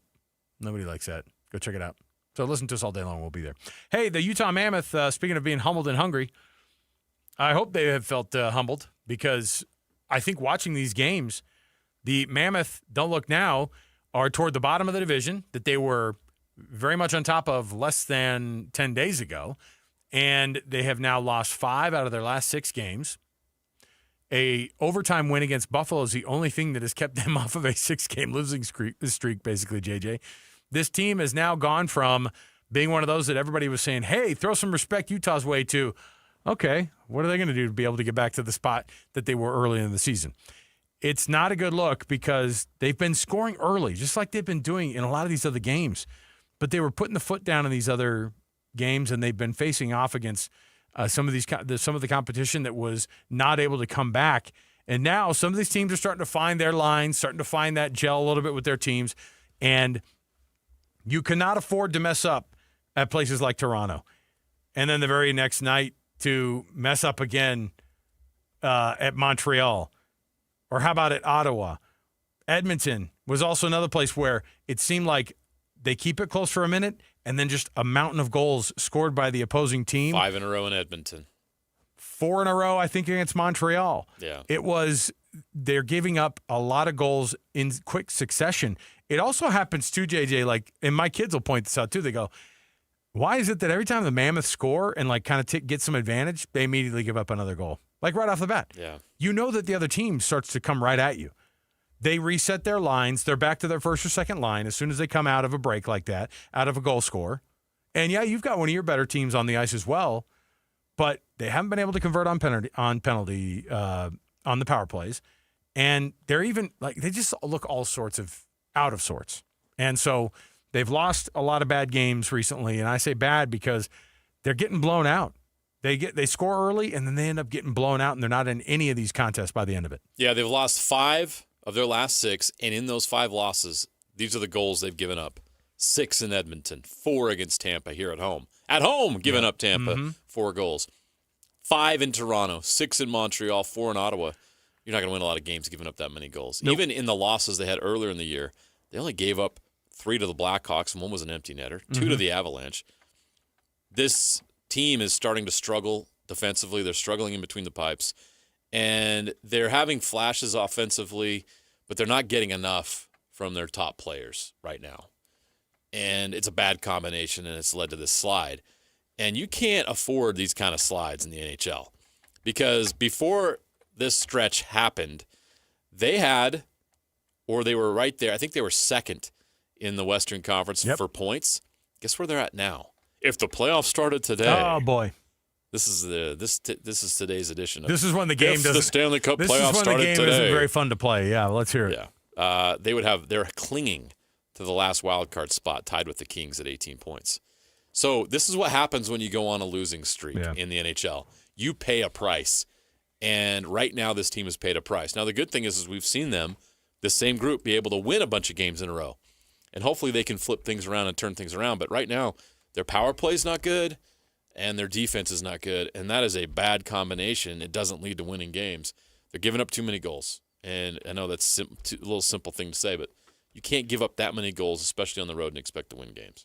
So they aren't looking particularly sharp. They've had a bad go. The swing through Canada was not fruitful, and it's just one of those things, too, where you go, okay, so then what do you do to reset? And in the NHL, just getting home sometimes isn't enough. You got to do a little bit more than that. And I think that losing to Ottawa last night was another. Well, one, the team looked extra tired, and this has been a long trip. I get it. You go through the entirety of Canada, and you got to play some of the best teams in the entire league, and they have some of the best players across the entire league. The Utah Mammoth are still new to this, being, winning a lot of games right off the bat and going at it, and everybody's trying to put them in a spot to where they're supposed to be a little bit ahead of where. I keep referencing this, but Bill came on our show, Bill Armstrong, right before the season started, and says we're not a top 10 team yet. He was right. Yeah, right now they're not. And we're seeing that where there's this nice stretch of play. How do you follow it up? Well, you lose 5 of 6. That's the next step for this team. If they want to be a top 10 team in the league, like they looked like at the start of the year, there has to be more consistency, and consistency is a big issue for this team right now. So now what does it look like the rest of the way? Well, they come back home. They take on the Sabres on Wednesday. That's a winnable game. They host the Islanders on Friday. They go to Anaheim to take on the Ducks, and then they go to the Sharks. Those are also winnable games. All 4 have to be wins. Then they host a big one on November 20th. That's when the Golden Knights come to town for the first time this year. There's a double dip where they're going to go Golden Knights, then they host the Rangers 2 nights later, and then they host the Golden Knights again at Delta Center 2 nights after that. So you've got a stretch here where you've got a chance to steal a few wins in there. In fact, there are going to be some games in there that you're going to look at. If they're on the calendar later and you go, Remember when they lost to the Ducks and the Sharks and the Golden Knights 3 in a row? That is an awful time of the year. Right before they went on a 6-game road trip? Right. Because that's coming. That's exactly what happens in December. They're going to have to hit the road for a long time. So it's going to be interesting to see how they respond to that one. Love to see how the team does when they come back home to the friendly confines of Delta Center. We'll take a break. We'll come back. Before we do, I want to let you know when we return, we've got ourselves a couple things going on. All right. We've got our Weekend Warriors. We do have later in the program, you're going to have your Rocky Mountain Chevy Dealers play of the weekend, of course. If you heard it on DJ and PK, we'll be able to get you a W. We've got a Sucks to Be You. We've got people who it's awesome to be, the Weekend Warriors, coming up next. So stay here, 97.5, the KSL Sports Zone. It's game week for the Cougars, and the KSL Sports Zone is getting you ready for kickoff. Even after their first loss of the season, the Cougars' dream of a spot in the Big 12 title game is still alive and well as they welcome TCU to Provo on Saturday. Listen all week long for the best coverage of Cougar football. Then catch College Football Saturday game day at 10 a.m. with a postgame show immediately following the game on KSLSports.com. Your home for the best coverage of BYU football is live on air, online, and on the KSL Sports app. This is 97.5, the KSL Sports Zone.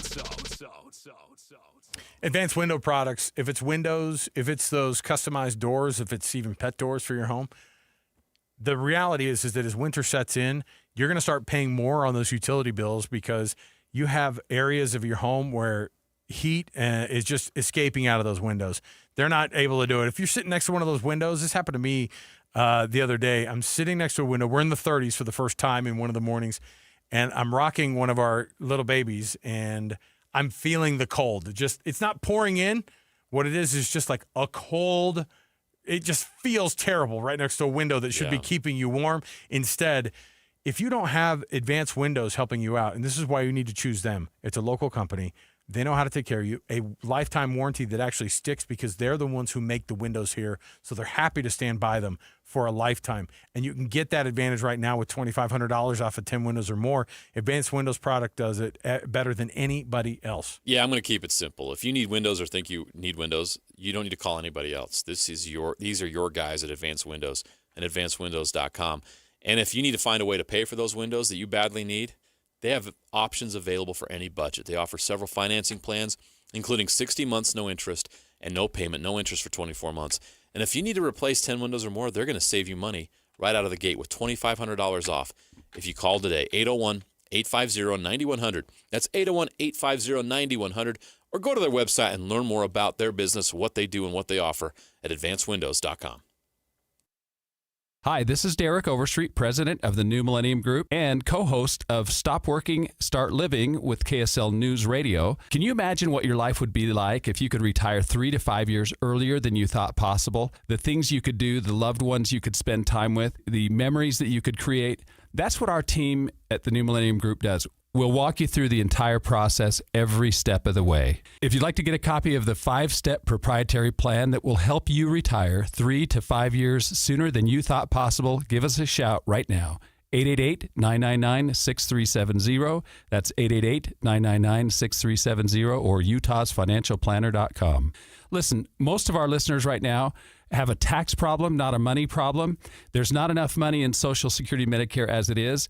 Let us show you how you can significantly reduce your taxes. That's 888-999-6370, 888-999-6370, or utahsfinancialplanner.com. Only one type of burger.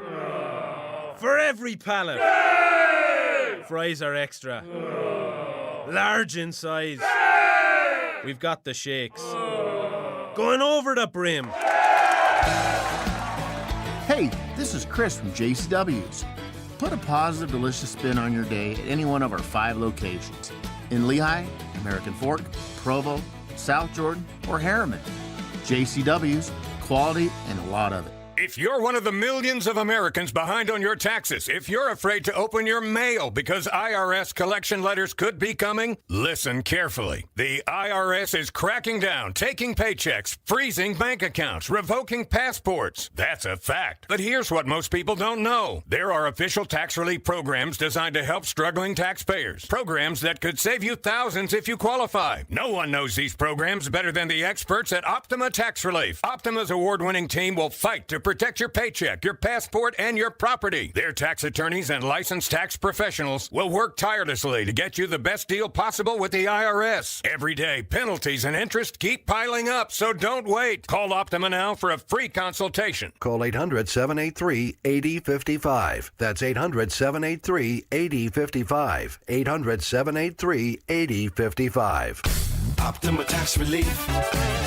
Some restrictions apply. For complete details, please visit OptimaTaxRelief.com. Helping your money do more means making sure you get the most out of every dollar. That's why, for a limited time, when you open a new America First Visa credit card and spend $3,000 within 90 days, we'll give you $300. That's like getting a 10% discount on everything you pay for with your card. Before you spend another cent, head to AmericaFirst.com and apply for your low-rate Visa credit card today. Membership eligibility, terms, creditworthiness, change, and conditions apply. Subject to additional criteria. Federally insured by NCUA. Equal Opportunity Lender. Ready for unbeatable deals? At Tim Daly Nissan Southtown, drive home a new Sentra starting at just $19,900. Need more space? Get up to $9,000 off new Pathfinders. Or grab a rugged Frontier for as low as $399 a month. With 99% approval, 0 down, and 90 days until your first payment. There's never been a better time to buy. Plus, every vehicle comes with the Tim Daly Forever Warranty. Only at Tim Daly Nissan Southtown. 3, 2, 1. This is your Utes at 50 update. 158! Presented by Kenny J's Barbecue on 97.5, the KSL Sports Zone. Kyle Whittingham talks about working on the passing game while continuing to be dominant in the run. Just got to keep dialing them up, first of all. We got to call enough of a percentage of them that hopefully we can connect on some. But that is something that we're aware of, and it's been a focal point to try to get a few more shots in there. But, you got to do what you do best. Right now we're running the ball really well, and so that's our bread and butter at this point. That is your Utes of 50 update. Make this Thanksgiving unforgettable with Kenny J's Barbecue. Skip the stress and bring home slow smoked perfection. Pre-order your Thanksgiving meal today. Text 801-230-5396. That's 801-230-5396. Weekend Warriors is next on JJ and Alex 97.5, the KSL Sports Zone.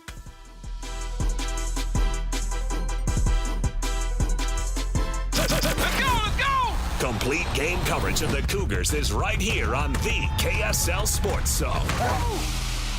The Cougars return home for a battle against TCU. Your home for the best coverage of Cougar football is right here on 97.5, the KSL Sports Zone.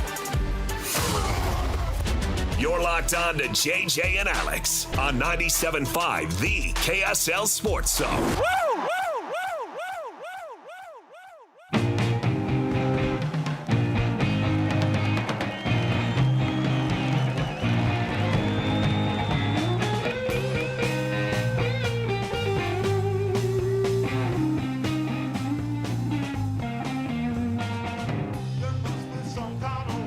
All right, everybody, welcome back. JJ and Alex, 97.5, the KSL Sports Zone. This is the classic rock song you're going with today? It's not a bad choice. Of all days. I'm hoping we give our proper due to the history. Look at him not trusting you. Why would I? It's 3:53 in the afternoon. This is a guy who wants to do whatever he wants. We got 3 more hours of radio. Willy-nilly will just be like, I've never heard of that song. I'm not playing it. Poo-poo your song, Curie. Get out of here. Hey, by the way, speaking of poo-poo. They so poo-poo. Penn State and Michigan State are facing off this next weekend. You know what's at stake here? No thanks. The Land Grant Trophy. There's a Penn State Michigan State trophy? It's the Land Grant Colleges Trophy. Come on. First played for against one another in 1955. These are the first because these schools are both considered the, quote, first of the land grant colleges. Talk about a lame choice of a trophy name. Hey, we won the land grant trophy. By the way, they haven't actually played that many times. The all-time series is 19-18. Penn State used to be independent. Right. You forget when they actually got together and played one another. They were the little one in the Big Ten. Remember they had to put the one in there? They had to always put Penn State was the 11th team. They were the Notre Dame of the Big Ten as Notre Dame is to the ACC. Yeah. Where they're like, hey, we're kind of like you guys. We want to totally play you guys, though. Like, don't ask us to play all the time. Do you know what's crazy? That Have you looked at the Big Ten standings? Well, this is what I was going to say. This is what's great about it. It's a crap trophy with two craptastic teams playing one another.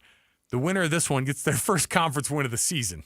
They're both 0-6. They're 0-6 in conference play. The mighty Penn State Nittany Lions and the Michigan State Spartans, who, by the way, not that long ago, in 2015, 10 years ago, they were in the college football playoff. When it was 4 teams. When Kirk Cousins was leading that team to a Big Ten championship. Right? Yeah. So these two teams are 0-6. Penn State was playing to go to the national championship game last year, and they have not won a game in conference play. Well, they got darn close against Indiana. Boy, I hate Kurt Cignetti's little smug attitude, but when they asked him before the game, Indiana's never won here at State College. What are your thoughts? This team's never played here. And then just walks off. I hate that guy, but man, he says some of this stuff. How can you hate a guy who's at Indiana winning games? He makes it possible. He's a disagreeable dude. He looks like a weirdo. If that guy can win in Indiana, he looks like he doesn't enjoy life that much. I don't know what to tell you. Penn State and Michigan State are 0-6. Like, he's doing something right, man. Well, the world has turned upside down with the NIL stuff. So there you go. That's I'm just telling you that was on the line this weekend. Big Time Weekend Warriors brought to you by the good folks at Gillette Heating and Air. Right now, get seasonal maintenance done on your furnace. Great time to do it. $59 for them to check that thing out, make sure it's running tip-top for this the cooling down of our Utah winters. GilletteHVAC.com to make an appointment. GilletteHVAC.com. Hey, snuck in a couple folks on this Weekend Warriors that look pretty darn good. This old guy is on pace to maybe be this year's MVP, and it ain't no Aaron Rodgers. Matthew away from center. Play fakes. Rolls to his right. Stafford into daylight. Hits the sideline. Flicks to the back. It's caught for a touchdown. Davis Allen open late. And that's career touchdown pass number 400 for Matthew Stafford. How many does he need to beat Tom? A lot. Another like 260 or whatever it is? He did something on Sunday that has never been done. What? It's just what? 3 straight games. Okay. 400-plus yards passing, no interceptions. Holy cow. That's never happened in league history. Not bad to have the people he's throwing to. Hey, but you know what? There are two 7-2 teams in the NFC West right now. Los Rams and my Seattle Seahawks. Opening drive by the Seahawks, play fake, and Darnold's going to roll left. Has time. Going to let it fly. Got a man deep. Reaching up. Touchdown! Seahawks! And guess who? Jackson Smith and Jigba with the touchdown reception. Tightly covered, but dropping that baby in the bucket. Sam Darnold from 43 out. The Hawks up 6-0. It's quickly 21-0 thanks to a scoop and score, and then later they get another scoop and score on defense. Same 2 guys. Same exact play, just on the reverse side of the field. It looked the exact same. One was in the first quarter, one was in the second quarter. It was like deja vu, but reverse. How about this one for a local guy getting a nice couple touches? His team didn't win, but he had a nice day. Algier in the backfield. Handoff to Algier left. Algier goes down, and he's over the goal line for the touchdown. Tyler Algier with his second rushing touchdown of the game, and that will give the Falcons the lead. He's not bad. No, he's not. He's a big dude to try to bring down. He is. The Falcons special. are bad, though. They can't figure themselves out. They There's a lot of talent. They are so on that talented. Team. Drake London is elite. Bijan Robinson is elite. I think Michael Penix Jr. is like turned quite a corner. I think he plays well. They're just so inconsistent. They beat the Bills. Like, they really beat them good. Of course, the Dolphins beat the Bills this weekend, too, speaking of inconsistency. But the Falcons feel like they're underachieving. And I actually think their coach is great. I like Raheem Morris. I can't figure out why the Falcons suck. They can't either. They cannot either. How about this guy having himself a game, having himself a catch, having himself maybe the most looked at and re-looked at replay of the entire college football season? It happened this weekend in State College, Pennsylvania, and it happened to be the Indiana Hoosiers and Omar Cooper. EJ and Omar both far side, Becker near side, Mendoza in the backfield, back to throw, pressure comes again, throws it to the end zone, and the catch is made. Is it a touchdown? Touchdown!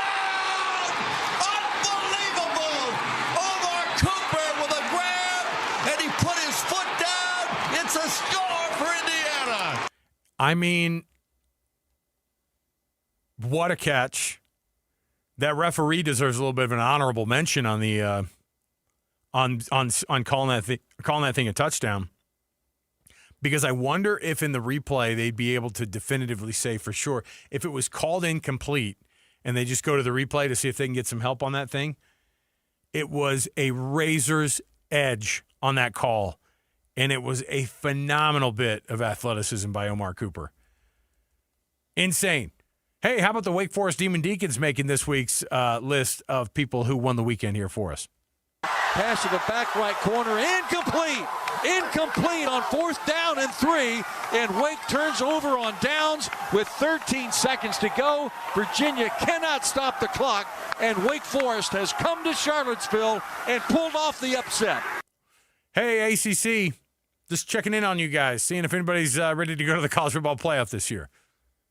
I guess technically you got to get somebody in, but it's not going to be pretty.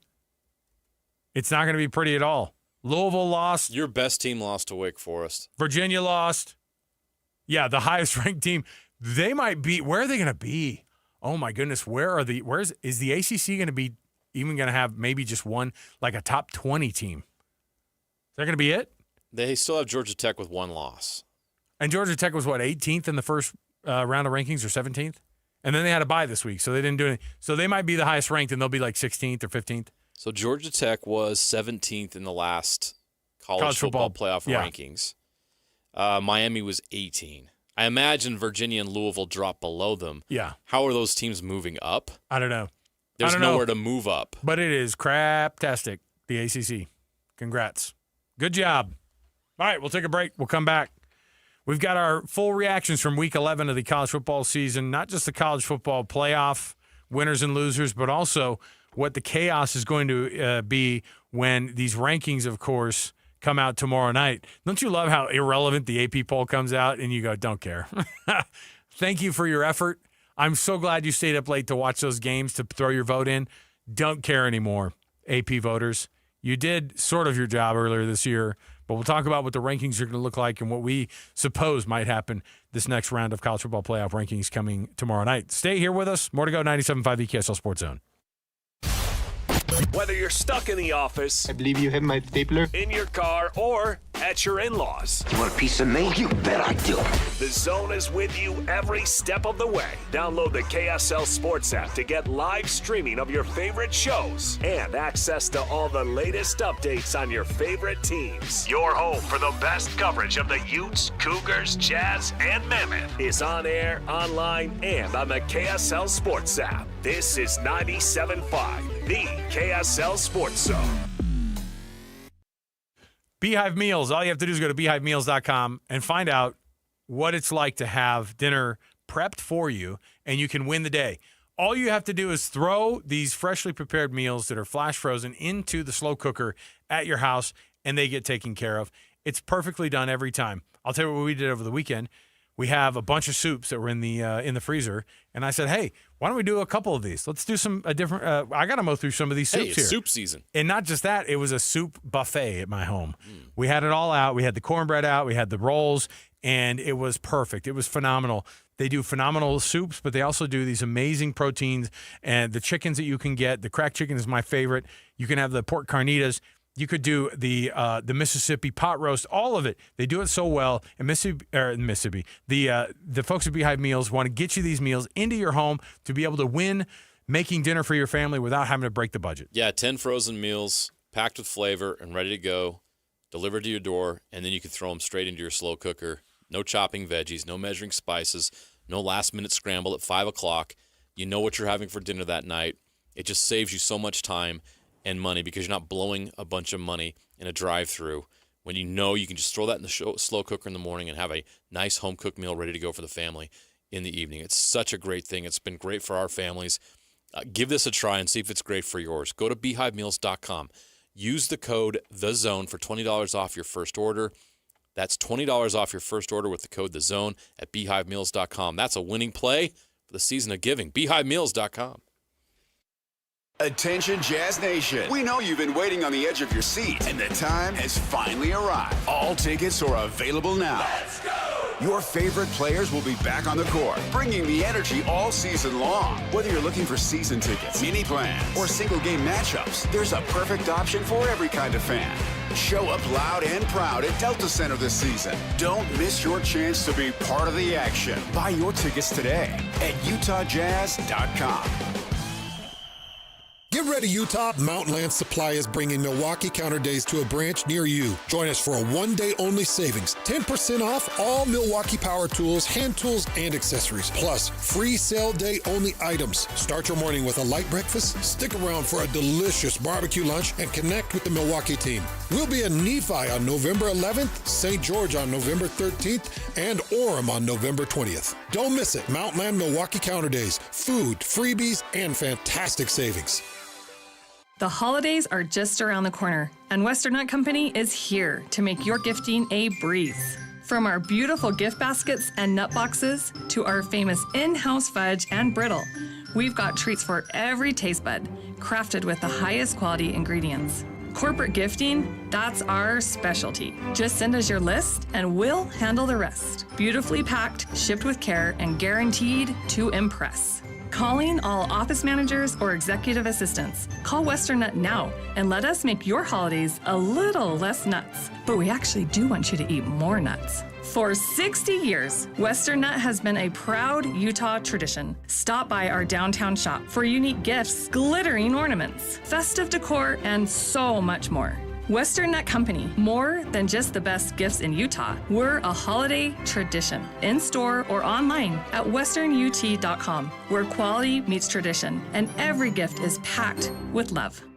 The holidays are coming. Is your home ready? Whether you're hosting a holiday party or reading a book, a brighter home makes your home more comfortable. Mountain Home Services can save you energy and brighten your space. Mountain Home Services can improve your home with LED lighting upgrades, smart switches, and modern lighting controls, perfect for cozy holiday nights and year-round savings. And KSL listeners can save with exclusive offers to brighten your holidays. Serving Utah since 1954, Mountain Home Services was the first to offer upfront pricing with no hidden fees and 100% satisfaction guarantee. Protect your home with an electrical inspection, surge protection, and keep your family warm this winter with a generator. And KSL listeners enjoy a discounted price on a fireplace tune-up for just $99. Visit mountainhomeutah.com or call 801-543-2222. That's mountainhomeutah.com or 801-543-2222. Mountain Home Services, keeping Utah homes safe and warm since 1954.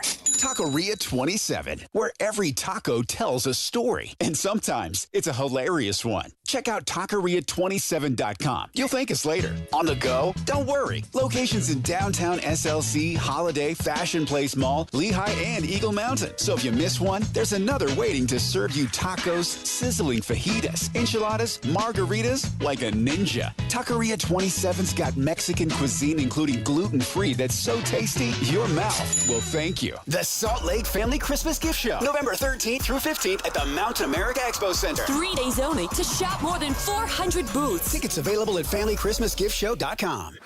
Broadcasting from the Mountain Home Services Studio, this is 97.5 KZNS FM Colville, 1280 KZNS AM Salt Lake City, and 102.7 KSL FM HD2 Salt Lake City Midvale. This is 97.5, the KSL Sports Zone.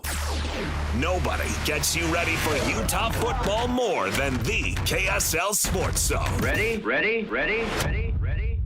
Kyle Whittingham and the Utes hit the road to Waco for a showdown against Baylor. Your home for the best coverage of Utah football is right here on 97.5, the KSL Sports Zone.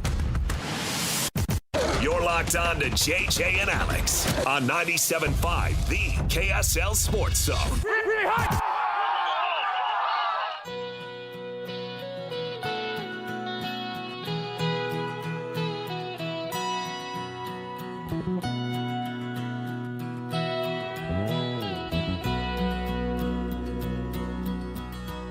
The legend lives on from the Chippewa down up the big lake they call Gitchagumi. The lake, it is said, never gives up her dead when the skies of November turn gloomy. With the load of iron ore 26,000 tons more than the Edmund Fitzgerald weighed empty. That big ship and true was upon the bitude when the gales of November gave her lane. Ah, yes, November 10th. The ship was the pride of the American side, Wisconsin. Hey, listen. So, I don't know if you know the story, because our Gen X or Gen, what are you? Gen Z producer, I think Z. He's all, I don't know what letter we are. Our Gen Z producer, Alex Napolis, is like, the Edmund who? What? That's one of my favorite back and forths on Seinfeld, by the way, when Elaine goes, what's the name of that ship that went down? Yeah, the Edmund Fitzgerald. Oh, I love Edmund Fitzgerald's voice. No, the singer was Gordon Lightfoot. She's like, I don't think that's right. He goes, yeah. Okay.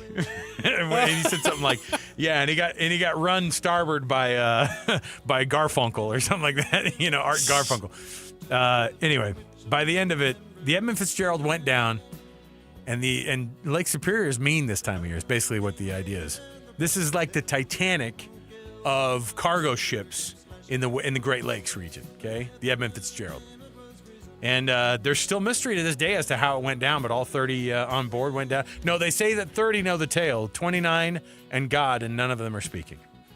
So this whole song, Alex Napolis, is a tribute to the Edmund Fitzgerald. Kind of tells the whole story, right, of the 29 who went down that day. He's so interested in what you're saying right now. 50 years ago today, Look Napolis. how interested Napolis is in what you're saying right now.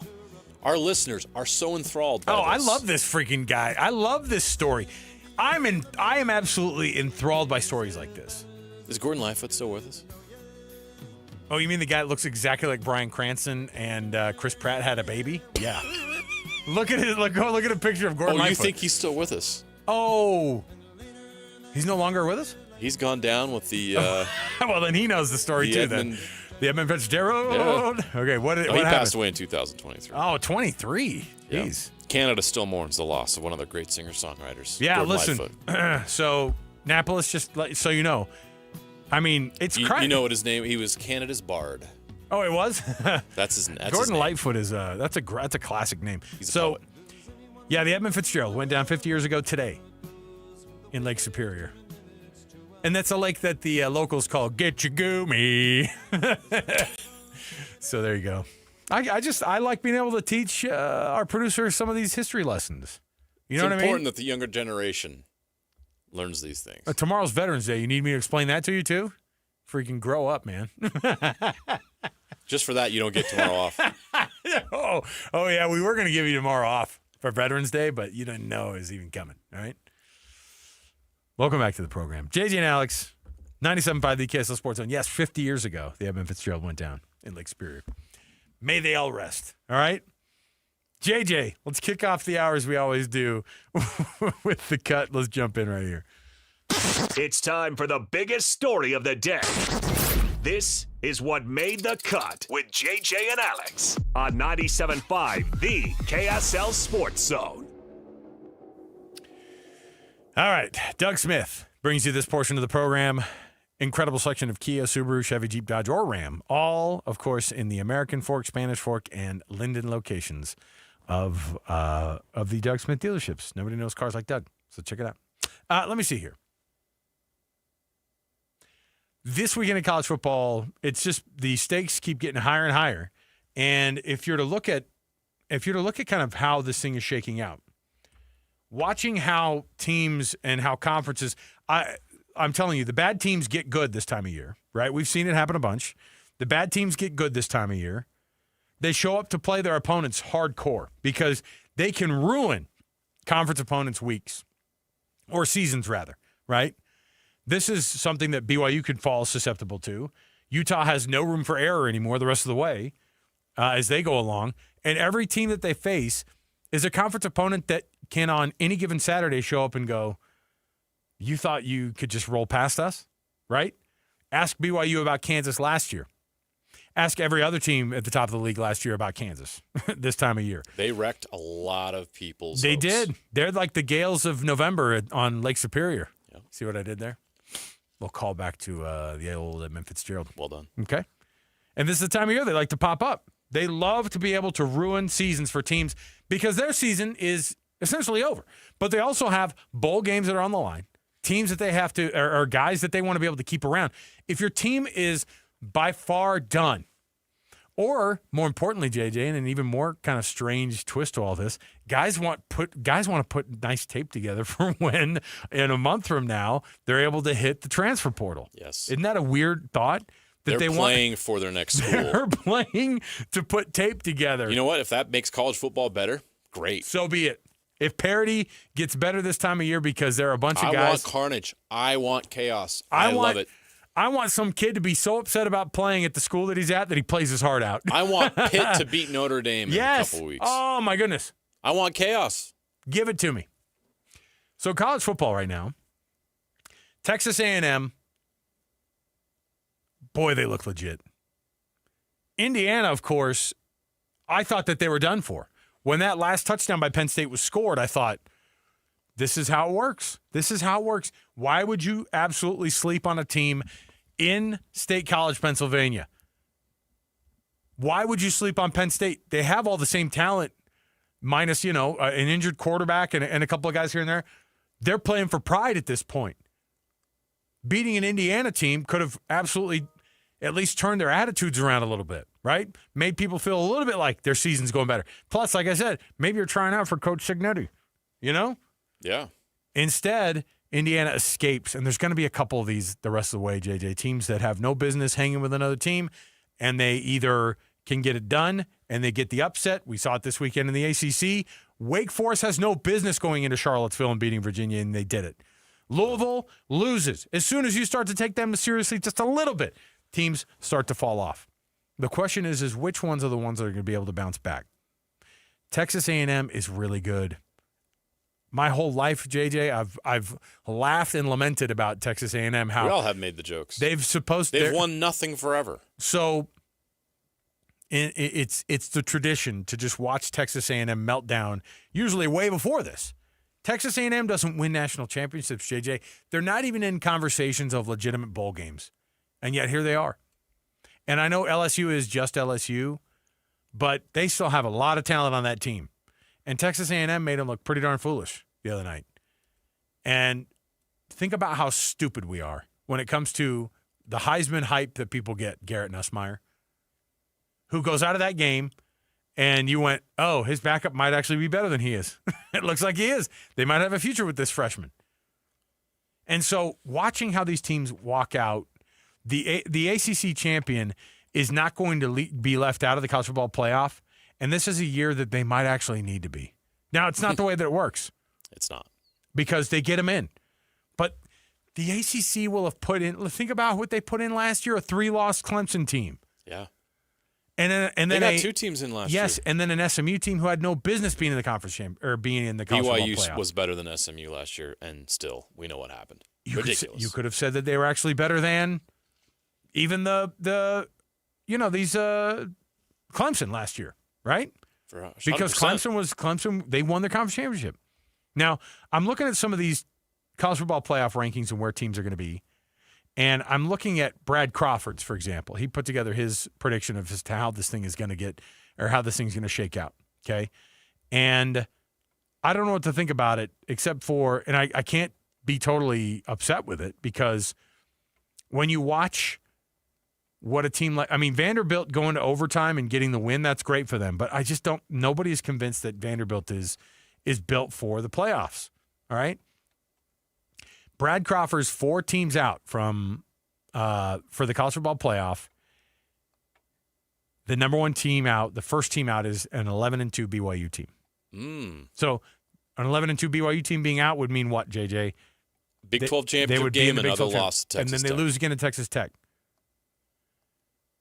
Should that be enough to kick BYU out of that conversation of being – because then you're talking about 2 losses that were definitively better than the 2 losses that this team took last year. Better than the 2 losses that Notre Dame will take. Better than the 3 losses that Texas may have taken and still got in. Texas is in according to this supposition. Oh, and they want it. They want it. And so they have bad. them at 3 losses. Yeah. Getting it ahead of a 2-loss BYU team. Well, it just means more. How about a 2-loss Utah team? Also getting the stiff, the big ol' you're not invited anymore. Okay? Like, the reality is a 10-2 Utah team, and they're in the what he calls the not dead yet category. But they would be if you're the type of person that puts a 2 or 3. The thing is that Oregon could have easily lost that game this weekend and still been in the conversation, according to a lot of people. Yeah. Because we have a hard time not allowing brands that we prefer to be on that bracket to be there. Right? It's hard to get rid of those teams. So after this week of chaos, you're going to see another week of chaos. But we have 3 weeks left of the college football season. And then conference championship games. BYU, by the way, opened up 7.5-point favorites against TCU, if you're wondering. That seems like a little bit much. No, it makes sense based on what TCU's doing currently. They're not playing good football. TCU is not playing well. And that loss over the weekend, giving up 17 straight in the fourth quarter, not good against Iowa State. Who, man, I don't know what you would have thought about their season if they would have lost the 5th in a row. Right. Right? So, to me, the season keeps getting more interesting and more interesting, and yet it's this weird slow-motion car crash, JJ, to watch teams be eliminated from the college football playoff without actually getting a shot at being talked about as being a possible team in the college football playoff. And I'm talking about a 2nd and 3rd team out of the Big 12.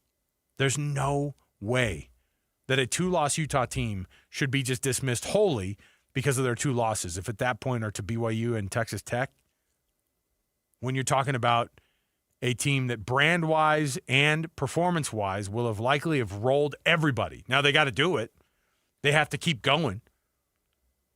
But I don't get the idea that teams Notre Dame can't lose another game because you can't make an argument for them.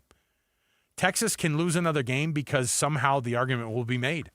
Oklahoma is going to be in that same conversation, and so is Vanderbilt because of the conference that they're in. USC, JJ, is still getting pub. I know. It's hard. They're lurking on the outside. They really are. Because they play Oregon. And if they beat Oregon, everybody around the country is going to make the case, well, I guess the big team, the 3rd team has stepped up from in the Big Ten. And that's hard. And it's going to be USC. And then they vault USC up because they beat Oregon. Yeah.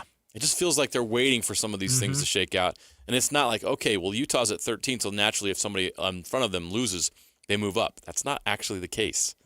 So you look at Oklahoma's schedule. They're at Alabama this weekend. They home against Missouri, LSU. They should probably take that 3rd L, right? Does that eliminate them from the college football playoff? It should.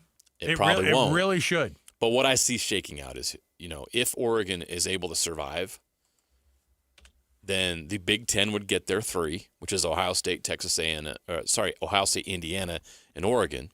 And I think the Big Ten would be ticked off they didn't get a 4th. But there's no case for a 4th if Oregon wins out because USC would take another L. The SEC could possibly most likely have 5 in the playoff. 5 SEC teams are on track to make the playoff. Who are those teams? Texas A&M, Alabama, Georgia, and Ole Miss. 3 through 6 are all SEC teams. Who's the 5th? It's Texas. Everybody in that committee room, the media, all these people want Texas to be that team. You heard. They want Arch Manning in the playoff. They want Texas in the playoff. Why? And they're 1 spot away. They're 11th right now. Remember, an ACC team is going to be in and a group of 5.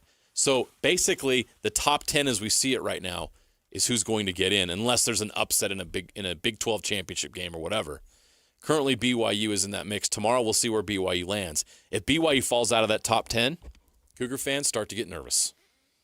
Start and to get nervous. And they should. History shows you that they would likely. Will they drop BYU below Texas tomorrow night? But if they lose to Texas, does it matter how they lose that game, by the way? Are we not having enough of a discussion about, like, and it's so stupid to have this weird. Alabama got not just barely beat.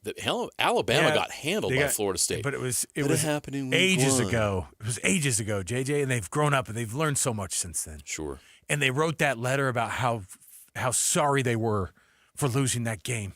It feels like they were you feel like you have to make a case in front of the judge, or like you're trying to get a scholarship at a school. Here are some of the awesome things that I did. And you have to make this stupid case for yourself. Yeah. When the reality is we know if you're good or not. But you might see some other people get put ahead of you because they know a guy in the admissions office. You know what I mean? That's what it feels like. It feels like that way because the reality is, what do they have to do something even? What does BYU have to do in a game, in a conference championship game in Arlington against Texas Tech? Win. That's it? Yes. Because Texas Tech would probably get in, right? Still. Would Texas Tech get in if they lost to BYU? With their resume and a second loss, I think if they're high up enough, they would have to take them.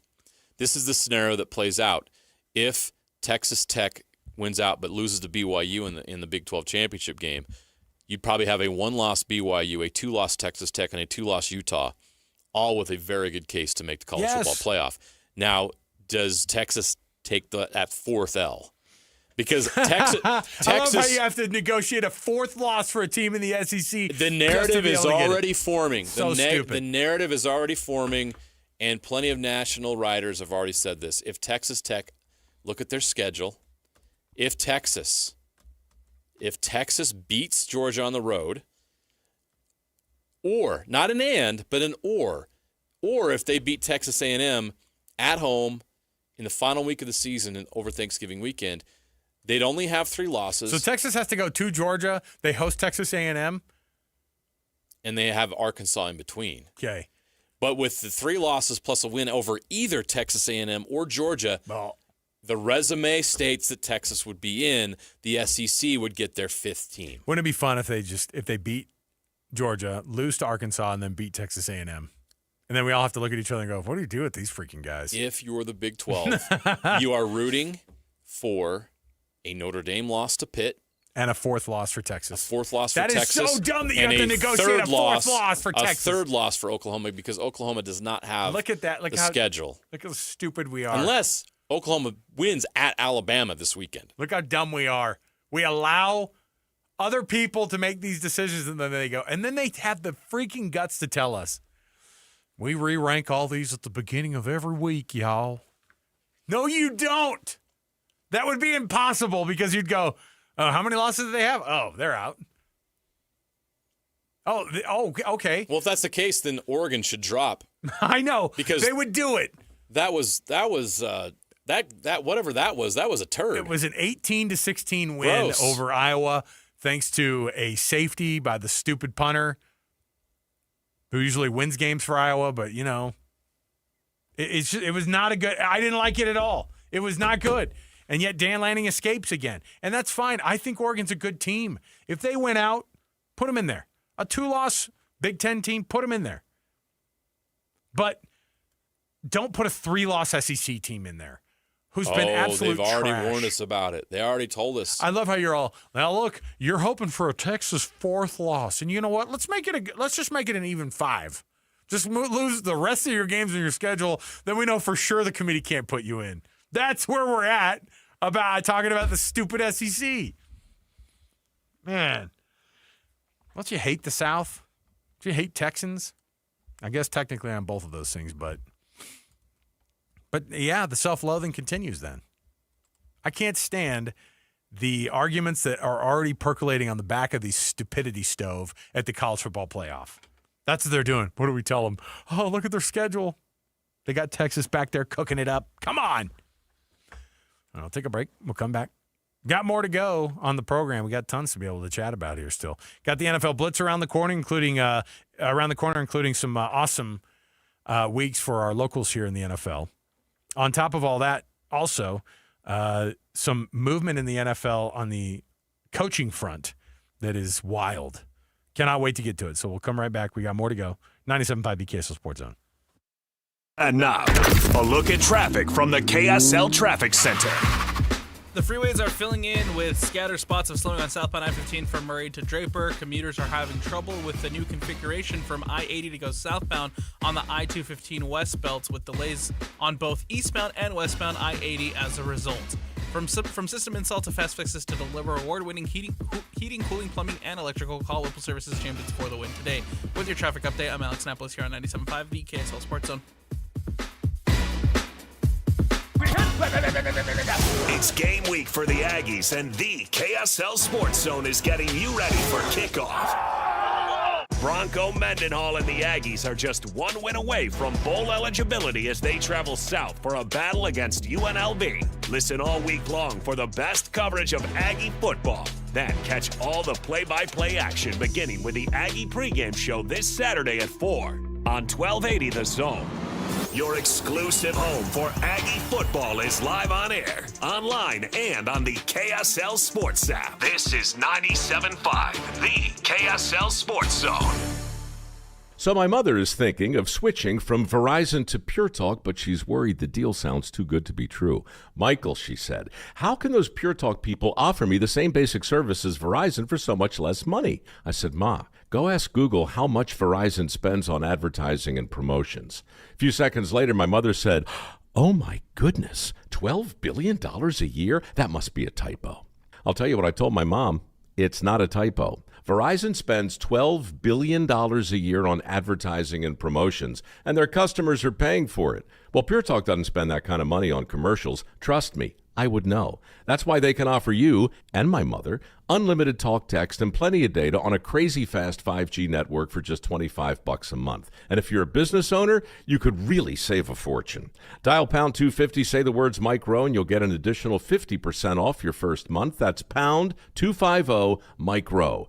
Pure Talk. Everything you need and nothing you don't. Hans Olsen, Scott Gerard. Hans, you feel it outside. It's football weather, but that also means it's colder outside, and that means your furnace, if you haven't fired it up already, you will be soon. So you want to keep that warm air in your house? Well, it's all about having the right windows, and Advanced Windows can make sure you have the best windows in the state of Utah. Remember, they've got the lifetime warranty. It's transferable to the next owner. It covers all labor, glass, and parts. And these are original windows built right here in the state of Utah. They eliminate the middleman, so they make it more affordable for you. And they've got great financing plans, including 60 months, no interest, no payment, or no interest for 24 months. They'll set it up so it's affordable for you. Go to advancedwindows.com. That's advancedwindows.com, and find out how they can save you money. In fact, $2,500 off when you swap out 10 windows or more. That's Advanced Windows. Call them now, 801-850-9100. It's Advanced Windows at advancedwindows.com, 801-850-9100. Bar Dub Grill is where roadside classics meet ranch-raised flavor. Sink your teeth into juicy, handcrafted burgers made with premium Bar W beef straight from the local Utah farm. From the bold cowboy barbecue burger to the sweet and savory Aloha burger, paired with crispy cowboy fries, hand-spun shakes, or signature spud nuts. Soft, airy, and unforgettable. Bar Dub Grill delivers honest eats with cowboy swagger. Bar Dub Grill in Nephi with easy access right off exit 222 in Nephi. You gave years, maybe decades to your job. You showed up, worked hard, and planned for retirement. But now the company's changed, or maybe you've taken a buyout or been forced into early retirement. So what happens next? I'm Jeff Jr., founder of Trajan Wealth. And if you've built up a 401k or thrift savings plan, now is the time to ask, is that money really working for you? Many workplace retirement plans offer limited options and even less guidance. At Trajan Wealth, we help people just like you roll over their accounts into IRAs with more flexibility and personalized investment strategies built around your goals. For households with $500,000 or more,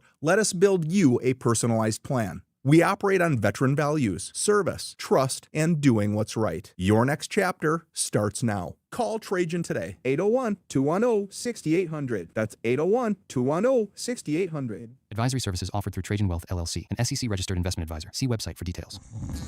Do you snore at night? You could be suffering from sleep apnea, a serious medical condition. Be one of the first 25 people to call Sound Sleep Medical and receive a free sleep consultation, normally a $200 value. Sound Sleep Medical uses a custom-fitted oral appliance instead of a cumbersome CPAP machine to treat sleep apnea. Most insurance companies and Medicare cover oral appliance therapy. To learn more, call 801-285-9731 or visit soundsleepmedical.com.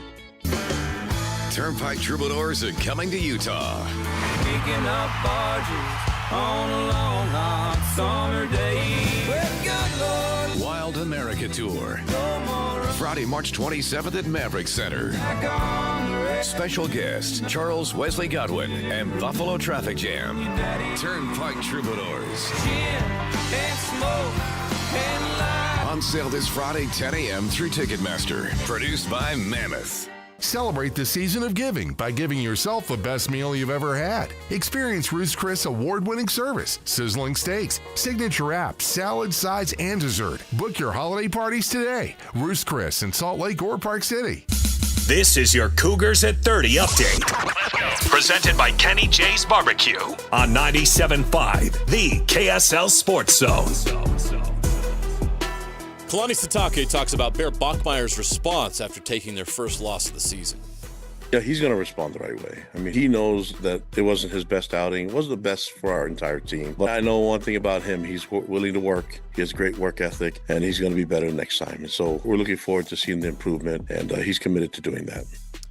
That is your Cougars at 30 update. Make this Thanksgiving unforgettable with Kenny J's Barbecue. Skip the stress and bring home slow smoked perfection. Pre-order your Thanksgiving meal today. Text 801-230-5396. That's 801-230-5396.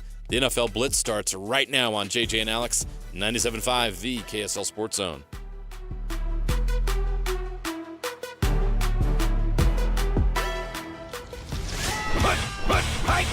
All the latest news and notes from the league and the locals in the NFL. JJ and Alex bring you the NFL Blitz on 97.5, the KSL Sports Zone.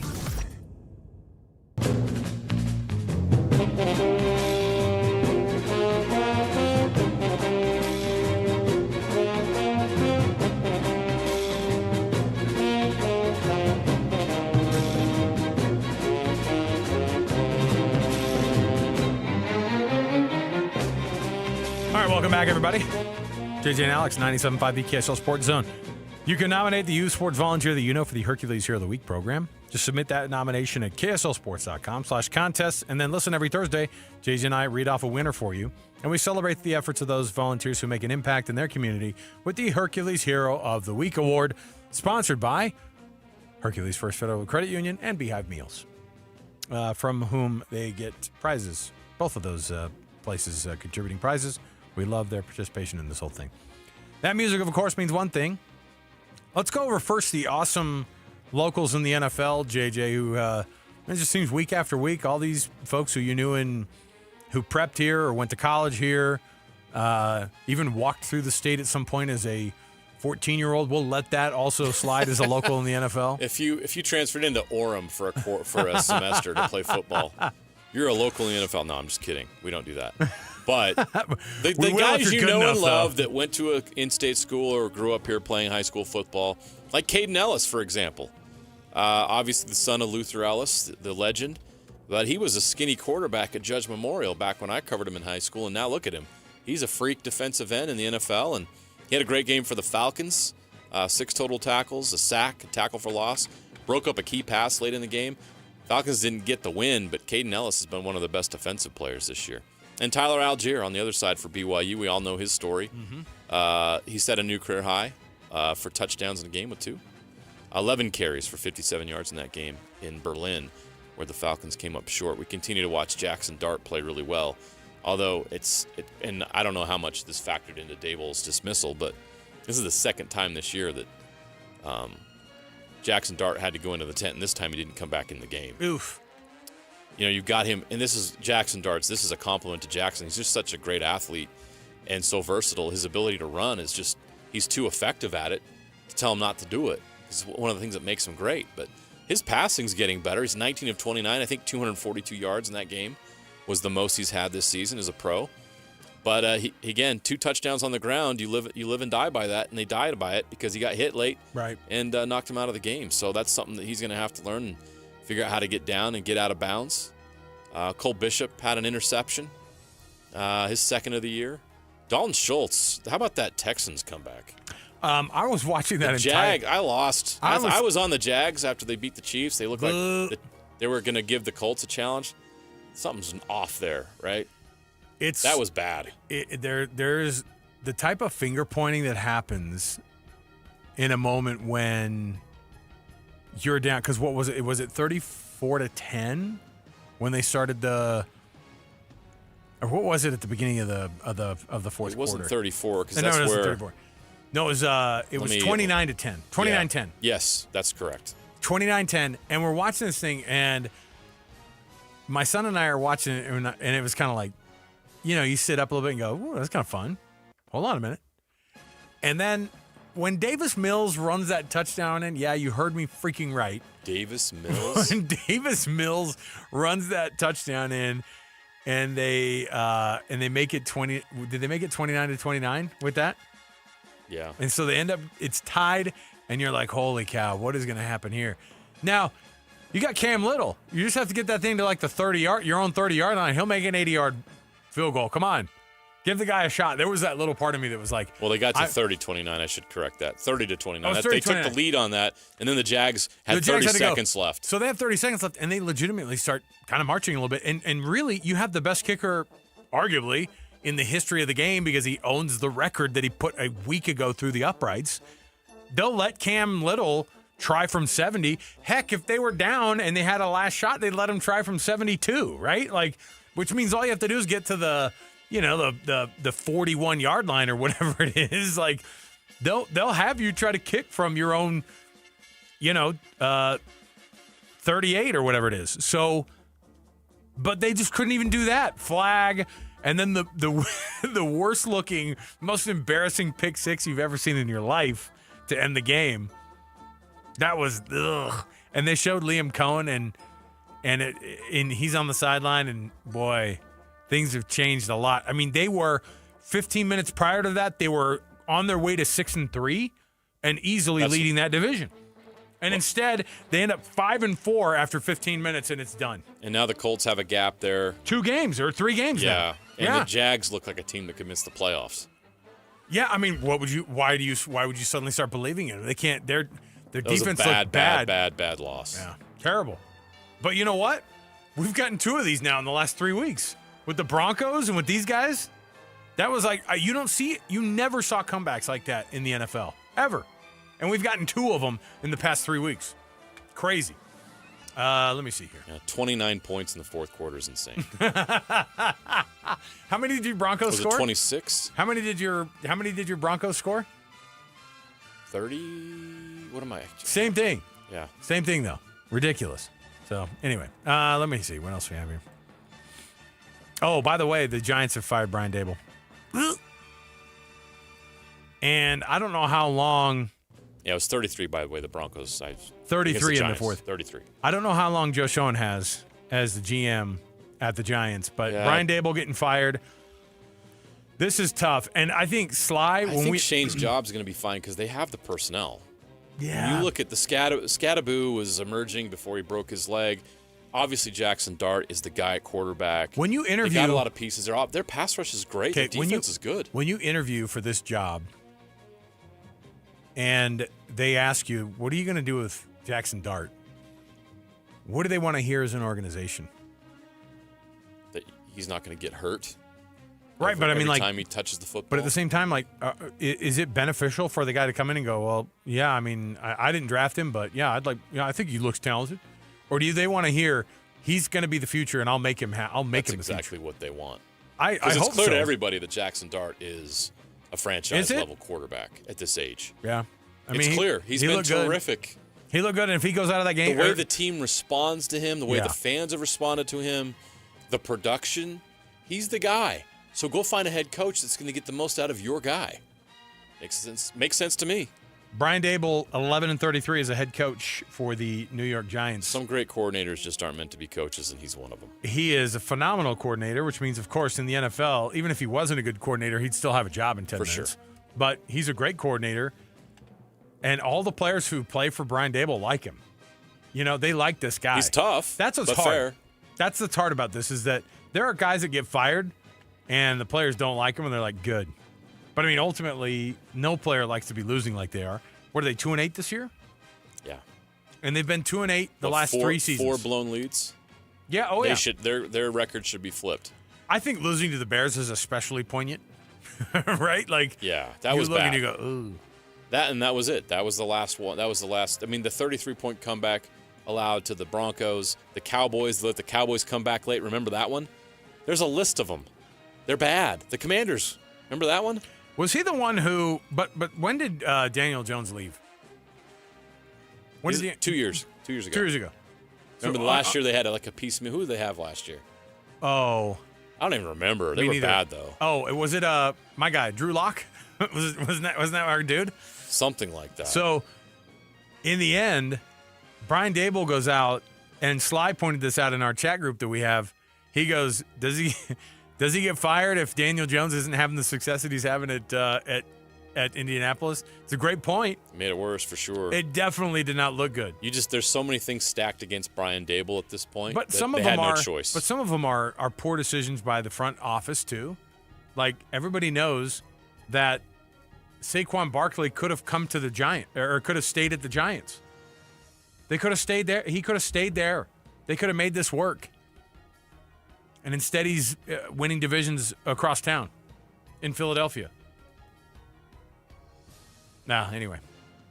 I didn't hate Brian Daboll, though. I thought he was kind of interesting. Interesting dude. Didn't get it done. Obviously, it was obvious he wasn't going to be the guy moving forward. Sorry, he's 20-40 as a head coach.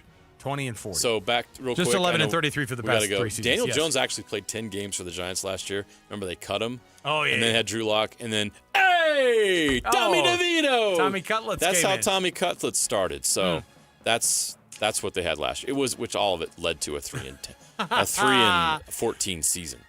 Oh, my goodness. Yeah, and they're on their way to that, too, depending on what it's going to look like. But you're going to add another top 5 pick to that roster already? Yeah, it's tough. They're good. Like the Giants have talent. I hope they can figure it out.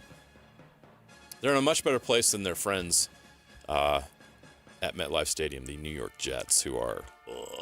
Gronk is going to sign a 1-day contract to retire a Patriot. So does that mean like whatever your last team was? So technically he's a Buccaneer according to the league. Is that what's going on? I have no idea. On their the guys vested. do this. I don't know. I think it's to have a little. I think it's to have a little ceremony. It's a nice gesture because it's where you were the star, where you're the man.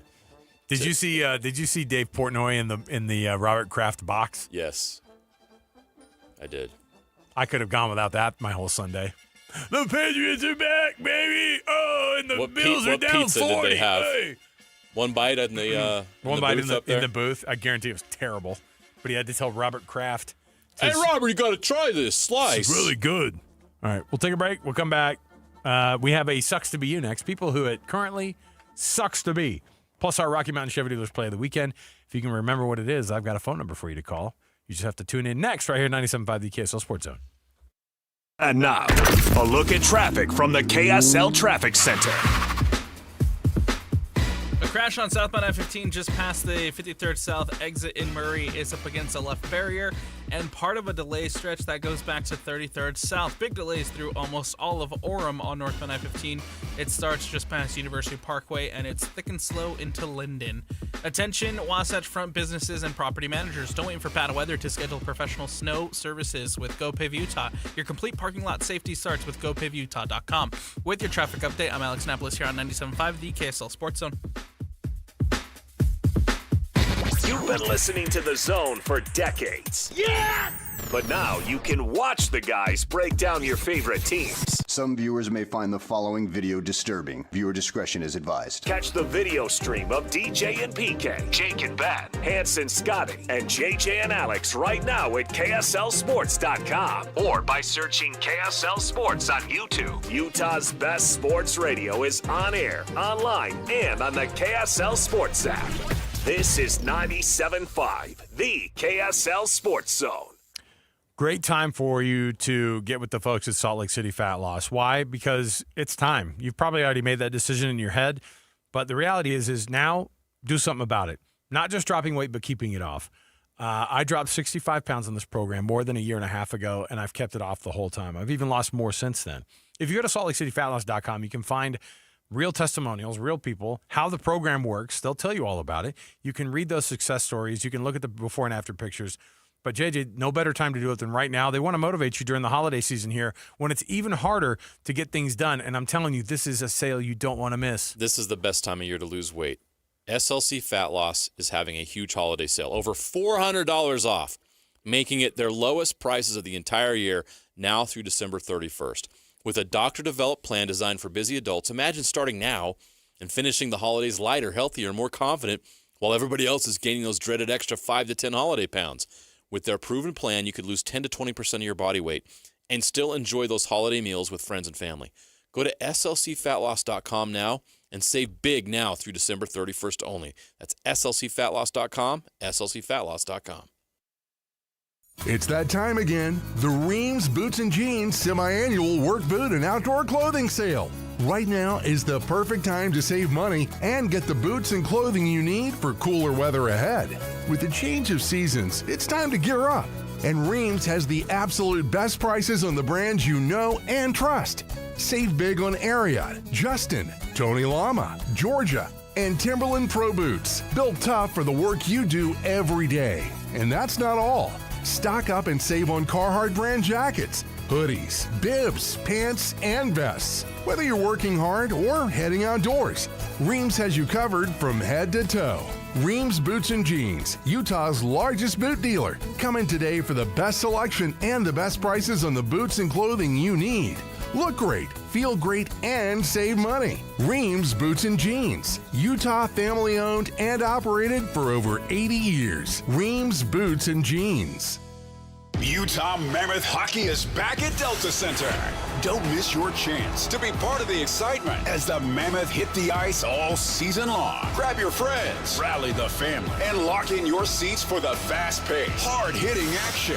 Great seats are available for most games, but they're selling fast. Head to UtahMammoth.com to get your tickets today. That's UtahMammoth.com. Your home for all things Mammoth hockey.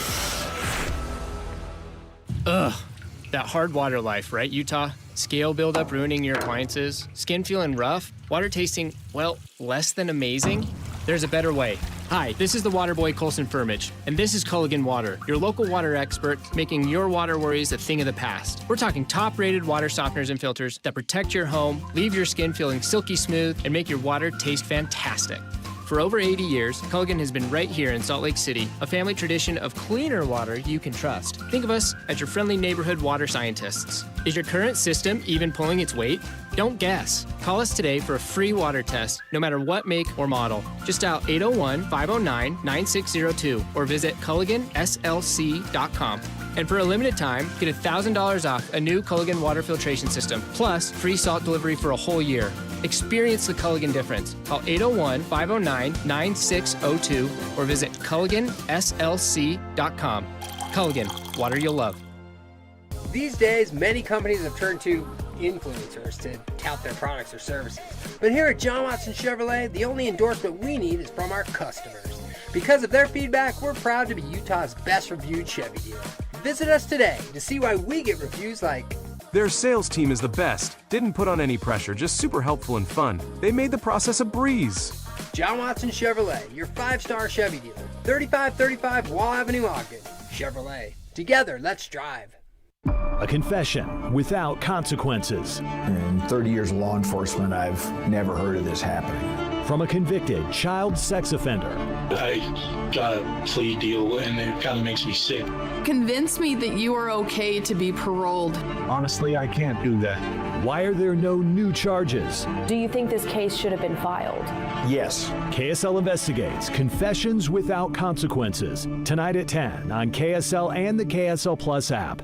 UCCU, proud sponsor of GNL. Get cash and save on loans this Black Friday season. Check out UCCU Black Friday money deals now at UCCU.com. UCCU, love where you bank. 3, 2, 1. This is your Utes at 50 update. 58! Presented by Kenny J's Barbecue on 97.5, the KSL Sports Zone. Kyle Whittingham says Sean Parker has separated himself as RB1. First of all, we're giving him more opportunity, which is a good thing. He's had more carries. He's shown a lot of explosiveness. You talk about explosive throws, you also need explosive runs. That's another way to get explosive plays, and so he's given us several of those. He's a really good back, and he is really starting to hit his stride. As I mentioned 2 Saturdays ago against Cincinnati, that he has really separated himself right now as running back 1. That's your Utes at 50 update. Make this Thanksgiving unforgettable with Kenny J's Barbecue. Skip the stress and bring home slow smoked perfection. Pre-order your Thanksgiving meal today. Text 801-230-5396. That's 801-230-5396. Sucks to be you next on JJ and Alex, 97.5, the KSL Sports Zone.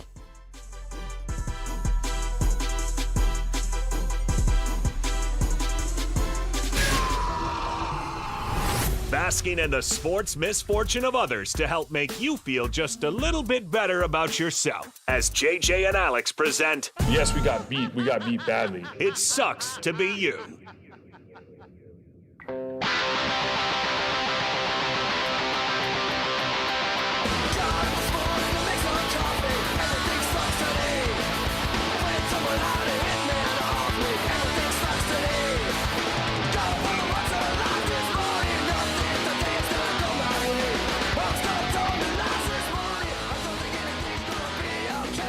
All right, you were probably tuned in for DJ and PK this morning when they were giving out their Rocky Mountain Chevy Dealers play of the weekend.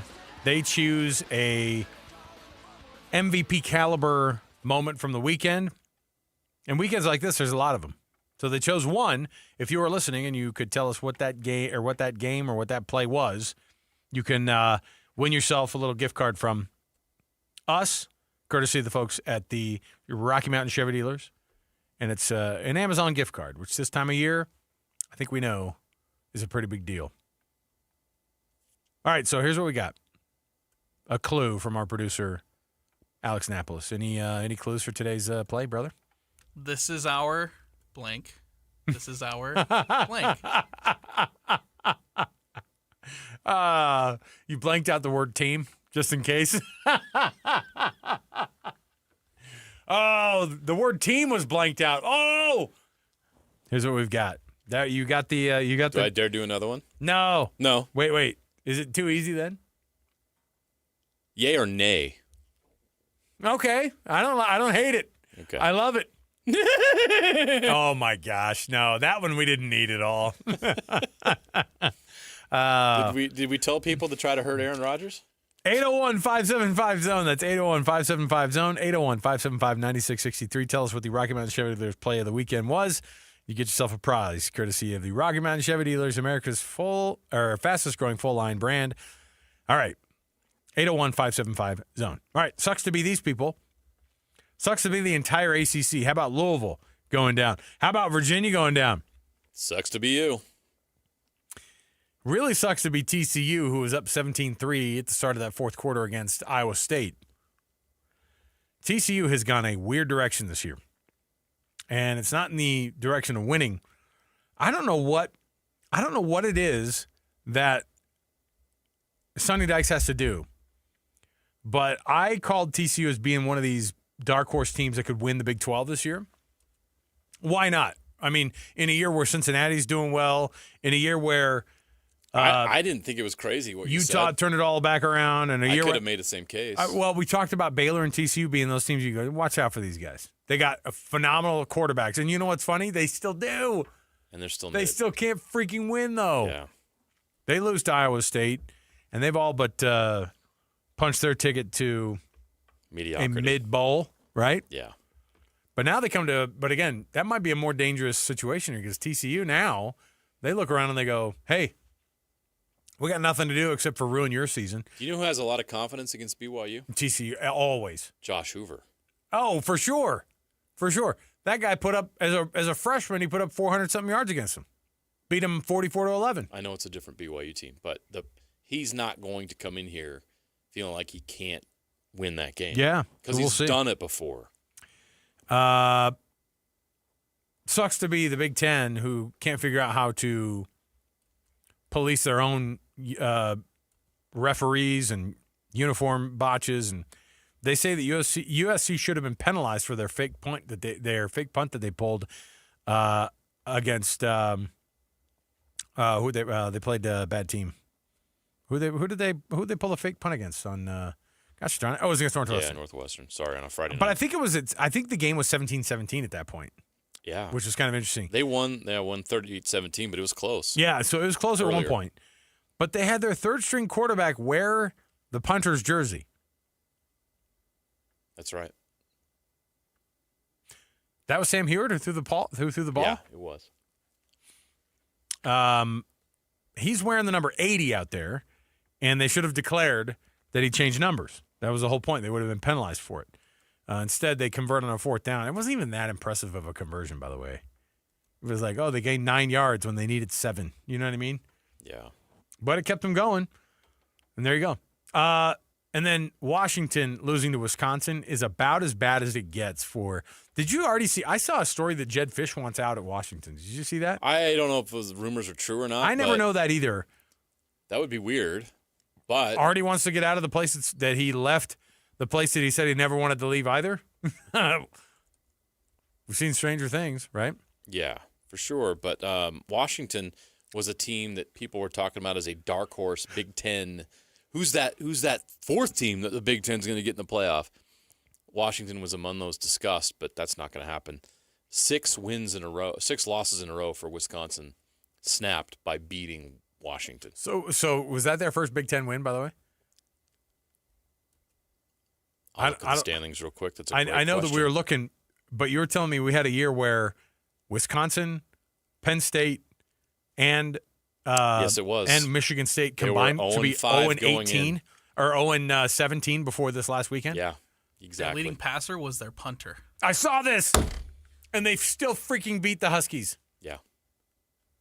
Sucks to be Washington right now. That was a bad loss. All right, we'll take a break. We'll come back. Did somebody get the thing? Wow. This is our Colts. This is our team. We love them for the shoe. Don't know the rest of it. No, we know. What did he say? This guy is of. Hold on. This is our Colts. This is our team. Okay, do the little thing. Bleed Boom. blue. Got it. This is our Okay, Colts. do the heart. Whether win or lose, We love you. we love them. For the shoe, beat the Titans. Hey, Cam Ward. Woo! This is our team. Go Colts. Making bronies cool again. There you go. All right. Oh, my gosh. It's so stupid. Hey, on Wednesday, JJ and I are going to be out at RGS Exteriors from 3 to 6 all day long. Check us out right there during our program at RGS. Tim Jr. and his guys are going to be hanging out with us out there at RGS Exteriors in West Jordan. We'll take a break. We'll come back. We've got sound from the University of Utah, some takeaways from Kyle Whittingham's Baylor press conference right around the corner, 97.5 the KSL Sports Zone. Get the latest Utah sports headlines delivered to your inbox with the KSL Sports Newsletter. From the Jazz, Utah Hockey Club, BYU, Utah, Real Salt Lake, and more. Be in the know of all things sports in the state of Utah. Visit KSLSports.com to sign up for the KSL Sports Newsletter. Want to get the latest info on Utah's newest sports franchise? Sign up for the Utah Mammoth newsletter. Get exclusive analysis, plus the latest news and notes on the Utah Mammoth. Sign up today at KSLSports.com for the Utah Mammoth newsletter.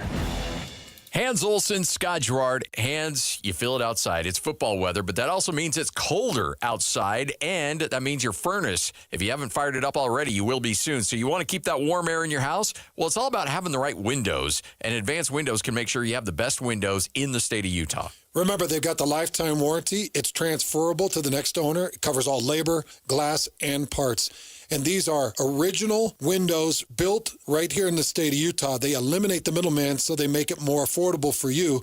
And they've got great financing plans, including 60 months, no interest, no payment, or no interest for 24 months. They'll set it up so it's affordable for you. Go to advancedwindows.com. That's advancedwindows.com and find out how they can save you money. In fact, $2,500 off when you swap out 10 windows or more. That's Advanced Windows. Call them now, 801-850-9100. It's Advanced Windows at advancedwindows.com, 801-850-9100. Hi, this is Derek Overstreet, president of the New Millennium Group and co-host of Stop Working, Start Living with KSL News Radio. Can you imagine what your life would be like if you could retire 3 to 5 years earlier than you thought possible? The things you could do, the loved ones you could spend time with, the memories that you could create. That's what our team at the New Millennium Group does. We'll walk you through the entire process every step of the way. If you'd like to get a copy of the 5-step proprietary plan that will help you retire 3 to 5 years sooner than you thought possible, give us a shout right now. 888-999-6370. That's 888-999-6370 or utahsfinancialplanner.com. Listen, most of our listeners right now have a tax problem, not a money problem. There's not enough money in Social Security Medicare as it is. Let us show you how you can significantly reduce your taxes. That's 888-999-6370. 888-999-6370 or utahsfinancialplanner.com. Calling all Jazz fans. If you can't wait another second to see stars like Ace Bailey and Lowry Markkanen tear up the court, you're in luck. Tickets are on sale now. Let's go! No matter what you're looking for, the Utah Jazz has your back. With season tickets, mini plans, and single game options available, there's something for everyone. Whatever your schedule or budget, there's a plan for every fan. Don't miss a moment of the action this season. Secure your tickets today at utahjazz.com. This holiday season, give your home the gift of smart upgrades with Mountain Home Services. Electric vehicle? Meet your new best friend. A professional EV charger installed from Mountain Home Services. Fast, reliable, and done right the first time. Want to save energy to brighten your space? Ask about LED lighting upgrades, smart switches, and modern lighting controls. Perfect for cozy nights and year-round savings. Serving Utah since 1954, Mountain Home Services was the first to offer upfront pricing with no hidden fees, and every job comes with a 100% satisfaction guarantee. Protect your home and power up your lifestyle with expert electrical services you can trust. Plus, KSL listeners enjoy a discounted price on a fireplace tune-up for just $99. Visit mountainhomeutah.com or call 801-543-2222 to schedule your upgrade today. That's mountainhomeutah.com or 801-543-2222. Mountain Home Services, powering Utah homes since 1954. The holidays are here, full of joy, family, friends, and yes, a little hustle and bustle. That's why you need Aleve. Between cooking, shopping, and all those extra errands, aches and pains can sneak in. Aleve is here to help with long-lasting body pain relief. Don't let body pain slow you down. With up to 12 hours of body pain relief per dose, you can keep up with the season's magic and all that awaits. Pick up Aleve and get back to what really matters, making memories. Use as directed. Now that I'm a dad, I can't stop thinking about what would happen to my kids if something happened to me, like losing the house or not affording college. Yeah, that used to keep me up at night too. It's why I finally got life insurance from Ethos. It's 100% online. No medical exams, just a few health questions. I got $2 million in coverage for around $2 a day. I never realized it was that simple. Get your free quote at ethos.com/game. That's ethos.com/game. Rates may vary. Build monthly. Sample rate 10-year term life policy for a 35-year-old healthy non-smoking male. Broadcasting from the Mountain Home Services Studio, this is 97.5 KZNS FM Colville, 1280 KZNS AM Salt Lake City, and 102.7 KSL FM HD2 Salt Lake City Midvale. This is 97.5, the KSL Sports Zone. It's another battle for the Aggies, and the KSL Sports Zone has it covered. The Aggies head south to Las Vegas for a Saturday afternoon showdown against UNLV. Your home for all the play-by-play coverage of Aggie football is right here on 97.5, the KSL Sports Zone. You're locked on to JJ and Alex on 97.5, the KSL Sports Zone.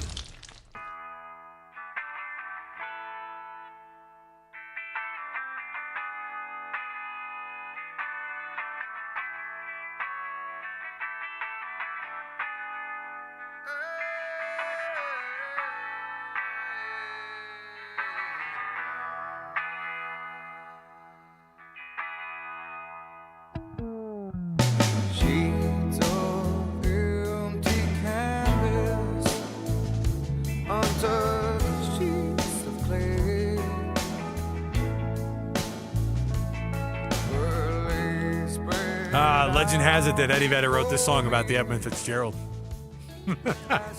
I thought he was Edmund Fitzgerald. Yeah, he was, and that's right. I thought that was the name of the. I thought that was the name of the ship was the Gordon Lightfoot. No. Yeah, he was rammed by the Cat Stevens. Classic Seinfeld. All right, welcome back to the program. Thanks for being with us on the show, by the way. Yeah, 50th anniversary. We're celebrating. Do we celebrate it? Do we lament it? I don't know what it is. 50th anniversary of the Edmund Fitzgerald going down on Lake Superior today. And our producer, Alex Sinapolis, found out about it. Yeah, 30. 29. Oh, my gosh. The bell it chimed on 29 times. All 29 crew members. Well, yeah. Otherwise, we would have known what had happened.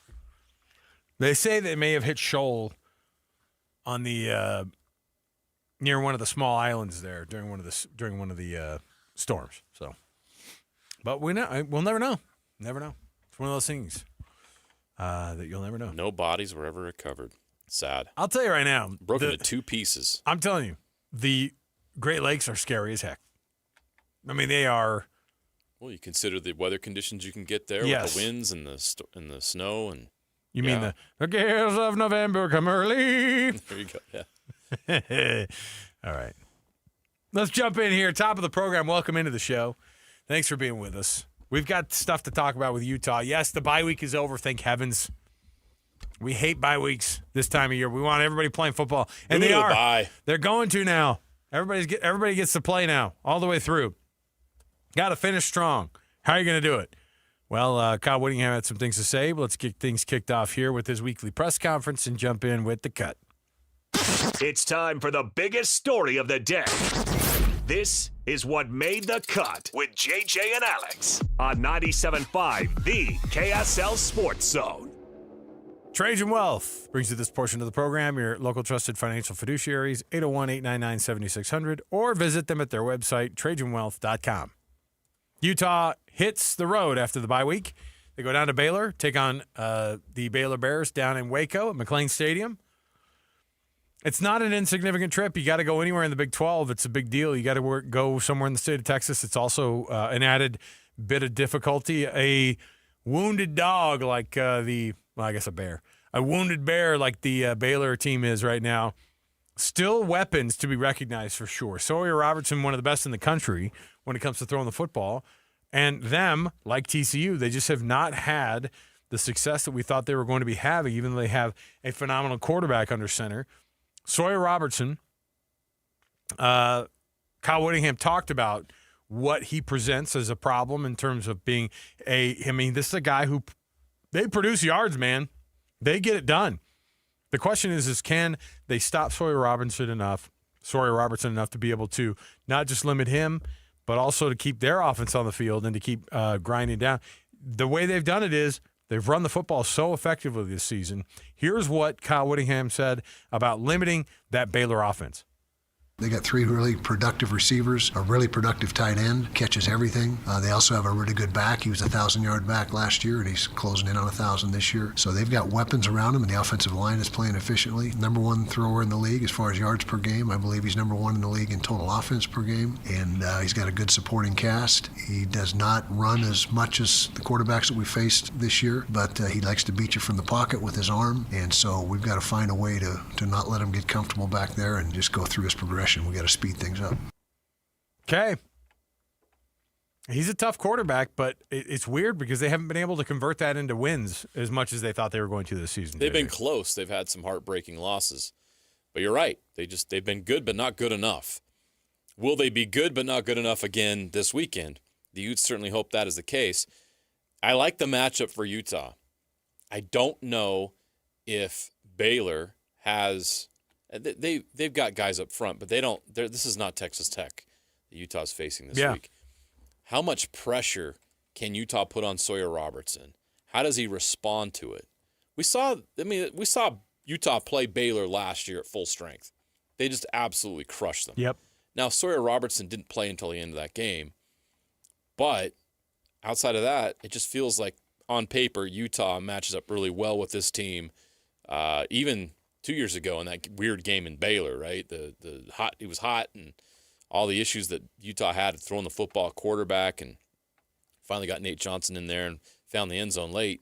And there was a Cole Bishop interception, I believe, if I remember correctly. They found a way to win that game. Baylor just doesn't have enough horses. Like, he mentioned some of these guys, like Bryson Washington at running back, 4.8 yards per carry, 624 yards on the year, 6 touchdowns. Michael Trigg, the tight end, 40 catches, 607 yards, 6 touchdowns. But this is not Texas Tech. Utah should be able to go down there and take care of business, especially with the way that Utah's playing right now. Does Baylor have a defense that can contain what Utah's doing offensively?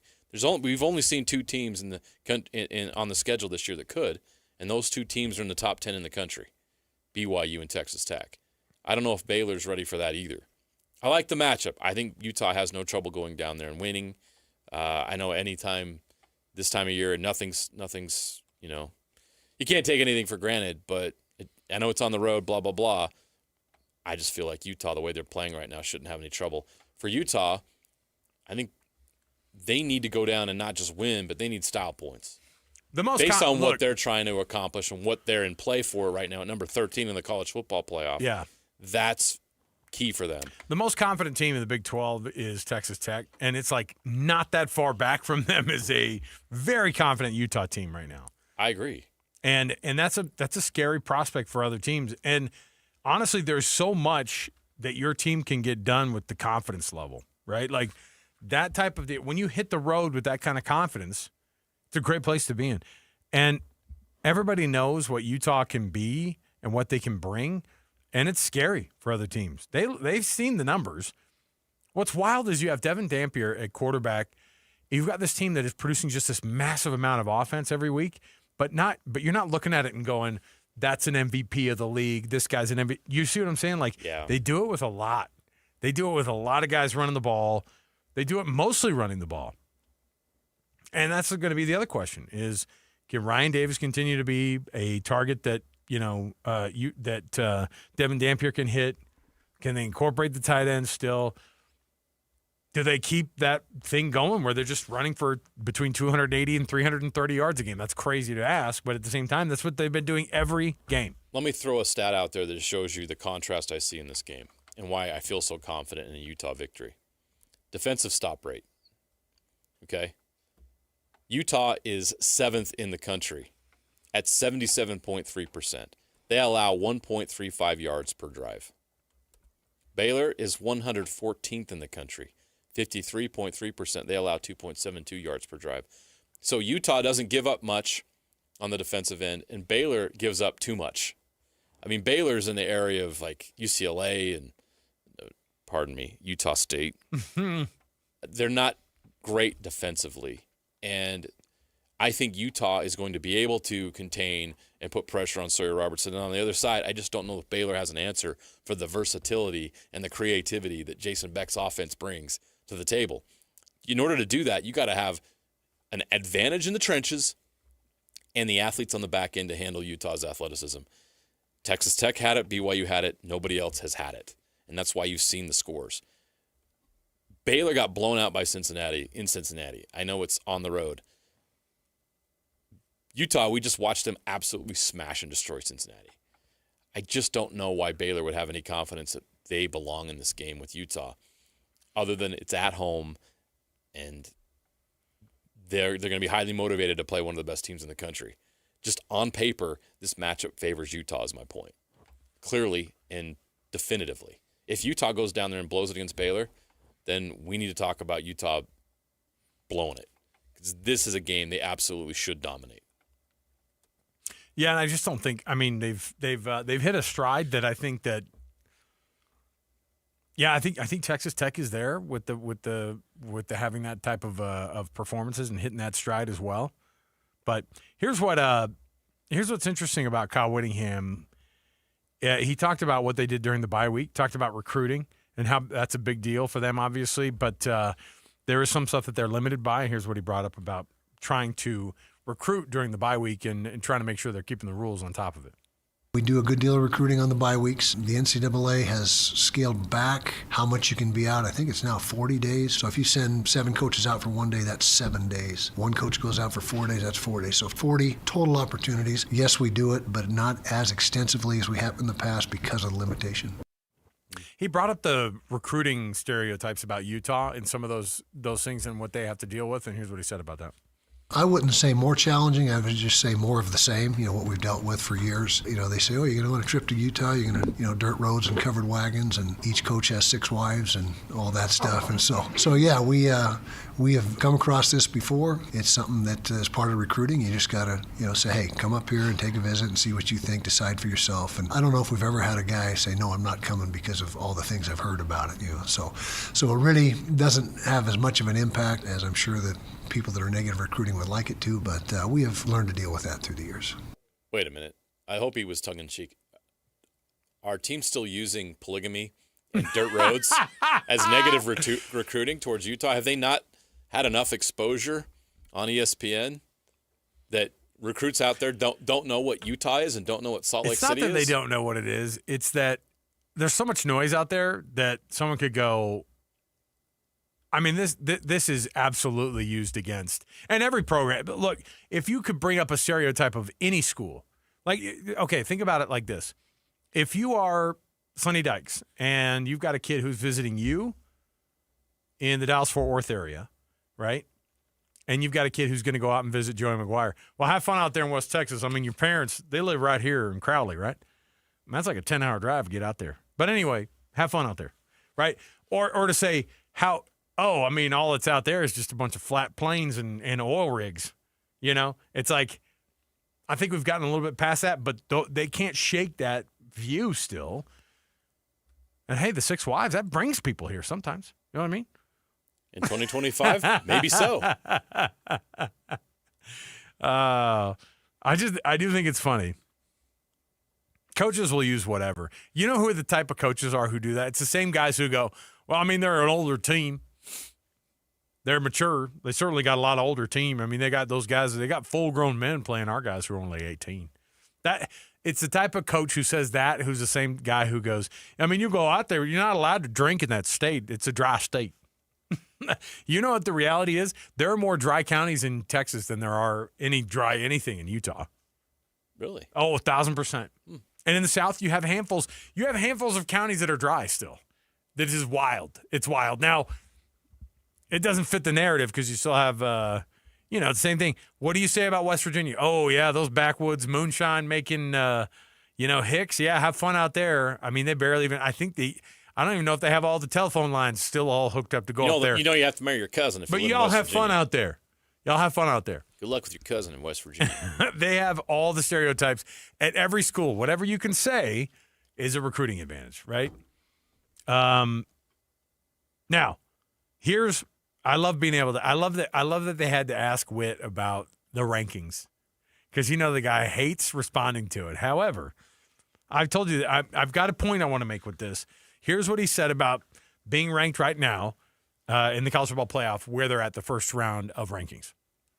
I think it was a nice show of respect for our program from the committee to rank us where we were ranked.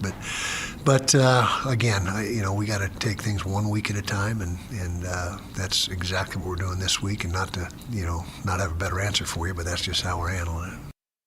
Okay, I want you to go. Here's the thing.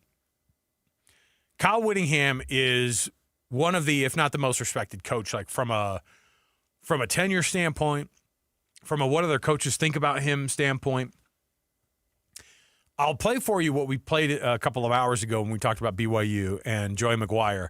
Here's him talking about BYU as an opponent after they beat them, but also just as the conference. And this is what I want you to listen to it, because Witt, he said what he had to, which is like, yeah, I think it was a nice bit of respect that, we appreciate, like getting those rankings. And then he just wants to move right the hell on to something else because he doesn't like talking about the rankings. And I get why, but I want him to shift it more in a direction of what Joey McGuire did this weekend, which is this. I have so much respect for BYU. I do, man. They're I was really excited whenever they joined the Big 12 because I think that they carry a lot of weight and a lot of respect. I think that I have a lot of respect for them entering a conference and not playing an independent schedule like other people. Y'all already know who that is.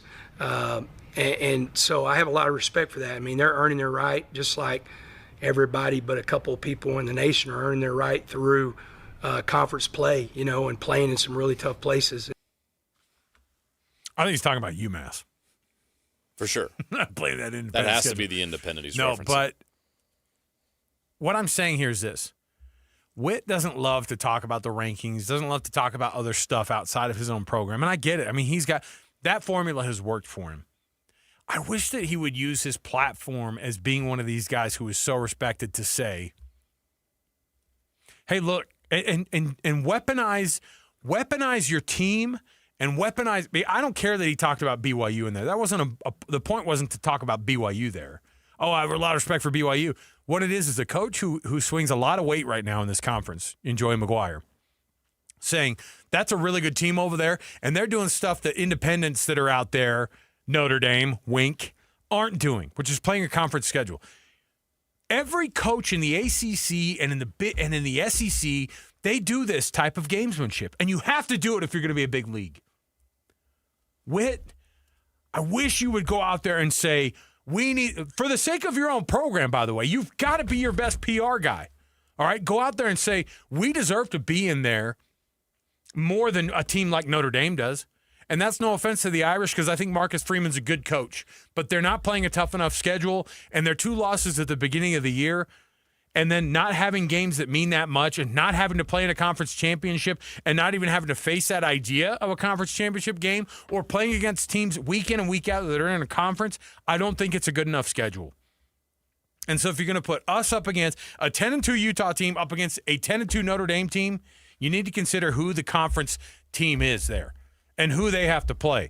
And losing to BYU and losing to Texas Tech on a schedule like this is a lot more difficult of a go than you playing against teams that don't matter. A Miami team that looks like trash now, and a Texas A&M team that looks like a good win, but I'm telling you, you lost. So I wish that Witt, and tell me this is, I don't know, maybe that it's not something he has to do, JJ. I just wish that the teams in this conference would do more of like what you would never find Kalani doing it because he's too nice, I think. And that's not a diss on Kalani. He just doesn't take time to go, our conference is way better than those guys over here who are playing weaker schedules. And a 3-loss team in the SEC has no business being put in ahead of a 2-loss team in the Big 10 or in the Big 12. They need to say it because the other stupid dudes in the other conferences do it.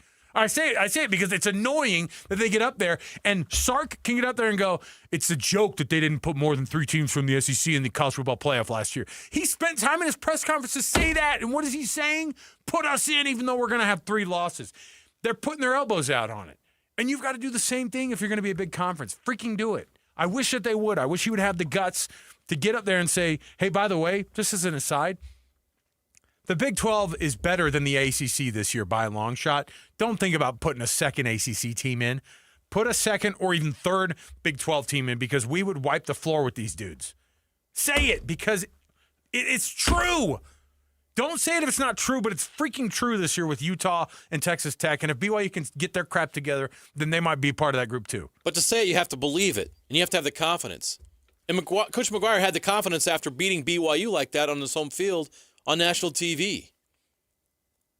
Utah just needs a couple more wins, and I think you'll start seeing that. I think BYU needs a couple more wins, and you'll start seeing. I hope they say it. These coaches like, hey, look what we've done as a league. Look where we're at. We're in the top 11 or 12 of the college football playoff 3 rankings. teams are. Maybe it's a top 10 at that point. Yeah. I don't know.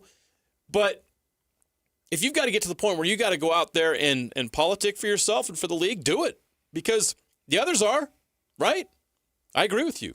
I get fired up because I'm like, look, you deserve to be able to say it. Kyle Whittingham has the pedigree to say, he has the history to be able to say stuff like that. But you got to be able to back it up, is my point. And I think he can. I think they can. And you need to say it right now and be like, look, this conference is better than the ACC. And no one's going to say, well, hold on a minute. What about...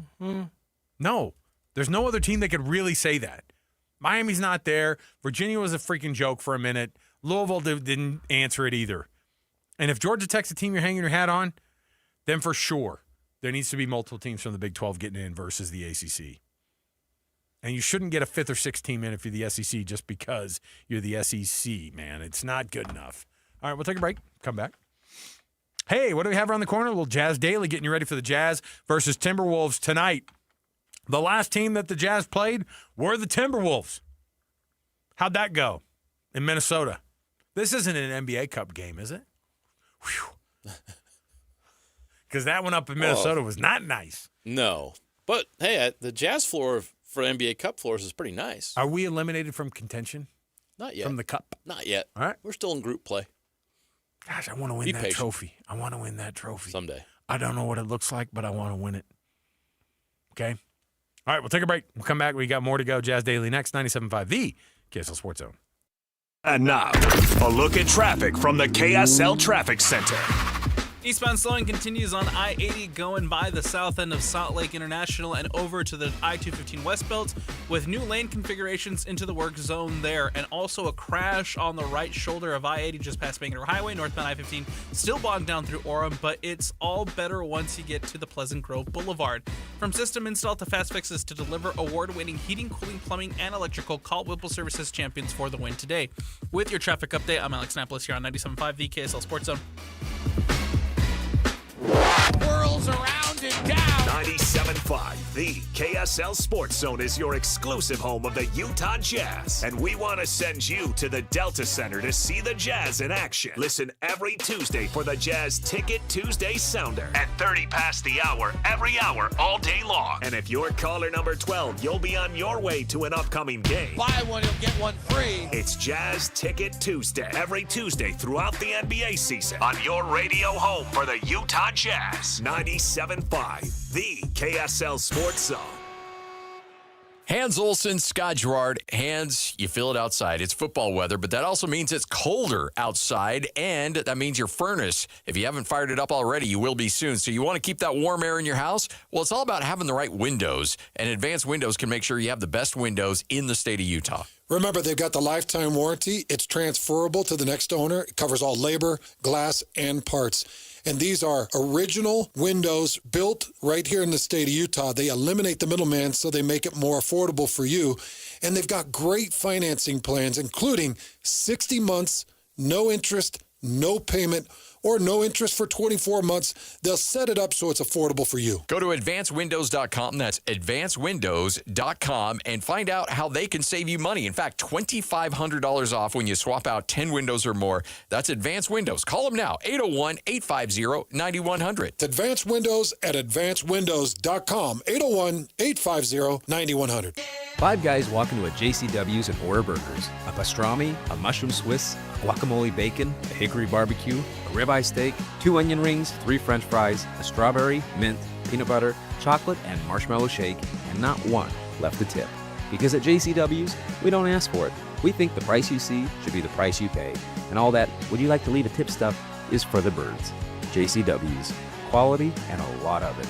Open in American Fork, Lehigh, Provo, South Jordan, and Harriman. Is your financial advisor offering you up to a 30% upfront bonus? Or are they promising you up to 10% growth per year, all for your retirement income? If not, then you need to come to Trajan Wealth. I'm Jeff Jr., founder of Trajan Wealth. If you have a plan to retire within the next 10 years, don't wait only to find out it's too late. I've seen hardworking folks like you retire only to be required to go back to work, all because their advisor told them guarantees like these were too good to be true. They're not. That's up to $30,000 upfront or up to $10,000 per year on $100,000, all guaranteed for retirement income. Don't keep working when you're supposed to be retired, and don't let any financial advisor tell you it's too good to be true. Call Trajan today, 801-210-6800. That's 801-210-6800. Annuities, non-advisory products. DBA Trajan Wealth Insurance Solutions. Additional disclosures at trajanwealth.com. Hey, Utah! Are you ready for the Utah Mammoth to hit the ice? From game-winning goals to behind-the-scenes moments, Mammoth Plus brings the action to you all season long. Whether you're at home, on the go, or in the stands, don't miss a single shift. Visit UtahMammothPlus.com and start streaming today. That's UtahMammothPlus.com. Every game, every goal, live on Mammoth Plus. Taqueria 27, where every taco tells a story. And sometimes it's a hilarious one. Check out Taqueria27.com. You'll thank us later. On the go? Don't worry. Locations in downtown SLC, Holiday, Fashion Place Mall, Lehigh, and Eagle Mountain. So if you miss one, there's another waiting to serve you tacos, sizzling fajitas, enchiladas, margaritas, like a ninja. Taqueria 27's got Mexican cuisine, including gluten-free, that's so tasty, your mouth will thank you. Save now with UCCU Black Friday money deals. $150 cash for signing up for direct deposit. A free Shark robot vacuum when closing your mortgage. Low rate credit cards with 0% interest for 6 months. Auto and RV loans, no payments for 90 days. Home equity loans with an extra 0.25% off the interest rate. Lock the deals in now with just your name, phone number, and email at UCCU.com. Visit UCCU.com/Black Friday and lock in your deals. Plus more deals weekly at UCCU.com. UCCU. Love where you bank. Bar Dub Grill is where roadside classics meet ranch-raised flavor. Sink your teeth into juicy, handcrafted burgers made with premium Bar W beef straight from the local Utah farm. From the bold cowboy barbecue burger to the sweet and savory Aloha burger, paired with crispy cowboy fries, hand-spun shakes, or signature spud nuts. Soft, airy, and unforgettable. Bar Dub Grill delivers honesties with cowboy swagger. Bar Dub Grill in Nephi with easy access right off exit 222 in Nephi. The Garden Restaurant, Salt Lake's best eatery spot for all things turkey, handcrafted soups, and our famously fresh Lionhouse rolls. Dine in or carry out. The Garden Restaurant. Visit us at thegardenslc.com. This is your Cougars at 30 update. Presented by Kenny J's Barbecue on 97.5, the KSL Sports Zone.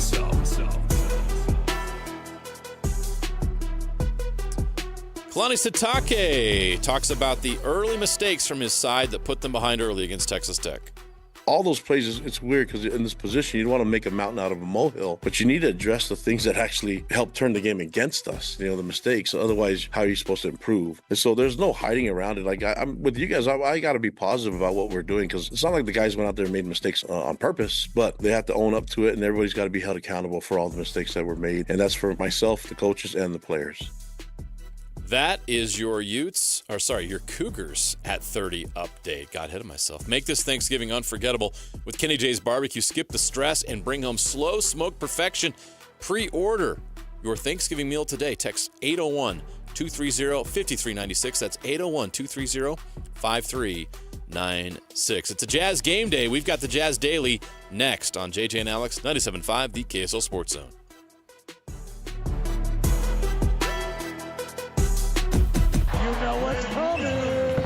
Your daily deep dive into everything Utah Jazz. It's time! All season long and even in the off season. It's Jazz Daily with JJ and Alex on your exclusive home of Utah Jazz basketball. 97.5, the KSL Sports Zone.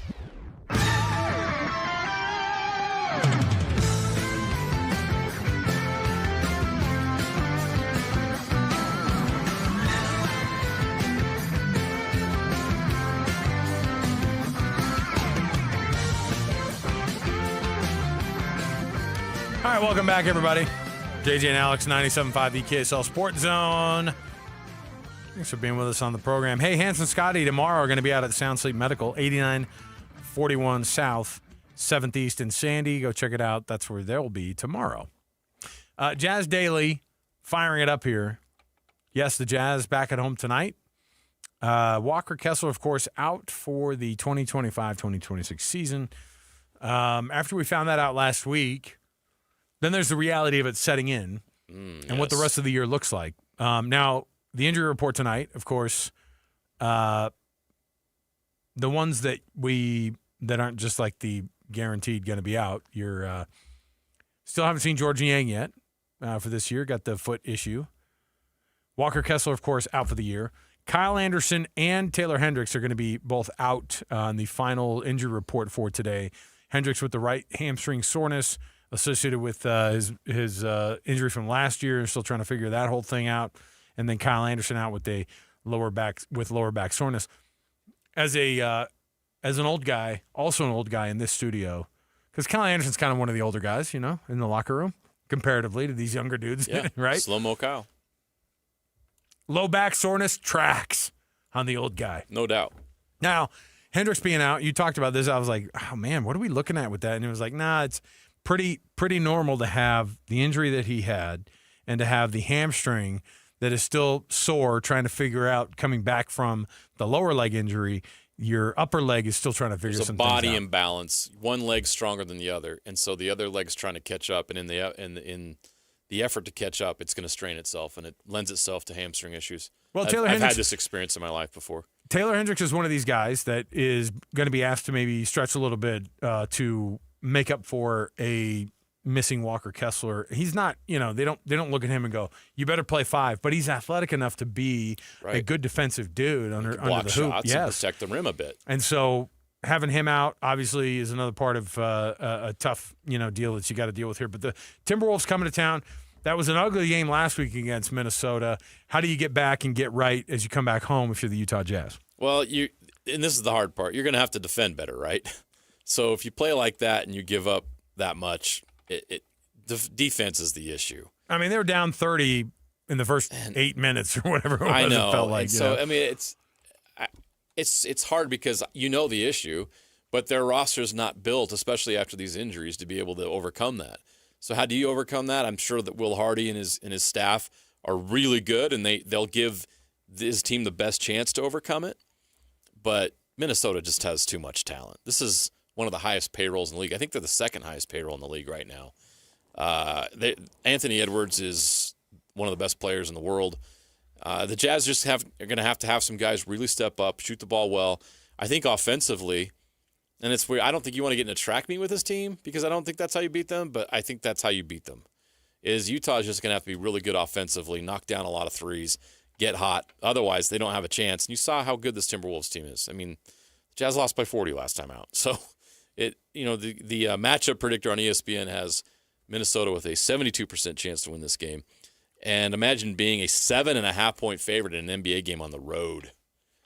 That's what Minnesota is tonight.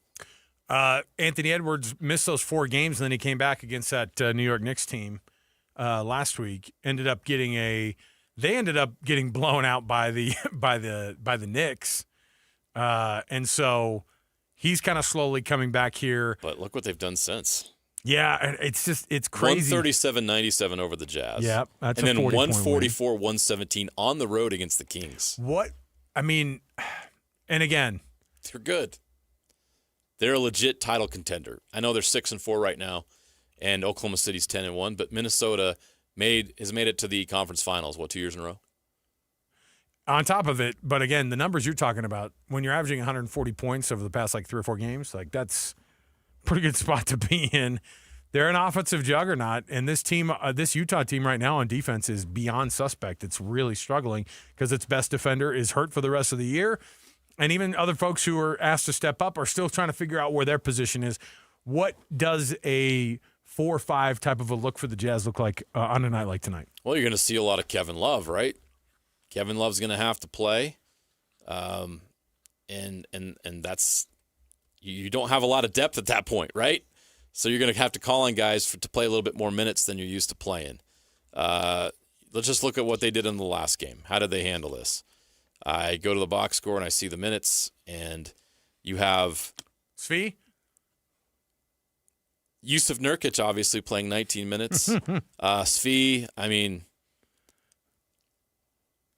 He didn't even play.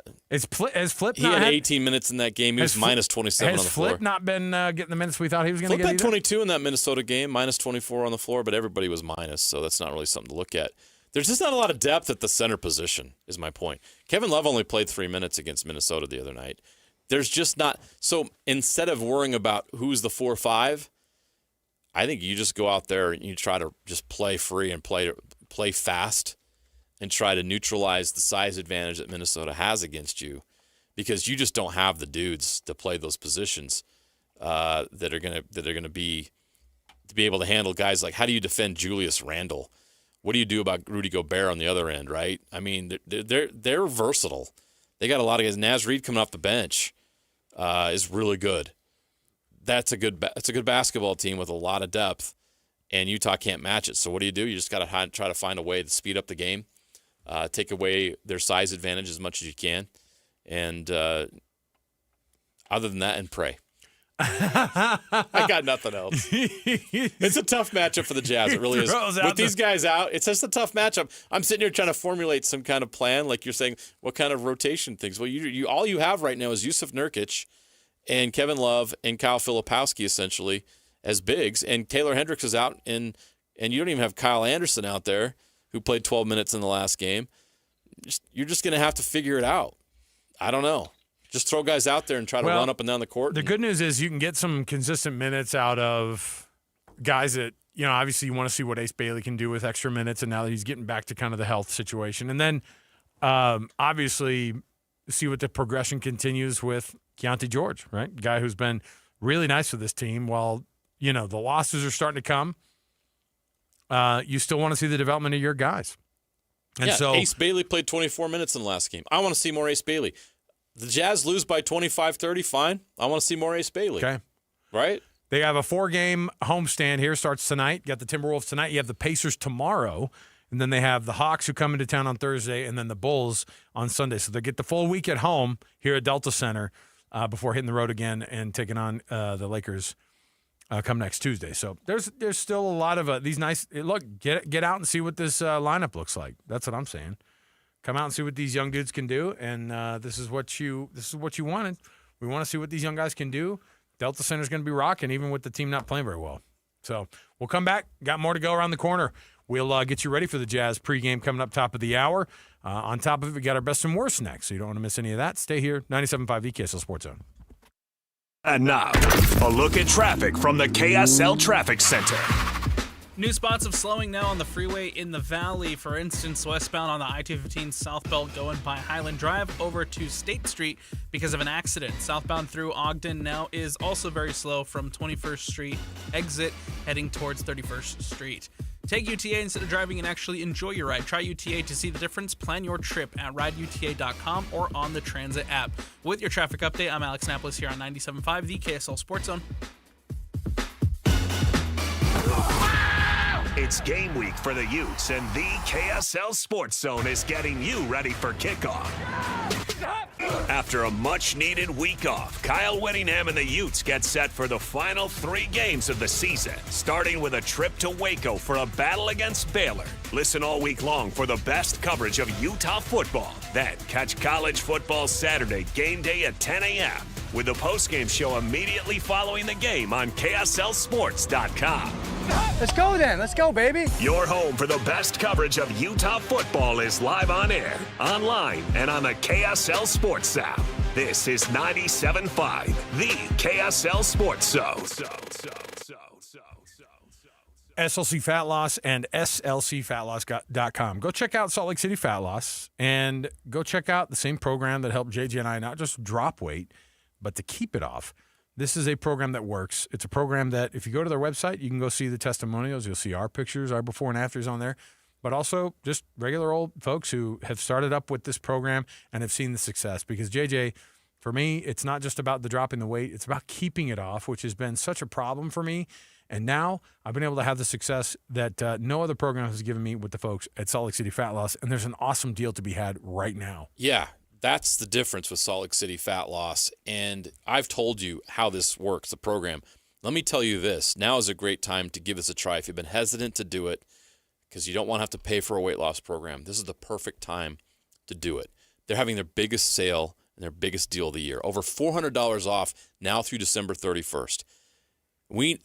Salt Lake City Fat Loss knows it's hard to stay on track during the holidays, right? We all do that. Most people without a plan probably end up gaining 5 to 10 holiday pounds. But this year you could do the opposite. Lose 10 to 20% of your body weight in just 60 days and still enjoy some of those special holiday meals. This plan works because it helps reset your metabolism and your hunger hormones. Claim your free consultation right now at slcfatloss.com. Get all your questions answered, and then take advantage of that $400 off deal. Tell them JJ and Alex sent you, and you'll get $400 off now through December 31st at slcfatloss.com. That's slcfatloss.com. This is Ethan Millard with Teton Wealth Group. In retirement, you need a plan for these unavoidable problem areas: income, investments, taxes, healthcare, and a legacy plan. These are unavoidable. You will have to deal with this whether you're ready or not. So be ready. Call Teton Wealth Group today at 844-838-6600. Because you're a Zone listener, we'll do a full ascent plan for you at no cost and talk you through all 5 of these unavoidable retirement problem areas. Call Teton Wealth Group at 844-838-6600 or visit us at retireteton.com. While most jewelry stores outsource their custom work to international manufacturers, Belliston Jewelry is your custom, in-house, full-service jeweler. Besides the obvious tariff issue, what's wrong with outsourcing? You know, like a game of telephone, all of the important details, the essence of your dream ring, are quite literally lost in translation as it's designed in other countries like India and China. Belliston's in-store designers can customize and modify your design right in front of you, cutting any confusion to bring your true design to life. Yeah, absolutely. I plan to wear my ring every day for the rest of my life. I want it right. Let me ask you this. If you choose one of those other guys, but you hate the finished ring, do you think they would remake it to get it just right? Not a chance. At Belliston Jewelry, we work with you in-house every step of the way to ensure it's right the first time. BellistonJewelry.com, across from Weber State in Ogden. Locally made, just for you. And cherished for generations. Attention Jazz Nation. The long wait is finally over. Mountain basketball is back and better than ever. Let's go! All tickets are on sale now, and you won't want to miss the action. Jump on the opportunity to watch your favorite players live and in person. Whether you're after season tickets, mini plans, or single game matchups, the Utah Jazz has got your back. There's a plan for every fan. Don't miss out. Secure your seats today and be part of the excitement all season long. Let's go! Visit UtahJazz.com today. At Peach Windows and Doors, they help homeowners stay in the homes they love while upgrading to the elegance, efficiency, and natural light of today. With hundreds of 5-star Google reviews, their clients know Peach Windows and Doors deliver what they promise. I wanted to replace standard-size French doors with a large custom sliding door. The update required checking a weight-bearing wall. Plus, I wanted a couple of different styles of windows. The new sliding door created a much brighter and open look. Peach was so helpful along the way with recommendations and ideas, and the installers were efficient and respectful of my space. I was thrilled with Peach Windows and Doors. Give your $1 million home the $1 million feel it deserves. Don't wait on that someday project. Visit Peach Windows and Doors Salt Lake Showroom. Schedule a free in-home visit. You can also explore at peachwindowsanddoors.com or just call them at 801-566-1255. Peach Windows and Doors, where amazing home transformations begin. Ready for unbeatable deals? At Tim Daly Nissan Southtown, drive home a new Sentra starting at just $19,900. Need more space? Get up to $9,000 off new Pathfinders. Or grab a rugged Frontier for as low as $399 a month. With 99% approval, 0 down, and 90 days until your first payment. There's never been a better time to buy. Plus, every vehicle comes with a Tim Daly Forever Warranty. Only at Tim Daly Nissan Southtown. 3, 2, 1. This is your Utes at 50 update. 158! Presented by Kenny J's Barbecue on 97.5, the KSL Sports Zone. Kyle Whittingham talks about Lander Barton and Smith Snowden's juice on offense. Snowden's has slowed down with the emergence of Daniel Bray. He's doing a lot of things that Smith did or was going to do. And so Daniel has really allowed us to let Smith focus more just on defense. Yeah, you'll see Lander continue to get some reps as a second tight end. You'll see Jackson Benny sprinkled in there, and you probably won't see much at all of Smith. Interesting. That's your Utes at 50 update. Make this Thanksgiving unforgettable with Kenny J's Barbecue. Skip the stress and bring home slow smoked perfection.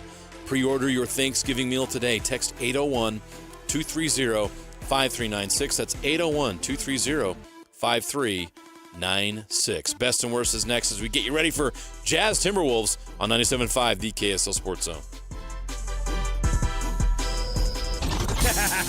Wrapping up the hour with our picks for the best and worst moments on today's show. As JJ and Alex want to hear your best and worst of the day.